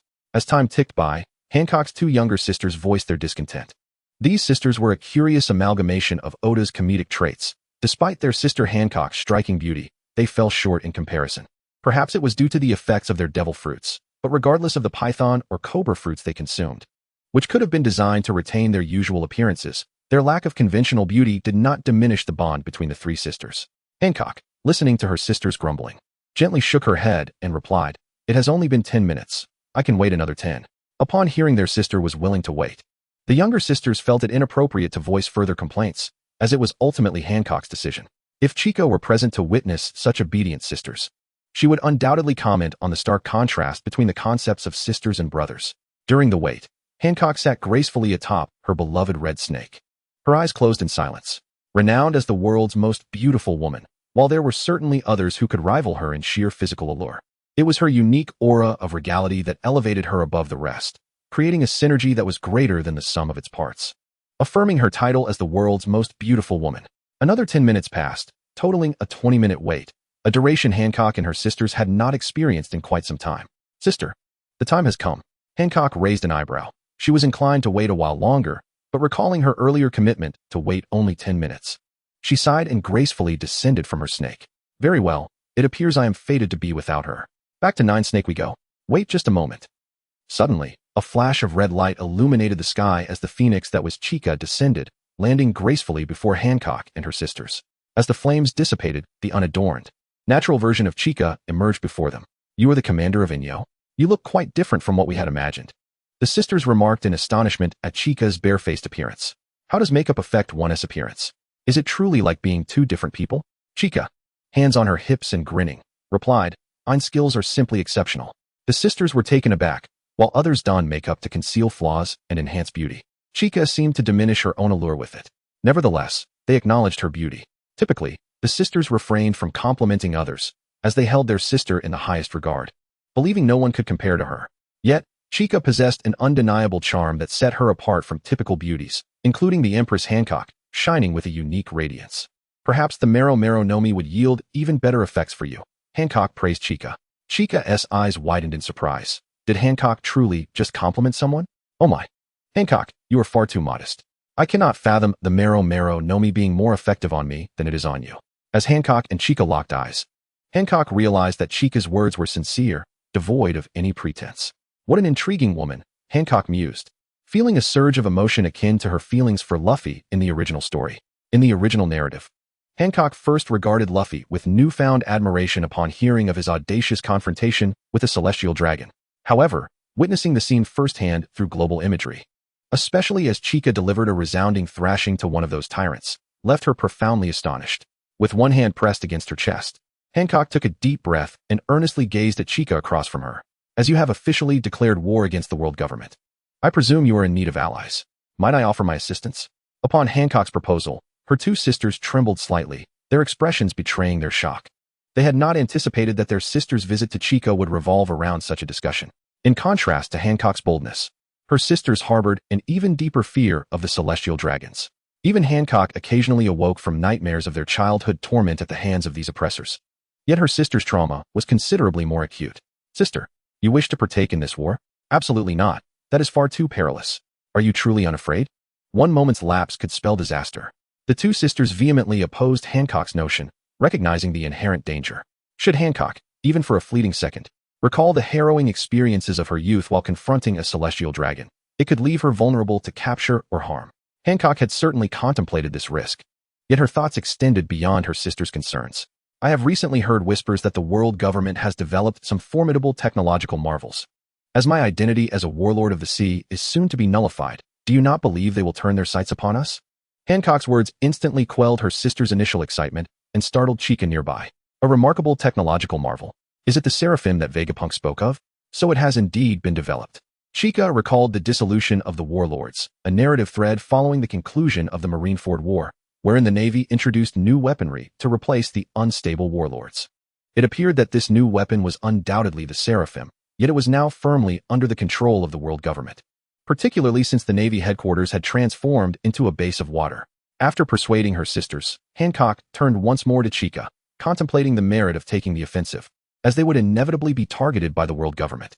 "However, I shall be the only one to engage. My sisters and the inhabitants of the island will not partake." "That is perfectly acceptable. Your mere participation is enough to astonish us," Chika replied, smiling as she extended her hand. After a moment's hesitation, Hancock reciprocated, their hands clasping together, symbolizing that the pirate empress had joined the Inyo family. Chapter 164, Convergence. "By the way, would you care to visit my home, Amazon Lily?" Hancock playfully suggested, extending a finger in invitation. While her sisters felt a twinge of discomfort, they were relieved that Chika was a woman. Had Hancock invited a man, they might have jumped up in protest. Little did they realize that Chika was known as a notorious heartthrob, indifferent to age. Compared to the oblivious Luffy, Chika posed a significantly greater threat. Aboard the ship of the all-female Kuja pirates, they set sail for the land of women, Amazon Lily. Throughout the journey, Hancock engaged Chika in conversation, much to Chika's surprise, as Hancock's words were not only captivating but also entertaining, rendering the voyage anything but dull, even allowing for moments of relaxation. While it is often said that a woman's intelligence diminishes in matters of love, at that moment, Hancock was not ensnared by romantic emotions. Rather, she regarded Chika as a confidant with whom she could share her thoughts. Until now, her only outlets had been her sisters and the elders of the island. Witnessing Chika's defiance against the celestial dragons, Hancock was filled with admiration. At this moment, Hancock mused that if Chika were to possess the Mero Mero no Mi, its effects would be even more pronounced. While this may not have been factual, it echoed Hancock's genuine sentiments. In the fleeting moment of action, Chika appeared as a hero in Hancock's eyes. "Chika, May I simply call you Chica?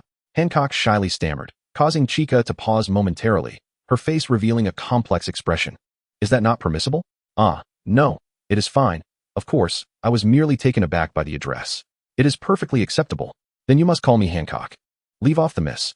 Hancock exclaimed joyfully, pressing her hand against her chest, unconsciously drawing closer to Chica. The atmosphere aboard the Kuja pirate ship was filled with harmony. Yet they were not the only occupants. The other Kuja members, pushed to the corners of the ship by this newfound ambience, stared in astonishment at their empress's demeanor. Incredible! Incredible! The empress has changed. Changed? No way. Our sister has not changed at all. This is all just an illusion. The two sisters experienced a sense of melancholy, as if their sister had been spirited away by a man. Soon, they returned to Amazon Lily, a land teeming with women. Chica and Hancock disembarked side by side, startling the Kuja residents who had gathered to welcome their empress. The empress has brought back a woman. In an instant, peculiar rumors spread throughout Amazon Lily. Given the rarity of men on the island, it was not uncommon for emotional attachments to form between the women. However, everyone misconstrued the relationship. They were merely close friends, and neither party felt the need to clarify the rumors. Hancock, holding Chica's hand, began to show her around Amazon Lily. At that moment, two shadowy figures emerged from the distant horizon, gradually approaching the island. Chica and Hancock reached the summit of Amazon Lily, gazing out over the breathtaking expanse. The beauty of the landscape was undeniable, and Chica's appreciation for Amazon Lily soared, ultimately deeming it a 92-point vacation destination, perhaps a place to revisit in the future. It seems there are two dark spots over there. What could they be? Debris? Hancock, incredulous at Chica's words, turned to see what she was pointing at, unable to believe that Amazon Lily could be beset by refuse. Indeed, there were two indistinct shapes, quite hazy without the aid of hockey. Debris? Moving? Walking refuse? Surely not. Chica's eyes narrowed, her hockey flaring as she extended her senses toward the two moving shapes. What she found was no refuse at all. It was two individuals. With dark skin and diminutive stature, they appeared eerily familiar. Chica froze, recognizing one as a younger version of Hancock and the other resembling a diminutive Mihawk. Goodness, this little Mihawk is oddly adorable. Chica mused momentarily before warning herself to remain vigilant. Meanwhile, in a distant part of the ocean, Mihawk, reclining in a folding chair with a newspaper, suddenly sneezed. What on earth? I just sneezed? Am I being talked about? It might just be that girl Chica. Mihawk folded the newspaper in his hands, weary of the recent news, which incessantly revolved around Neo and the world government. He spoke of idleness, yet his actions were fervent. Regrettably, I am unaware of your whereabouts, or else I would hasten to find you. Unable to remain still, Mihawk approached the shore of the island he inhabited, gazing quietly at the distant sea. Suddenly, a resplendent golden ship came into view, and atop it stood the illustrious Gold Emperor, Tesoro, with an upright posture. It seemed as if he sensed Mihawk's gaze, for he abruptly turned his head towards the direction of the island where Mihawk stood. Tesoro, Mihawk? Mihawk, is he the one involved with gold? The two locked eyes. Tesoro had certainly heard of the world's greatest swordsman, Mihawk, while the latter, though not recalling Tesoro's name, was aware that he was a man of wealth. The golden ship gracefully altered its course, docking at the shore where Mihawk stood. Tesoro lightly leaped from the bow of the ship, landing before Mihawk. You are the renowned Mihawk, are you not? Judging by your demeanor, if I am not mistaken, you are contemplating the same matter as I. Would you care to join me on my ship? I intend to seek out Enio's general. Enio's general? You have indeed struck a chord with me. I too wish to make her acquaintance. Mihawk hesitated briefly, then chose to act decisively, lightly stepping onto the golden vessel of Tesoro. Now is not the time for seclusion. Opposing the world government should prove exhilarating, no? Mihawk remained silent, a faint smile gracing his lips, while Tesoro chuckled softly, pleased to have guessed correctly. The influence of global media persisted, as formidable individuals emerged from the countryside. Yet the world government remained unperturbed, for on their side, the production of the Underworld Monarch had reached completion. Chapter 165, Authenticity and Imitation. How dare anyone trespass upon my domain, the island of 9 snakes? Death is the only penalty. Standing beside Chica, Hancock too gazed towards the coastline of 9 Snakes Island. Although she did not employ her observation hockey to perceive in detail, intrusions on 9 Snakes Island were not an uncommon occurrence. Hancock promptly took a step forward, leaping from her elevated position, and upon witnessing this, Chica hesitated momentarily before following Hancock. Initially, she intended to observe the situation further, but knowing that Miss Hancock had already leapt into action, she could not allow Hancock to face danger alone. As Hancock landed and raised her head, she was momentarily taken aback, For one of the seraphim bore an uncanny resemblance to her younger self. How could there be a second me? No, is it a clone? Hancock furrowed her brow, murmuring softly, and Chica, landing beside her, explained, "This is a seraphim, a weapon crafted from the genes of the 7 warlords by the world government." Huh, my genes. When did they obtain my genetic material? Hancock blinked in astonishment. She could not recall ever providing the world government with an opportunity to extract her DNA. However, it seemed that this was not the moment for such discussions. Hancock's gaze remained fixed on the seraphim before her. One was her own clone, while the other belonged to Mihawk. Little Mihawk. Hancock gazed at the small Mihawk, and her mind involuntarily conjured images of the proud swordsman, causing her to chuckle. One hand pressed against her stomach. Mihawk, look at you now. Little Mihawk frowned slightly, gripping the counterfeit black blade, Yoru, and with a swift leap, charged towards Hancock. Despite his diminutive stature, his speed was remarkable, akin to a fierce gale. In a split second, Hancock executed a daring maneuver, narrowly evading Little Mihawk's strike. Little Mihawk remained silent, his eagle-like gaze locked onto Hancock's head, executing a perfectly precise spinning slash, devoid of any extraneous movements. Hancock realized she could not evade it. So she reinforced her right leg with haki, clashing against Little Mihawk's counterfeit Yoru. In an instant, a shockwave of black energy erupted, and Hancock bit her lip, suddenly doubling her effort. Little Mihawk's counterfeit Yoru was momentarily forced off course. Hastily, Little Mihawk retreated a few steps, returning to the side of his little empress. He remained silent, his expression devoid of any notable emotion, resembling more a robot than a clone. How do you feel? Chica inquired of Hancock. Not well at all. To think such a being could be artificially created is a profound disrespect to us originals, and to nature itself. Cloning is a forbidden technology, a violation of ethics, morals, and the very fabric of nature. I never imagined the world government would delve into such research, let alone reach this level. Hancock's cheeks glistened with beads of cold sweat. Truth be told, the seraphim posed a considerable challenge, filling her with unease. Observing Hancock's demeanor, Chica turned her gaze once more towards the 2 seraphim before them. Hancock, you take on your seraphim, and I shall handle this Little Mihawk. How does that sound? That proposal is quite agreeable. Hancock nodded, resolutely charging towards her clone. Little Mihawk attempted to intercept Hancock mid-stride, but before he could, Chica blocked his path. Little Mihawk, your opponent is me. Chica positioned herself directly above Little Mihawk as he soared through the air, clenching her fist and delivering a powerful punch. Little Mihawk swiftly raised his counterfeit Yoru, attempting to withstand Chica's blow, but the outcome was evident. He was sent crashing forcefully to the ground. With a resounding thud, dust billowed, and Chica gracefully descended. Unsheathing her demonic blade, Akazakura, I have faced your original. How could you, a mere counterfeit, possibly stand a chance against me? Chica quipped with a smirk, pointing Akazakura towards the figure obscured in dust. As the dust settled, it revealed Little Mihawk, his body enveloped in flames, a manifestation of the powers of the Ashura clan. When engulfed in flames, his defensive capabilities were significantly enhanced, and as the flames dissipated, his speed would increase. The unique constitution of the Ashura clan allowed them to thrive in any environment. Nevertheless, even with such advantages, he could not bridge the gap between himself and Chica. Come, let me witness just how formidable this renowned seraphim truly is. Chica beckoned with her unarmed hand, exuding an aura of challenge. The previously indifferent expression on Little Mihawk's face finally shifted, and he charged at Chica once more, exuding an intent to vanquish her. 3 seconds later, boom! Little Mihawk was struck away by the back of Chica's blade. Meanwhile, Hancock was engaged in battle with her youthful clone. In terms of physical combat, Hancock easily dominated the young empress, having deduced that the young empress did not possess powers akin to the sweet fruit. Even Vegapunk understood that such abilities were not easily replicated. Aware of this, Vegapunk had significantly augmented the young empress's capabilities in other areas to compensate for her lack of strength. Radiation laser. The little empress, with her starry eyes, suddenly unleashed 2 piercing beams of laser, catching Hancock off guard, nearly piercing through her chest. The 2 beams, narrowly evaded by Hancock, continued their trajectory, eventually striking the main peak of Amazon Lily, resulting in an explosion reminiscent of the Yellow Monkey's lightspeed kick from the original narrative. Boom! Hancock swallowed hard, astonished. Was that a laser? Oh, I forgot to mention.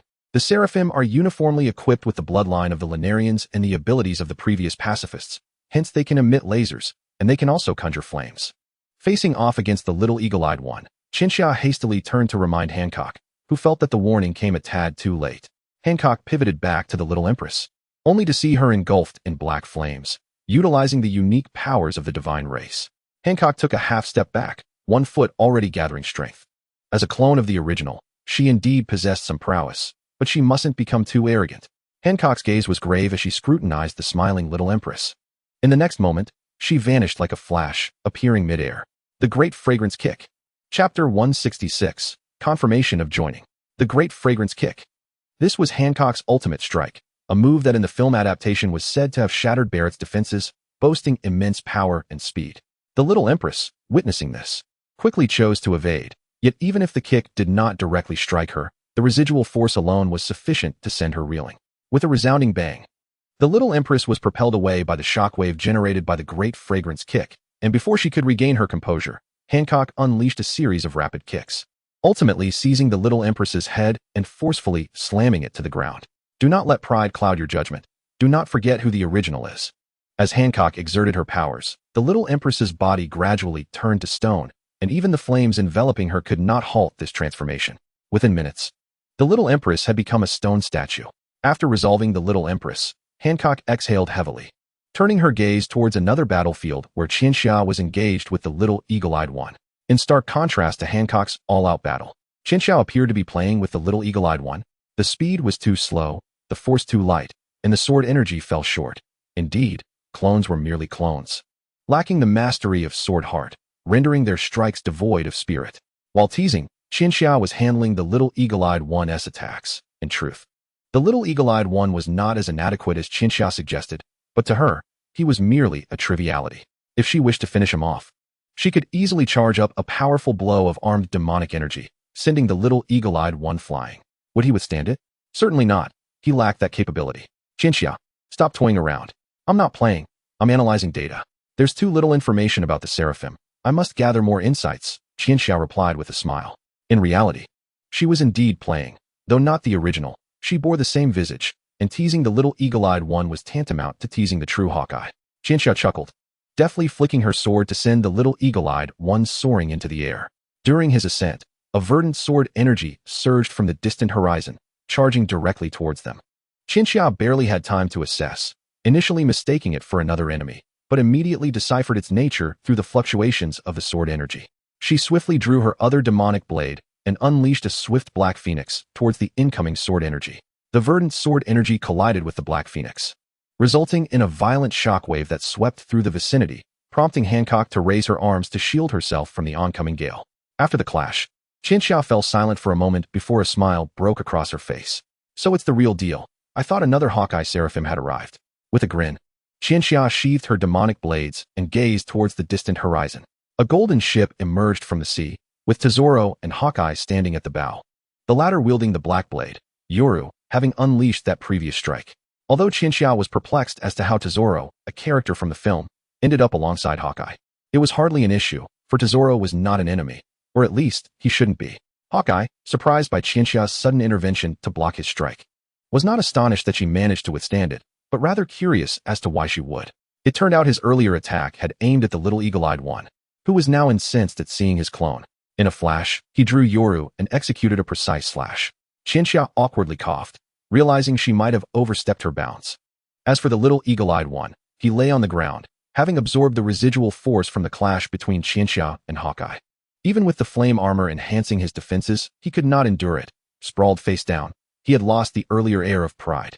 If it weren't for Hawkeye's approaching presence, Qianxia would have been tempted to crouch down and poke him with a stick. After roughly 5 minutes, the golden ship finally docked at the shores of Amazon Lily. From a distance, it appeared magnificent, yet up close, Qianxia couldn't help but let out a snarky remark. Truly extravagant. The Golden Emperor Tesoro, single-handedly commanding 20 of the world's wealth, is worth more than numerous nations combined. So what do you think of my ship? Quite impressive, isn't it? I'm rather pleased with it. Initially, I contemplated becoming a pirate aboard this vessel, but then realized that piracy is exhausting and unprofitable, so I abandoned the idea. Tesoro rested a hand on his beloved ship, boasting with pride. Yet, Qianxia's attention was entirely on Hawkeye, not Tesoro. What brings you here? By the way, what do you seek on Amazon Lily? I came to find you, he said, gesturing towards Tesoro. Tesoro lifted his chin slightly, and before Qianxia could inquire, he elaborated. In this world, there are far too many issues that can be resolved with money. While money isn't omnipotent, a lack of it is insurmountable. In essence, he had purchased information. The web of monetary influence is quite formidable. So what brings you to seek me? Hawkeye could interpret it as wanting to reminisce. But what about you? Chinxia crossed her arms, looking at Tesoro, pondering how she had not interfered with the Golden City film's narrative at all. Yet, sometimes, despite one's intentions, things unfold unexpectedly. I wish to embark on a grand venture with you. The benefits are negotiable, primarily because I have an abundance of wealth to offer. Tesoro spread his arms wide, exuding an aura of nouveau riche, the golden glow almost blinding Chinxia, who hadn't seen berries in ages. Hawkeye fell silent for a moment and ultimately refrained from uttering the word join, yet Chinxia understood his meaning. After all, Hawkeye would never leave his serene island without a compelling reason. Chica was taken aback. She truly did not anticipate that Hawkeye would emerge from seclusion. And the financial backing from the Golden Emperor was an unexpected boon. Hawkeye, once all this concludes, shall we engage in a duel? Chica proposed, extending a finger. If possible. I would prefer to duel right now. However, since you suggest otherwise, I shall defer. A confrontation with the mightiest you wouldn't be unwelcome. Golden Emperor Tesoro. Joining. World's foremost swordsman, Hawkeye my hawk. Joining. Chapter 167, Mass Production. On a different note, what are those two diminutive figures? They bear a striking resemblance to both of you. Golden Emperor Tesoro, with his hands tucked in his pockets, watched idly as a petrified young empress and a seemingly lifeless young Hawkeye lay before him. What? You possess intelligence that can track my movements yet remain oblivious to the nature of these two? TCH, it is evident they are products of the world government. Engaging with them would be quite troublesome, which is why I seldom interfere with their affairs. Tesoro, who controls 20 of the world's wealth, gained recognition through a pact with the world government. Were he to use his wealth to meddle with them, he would not be able to operate so freely upon the seas. However, he had no desire for further riches, compared to the godlike methods wielded by the world government. No amount of money holds value. His current ambition was to topple the world government and drag the lofty celestial dragons from their pedestals.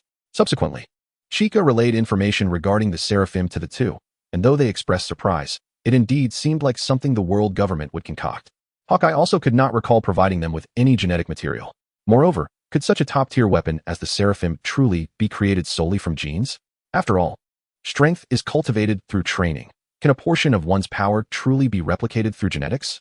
Is this truly science? Chica crossed her arms and lowered her gaze, remaining silent. In matters beyond combat, do not hold expectations for her intellect, for she herself does not trust it. Meanwhile, Hawkeye turned his attention to the sprawled young Hawkeye, gripping his black sword, Yoru, and delivered a swift strike. In that fleeting moment, the young Hawkeye sprang up, performing an impressive maneuver to narrowly evade Hawkeye's blade. Hawkeye voiced his confusion. It was remarkable that the body could still move, displaying extraordinary physical prowess. Eagle wave. Hawkeye remained silent, delivering another strike. As the adage goes, without mentioning a skill, one remains merely a basic attacker. His sword energy transformed into a sharp-eyed eagle, soaring towards the young Hawkeye. The latter, mirroring Hawkeye's actions, also unleashed an eagle wave, resulting in a collision between the two avian forms that endured for a brief 2 to 3 seconds before Hawkeye's eagle triumphed, striking directly at the young Hawkeye. Observing another version of himself was indeed unsettling. Hawkeye furrowed his brow and voiced his distaste. The young empress nodded in agreement, clearly sharing his sentiments. Indeed, the existence of clones could evoke discomfort, while the study of cloned organs might be acceptable. Creating cloned beings delves into the realm of generating independent life. As a reincarnator from Earth in the 21st century, Chica remained sensitive to technologies deemed forbidden. The domain of life should be approached with caution. If I had a clone, I fear I would lose sleep over it. If it came to a life or death situation, I might hesitate, Chica remarked, half seriously as she waved her hands dismissively. The surrounding onlookers fell silent. The topic was indeed too heavy. Hawkeye redirected his gaze towards the young Hawkeye, only to see him lifting the petrified young empress with one hand, unfurling his black wings to flee, though regrettably. His flight was somewhat sluggish. Hawkeye gripped his black sword tightly, gathering sword energy upon it, though directed skyward. The residual force raised the waters along the coastline of Nine Snake Island, propelling both Hawkeye's sword energy and the young Hawkeye with the young empress into the air. Boom. The precise strike resulted in a tremendous explosion, obliterating the young Hawkeye and the young empress on the spot. The world fell silent. She did not wish for anyone to walk around with her likeness. Hancock exhaled deeply, as did Hawkeye, until Chica's nonchalant remark shattered their composure. That Seraphim is a mass production model. Merely resolving the matter with those two should not suffice to grant you peace of mind. Hancock, Hawkeye, I feel inclined to storm Mariehua right now. The Seraphim, without a doubt, were mass-produced, since the completion of the initial model. They could be manufactured in unlimited quantities as long as resources were available. The extent of the pacifists' influence paralleled the proliferation of the Seraphim. However, the combat prowess of the pacifists barely reached a level of 500 million, whereas the Seraphim possessed capabilities that even the original warlords found troublesome. World government. Do we still need the warlords? Dissolve. Dissolve. Indeed, within a few days, the world government publicly disbanded the warlord organization and dispatched numerous Seraphim to apprehend them. Before targeting the warlords, the Seraphim extended their reach to ordinary pirates. Sabo Archipelago. Initially, the pirates were unaware of the gravity of the situation. The pacifists' retrieval had afforded them a period of harmonious and leisurely existence, until several dark-skinned angels suddenly appeared in the sky. They were reminded of the terror they had experienced under the dominion of the pacifists. The pacifists demanded lives. The Seraphim sought souls. They raised their hands, unleashing lasers of greater strength and speed than the pacifists. The Sabo Archipelago transformed into a hellish reality, with pirates being systematically eliminated. The sounds of explosions ringing out like fireworks during a New Year celebration. Meanwhile, the situation for the warlords was equally grim. Moria, who remained in the warlord position due to interference with the plot, became the first victim. Do you know who I am? I am the Moonlight Moria. Moria inhaled deeply, absorbing all the shadows around him that were in a reserve state. Shadow gathering. Moria's ultimate skill, having absorbed the shadows, transformed him into a giant, wielding enough power to shatter an island. He hefted his massive fist, but as he prepared to strike, he spotted a Seraphim that resembled him among the invaders. Another me? In that instant, several young Hawkeyes struck simultaneously, leaving multiple clear sword marks across Moria's enormous abdomen. The shadows that Moria had recently consumed erupted from the gashes, and within minutes, Moria was forced to revert to his original form, collapsing to the ground. Why must I face another version of myself? Damn you, world government. Chapter 168, Contact. Hawkeye Island. A number of Seraphim arrived on this island. However, they found no trace of Hawkeye, only a group of baboons wielding great swords. Due to the absence of the directive to eliminate the baboons within the parameters given to the Seraphim, when one of them attempted to turn and depart, it was abruptly intercepted by a leap from the eagle-eye baboon. In a swift maneuver, one Seraphim was struck down by a surprise attack from behind, collapsing to the ground. The baboon bellowed, "Roar, roar, roar. What do you think you're doing, trying to leave without a fight?" The Seraphim, having never encountered someone so recklessly seeking death, retaliated with a barrage of laser fire. Boom, boom, boom, boom, boom. The baboons were momentarily stunned, turning tail and fleeing, some leaping directly into the sea to escape the onslaught. Although they did not vanquish the Seraphim, they had nonetheless succeeded in thoroughly annoying it. It is worth noting that the 7 warlords are currently reduced in number, with only Mihawk, Hancock, and Moria remaining. The whereabouts of Crocodile remain unknown since he was defeated by Ace. Doflamingo was captured by the Marines after being subdued by Luffy. Kuma has long since returned to the Revolutionary Army's base for protection, leaving the Seraphim unable to locate him. Jinbe has successfully switched allegiances. However, with fewer targets among the 7 warlords, the Seraphim flounder aimlessly in the skies, posing a significant danger. Given our current strength, should we not be able to press the advantage? Inquired the Golden Emperor to Zoro, perplexed. In his view, the combat capabilities of Enyo could easily breach the world government's defenses. Chika nodded in agreement, then shook her head, stating, "It is not that we cannot. It is merely that the time is not yet ripe." She awaited the Revolutionary Army's readiness. Once they signaled that the moment had arrived, Enyo would launch a decisive surprise attack. After all, the enemy is in the light while we remain in the shadows, and the initiative remains firmly in our hands. As long as the locations of the Revolutionary Army and Enyo bases remain undisclosed. Within the Revolutionary Army, Dragon received a report from his subordinate, who informed him of a recent significant increase in their numbers across various regions. After a brief glance at the roster, Dragon returned it without much thought, for the quantity was not the crux of the matter. The pivotal questions were whether these individuals could be trusted and if they could translate into effective combat power. Engaging the world government in battle is both daunting and simplistic, potentially concluding in mere hours. While attending to his paperwork, Dragon spoke to his subordinate, who nodded and departed from his office. However, moments later, another subordinate rushed in with a new list and intelligence. Dragon was inundated with the myriad affairs of the Revolutionary Army. Without him, the organization would be as vulnerable as the Marine headquarters without an admiral, or Enyo without Chika, which would be an even more dire situation. After finishing a stack of documents, he refrained from immediately retrieving the next pile and instead rubbed his nose gently with 2 fingers. Even he had his limits. Were it not for the unfinished paperwork, he would have considered lying down for a well-deserved rest. I wonder how Luffy and Chika are faring. Luffy should be fine. But I doubt Chica is ensconced in paperwork like I am. I can accept it for myself, but I truly hope the child does not follow my path. Dragon murmured softly. In his quest to overthrow the world government, he had sacrificed the opportunity to be a competent father and son. Had he not founded the Revolutionary Army, he could have climbed the ranks of the Marines through his father, Garp, potentially ascending to the rank of Admiral or even Fleet Admiral, or lived a carefree life as a Vice Admiral like Garp. Nevertheless, Dragon harbored no regrets. This was the outcome he had chosen. Just a little longer, he thought. After dedicating over a decade to this cause, could he falter now? He inhaled deeply, preparing to return to his paperwork. At that very moment, he suddenly froze, sensing several distinct presences in his awareness. Though distant, these unfamiliar auras were undeniably powerful and foreign. Dragon had encountered various formidable individuals drawn by reputation. Yet these energies belonged to none of them. A serious expression crossed his face as he swiftly rose from his chair and headed outside. "Boss, what is happening?" One of his subordinates asked. "Stay put. I will investigate alone." Dragon instructed as he donned a black coat and concealed his presence before sprinting towards the direction of the unknown energies.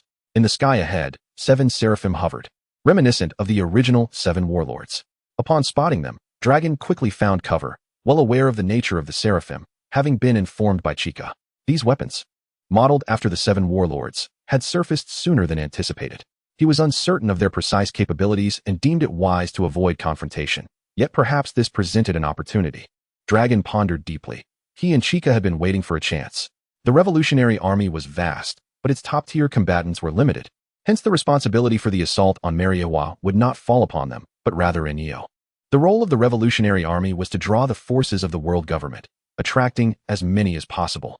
While merely drawing attention could be achieved by recklessly exposing their movements, such a tactic was too low stakes to draw substantial forces. Yet now, an excellent opportunity lay before him. By engaging in battle with the 7 seraphim, he could openly showcase their strength and then allow the seraphim to retreat. This would not only reveal the Revolutionary Army's movements, but also starkly present their threat to the world government. To eliminate the Revolutionary Army, they cannot proceed without deploying genuine forces, he mused, uncertain of how many forces he might attract. Dragon resolved to continue provoking the world government until the moment ripe for a surprise attack. His gaze sharpened as he emerged from his hiding spot, ensuring the seraphim above remained oblivious to his presence, amplifying his aura to its maximum. Conqueror's Haki, the formidable aura, recognized as that of the most notorious criminal in the world, enveloped the sky in an instant. Although Dragon typically refrained from direct confrontation, his prowess had never been underestimated. As the mastermind and mightiest force behind the Revolutionary Army, he slowly raised his hand and uttered a single word. Wind. As soon as the word left his lips, a tempest erupted. Chapter 169, Yuta. Japan is plagued by 3 major disasters: volcanic eruptions, tornadoes, and earthquakes. The volcanic eruption is represented by a kainu, the earthquake by Whitebeard, and thus the tornado is embodied by Dragon of the Revolutionary Army. With a mere gesture, Dragon conjured a ferocious whirlwind that ensnared all 7 seraphim within its grasp. However, the seraphim were no mere trifles to be dispatched so easily. As the black blade of the small eagle eye sliced through the vortex, Dragon's tempest was cleaved apart, allowing the 7 seraphim to swiftly escape. Yet Dragon had long anticipated their emergence from the whirlwind, his hands transforming into claw-like appendages as he lunged towards one of the seraphim with remarkable speed. Though formidable, the seraphim were not uniformly powerful, having been created based on the original 7 warlords, who themselves exhibited a wide range of abilities. With a swift motion, the dragon pressed a claw onto the cranium of the Moria Archangel.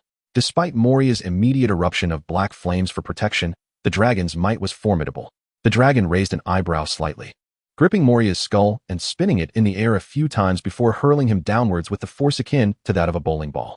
A resounding bang echoed as a substantial cloud of yellow dust was kicked up from the ground. The dragon exhaled slowly, casting a glance at the other archangels, one hand resting behind him while he beckoned the remaining archangels with the other, exuding an aura reminiscent of the legendary Wing Chun master, Yip Man. The dragon proclaimed, "I shall take on 7. While the dragon engaged in battle with the archangels, Chica entered a state of heightened alert. It was imperative to keep the location of the Enyo base concealed from the archangels.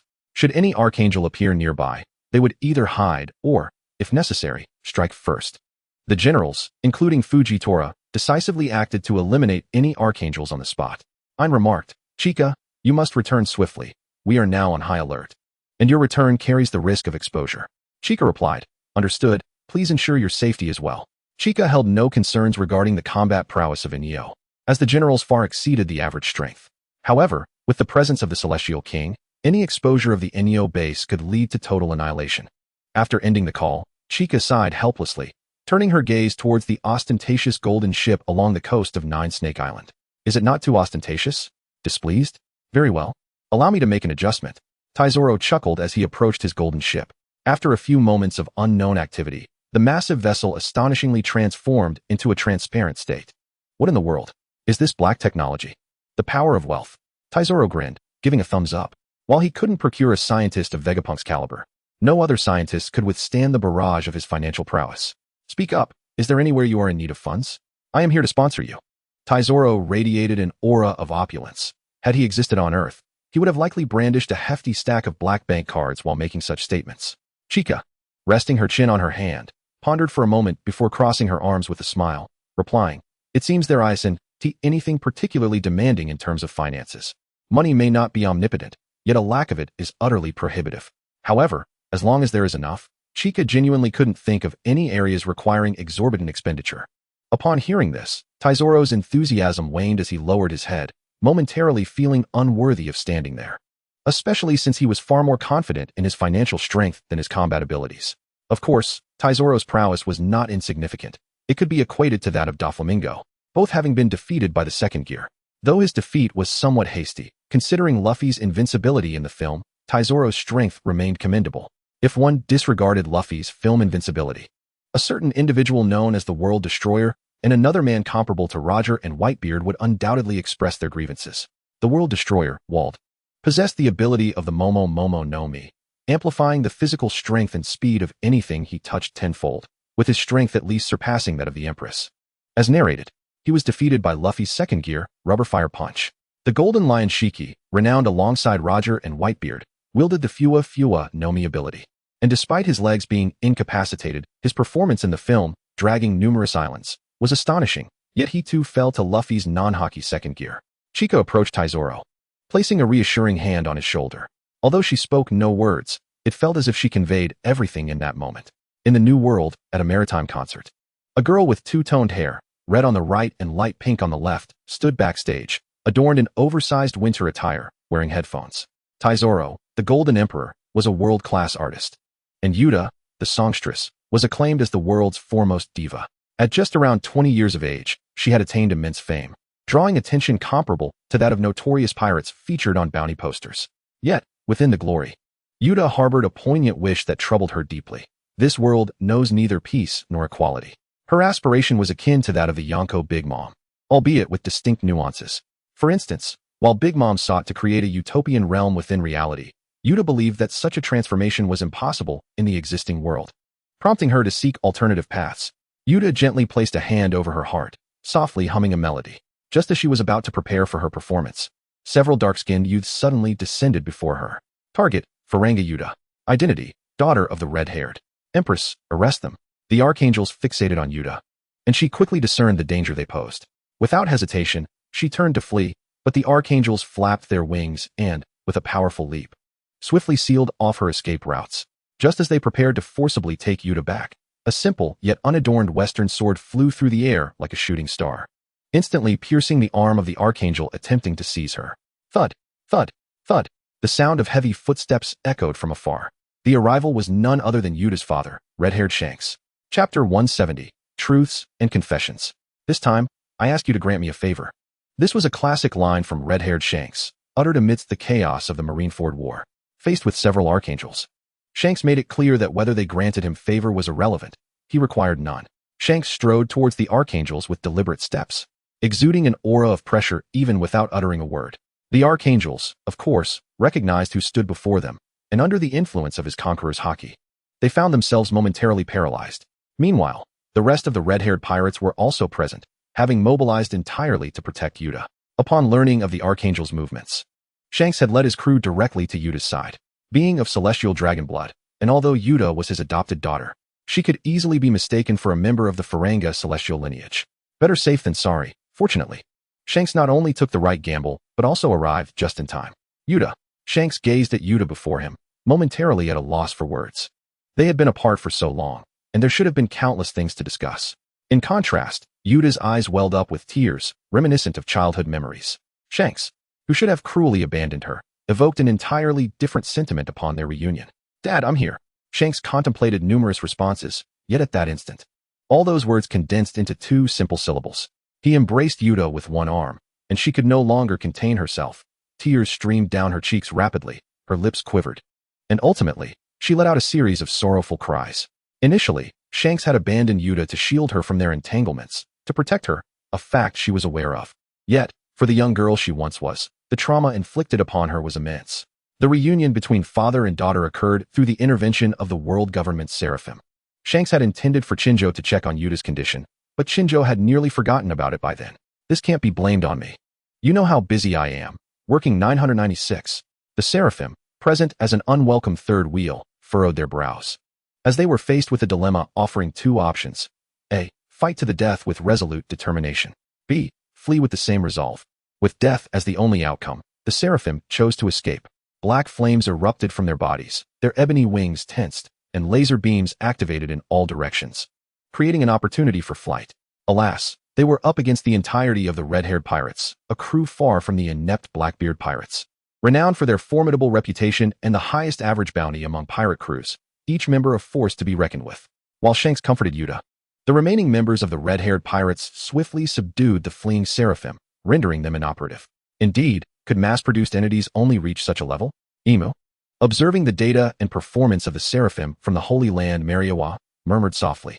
The Seraphim exerted considerable dominance over those below the tier of elite combatants. Despite their numbers, they remained unable to overcome those they could not defeat. However, the Seraphim were primarily designed to eliminate weaker foes, and Emu's focus remained on the completed Pluton warships under her command. The allure of technological prowess was undeniable. Even the emperors, through a lifetime of arduous training, could not achieve the destructive power capable of obliterating an island with a single strike, yet the Pluton could accomplish this with but a fraction of a life's essence. Emu laughed, her perception of life clearly skewed, for a single shot from the Pluton required the equivalent of nearly half a lifetime's worth of vitality. Utilizing death row inmates from impelled down as fuel, the inexhaustible Pluton warships rendered the Seraphim mere appetizers in comparison. Struggle all you wish. In the face of absolute power, your efforts are futile. The lives of ordinary people are so fragile that a gentle breath turns them to ash. Emu sat in her garden, laughing heartily, while simultaneously, Shinjo on Amazon Lily was also laughing uproariously. What? Mihawk, you're 40 years old, and you've never even had a girlfriend? How impressive, truly impressive, Shinjo exclaimed, one hand clutching her stomach in mirth. Mihawk, sitting across from her, was visibly perturbed. Having been too idle, they had resorted to playing a game of truth or dare. And the uninitiated Mihawk had become the game's unwitting target. Has Mihawk ever had a girlfriend? Is there someone he likes? This inquiry came from the Golden Emperor, Taizoro, to which Mihawk's answer was a resounding no. While this response was entirely predictable to Shinjo, it still elicited uncontrollable laughter. Was it truly that amusing? No, it wasn't. She merely felt that not laughing would render the atmosphere awkward. Relationships, or the lack thereof, were inconsequential. She too was without one, and for the foreseeable future. She had no intention of pursuing romance. Oh Shinjo, with your looks, it's a shame not to have a boyfriend. A girlfriend works too, Taizoro teased. Ha. You are truly humorous. Let's think about the future when it comes. Onward, onward. Shinjo chuckled, clapping her hands, eager to continue the game. As the entertainment mogul, Taizoro maintained an impressive track record, with Shinjo closely following, while the Empress Hancock trailed behind Mihawk, becoming the next target for elimination. Truth or dare? Truth. Hancock pursed her lips, exuding an air of fearlessness, while Taizoro smirked, launching into a cheeky inquiry. Who is your favorite person? Your sisters do not count. Hancock was momentarily taken aback. The question was too pointed, and it disallowed her go-to answer of her 2 sisters. Who else can I choose? She pondered, one hand covering her flushed cheek, the other trembling as it slowly raised to point at Shinjo on her left. Ah, Hancock exclaimed, nearly overwhelmed with embarrassment. Are you serious? Of course I am serious. Do you think I would lie? Did you not see how valiant Shinjo was, with those wretched celestial dragons begging for mercy? Even now? It brings me satisfaction, Hancock said, one hand covering her slightly flushed face, the other clenched into a fist. Observing this, Taizoro instantly grasped Hancock's emotions. Her admiration and respect were palpable. Shinjo's torment of the celestial dragons was akin to avenging Hancock. If that's the case, then I also like Shinjo. Okay. Next round, Shinjo said with a smile, clapping her hands. abruptly shifting the topic before Taizoro could finish his thought. Let us not dwell on Hancock's confession. Thus, Shinjo and her companions enjoyed a brief respite, as if the tumultuous seraphim causing chaos on the seas had no bearing on them. Shinjo's dreams were simple. Much like this moment, playing games with friends, eating, sleeping, living freely and unrestrained. The title of Pirate King? Anyone who desires it may pursue it. To be the freest person in the world does not necessitate becoming the Pirate King. After an exhilarating time with her friends, Shinjo, with an unladylike demeanor, sprawled on the ground, her hands cradling her head as she gazed at the serene sky. If only such days could persist indefinitely, she thought as she gently closed her eyes. In her dreams, reality continued seamlessly, with the gentle sea breeze blowing, devoid of seraphim or the world government. Whether day or night, entirely at her leisure. Buzz, buzz, buzz, buzz. What? Why is there a snail in my dream? Am I losing my mind? It's one thing to be bothered by a snail in reality, but now it's invading my dreams. Shinjo furrowed her brow as she picked up the suddenly appearing snail, executing a perfect baseball pitch. With a swift whoosh, the snail soared into the clouds. Perfect. Shinjo clapped her hands, nodding in satisfaction with her own throw. She stretched her limbs, intending to continue her rest when that infernal voice resurfaced. Buzz, buzz, buzz, buzz. Shinjo raised an eyebrow, turning her head languidly to the left, only to see the snail she had just thrown returning to its original spot. I'll throw you again. As fate would have it, Qianxiao once again seized the phone bug, and with a swift motion, it was hurled away once more. The trajectory was even more impeccable than before. Beep, beep, beep. Qianxiao felt numb. She wasn't foolish enough to believe that the issue lay within her dreams. Its roots were firmly planted in reality. With a sense of resignation, she opened her eyes to find the phone bug in her pocket emitting its incessant beeping. Rubbing one eye with one hand, she retrieved the phone bug with the other and connected the call. Hello? This is Qianxia. What is the matter? Qianxia, there's a grave situation. A panicked shout from Ain rang out on the other end, instantly revitalizing Qianxia. She slapped her cheeks lightly and urged the phone bug. Calm down and explained slowly. This was the first time she had witnessed Ain in such a state of alarm. Ain's distress was well-founded, for the world government had revealed its trump card. 3 Pluton battleships had departed from Holy Land Mariewa and launched devastating assaults on several nations that had openly declared their resistance against the Celestial Dragons. Despite the Revolutionary Army's prior evacuation efforts, significant casualties had already occurred. The Pluton battleships functioned like wholesale distributors of the Yonko's most formidable attacks, utilizing the life force of condemned prisoners to unleash their firepower. While there could only be one heavenly king, the Pluton could be produced in multiples as long as there were sufficient materials, with the prisoners serving as fuel, rendering the Pluton nearly invincible. Originally one of Enio's secret weapons, they had not anticipated that the world government possessed not just one, but several of these ships. Even if good and evil were evenly matched in strength, a confrontation between the two would undoubtedly favor the villains, for they lacked moral constraints. This phenomenon explains the often discussed disparity where the dark side appears 10 times stronger when corrupted and 3 times weaker when redeemed. Presently, Qianxia and him found themselves ensnared in such a predicament. If they were to abandon ethics and disregard the populace, there would still be a chance to contend with the world government. But could Qianxia bring herself to do so? Clearly, she could not. In a moment of anxiety, Qianxia found herself biting her nails, a habit she had never indulged in before. They had initially sought an opportune moment, but the world government had denied them that chance. Prolonging the situation would only lead to greater loss of life, diminished morale, and a shattered spirit among the people. Im remarked, though violent rule is undesirable once established, we can gradually revert to a more traditional governance model. The populace is ignorant. A little sweetness will make them forget this history in a few hundred years, just as the blank century of the past has been forgotten. Seated in the floral garden of Holy Land Mariewa, Im held her head high. Though she could not claim that everything was under her control, she had never faltered. The balance of power on the battlefield tilted sharply in Im's favor. Meanwhile, at the Revolutionary Army base, Long had just dealt with the Seraphim and aimed to injure and release them to garner Im's attention towards the Revolutionary Army. However, scarcely half an hour had passed since he released the Seraphim when he received alarming news of the Pluton battleship's mobilization. Boss, the Kingdom of Lucicia has suffered devastating attacks. Boss, the Eastern Kingdom of Goa has announced the dissolution of our cooperative relationship. Boss, the Western territories have received notices of dozens of nations severing ties.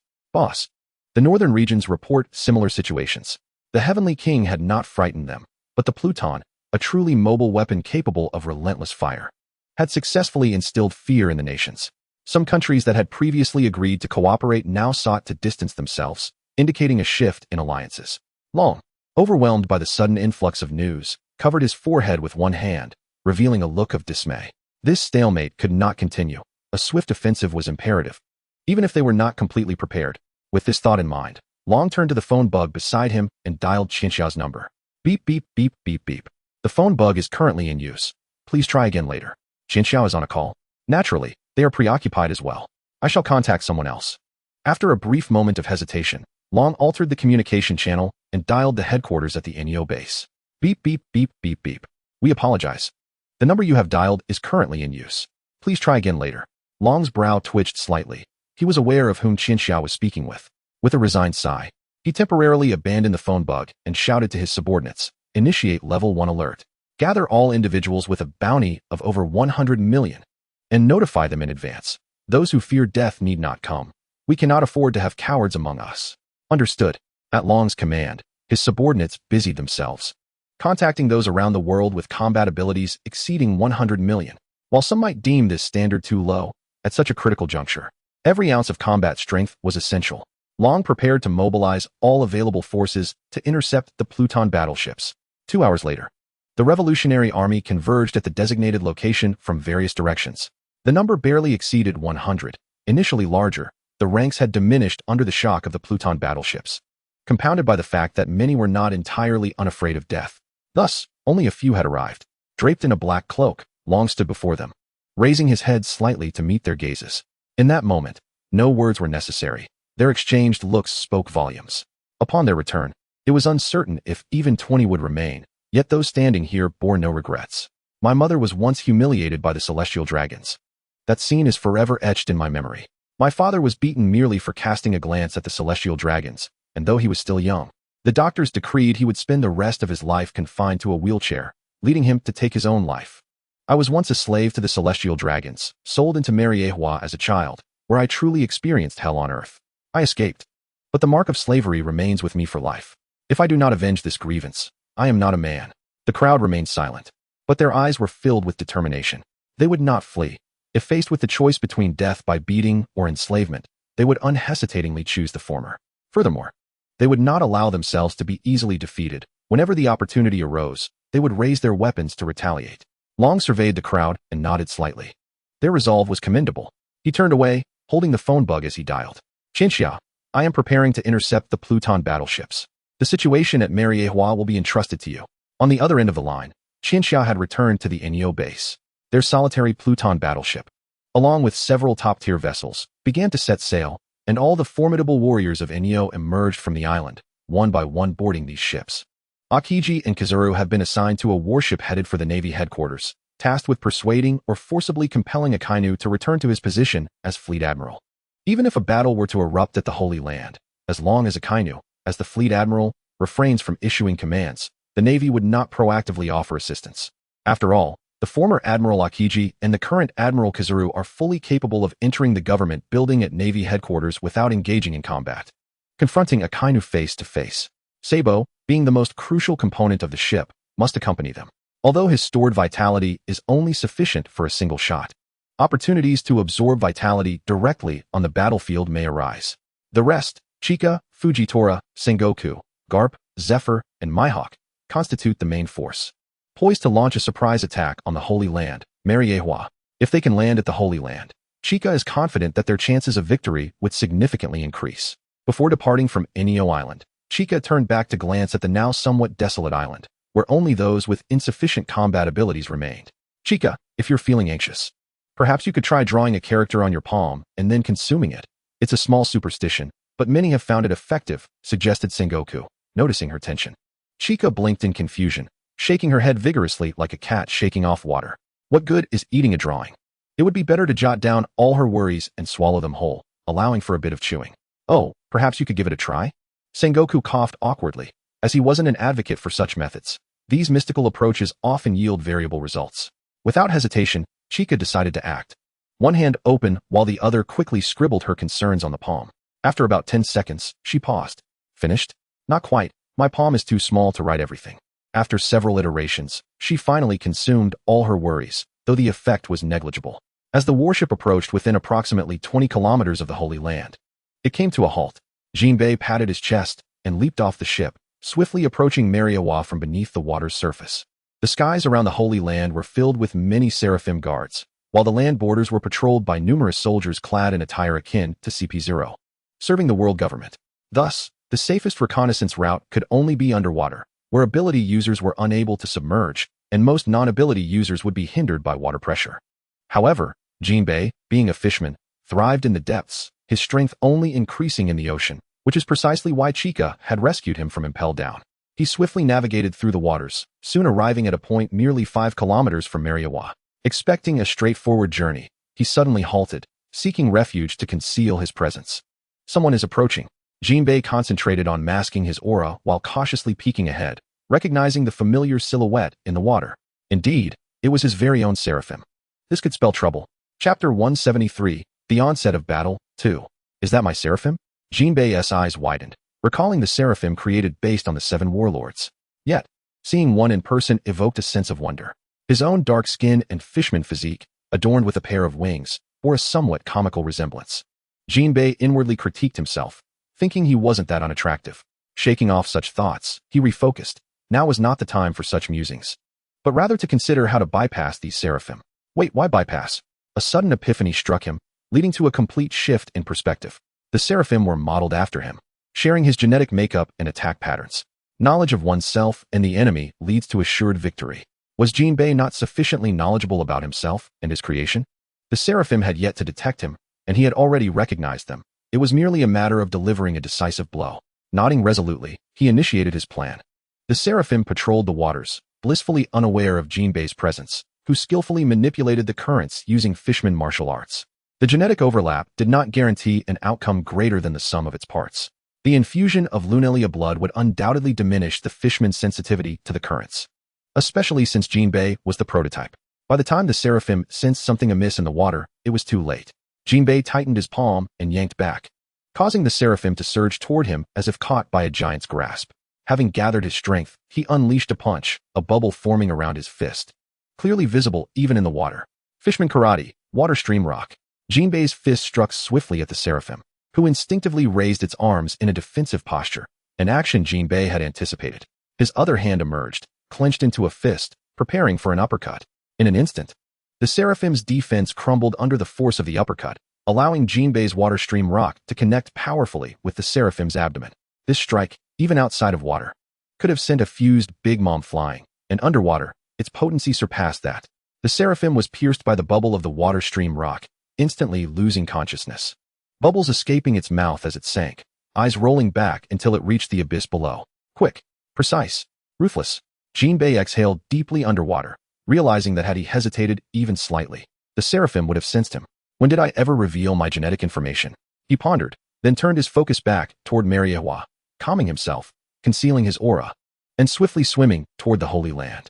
Near the waters surrounding Mariewa, a fish head cautiously emerged from the surface, peering for a brief moment before retracting, only to resurface in another location nearby, repeating this process 5 or 6 times before returning to the Neo warship. With a powerful leap, Jinbei landed gracefully on the deck of the Neo warship. Jinbei, what is the situation? Not very promising. Every approach to Mariewa is guarded by an equivalent number of personnel, and they appear to be formidable opponents. It's unlikely we can sneak in or find a weak point to breach. Jinbei shrugged helplessly, expressing his own frustration at discovering that his efforts had borne little fruit.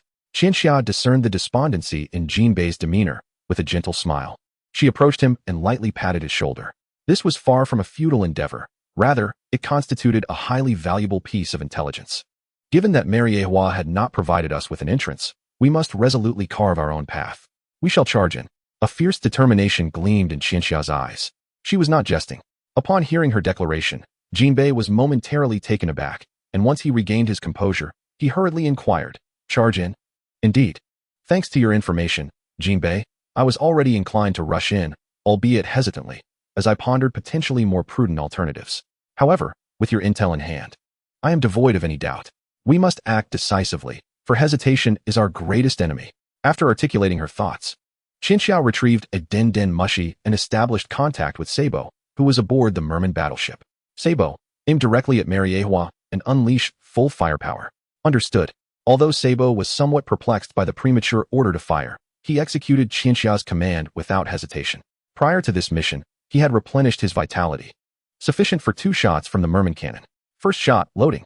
With one hand firmly pressing a button on the merman battleship, Sabo felt a significant portion of his stored vitality dissipate in an instant.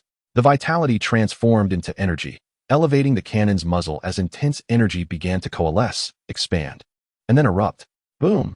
A thunderous blast from the merman cannon surged forth, soaring like a rainbow towards the distant Mariewa. The Vegapunk technological barrier activated. The technological defense shield enveloping Mariewa unfurled just before impact, successfully absorbing the cannon fire. The entire structure of Mariewa quaked violently, yet it sustained no substantial damage. Just as the inhabitants of Mariewa became aware of the impending assault, a second volley was already hurtling towards them. The merman cannon could not fire in rapid succession. Even with ample vitality, it was impossible to discharge another shot within a second. However, the skilled individuals aboard were not idle. At the moment the merman cannon fired, those with ranged attack capabilities immediately unleashed their own assaults. Though they could not merge their techniques to create a formidable force like Kaido or Big Mom, the collective barrage from so many adept fighters was not to be underestimated. The Vegapunk barrier could withstand a single shot from the merman cannon, but now, it was utterly incapable of withstanding such an onslaught. The shield shattered like glass, disintegrating into countless particles that drifted down from the sky. Qianxia and her crew unleashed their full firepower, closing in on a mere 5 kilometers from Mariewa, poised for landing. Chapter 174, The Great Battle, 3. Naval Headquarters. Aokiji and Kizaru arrived at a place they had not visited in quite some time. Since neither of them could be considered enemies, the Navy did not impede their return. Naturally, if they had arrived aboard a ship bearing the Enio flag, the situation would have been markedly different. Admiral Kizaru, former Admiral Aokiji. The Navy personnel stood tall and saluted the two as they disembarked from the battleship. Kizaru grinned and nodded to the surrounding sailors, while Aokiji, hands in his pockets, addressed them. Is Sakazuki around? Admiral Akainu should still be in his office. The sailors responded earnestly to Aokiji's inquiry. Aokiji nodded and, alongside Kizaru, made his way toward the office. At this moment, the only top-tier combatants present at the naval headquarters were Akainu and Green Bull. Akainu was engrossed in paperwork, plagued by an ominous premonition, while Green Bull lay in the rear courtyard, fast asleep, wearing an eye mask and earplugs. Why do I have this unsettling feeling? I hope it's merely a figment of my imagination. It's so blissful to be an admiral for so long, without any responsibilities, and still receiving a salary. As Aokiji and Kizaru traversed the halls of the naval headquarters, the once bustling administrative building now felt somewhat desolate due to personnel shifts and the drain caused by Enio. They soon arrived at Akainu's office and politely knocked on the door. Knock. Knock. Who is it? You should announce your name and position before entering. Is it a newcomer? Akainu said without lifting his head. Aokiji and Kizaru exchanged a brief glance, choosing not to respond to Akainu's query, and instead pushed the door open and stepped inside. Akainu furrowed his brow, prepared to voice a reprimand, but upon seeing Aokiji and Kizaru enter, he swallowed his words. Kazan, Borsellino, what brings you here? Borsellino, you returned from Wano? Where's Sabo? Akainu exclaimed, rising excitedly from his chair, both hands pressed against the desk. This was the happiest moment he had experienced in a long while. Amidst the emptiness of the Marine Admiral position, the desolation of the naval headquarters, the disappearance of subordinates and former colleagues, and the presence of a seemingly unreliable and foolish subordinate, Akainu had reached his limit. Observing Akainu's intense gaze, Aokiji and Kizaru found themselves momentarily at a loss, as his demeanor had shifted significantly from what they had previously known. Kizaru, when did Akainu become so peculiar? It's been a while. I believe it became more apparent after he became admiral, though it seems he was already acting strangely before that. Aokiji and Kizaru exchanged knowing looks, silently communicating their thoughts. Suddenly, Akainu felt an unsettling sensation wash over him. There was something amiss with the two before him. Without further ado, Aokiji pressed a hand against the office wall, and a chilling aura rapidly spread from his palm, enveloping the entire room. Kazan, what do you intend to do? Akainu bellowed, immediately transitioning into his elemental form, while Kizaru confidently materialized a sword from his light element. Amaterasu. Apologies, Sakazuki, but I've switched sides. My first task from the higher-ups is to subdue you. However, you are far too formidable for a one-on-one confrontation, so Kazan is here to assist me. Kizaru's sly expression revealed his determination as he gripped his Amaterasu tightly. With Aokiji's icy aura creating a narrow, fortified, soundproof space, Kizaru assumed the role of the primary attacker. Their mission was to restrain Akainu and prevent him from executing any unforeseen maneuvers during the battle against Qianxia and her crew. Despite being the strongest admiral, Even Akainu would find himself challenged by the two of them. Meanwhile, the only individual who could potentially aid Akainu, Green Bull, remained fast asleep, regrettably unaware that they lacked the power of Conqueror's Haki. Otherwise, a mere surge of that ability from a distance would suffice to awaken him. Holy Land, Mariehua. Upon witnessing the multitude of approaching battleships, the inhabitants of the Holy Land immediately launched a ferocious counterattack akin to a meteor shower. Apart from the ship Pluto, all other vessels are destined to be lost. Just before the ship sank, a few cannon shots were fired, and then the crew swiftly used the ship as a springboard, leaping into the air and charging towards the Holy Land. Those who could jump several kilometers played with prolonged flight, while those without the ability to fly simply stood atop the cannonballs. Within mere seconds, the crew aboard the battleship successfully landed on the sacred grounds of Mariehua. The equation for victory had already taken its first step. Upon landing, Chica transformed into her royal form, summoning all her phoenixes to join the fray: the Golden Phoenix, the Colorful Phoenix, the Fire Phoenix, the Snow Phoenix, the Blue Phoenix, the Peacock, the Rock, the Thunderbird, and the Gale. Simultaneously, she maximized the intimidation of her Conqueror's Haki. Though only a few could genuinely feel its weight, for those tasked with guarding the celestial dragons in this current situation were far from weak. Nevertheless, reducing their fighting spirit could still yield some effect. Hawkeye gripped his black blade, Knight, unleashing a continuous flurry of basic strikes, while Sengoku transformed into his Buddha form, unleashing shockwaves one after another. Carp, on the other hand, was straightforward and unadorned, delivering punch after punch. Those struck by Carp's fists were either knocked back lightly or sent reeling with blood. The only one appearing slightly strained was Fujitora, yet as a crowd control specialist, he wielded gravity as a first-rate support. In a sense, he might even be the MVP. Undoubtedly, the tide of battle favored Chica's side. But no one dared to lower their guard. It was impossible to conquer the Holy Land so easily, especially with I'm yet to make a move. As if summoned by the mention of danger, the clouds above them shifted subtly, darkening in an instant and rumbling ominously.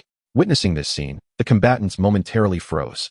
Caught off guard, resulting in several being struck, Chica was among them. Feeling the impact on her face, a welt formed on her forehead, and in the next moment, she was thrown to the ground, the sound of bones cracking echoing as the assailant's head collided heavily with the earth. Chica exhaled, raising her gaze to the ominous clouds that enveloped Mariehua. You wouldn't dare to wish for mutual destruction, would you? Chapter 175, The Great War 4. They were indeed in the Holy Land of Mariehua, where the power of the Heavenly King far surpassed that of Pluto. If this strike were to land, regardless of whether they survived, the island would undoubtedly be reduced to nothingness. Could it be that was not in the Holy Land? Or did she possess the power to withstand the Heavenly King's might? Regardless, Chica knew she could not gamble, even if it were mere bluster. She had to neutralize the impending strike from the Heavenly King. Thunderbird, Gale, Chica shouted, and her two phoenixes immediately understood her intent, flapping their wings to summon raging thunder and fierce winds. The ominous clouds were forcibly dispersed by the tempest, but once the layers were peeled back, it became evident that the Heavenly King's attack was not initiated through the clouds. Rather, it was the King's energy affecting the very atmosphere. High above the cloud cover, a spherical orb of pure white light hung suspended, expanding like a miniature sun. 1098-765-4321.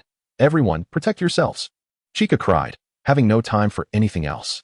She transformed into her phoenix form, harnessing her formidable regenerative abilities for protection. As the orb reached its maximum expansion, countless beams of light cascaded down. And unlike the previous annihilating strike, this one descended like the judgment of a deity, reminiscent of Kizurua's 8-foot-long Yada no Kagami. The sheer number of rays impossible to count. Boom, boom, boom, boom, boom, boom, boom. A multitude of light arrows rained down, but to Chica's surprise, the destruction was not as catastrophic as she had anticipated. The Heavenly King's power had not been unleashed to its fullest potential, indicating that him did not wish to obliterate Mariehua entirely. However, even this restrained might was formidable enough to significantly impact Chica and her allies. Among them, Chica experienced the least effect, thanks to her extraordinary regeneration. She was remarkably resilient against the diluted force of the Heavenly King's attack. The most affected were those lacking long-range capabilities, as they could only evade or engage at close quarters. If merely resisting the Heavenly King was demanding, it was compounded by the relentless advance of the Seraphim and others clearly affiliated with CP0, recklessly charging towards them, already struggling to withstand the Heavenly King. Their interference only added to the fatigue, and Jinbei found himself unable to cope. On this battlefield now known as Mariehua, his strength seemed insufficient. Jinbei, Chica transformed into her hybrid form, casting a regenerative flame towards him to aid in recovering from his wounds. The arrows continued to rain down from the Heavenly King, showing no sign of abating. Chica bit her lip, drawing her twin blades.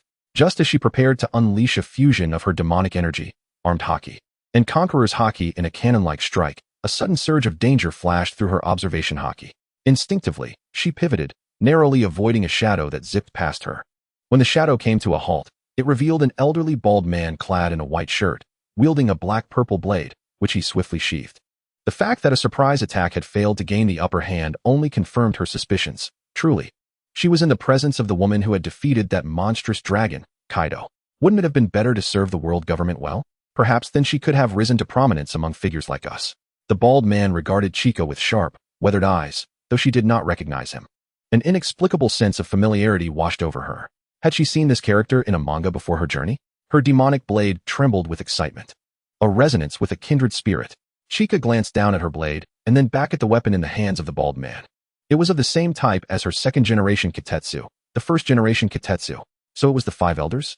To think they truly possessed combat prowess. I had assumed they were merely political figures, incapable of fighting. Holding her twin demon blades, Chica watched the bald man warily and quipped, "Huh? One cannot play politics in this world without some degree of strength. However, you are right. Among the Five Elders, I am the strongest, the others are merely mediocre." As the bald man spoke, he assumed a stance for a drawing slash, and at that moment, the other 4 members of the 5 Elders materialized onto the battlefield. "This woman is yours to handle. Rest assured I will. But do not underestimate the other opponents. They are not to be trifled with. With the Heavenly King's power as their cover, if they could not resolve this, then they had no right to their position among the 5 Elders." As the words left his mouth, the 4 Elders surged into the chaotic battlefield, while the confrontation between Chica and the bald man commenced amid the bombardment of the Heavenly King. "You may now deliver your final words. After the conclusion of your battle, all your actions will gradually fade into oblivion, yet I shall immortalize your existence." The bald elder's words have already condemned Qianxia to death. However, Qianxia remains unperturbed. Her sole desire is to swiftly resolve the matter at hand with this bald figure. "So, after your demise, I shall claim your blade. Is that unreasonable?" She retorted. "Humph. You must possess the capability to seize it first." In an instant, the bald elder grasped the hilt and unsheathed the original demon blade, executing a lightning-fast Iaido strike. Swift. Remarkably swift. The essence of the Iaido technique lies in its speed. Before one can even react, the blade's energy has already pierced through their form.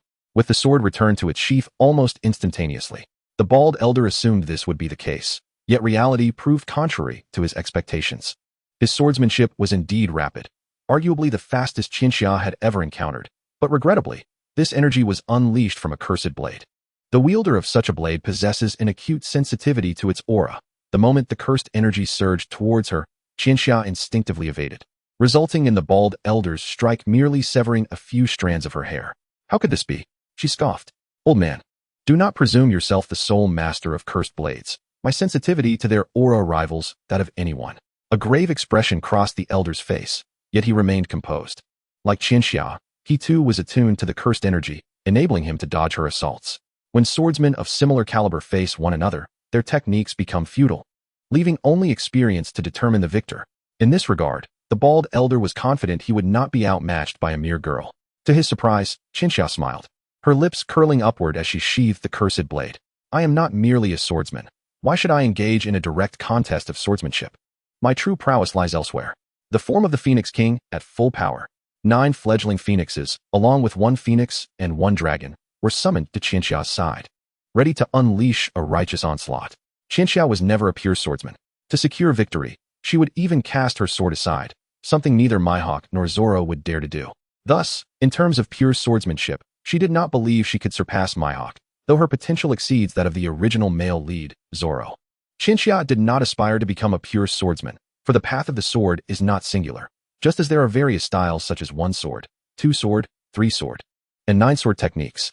Qianxia would not be confined to using a sword. Her trump card has always been her fruit abilities. Witnessing Qianxia's unorthodox summoning of numerous aids, the bald elder involuntarily gulped down a mouthful of saliva. The elder of the 5 elders wielding the original demon blade was undoubtedly formidable. Yet Qianxia's form of the Phoenix King possessed the power to vanquish the strongest creature in that world, Kaido. Defeating the 5 elders was an achievable task. With a sweeping gesture, Xinxia commanded the 9 fledgling phoenixes, along with 1 phoenix and 1 dragon, to charge fiercely at the 5 elders. Just as she intended to leap forward, becoming the 12th combatant, a cataclysmic strike from the heavens diverted her attention. Fortunately, the regenerative flames were a constant passive ability, so Xinxia sustained no severe injuries. She gazed upward at the circular crystal of the Underworld King's energy, which divided a nation's obliterating energy into myriad fragments. Even though most of it struck individuals directly, the entirety of Mariawa lay in ruins, with enormous craters dotting its surface, bereft of any semblance of a holy land. Yet, despite this devastation, had not relinquished his hold on Mariawa. Why was that? Surely, if he could eliminate Xinxia and her companions, there existed islands capable of replacing Mariawa as a holy land, even if it meant seizing the territory of other nations, with the Underworld King at his command. He could project an air of supremacy. Who would dare to challenge him? Thus, what was so fixated upon? Was it merely a matter of feeling no necessity? If it were the latter, it would indicate that still underestimated Xinxia and her allies. However, if it were the former, it suggested that Mariawa harbored something irreplaceable that could not be relocated. Lacking a complete understanding of the historical narrative, Xinxia was unaware of the greater truths. Yet she sensed something amiss. Since you hesitate to strike with lethal intent, I shall do so.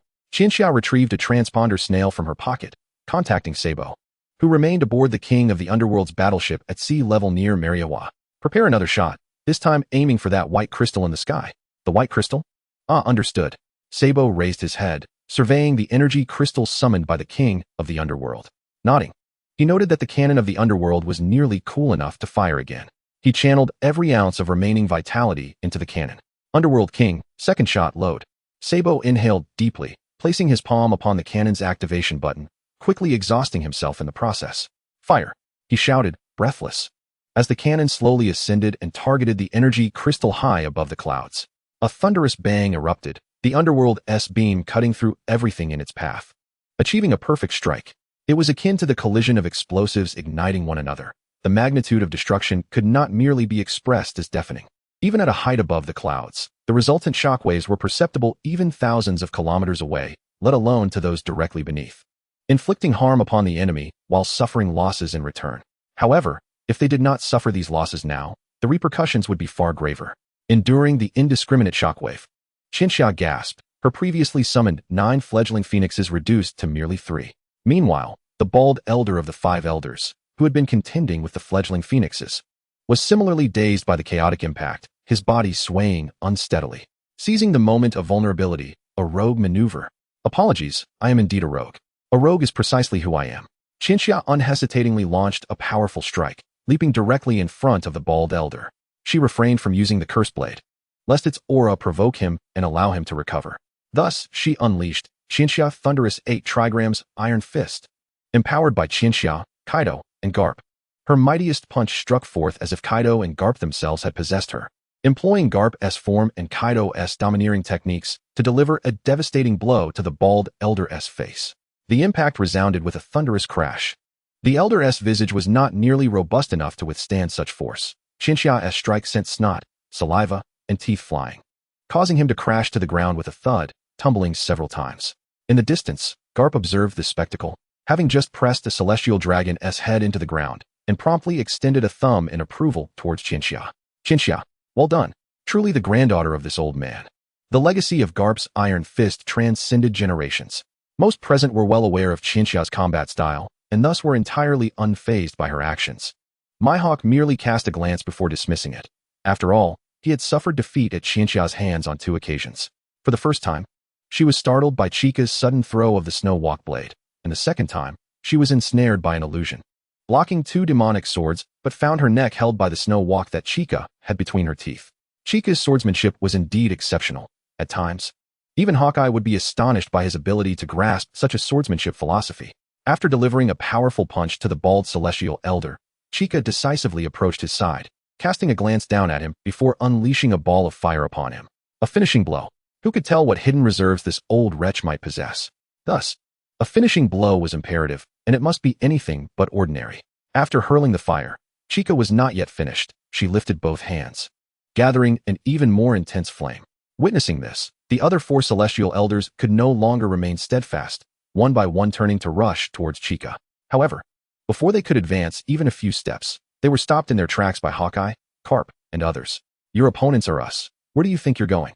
Beads of cold sweat trickled down the faces of the celestial elders. Neither Carp nor Hawkeye were to be trifled with. Upon completing her charge, Chica immediately unleashed the amassed flames upon the bald celestial elder. Phoenix Annihilation. Boom! With a burst of fiery brilliance. The bald celestial elder was instantly reduced to ashes. After all, no matter how long one might live, they are merely human, and without the use of haki. The human body is inherently fragile. It seemed I had been overly cautious. Perhaps he had no special means after all. Maybe it was simply that my strike had been too severe, rendering any special tactics moot. Chica's outstretched palm emitted white steam. Indeed, that last blow as a finishing attack was somewhat excessive, but at this moment, there was no room for carelessness. After dispatching the bald celestial elder, Chica slightly turned her head, casting her gaze upon the original demon slayer embedded in the ground, possessing an aura even more potent than the second-generation demon slayer. How could Chica, as a demon sword wielder, possibly remain unmoved? She reached out to grasp the hilt of the original demon slayer. Its overwhelming demonic energy surged forth like haki, attempting to invade Chica's body through the hilt. Taking a deep breath, Chica's eyes sharpened as she forcefully pushed back with her own haki. Be quiet. Holding the original demon slayer, she swung forcefully at the air. The sensation was utterly extraordinary, for though she was merely cutting through the atmosphere, it felt as if she were cleaving through a formidable object. Supreme Great Blade 12 forms. Original Demon Slayer. How intriguing. Second-generation Demon Slayer, Shizakura, come forth and greet your little brother. A slight smirk graced Chica's lips as the two demonic swords sheathed at her waist surged forth with tangible demonic energy, extending a warm welcome to the original Demon Slayer. Big brother, why not just yield? Do you have no shred of dignity as a demon sword? Dignity won't fill your stomach. I suggest you let go of your pride. My young master never regards a fine sword as a fine sword. Have you ever seen a sword used as a paddle to closely interact with the sea? If you can't even be a proper sword, TSK. Ah, I see. The demonic energy emanating from the original demon slayer suddenly diminished several notches, yet Chica remained unsatisfied, with a fierce dog still gnashing its teeth at her. If she couldn't tame it properly, keeping it by her side would only lead to it devouring its master. With a swift motion, Chica plunged the original demon slayer into the ground, wielding Shizakura and the second-generation demon slayer, her eyes glaring down at the original demon slayer, as if to say, if you don't behave, I'll cleave you in two.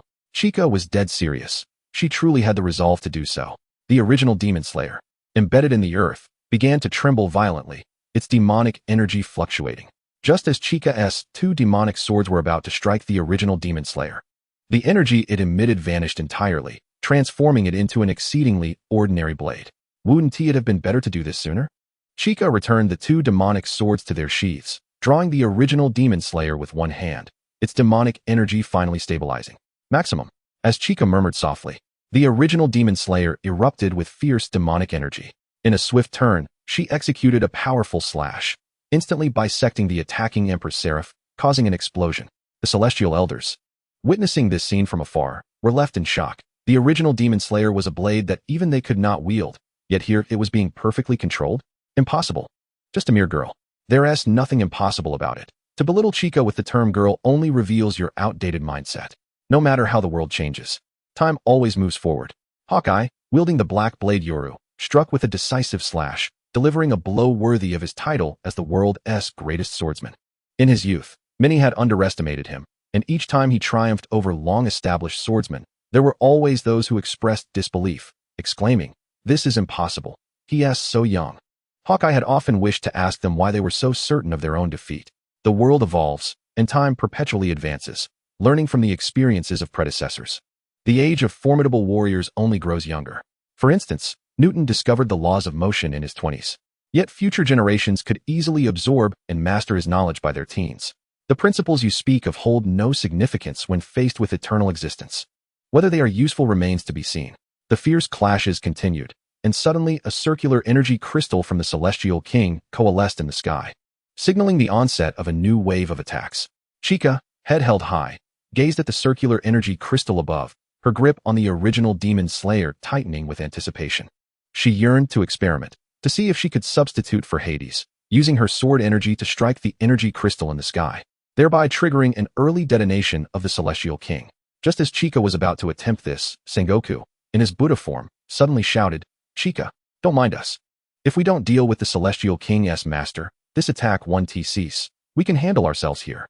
As Sengoku spoke, he extended his palm and unleashed a Buddha shockwave towards the sky. Though hindered by the Celestial King, they could still manage to contend with the Seraphs and the unknown CP entities. Chika nodded, then turned her gaze towards the depths of Mariewa. She had visited Mariewa once before and possessed a modicum of understanding of its terrain. The celestial dragons resided in the Holy Palace. But that location had previously been dismantled by Chika and Akiji, meaning Imu did not dwell there. According to the original narrative, Imu resided in a place called the Flower Room, likely situated even deeper than the Holy Palace. Regardless, action was necessary. Chika transformed into her phoenix form, flapping her wings as she swiftly darted towards the depths of Mariewa. She disregarded the occasional Seraph and Celestial King attacks aimed at her, the flames of Phoenix rebirth enveloping her entire being. Did Chika feel pain? The flames of regeneration are indeed painful at its core. It merely entails a rapid restoration at the moment of injury, a stark contrast to elemental transformation. Oh, this pain is nothing, Chika persevered, braving the ache as she surged toward Mary Geos, resolved to bring closure to it all. In the Chamber of Flowers, Im reclined leisurely in a folding chair, a butterfly alighting delicately upon her fingertip before taking flight. Come forth, Monkey D. Chika, the girl who inherits the name of D, Chapter 178, An Encounter with Him. In the Chamber of Flowers, the individual known as Im, the reigning monarch of the world and the pinnacle of the celestial dragons, lounged effortlessly in her chair, awaiting Chika's imminent arrival. During the blank century, Im betrayed the free kingdom established by the Lunarians, procuring the ultimate power of the surgery fruit, an immortality procedure, which she wielded to manipulate the celestial kings, thus obliterating the kingdom and founding the world government. This entire foundation was built upon treachery, yet Im has never felt remorse. Rather, she believes it to be the most right decision she has ever made throughout her prolonged existence. As time flowed inexorably, she perceived everything from the highest vantage point. With a godlike perspective, both Rox and Roger posed threats to her, yet they ultimately faltered. Rox harbored ambition, but was thwarted before he could manifest it into reality. Roger, beset by illness, lacked the time to devise a means to overthrow Im. In desperation, he summoned the era of great pirates, hoping that the descendants of the D clan would one day assume this mantle. Originally, this fate was meant for Luffy, but Chika's interference altered everything. Now, it was too late to withdraw her involvement. She must see it through to the end. Im, the phoenix descended from the heavens, a symbol of auspiciousness, heralding happiness upon its flight. However, Chika harbored no intentions of bestowing happiness upon him. She sought only to deliver a powerful blow. Upon arriving outside the Chamber of Flowers, Chika unleashed a punch that sent the grand door flying. She gasped for breath, her eyes sharpening with determination. At last, you are the first in many years to breach this sanctum. Truly impressive. You may take pride in that, Im remarked, clapping her hands in applause. In Chika's line of sight, Im lay on the folding chair, her back turned to her. Yet, the voice that reached Chika's ears was unmistakably feminine. Chika had suspected as much. Even while reading the manga, she had sensed Im's femininity. The dwelling was aptly named the Chamber of Flowers, adorned with numerous butterflies. And there had been a close-up of a butterfly resting upon a fingertip. The Gorosei eye had previously expressed their awe upon witnessing Im's presence on the throne. The manga's portrayal of Im's shadow often hinted at her femininity. Im rose gracefully from her chair, draped in a flowing black cloak that trailed behind her, crowned with a long, pointed tiara. Beneath the cloak was an exquisite beauty, her crimson eyes captivating and her figure adhering to Oda's quintessential standard of beauty. In summary, Im was indeed both astonishing and unsurprising. Oh, you seem remarkably unperturbed by my appearance. Typically, one would be quite astonished to discover that the world's sovereign is a woman. Yet, I suppose this is merely my conjecture. For you are the first to arrive in my Chamber of Flowers after all these years. Im raised a hand to her lips, tilting her head with a slight smile. You appear to know me well. I have not graced the eyes of mortals in quite some time. How did you come to learn of me? Please do not tell me it was from the history texts, which surely provide only a superficial account of my existence. Your understanding of me suggests an elevated perspective. As she approached Chika, Im wore a smile, yet Chika could sense the sharpness concealed beneath it. This woman was exceedingly dangerous. Yet, Chika was no less perilous herself. In their height disparity, Im held an undeniable advantage. Im gazed down at Chika, who wasted no time, enveloping her fist in Conqueror's haki, and struck at him. Im nimbly retreated to evade the blow, but Chika swiftly followed with an upward kick, only for him to deftly evade once more. We haven't even begun our conversation, and you resort to violence. How can a lady be so uncouth? Im teased, her tone laced with amusement. Chat, my comrades are outside under attack from your celestial kings. And you expect me to engage in a calm discussion? Do you think I'm foolish? Chika retorted, fully aware that she possessed no skill in verbal dueling. If anyone wielded such a talent, it was Im, while she herself was the one being mentally ensnared. Swift, precise, ruthless, unable to land a hit. She decided upon an all-out assault. With arms extended, countless fiery orbs of phoenix flames coalesced before her, charging fiercely towards him. Im's movements were light and agile, effortlessly evading Chika's fireballs, even manifesting behind her. How about that? Even without the Celestial Kings, my prowess is commendable, wouldn't you agree? However, at this level, you cannot hope to match me. Chika turned to regard him seriously, refraining from further rash attacks. Instead, she focused intently on Im, analyzing her. If her current assessment held true, Im bore similarities to Hancock, a master of individual combat. Though she felt a twinge of guilt for those outside, Chika desired to observe Im further, wary of a potential strike akin to Hancock's devastating kick that could inflict immense harm. Im, meanwhile, regarded Chika with evident intrigue. After all, she had all the time in the world. Monkey D. Chika, why not join me? Chika furrowed her brow slightly, the words echoing familiar, reminiscent of a reckless individual from the past. Oh, the Celestial Dragon, Cerulean Palace. I am of the D clan. Even if I were to agree, would you truly feel secure keeping me by your side? Ha ha ha. The D clan has battled me for many years. Have they not played with me all this time? What reason do I have to feel insecure? Im's words brimmed with confidence, a self-assurance born of her eternal life. Yet, Chika sensed that this certainty stemmed from more than just the Celestial Kings. Im looked at Chika with a smile, extending a hand towards her. Should you choose to ally with me, I shall overlook all your past transgressions. You would reside in the Holy Land, becoming a member of the new Gorosei, ranking even above them, second only to me, above all nations. Does that not appeal to you? Im's words resonated like a siren's call, stirring the deepest desires. However, regrettably, Chika's aspirations diverged entirely from those Im sought to incite. Residing in the Holy Land? What difference would that make from imprisonment? Chapter 179, Im's Powers. What are Chika's dreams and desires? They encompass freedom, the liberty to eat when she pleases, to sleep at her leisure, with no one urging her to do this or that, and the ability to venture wherever her heart desires. A scant meal or a brief rest would pose no issue. Indeed, an excess of comfort might render her somewhat uneasy. Residing in the Holy Land equates to being imprisoned within its confines. Behold the 5 elders. Have they ever departed from their sacred land? Qianxia briefly indulges in a vivid fantasy, envisioning what she would become should she acquiesce. No. Even if the world were to crumble, Qianxia would not choose this path. Although I am not one to readily refuse others, this time, I shall resolutely decline. Ah, what a pity. Indeed. Those of the D family are all alike. Persuading them is an arduous task. You are like this, and so was the D family of your. If only they had simply voiced their allegiance to me, I could have ensured their survival. Im pressed a finger against her lips, and although Qianxia remained silent, it was evident that her internal fury was escalating, her slightly raised lips twitching in agitation. One hand rested behind her, a blaze of fire entwining her fist. Surprise attack. Qianxia propelled herself forward at high speed, landing directly in front of him, within striking distance. With a swift, powerful punch, Im sidestepped and retaliated with a kick. Their strikes colliding with a fierce explosion of black lightning, neither yielding an inch. Phoenix S9 chicks. Qianxia shouted, and in an instant, 9 ethereal chicks coalesced, unleashing an eruption of lightning, flames, and hurricanes that surged toward him. Yet, in that fleeting moment, Im vanished from Qianxia's sight, and the elemental assaults aimed at her also dissipated into nothingness. What is happening? Qianxia bit her lip and turned her head to survey her surroundings. Activating her observation haki to scan the area. Im has disappeared? Impossible. She must be nearby. Qianxia felt an unshakable certainty in her heart.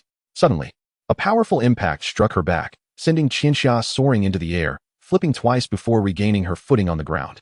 That was a kick. Indeed, Im was close by. Yet, she could not perceive her through haki, nor could her eyes detect her presence. Was it the power of the transparent fruit? Im, possessing the ability granted by the surgery fruit to remain ageless, was not a standard devil fruit user. Thus, she could indeed consume a formidable fruit. The transparent fruit? Unlikely, as it has an owner in the original storyline, ultimately falling into the hands of Shiryu under Blackbeard's command. In this timeline, it should still be under Moria's control. However, acquiring such a fruit would be relatively easy for him. Nevertheless, Qianxia did not believe that someone like Im would have recently consumed a fruit. It would certainly not be one featured in the original narrative, but rather an unknown variant. Qianxia's mind raced, analyzing rapidly, as if she were attempting to expend all the mental energy she had accumulated over her lifetime in that single moment. Just as she pondered, Im reappeared before her, approaching with a flippant gaze. Frowning, Qianxia drew her enchanted blade and unleashed a sword aura targeting the center of Im's forehead. Swish. A precise strike that breached. Elementalization? Nothingness. No, that didn't seem right. Gradually, Qianxia began to discern something. Her brain, in mere seconds, transitioned from an antiquated phone to a supercomputer. However, evidently had no intention of allowing Qianxia any respite. She had barely entered a state of contemplation. A punch. A kick. Another punch. Pain surged through Qianxia's abdomen. Why only there? Because her hands were shielding her face.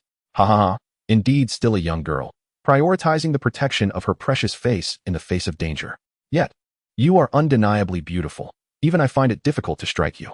M's light-hearted voice echoed again, but her onslaught showed no sign of abating or diminishing in intensity. Rather, it intensified. Bang, bang, bang, bang, bang. M's form gradually solidified. She clenched her fist, grinning maniacally, and unleashed a devastating punch aimed directly at Qianxia's face.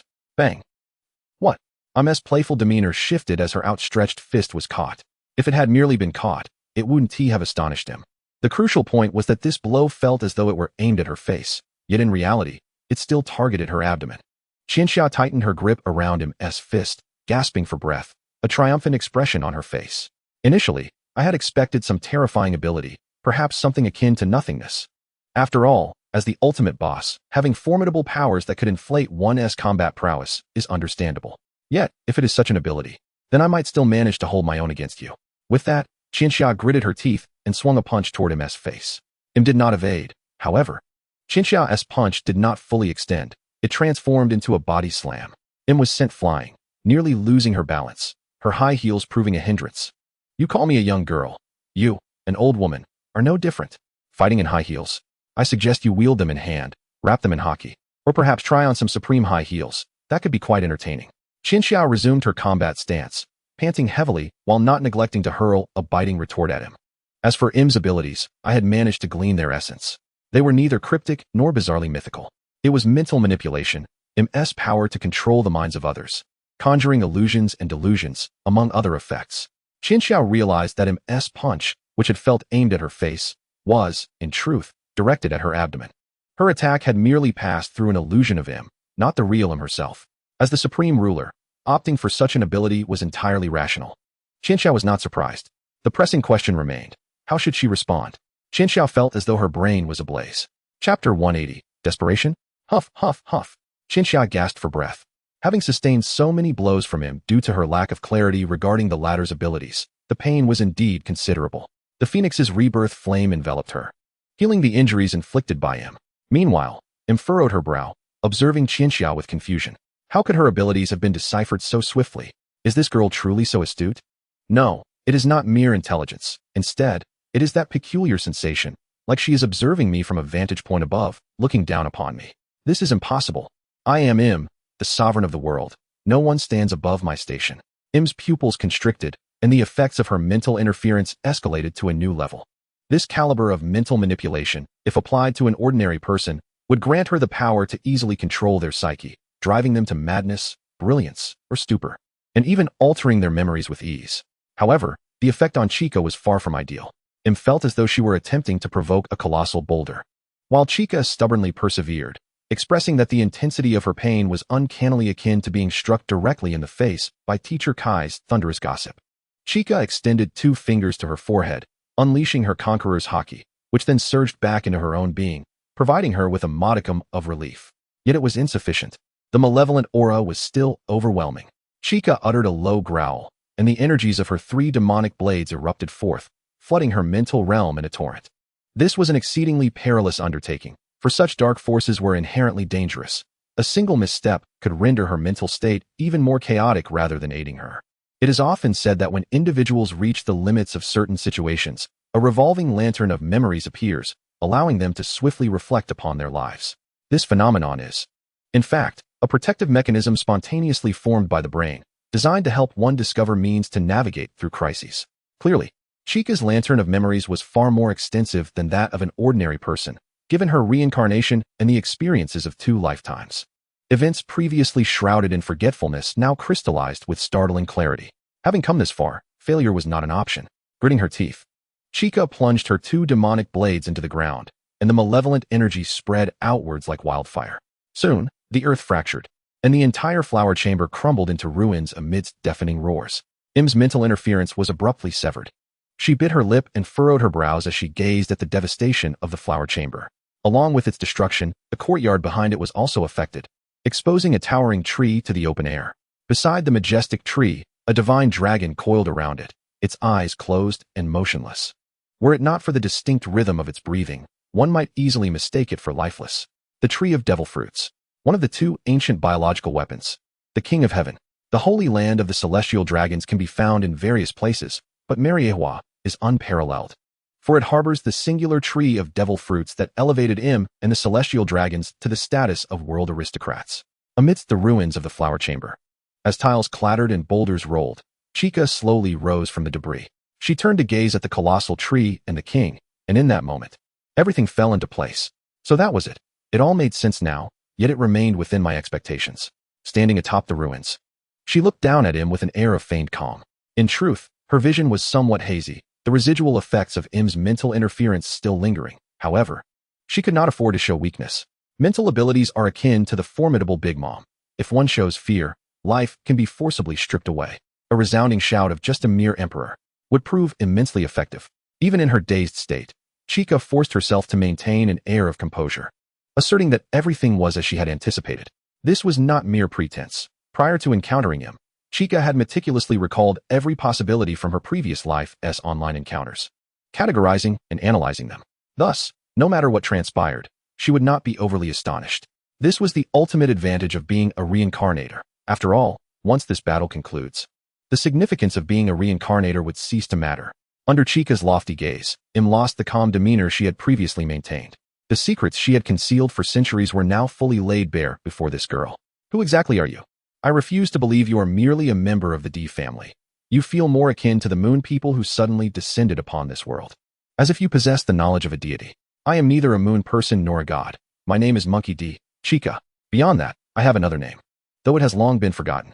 What Chica referred to was, of course, her previous self before reincarnation, who had inexplicably arrived in this world, inheriting the body and memories of the original owner. Chica chose to embrace her predecessor, becoming Monkey D. Chica in this realm, yet she had never forsaken her former self. However, Im did not heed Chica's words. She perceived Chica's existence merely as a springboard for the D family's resurgence after being oppressed. It's fine, it's fine. The initiative remains in my hands. I'm reassured herself internally, raising one hand. Chica instinctively recoiled, anticipating another mental assault, yet Im's target was not her, but the king behind her. Utilizing vitality as fuel, she sought to unleash the king's power. Suddenly, a sphere of pure white energy crystallized above Chica's head, descending vertically without any build-up. Chica immediately sidestepped to evade it, but her efforts were in vain. The white energy executed a precise 90-degree turn upon reaching her original position, striking her after she had dodged. Although its force was not as potent as the king's attacks she had faced outside, the sheer volume proved overwhelming.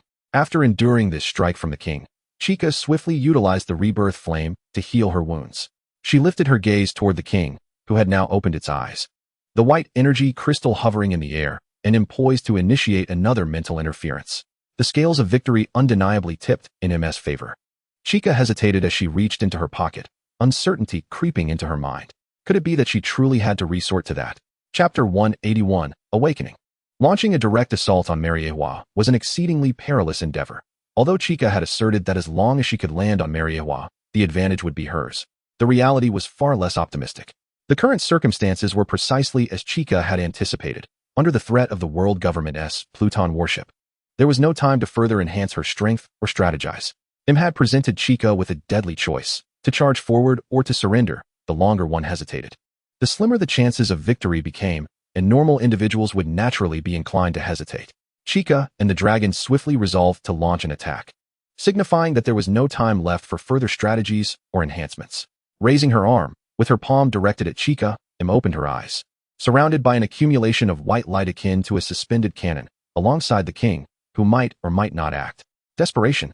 When faced with Kaido, there was at least some semblance of the original plot to rely upon. But in this situation, Chica felt utterly cornered. Was it truly the only option to utilize that? Chica's hand delved into her pocket, where she possessed a fruit. Indeed, a devil fruit. Chica had once acquired 2 devil fruits. One was Big Mom's Soul fruit, which she had given to Sabo, enabling him to harness the power of the Pluton warship. The other was Blackbeard's dark fruit, renowned for being one of the most malevolent abilities in history. If a selection were to be made for the strongest natural type fruit, this one would undoubtedly be a strong contender. This fruit represented Chica's ultimate trump card. After a moment of hesitation, Qianxia withdrew the dark fruit from her pocket. This fruit, adorned with spiral patterns reminiscent of a pineapple, was small enough to be grasped in a single hand. Upon sighting this devil fruit, Im's eyes flickered. She certainly recognized it. The dark fruit. Indeed, it is an immensely powerful fruit, but you have already consumed one. Should you ingest the dark fruit, I need not lift a finger. You would be walking directly toward your demise. Im observed Qianxia producing a devil fruit from her pocket, initially thinking she had some remarkable trump card, only to realize she was courting disaster. Walking toward death? That remains to be seen. Exceptions do exist, do they not? A forced smile graced Qianxia's face. For she too was uncertain. This was a gamble. Typically, a person cannot consume a second devil fruit, as the 2 powers would clash within, resulting in an explosive demise. Yet, Blackbeard in the original narrative was an exception. Blackbeard possessed both the dark fruit and the tremor fruit, and some even speculated he could wield 3 powers simultaneously. The precise reasons remain shrouded in mystery, but they generally fall into 3 factions. 1. The power of the dark fruit, which possesses the ability to devour other devil fruit powers. 2. Blackbeard's extraordinary physique, which can be likened to a humanoid monstrosity capable of accommodating multiple devil fruit powers. 3.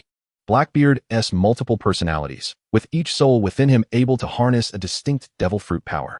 Moreover, there are numerous theories, such as the idea that the notion of perishing from consuming 2 devil fruits is mere misinformation, or that Blackbeard's body underwent modifications through Vegapunk's technology, an unresolved enigma from before Qianxia's reincarnation, leaving her to speculate.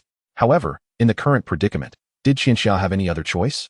Even if it meant facing near certain death, she had to give it a try. Having come this far, how could she turn back? Wait, are you mad? This is the last time I will act recklessly. Qianxia opened her mouth and bit down hard on the dark fruit. The first sensation, it was difficult. The second sensation, it was utterly unpalatable. The third sensation led Qianxia to discard the partially bitten dark fruit onto the ground, where it gradually transformed back into an ordinary fruit.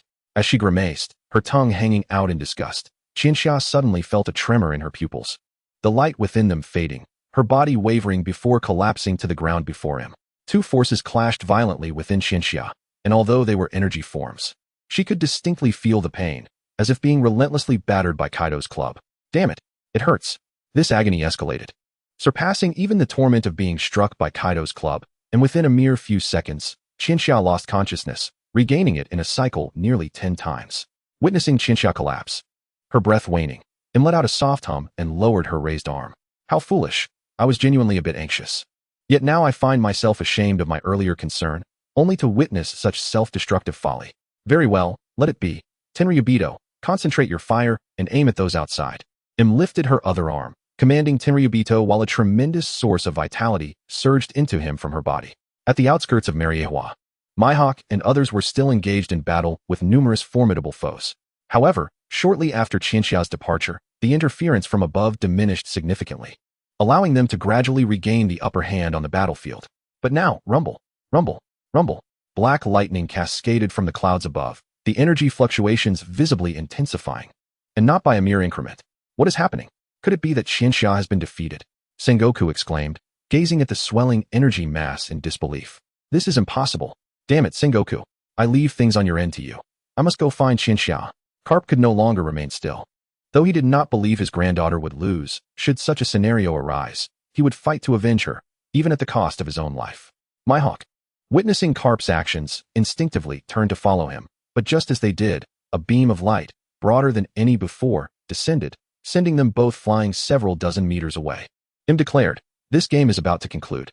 Tenryubito unleashed the divine punishment known as the Calamity. The white light above their heads swelled further, and with arms outstretched, Im laughed maniacally, heralding her victory, while in the corner, Qianxia lowered her head, gradually rising from the ground. Chapter 182, The Power of Devouring. Glanced sideways at Qianxia, who eerily stood up from the ground, her pupils quivering.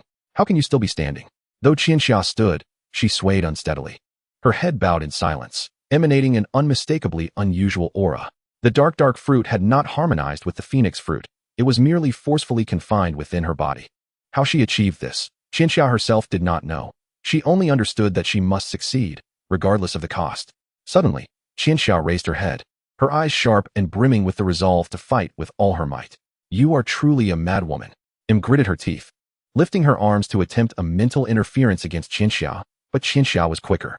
Dark water, Qianxia shouted, leaning back, and a black vortex appeared in her palm, emanating a powerful pull. Im lost her balance and was drawn toward Qianxia's dark water. Damn it! Im immediately abandoned her mental interference, tightening her fists. Enveloped in Conqueror's haki and armament haki, their fists collided with a resounding impact, black lightning crackling violently between them, the ferocious shockwave lifting their hair into the air. Qianxia emerged victorious in this exchange of blows. Despite having spent years as a higher-up without engaging in frontline combat, even with her once formidable abilities, she now ranked only as a second-rate fighter among the top tier. Qianxia's gaze remained locked on him. She could distinctly sense her time was running out and that she needed to resolve the situation swiftly. With a decisive step, Qianxia surged toward him like a wraith. But him had no intention of engaging. She sought only to evade. Damn it! Damn it! Damn it! The veins on Im's forehead bulged. She could not accept the reality of her unwillingness to confront her opponent head-on, a blow to her pride of monumental proportions. Tenryubido. Accepting this reality, Im steeled her resolve to bury this humiliation forever. This girl before her must die. The swelling sphere of energy at the outskirts of Mariawa abruptly ceased its expansion and began to shift. Im declared, I have Tenryubido. Why would I engage in a fight with you? Imu ceased to feign, unleashing a vehement assault upon Chika, yet Chika remained utterly indifferent, as though she regarded the celestial energy hovering above with complete disdain. Gritting her teeth, Imu willed the energy to transform into countless lasers that surged towards Chika. Darkness path. With a swift motion of her arm, Chika enveloped the ground around her in an inky darkness, emanating a formidable gravitational pull that disrupted the trajectory of the lasers, drawing them into a black hole. This was the power that Blackbeard coveted, believing it to be the means to fulfill his grand ambitions, the devouring force of the dark fruit. As Imu witnessed the futility of her attack, fear flickered across her countenance, only to be swiftly followed by Chika's fist striking her face. This was no mere altercation between girls. It was a confrontation between the world's most dangerous criminal and its sovereign. Chika's fist, imbued with immense haki, struck with such force that it generated multiple sonic booms, sending Imu hurtling through the air. This is impossible. It cannot be. Imu spun through the air, attempting to regain her balance, but before her feet could touch the ground, she found herself soaring towards Chika once more. Dark water. Imu hastily assumed a defensive stance, bracing for another blow, convinced Chika would aim for her face again. However, in an unexpected twist, Chika pivoted and delivered a powerful kick to Imu's torso. Bang! Imu's mouth gaped open, a spray of saliva erupting forth as her pupils danced wildly. Despicable, she spat. You were not so righteous when you ambushed me with your mental interference, Chika retorted. Utilizing the power of the dark fruit, Chika engaged Imu in close combat. And within this realm, Imu was no match for Chika, her visage bruised and battered. Faster, even faster. Chika drew her cursed blade, and in a panic, Imu summoned her underworld energy, unleashing a laser beam thicker than Chika herself. Yet, before it could strike Chika, the overwhelming gravitational force altered its course, drawing it into the black hole. Damn it! Damn it! Damn it! Imu swiftly retreated, striving to evade Chika's onslaught, but as Chika wielded her sword, her attack power, range, and precision surged to unprecedented heights. Wicked aura, feast of 10,000 demons. In a flash of black light, Chika materialized behind Imu, leaving a deep gash across her abdomen, blood gushing forth. Such a wound would have spelled instant death for any ordinary person, but Imu was far from ordinary. Clutching her wound, she observed in disbelief as it began to heal at a visible rate. The awakening of the surgery fruit's ultimate ability, the eternal surgery. With this, Imu had gained a life force akin to immortality. Although she was not truly ageless, this level of vitality rendered her nearly invulnerable. In stark contrast, Chika gasped for breath, beads of cold sweat dotting her forehead. While Imu was granted an unending life, Chika teetered on the brink of death. Though the tide of battle seemed to favor Chika, the scales of victory still tipped towards Imu. Chika's solitary glimmer of hope lay in her reliance on the abilities bestowed by the dark fruit. Chika fixed her gaze upon Imu, raising her palm as the black vortex swirled anew. The power to devour. She aimed to consume the vast life force within Imu. Knowing this was her last chance, and that failure was not an option. Straightening her posture, one hand entwined with the hungry vortex while the other ignited with the flames of the phoenix. Phoenix rebirth. 9 chicks. 9 phoenix chicks flanked Chica, with one phoenix on either side. Taking a deep breath, she exhaled, her focus locked on the distant emu. With a swift whoosh, Chica propelled herself forward. Chapter 183, Liberation. Outside Mariewa. What is happening? The celestial energy above us has vanished. It must be that girl Chica. She has not been defeated after all. Kong's face broke into a wide grin, clearly signifying a shift in the battle's momentum, as Emu appeared to have lost the will to interfere with the events unfolding outside. Was this truly a good sign? Mihawk furrowed his brow. The disappearance of the celestial energy implied that Chica had not succumbed, and perhaps Emu was even at a disadvantage. However, with the celestial presence removed, the balance of power was now uncertain. Could Chica truly contend against Emu and the celestial might? Mihawk found it hard to fathom that Chica could match such power, especially given that Emu possessed at least the strength of a Yonko, augmented by the cataclysmic potential of the celestial energy. Chica, she wouldn't resort to any forbidden techniques, would she? Mihawk and the others began to grasp the gravity of the situation. Kong's earlier joy quickly transformed into a grave expression. We cannot afford to linger here any longer. With the celestial threat diminished, none shall stand in my way. Kong clenched his fists and shouted, yet it was merely a rallying cry, for despite the celestial energy's absence, the toll it had taken could not be disregarded. The assembled strongmen faced formidable adversaries. The relentless barrage from the celestial energy had already demonstrated their extraordinary prowess. But that was not enough. If Chica were to fall, could this war truly be deemed a victory, even if Emu were defeated? The assembled warriors would find it impossible to smile in such a scenario. Reach my limit? Then let us surpass it. Kong tightened his fists as a crocodile celestial warrior charged towards him, eyes gleaming with malice, unleashing twin lasers. Whoosh, whoosh. Kong did not flinch, effortlessly dispersing the lasers with his fists, then seizing the crocodile celestial warrior's head and driving it violently into the ground. But that was just the beginning. After embedding the crocodile's head into the earth, Kong clenched his fists, his haki swirling around him with a purity that left the onlookers in awe. Steel fist. Boom. The ground around the holy site splintered, countless cracks radiating outward. Had the celestial energy still been present to fire a shot, this portion of the sacred ground would have crumbled, sending everyone plummeting into the depths below. To hell with you all. Kong's roar ignited the spirits of those present. Was it merely the celestial energy that had drained them? What did that matter? Even if their bodies were battered and their stamina depleted, they would never yield to the foes before them. With unwavering resolve, they would dispatch their adversaries swiftly and rush to Chica's side. A singular thought resonated within their hearts, compelling them into action. Near the center of the holy site, close to the House of Flowers, Qinxia, wielding the fiery phoenix flame in one hand and the swirling dark water in the other, swiftly approached him. Gritting her teeth, Im maximized her mental prowess. Reality warped. The rapidly advancing Qinxia struck true, and within her perception, the world around her began to shatter. The ground gradually transformed into cubic stones, rising upward, while winds of various directions intertwined. Im suddenly multiplied into dozens, perhaps even hundreds of illusions. A mere mirage. All of this is but a deception of my mind. Qinxiao vigorously shook her head, focusing intently on what lay ahead. Under Im's mental interference, even the haki of observation proved unreliable. The only thing Qinxia could depend on was the singular consciousness within her mind that remained untouched. Contemplate, ponder. If it were Im, how would she maneuver during this time, and where would she position herself? Qinxia took a deep breath and continued her straight dash. Then, a direct punch. She swung her fist at the air before her, halting midway as Im's mental interference faltered. Qinxia's fist was caught in Im's palm, yet her expression mirrored that of someone in distress. What on earth is happening? Im could not comprehend. Despite the severance of the 5 senses, humanity's primary means of perception, and the blockade of the haki of observation relied upon by the strong, how is it that she could still strike me? Prediction? Yet, how could one predict without profound understanding? Indeed, Qinxia's action was not merely prediction. It was more aptly described as intuition. Of course, Qinxia had considered that this intuition might deceive her. So she had also contemplated how to retaliate should she fail and be struck in return. Fortunately, her gamble had paid off. Qinxia's fist met Im's palm, their arms trembling and shaking, and at that moment, a subtle smile graced Qinxia's lips. Dark water. A black vortex erupted from Qinxia's fist, and in this intimate contact, Im's psychic abilities were rendered ineffective. Devour. The black vortex spun with increasing velocity, and Im's eyes widened.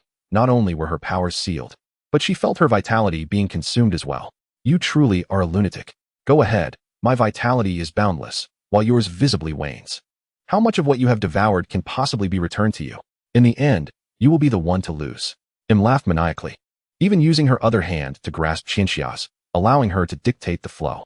Im's life force was gradually siphoned away, but her recovery rate was nothing short of astonishing. At this rate, Qinxia would undoubtedly perish first. Moreover, the very act of utilizing the power of her second fruit was a burden, and the vitality she consumed could not fully replenish her own. Much like the soul fruit, the vitality extracted would be stored in another space, unable to replenish herself, only available for external use. The dark fruit's consumption functioned similarly, possessing a black hole-like allure that devoured all things, gradually dismantling them.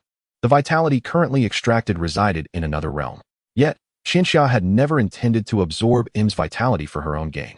This immense life force was only required for her to utilize. Release. Qinxia raised her other hand, not to strike, nor aimed at him, but directed towards the towering tree in the distance, where the heavenly king circled above.